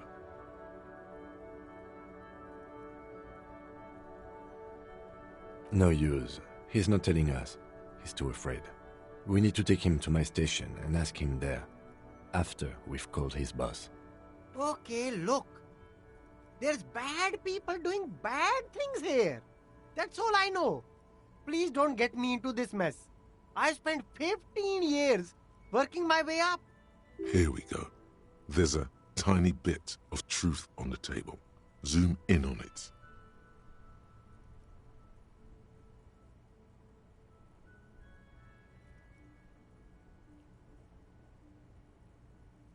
It's a she, okay? The other drivers call her the lady driver. You're better off staying away from her. The way they talk about her, she's no lady. Interesting. Could this driver be connected to the Hardy Boys? All of them. I don't know. I told you all I know. Are we cool now? I really want us to be cool now. Who exactly is talking about this lady driver of yours? The racist or the other one with the tattoos? All of them. Even the ones who've left. I don't hang out with them. I don't remember who has tattoos. I don't know. Maybe. If she is, I haven't gone near her. I don't get involved. I told you. It could be. She was strange. He's not ruling her out. I don't know. I'm not local. I don't know anything about that. All right. I scored. Let's cap this off with a purchase. You can walk away from here with funky sunglasses, detectives. Both of you. You deserve it.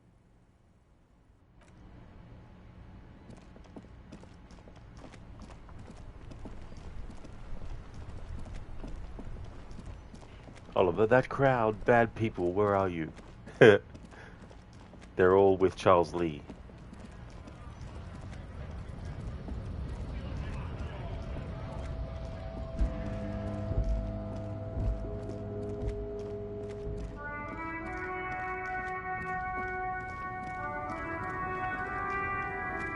The woman still has her... If you want her attention... Where am... The smile on her face has disappeared, replaced by the wary aspect.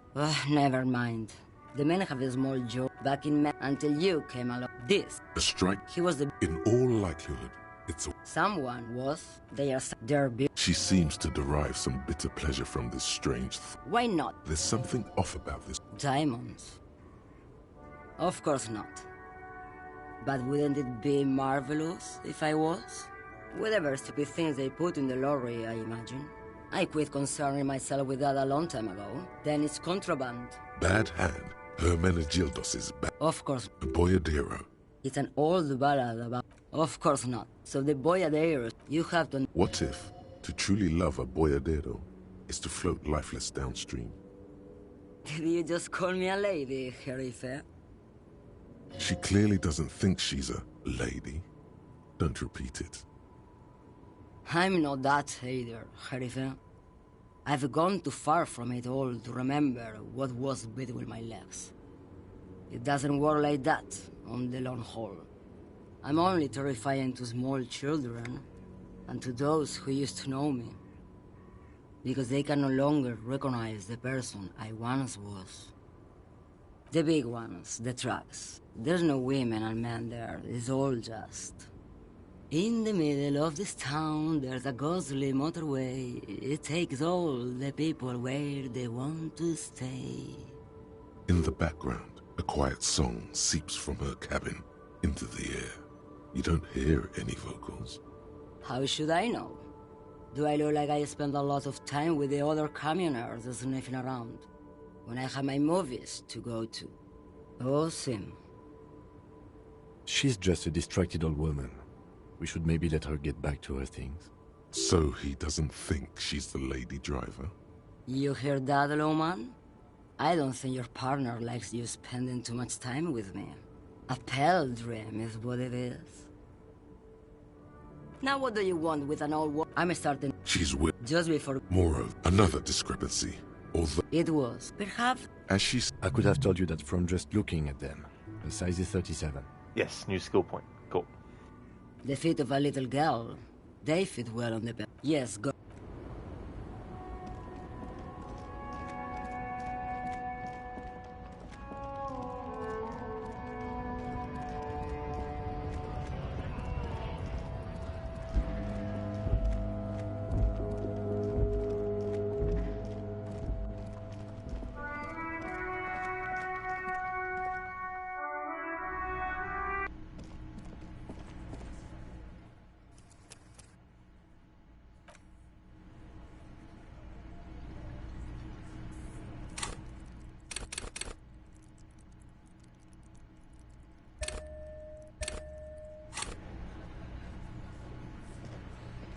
It's you again. What is it?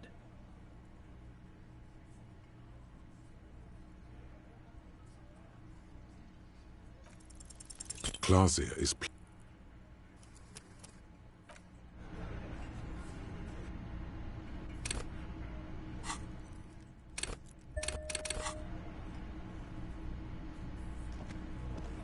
It's you again.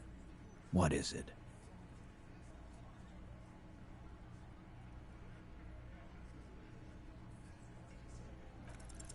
Clausia is...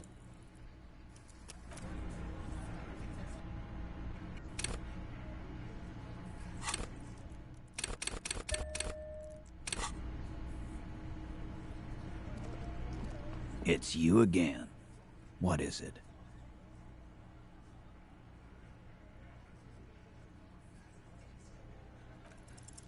Clausia is playing the... Shahi, tough roll. Yeah, sometimes you can cheese it.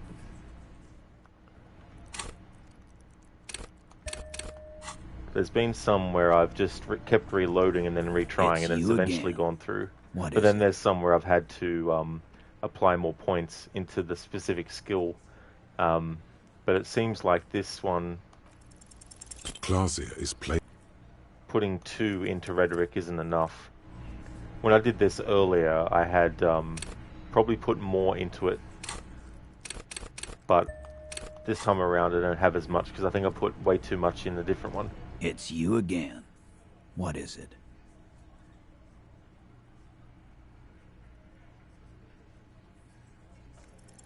Clausia is playing them like a fiddle. Tell them how bad they got played, and they'll tell you the truth. There are many ways to go about it.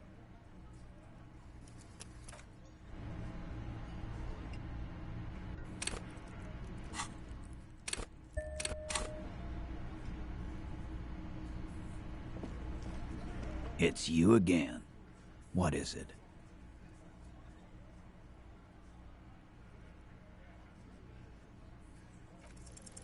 Clausia is playing them like a fiddle. Alright, so that's not enough. Not to worry.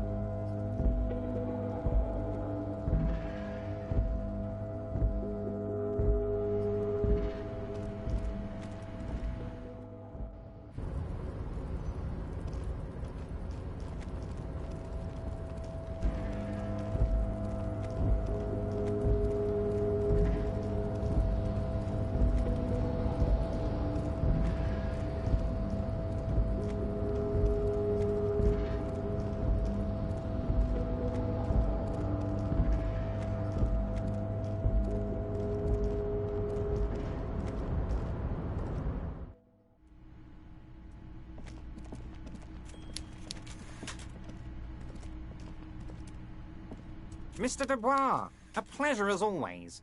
You don't have to sit down this time, since you've already sat on that chair.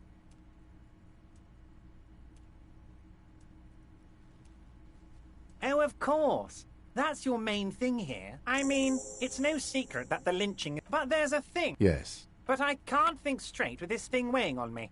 You're police officers. Oh. The stars aligned into a cosmic frown here. He has your... Of course, perhaps this... Yes, we both... This may be the only way, he thinks. I won't hold it against you. In fact, we probably should reconsider later. See you soon.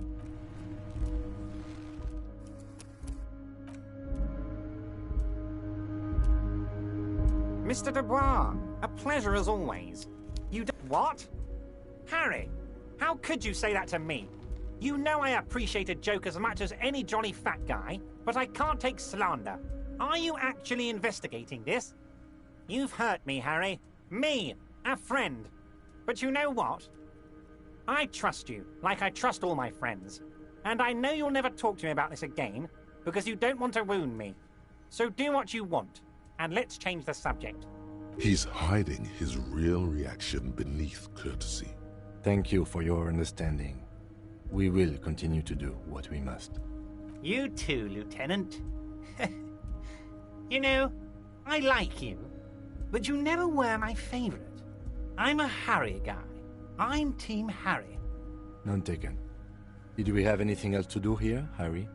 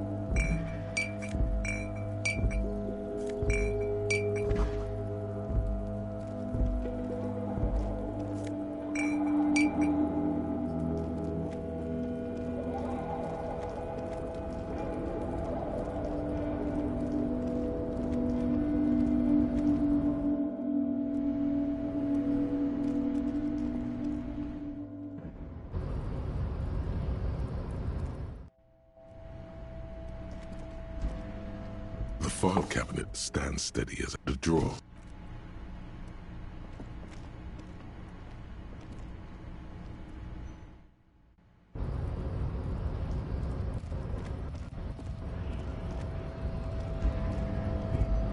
So?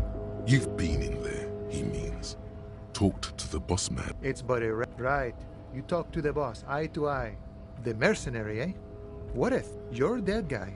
He wasn't I in the murder in time. Understood. No problem. I would.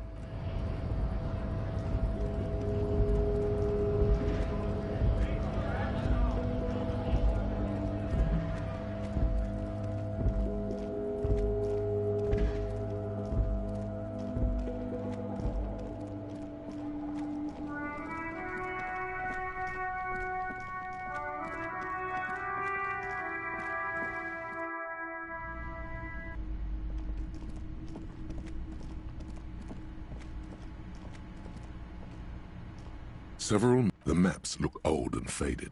It's not real. Still, it's detailed.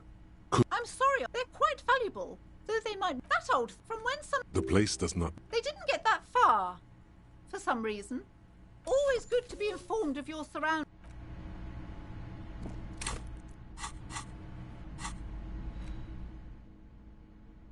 The worn map. Your finger finally... For a more detailed view of the...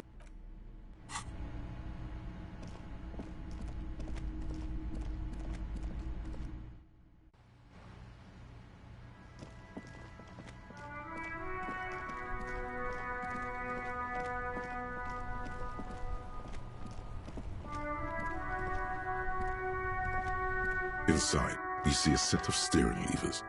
This is Precinct 57. How may I assist you? 57's In the cabin, you see a set.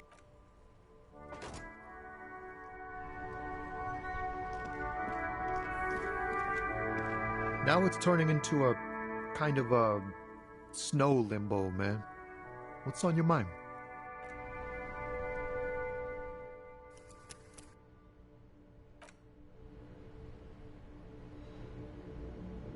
Now it's turning into a kind of a snow limbo, man. What's on your mind? I don't want to talk about that. Man, I was hoping she'd catch a break. All I can say is, she isn't around here anymore. She isn't some mastermind evildoer. And I don't know where she is. Thank God I don't know. People here call her the Lady Driver. She kept her name a secret. From me too. Now I see why. Again, not a lie as far as you can tell. A friend? An acquaintance? I don't know. She was the only person in this damn jam I could talk to. She's someone I don't want to rat out to the law, okay? A youngish woman. Gruff, but in a cool way. What color hair? Blue and violet. Dyed. It was violet when she got here. Blue before she went.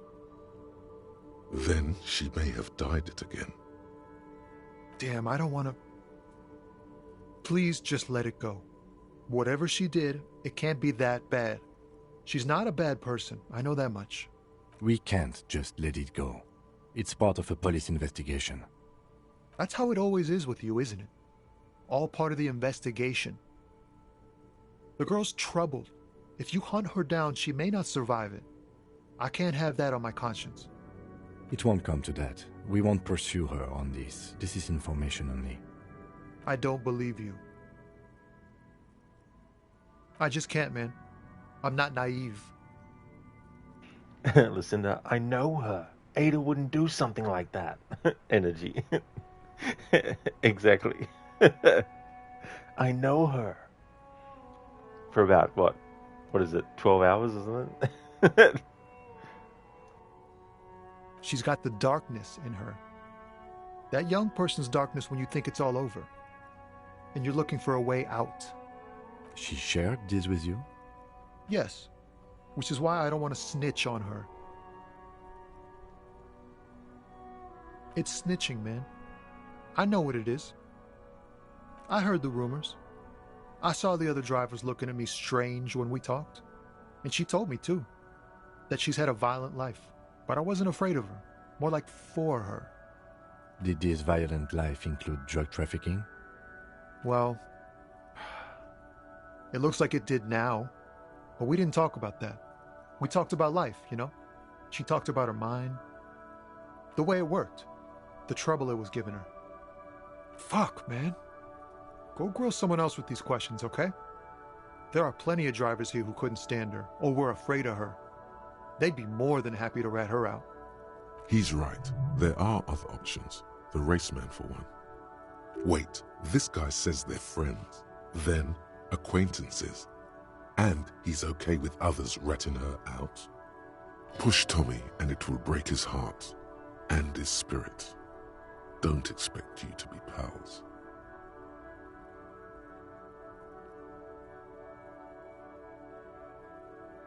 Fine. I don't want to be a butcher. And I don't want to be a knight either. I just want to be a person who can sleep at night. A little fame wouldn't hurt too.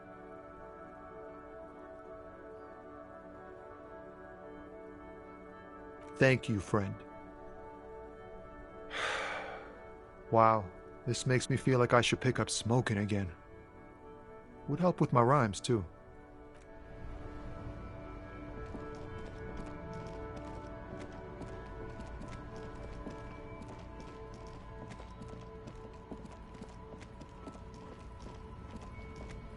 Looking for something?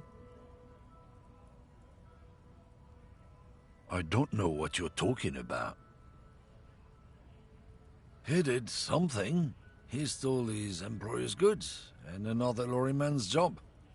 You should be thankful for the tip. He's been expecting this. He's really puffed himself up. Listen up, fuckwits. You don't scare me. You cops don't run Revachol West. You don't run Martinez. You don't run anything. No. He means La Puta Madre. A legendary, and not in a good way, crime boss from Jamrock. Controls what is probably the most powerful organized crime outfit in Revachol West. Looks like the lieutenant has a plan. Let him do this. Yeah, him. Then I presume you are familiar with his peonies. Yeah, they're his little bitches. He's got them all over the unions. Not just the unions. He has peonies everywhere. Some say he even has them in the RCM. Dirty fucking peonies who'd do anything for him.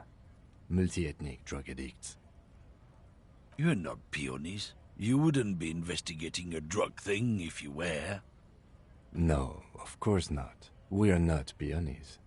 But if we were, and one of Madre's drivers were to be stealing from him, then it's a good peony's job to find out who that is. It's not a hard job. It won't take a long time. It won't make Padre Madre angry. But a stupid fucking racist is standing in the way, protecting this fucking thief. I'm not scared of you or the mob. I'm under the protection of the Lorryman and Carter's Guild. You've seen that corpse in the ceramic armor there.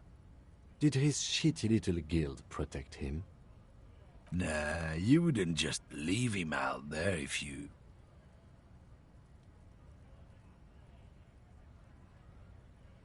The lieutenant turns and gives you a barely perceptible nod. Kitsuragi strikes. I've softened him up as best I could. Now it's on you to finish the job. Be careful. This man's still got some fight in him by the looks of it. It won't be easy to break him.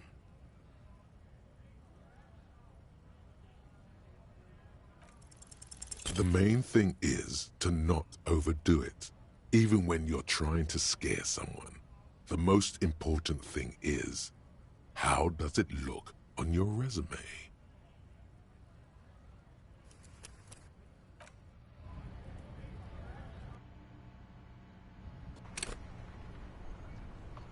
Now it's turning into a...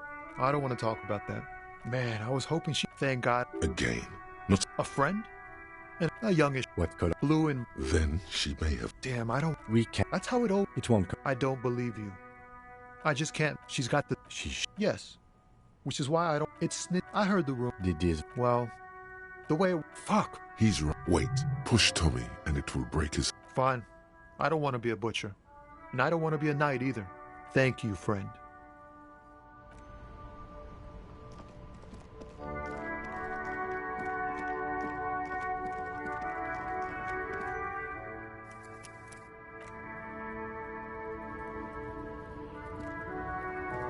Looking for something? I don't know. Headed. He's been expected. No. A legend. Looks like the... Then I... Yeah. Not just... You're not. No, it's not a... I'm not. You've seen... Nah. The lieutenant. I've softened him up. Be careful. This man's still got some fight in him by the looks of it. It won't be easy to break him. The main thing is...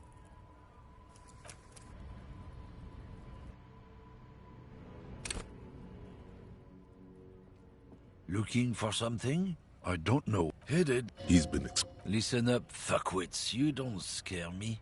You... No. A legendary. Looks like the... Then I... Yeah. Not just... You're not. No, it's not. I'm... You've... Nah. The loot. I've suffered. Be careful. This man's still got... The main...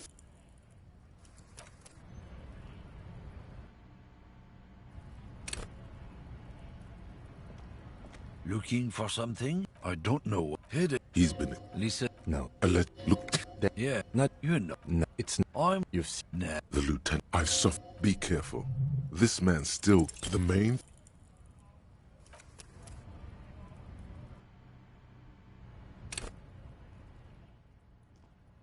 Looking for something? I don't know. Headed. He's been... Listen up, fuckwit. No. Look...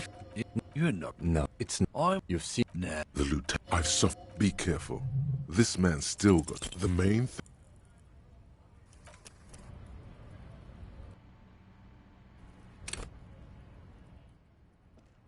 Looking for something? Admit it. Yes, you know what? Yes. I don't know. Headed. He's been. Headed. He's headed. He's been. Listen. No. Yeah. Not just. You're not peonies. That's you wouldn't be sound investigating a drug thing. No, it's all you've. Nah. The lieutenant. Be careful.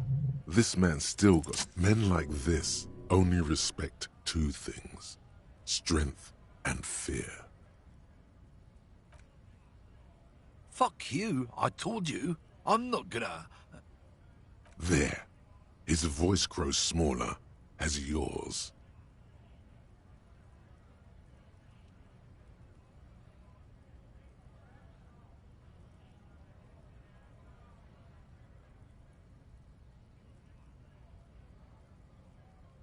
Look, fuck you, man. It's some lorry down there. Green, banged up thing. I don't fucking know who she is. When did she go away?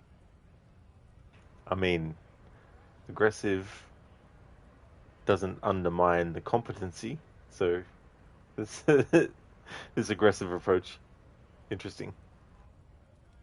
I don't know. I don't even know her name. She just rolls with the fleet and acts like a big shot. Some dyke, probably. I haven't even seen her for days. Now it's not a big deal for him anymore.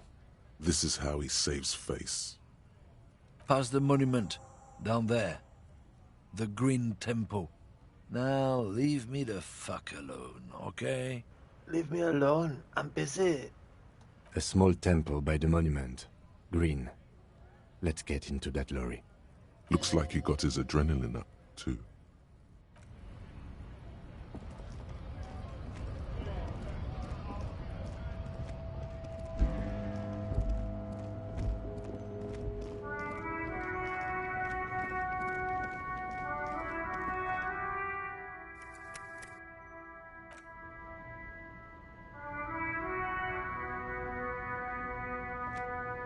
This screen found, A to Z, Contemporaire, is parked in the shadow of the ruins looming overhead.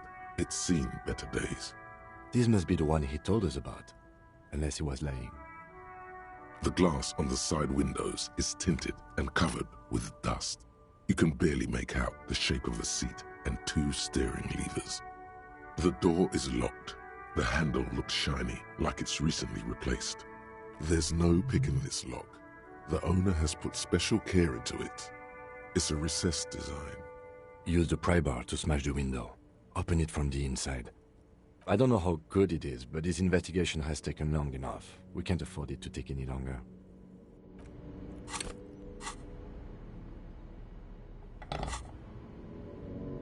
This screen found, A to Z, Contemporaire, is pry bar in hand.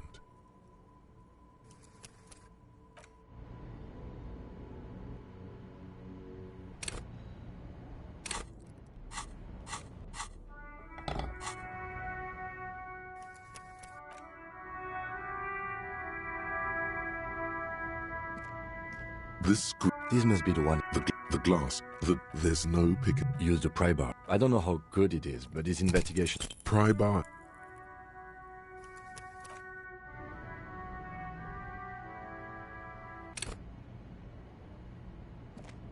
The glass on the door. There's no. Use the pry bar. I don't know how good it is, but this investigation. Pry bar.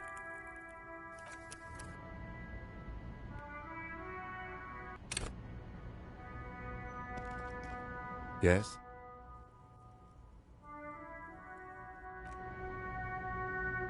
This screen. This must be the one he used the pry. This has been hard enough. No need to make it. Pry bar.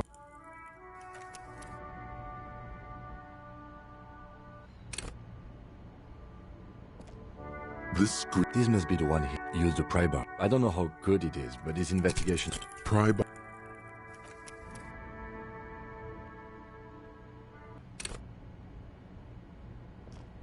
This must be the one he used the pry bar. I don't know how good it is, but this pry bar.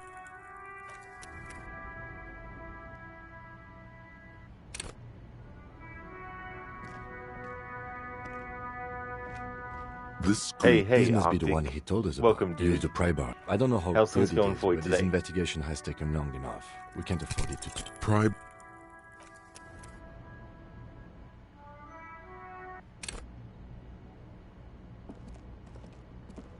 Oh, excellent, Arctic. Glad to hear that it's going great. That's awesome, dude. This green This must be the As one for he me, told us I'm doing about. really well. Unless he was lying. I'm retracing steps, but also doing extra things that I couldn't do before, all in one, in an effort to get back to where I was before, but with what I need to progress further. Arctic, that video made you cry, by the way. Oh, very nice. I'm glad that you enjoyed it. Yeah. When you were doing Rise of the Tomb Raider, I was like, oh, should put that together and send it through to you. So that's good. I'm glad that you enjoyed it. Use the pry bar to smash the window. I don't know how good it is, but this investigation... Pry bar in...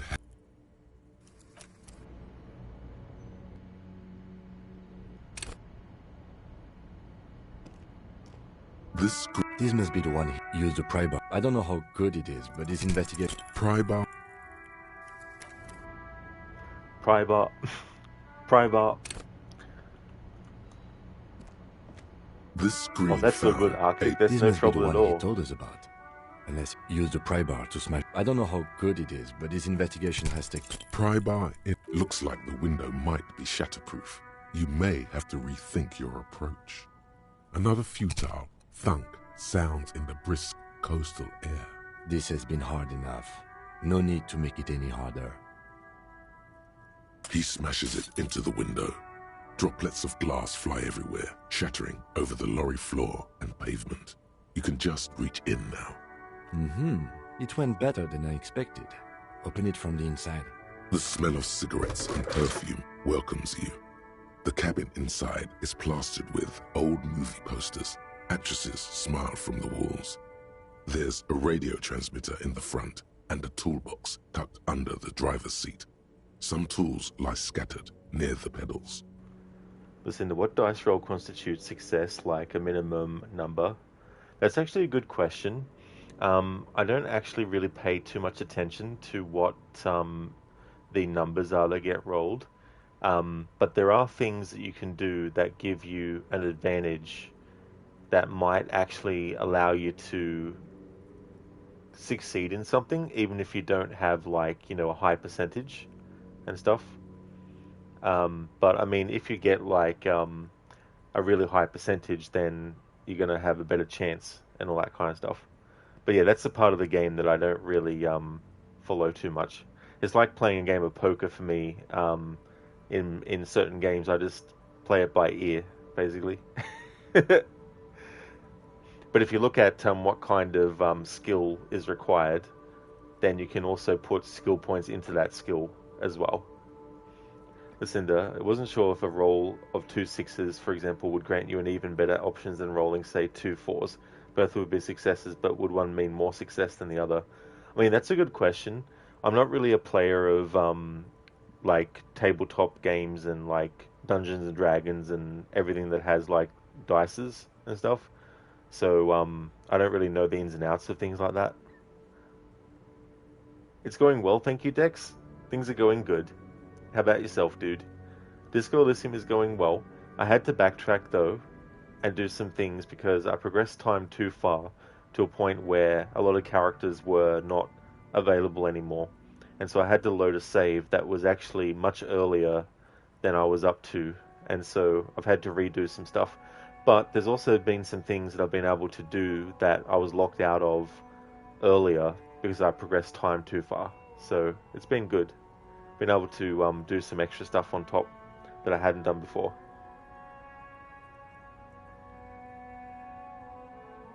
Listen, me neither. You know nothing about them, lol.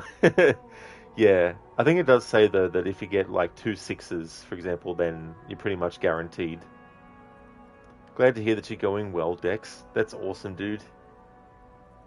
Hey, Gabria. Needs to be tried at least once. Dungeons and Dragons or other tabletop. Yeah, like I've sort of like seen some YouTube videos of people playing, but not a full game as well.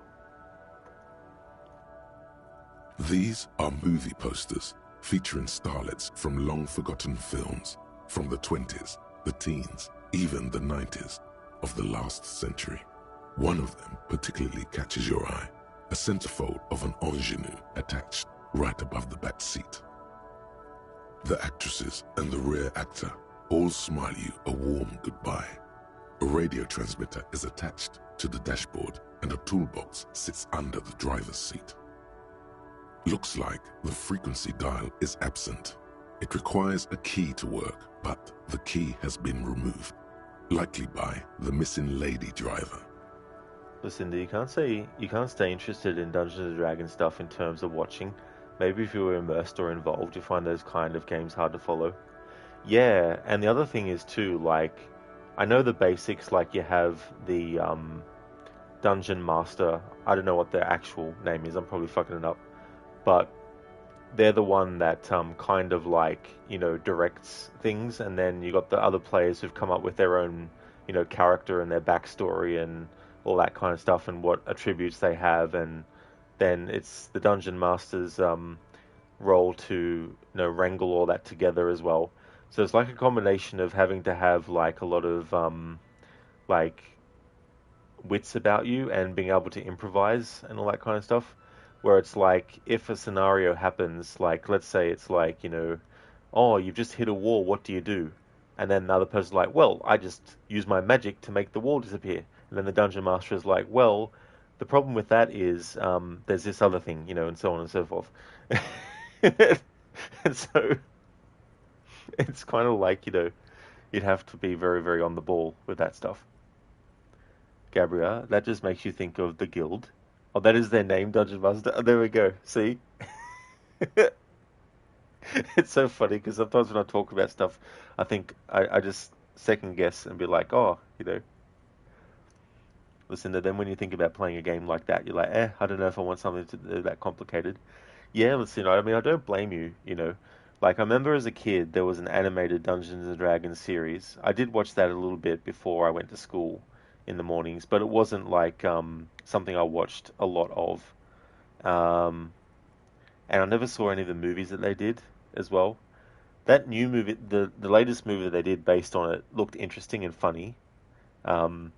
So I think maybe if it's adapted into something else, then it might be something that I, can watch or play. Gabriel, that is the name. Dex, Dungeon Master is the correct term. They guide and control the adventure, and also acts as a god in a way. Oh, thanks for the clarification, Gabriel and Quick Dex. That's cool. Listen, the idea of having that level of creativity is too much for me. Yeah, like it's like when I look at people online who do role playing on GTA. I'm like, I couldn't keep that up. Like, hats off to them for being able to, but yeah, I'd lose interest, or I'd fuck up, or just drop the role play or whatever. Strange. There are so many radio stations saved here. Must be over 100 at least. For contacting an entire fleet of lorrymen, for example. This is all shortwave, UW and UKV. Looks like we are dealing with an impressive organizational tool. The nerve center of a huge operation. With quite a range, too. A 20-kilometer radius at least. Perhaps extended by an attachable antenna that's not here right now. Doesn't look like it. It's completely inoperable without a dial key. The smell of 1,000 cigarettes, some dead actresses, and a rusty old toolbox under the seat. Gabrielle, the Guild was Felicia Day's YouTube series about Dungeons and Dragons. Oh, okay. So was it sort of like was it a parody, or was it actually serious, or? Listen, yeah, no way. Yeah, and they do it for hours and hours and hours. It's like, holy shit. Dex, the D&D movie with Chris Pine is really great and quite approachable for D&D and non-D&D nerds in general. Worth a watch if you get a chance. Yeah, like one of the scenes I saw on YouTube was the graveyard scene where he brings back the dead to ask them a question. I thought that was quite funny. Hey there, Ave. Thank you very, very much for the 3-stream streak. Thank you, Ave. I appreciate that. And thank you, I am having a good day. It's going well, Ave. How about yourself? How's things? I hope you're feeling better. Gabrielle, lol, you don't have to be awesome at D&D to have a good time. You're playing a halfling lasher, you ended up fighting a giant, you went looting instead. It's just like, the giant can be, just leave it to their devices. Go looting. Dex, it doesn't sound like a good smell. It definitely doesn't, no, in this game what they just described, yeah. Gabrielle is a bit of both. Sorry, the guild is a bit of both, that is. Oh, that's fair enough. Yeah, I mean, that's the thing too, like having a mix of parody and seriousness as well. It can be difficult to pull off, but when something does, it can be very, very entertaining. You wedge yourself under the steering wheel to get a better look. Seems like the few tools lying around here, a hammer, a pair of pliers, a rusty wrench, have been casually thrown there by the disorganized driver. But one odd detail does catch your eye. A piece of sandpaper has been glued to the throttle. Sandpaper adds extra grip. Sandpaper? A novel technique? Yes? Do the honors, he thinks. Connect it yourself. Which means that the missing lady driver was present at the lynching. Looks like her, yes. Now we know for certain who's the missing 8th person at the lynching. Do you think that Hardy and his boys could also be involved in the drug operation?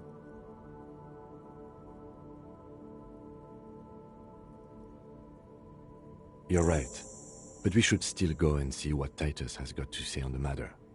Are we finished with the lorry? The movie stars are still smiling from the walls. The radio transmitter sits on the center console and a faint smell of perfume is in the air. A metallic drawer slides out from the seat. It's empty, except for a folded newspaper. It's an issue of Periphérique from last Wednesday. A piece of paper falls out from its pages. It looks like an article ripped out from a radio enthusiast magazine. Complex mathematical equations explain the basics of something called the Ulan frequency system. The Ulan frequency system? I've never heard of that before. I know of FM, AM, UKV, but... The pull-out toolbox slides back into its nest. The rest is as it was. Radio, posters, a trace of motor oil smell under all the cigarettes. You close the rusty old lorry door. Great. I think we got everything. A word, detective? Before we return to Joyce? All right, we've finished here. Let's quickly debrief and go over what we found, so we don't do it in front of the company rep. Honestly, I'm quite worried by what we've seen so far. The evidence seems to point to a rather extensive and well-organized operation. I'm especially intrigued by that radio transmitter, particularly the sheer number of stations it can connect. Looks like this alleged drug trade casts a wide net. This means it's well-funded. Technology like that, a major player must be financing it. I'm not sure what the Ulan frequencies are all about, but they may hold some significance. Perhaps it's a better way to connect between fleets while avoiding frequency bleed, or maybe it's used to tap into RCM networks. And last but not least, it looks like the Hardy boys knew this driver, as we know that she was present at the lynching. This may be the Union connection we've been searching for. The probe and the case converged, he thinks. This was quite the find. As elegant as they are, I don't think they are relevant to the drug trade. Yes, well... Unimportant? Like Joyce told us, yes, logistically. But don't expect to bust this open during our stay here. At best, this is an angle we can use against them, to other ends, as extra ammunition. We should return to the murder case, see what Joyce tells us about the lynching. When we are done for the day, I call my station and suggest our narcotics department look into it. There are more than enough grounds to start an official investigation. Sometime later, when we're done here. We do not want to get caught in that. The fact that one hasn't started already gives me pause. An investigation, I mean. Especially if the Madre grouping is involved, and I can't imagine they aren't. It's certainly worrisome. All the same, I don't like the idea of internal affairs descending on the matter. That won't help anyone either. Debrief over. After you.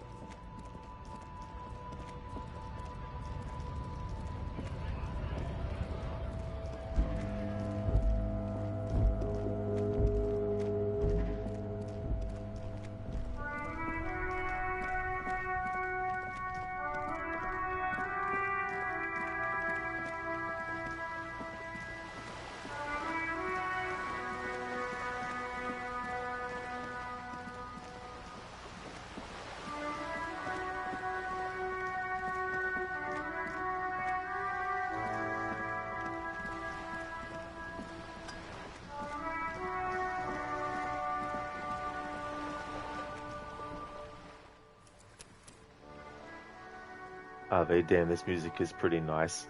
Yeah, this game has such a great soundtrack.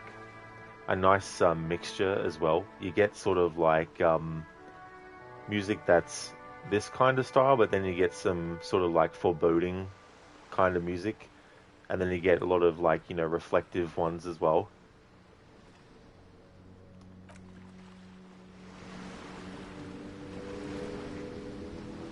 You're back. Good. What can I help you with? Yes, my eyes on the harbour have sent word to that effect. What have you discovered? It doesn't really matter, and I do apologize for the surveillance. Wild Pines can't afford to be blind at a time like this. One of the tall buildings overlooking the roundabout, most likely. That would give them a read on the entire quarter. In any case, it's a relief to know someone has looked into it. If I may ask, will there be an official investigation? I assume you discovered there is an operation. The lieutenant is about to interject. Cut him off. This decision should be yours.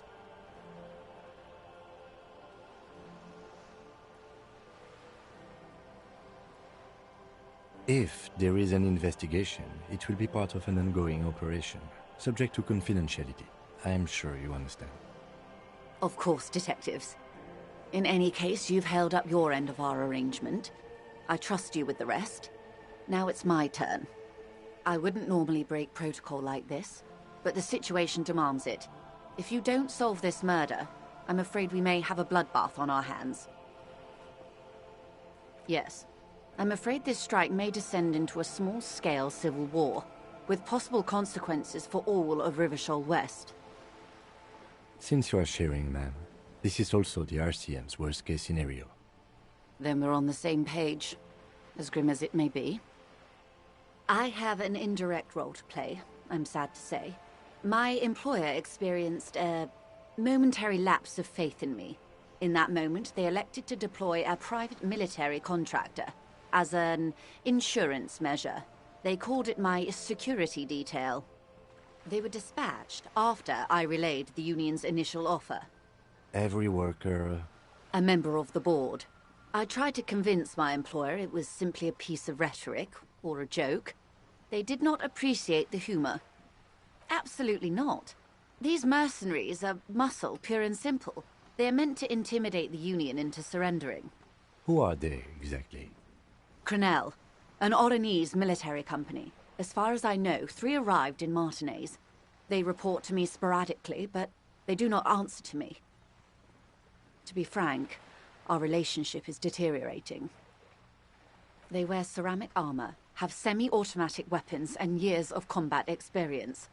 They also have trauma and stressor disorder, and no idea how to conduct themselves in an urban civilian environment. So, what happened? The story is, one of them, the colonel, I don't know his real name, sexually assaulted a local woman while he was drunk and separated from his unit. This allowed some of the more militant Union members to subdue him. He was taken out behind the whirling in rags and lynched last Sunday night. Nothing. Mr. Clare refuses to let me into the harbor. I have not been able to discuss this matter with anyone there. The remaining 2 Crenell contractors carry out their orders, for now. It's a smokescreen. In secret, they are conducting an independent military tribunal into the lynching. Once this investigation is concluded, executions will follow. What is the nature of this so-called investigation? Whether to execute one, some, or all of the Union militants.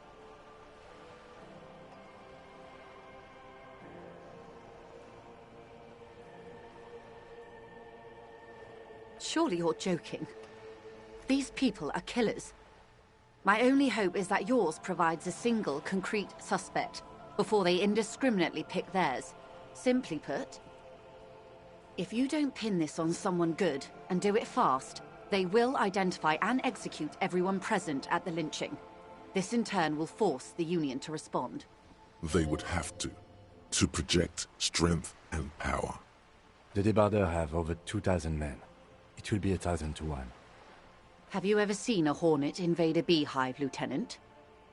It's not pretty. The Serai's giant hornet, the world's second largest insect, can kill 40 honeybees a minute, while a group of 30 can decimate an entire hive of 20,000 bees in less than 4 hours. These men work in tandem using semi- and fully automatic firearms. Their armor is virtually impenetrable to muzzle-loaded weapons, even yours. Most Union workers don't have guns at all. The muzzle loaders need to be reloaded after every 1 or 2 shots. The automatics every 1 or 2 minutes. As I said, a bloodbath. It doesn't have to be like this. Nameless, badgeless officer of the citizens' militia. One single concrete suspect delivered into civil court, and I may be able to defuse this situation. Not much. Their public resume is relatively good, as far as private military contractors go. I believe they were once called Downwell. Down a deep, black well.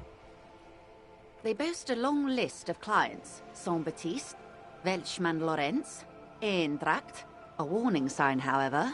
The operations concerned all take place in third or fourth world countries. Guarding facilities, escort missions and such. Meaning they're used to operating in war zones. Yes. All the good conflict corridors, Supramundi, Yesut, the Seminese Islands, countries that don't have a good record reporting atrocious military conduct on their soil. Sadly, no. Before this happened, I had little interest in them. Now that I do, I don't have the resources. If you still have access to the ICP's database, you could run a better background check than I ever could. It may take some time, though. Do you know a lot about the inner workings of the RCM and the ICP, ma'am? In my line of work, it pays to do your research. I was prepared to deal with the RCM. I did not think I'd be dealing with a group like Crenell. I have, and they will. However, these orders take time to reach what is basically a rogue unit out in the field here. Until they do, it's all on us.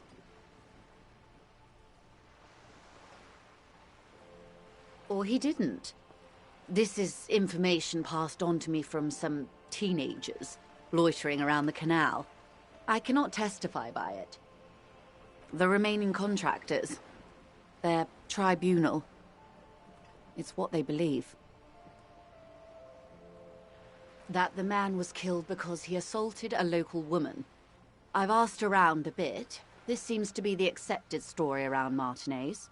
This does not come as news to us, but still. To your knowledge, where did this assault take place, if you know? Last Sunday night, at the Whirling in Rags, the hostel by the gates.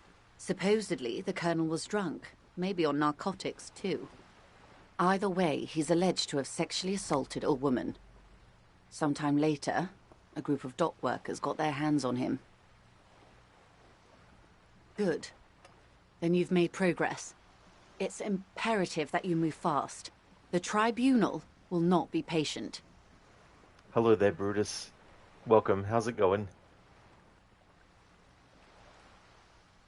If you mean did I see him alive, yes. But I did not know him. Lely, his service name, a nom de guerre, most likely.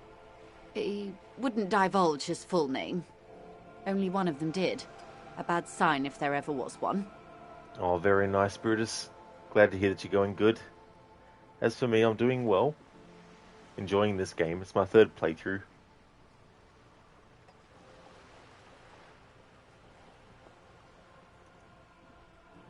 One is a man, Corty, they call him, a nickname as well. The other a woman, Phyllis DePaul. Corty is the gunner, I believe. DePaul is a radio operator. What would you say was his eye color, the deceased's?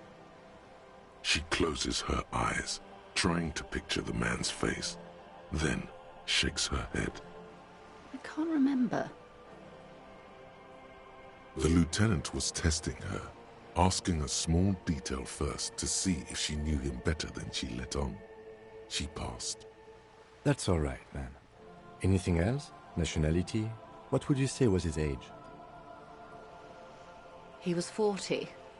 Or 50. It's hard to say which. He had a combat injury on his lower jaw. It made it difficult to estimate his age, or gauge his facial expressions. This matches the dental reconstruction we saw on the body, and Classier also mentioned it, I believe. What else? Nationality? Accent? He was, Occidental, I think. Light brown hair, a mixed accent, Oranese, or Messinian, maybe. His injury gave him an accent all his own. In a way, it was humanizing. He had to learn to speak through it, through the injury. That's all I know, I guess. I only met him once. They've gone to ground, as it were. I don't recommend seeking them out. For one, they're almost certainly armed to the teeth. They don't have the same respect for the Revachol citizens' militia as I do. To put it bluntly, they think you're vigilantes. Ghetto savages. It will not be a fruitful meeting. Vigilantes. You're a professional officer of the only legitimate authority in Revachol. You're likely to run into them eventually. When that happens, I'll be in a better position to mediate if I don't appear involved. That's wise. Our goal is to avert catastrophe. Besides, you're likely to encounter them sooner or later. Until the executions start? Truthfully, I don't know. It depends on their progress identifying the members of the lynch mob, and their impatience. They don't report their progress to you? Not on this matter. I'm afraid they consider this a personal initiative. 5 days, not more. Maybe sooner. It's a matter of days, not weeks. I am sorry to have been the bearer of bad news. If there is anything else I can help you with, please ask. Of course. Excuse my hesitation before.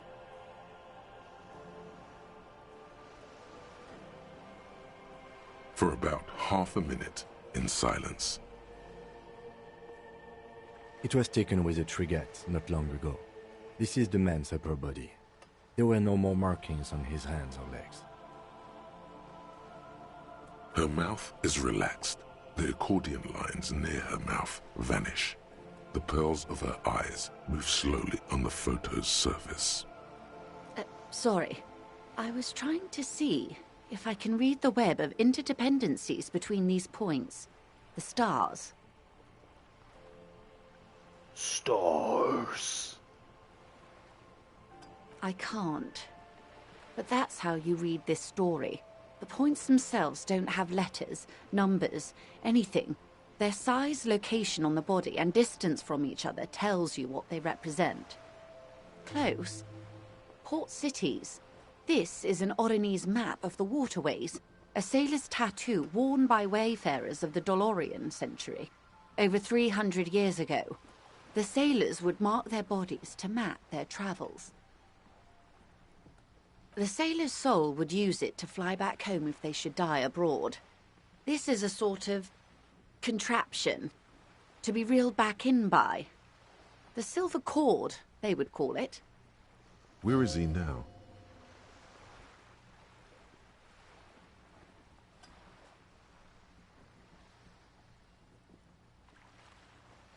The times have changed.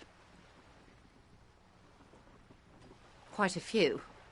Vredefort, the Oronese capital, traditionally stands on the right shoulder. He started somewhere near here, I think. What next? Then he made his way to the Pretto Grande, through what I think must be the Stutz Canal, an artificial channel through the Occident. From the Pretto, he sailed to the Insulindic Ocean, first the Semines Islands, then this.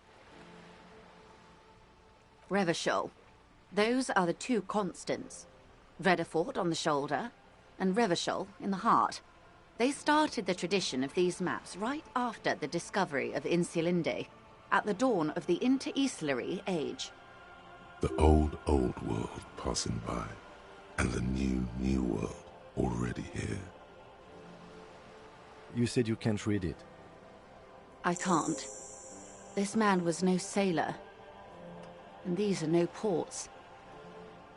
I can understand geographic fragments, but not their meaning.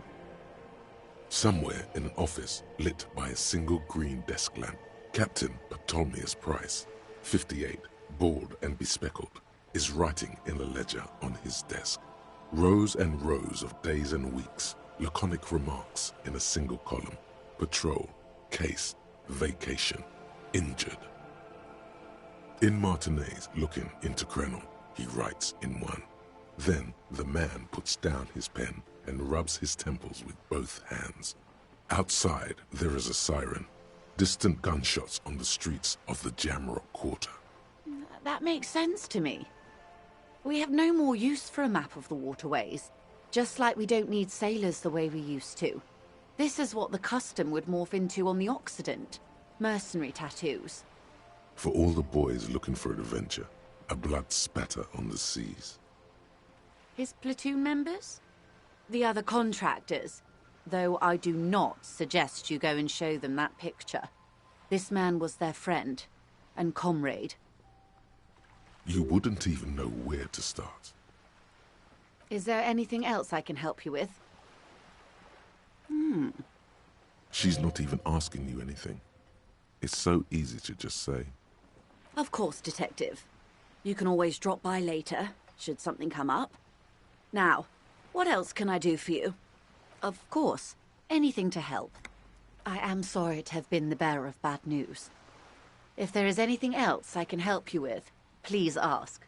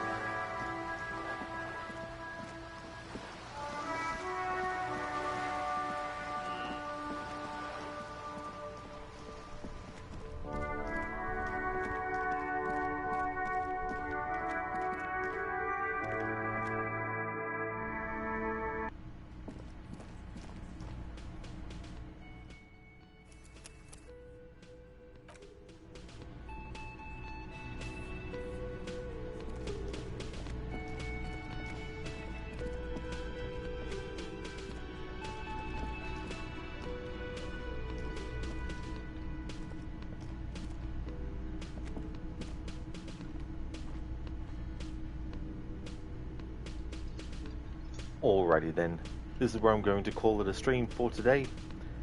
want to thank everyone so much for watching. The next stream you'll see from me will be this again. If you see me streaming it again, then you know it's my Sunday stream of it. I hope that everyone has a great rest of your day. Before I end the stream, I'd like to give some shout outs to some other streamers I'd like to recommend. And we're going to go and raid out to Maria Tail, who's doing a playthrough of Resident Evil 2 Remake. Oh yeah, Gabrielle, that's no worries at all for the stream. I hope that you have a good one too. No worries, Sheila, for the stream either.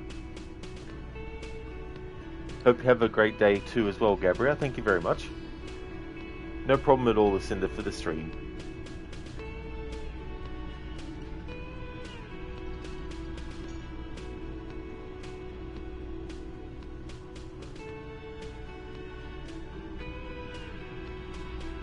Oh, no problem at all, Oliver, for the stream.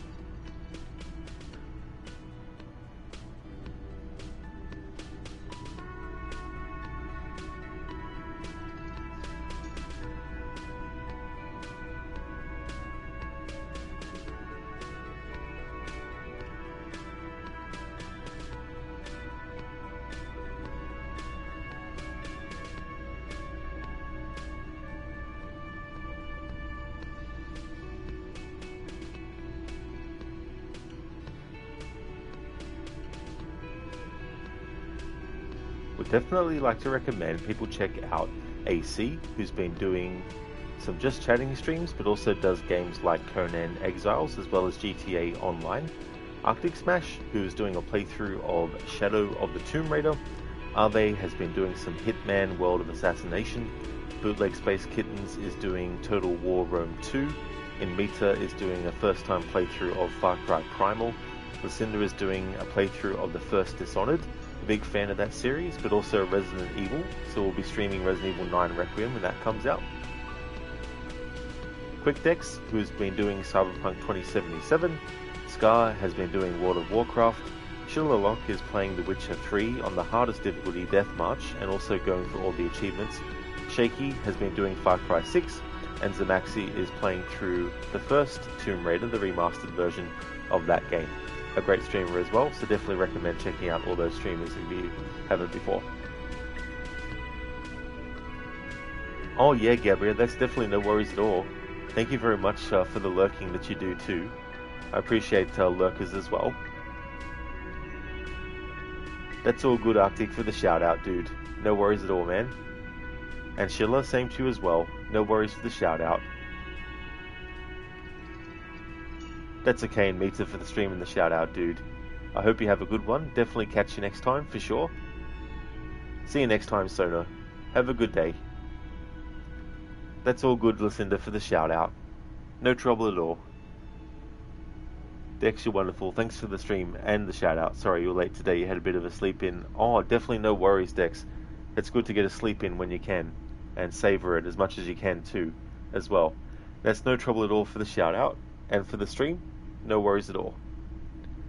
Oh, nice, Arctic. You added the video. Very, very cool. Yeah.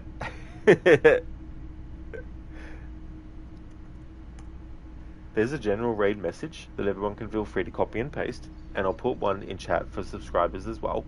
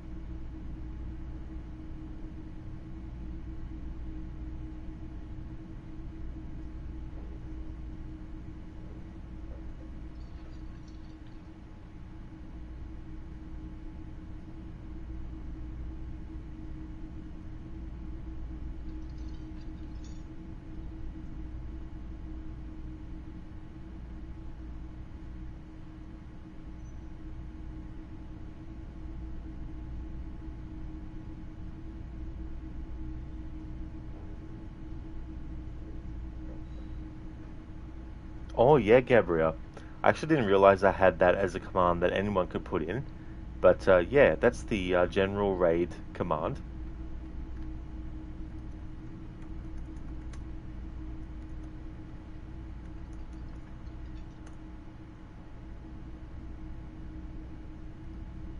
Thank you once again, everyone, for watching the stream. On Monday, I'll be getting back to Assassin's Creed Syndicate to continue the playthrough on that. I may end up finishing this game tomorrow. We'll just have to wait and see. But if I do, then I'll work out what game will replace this for the Thursday through to Sunday. Hope that everyone has a good rest of your day, and catch you next time.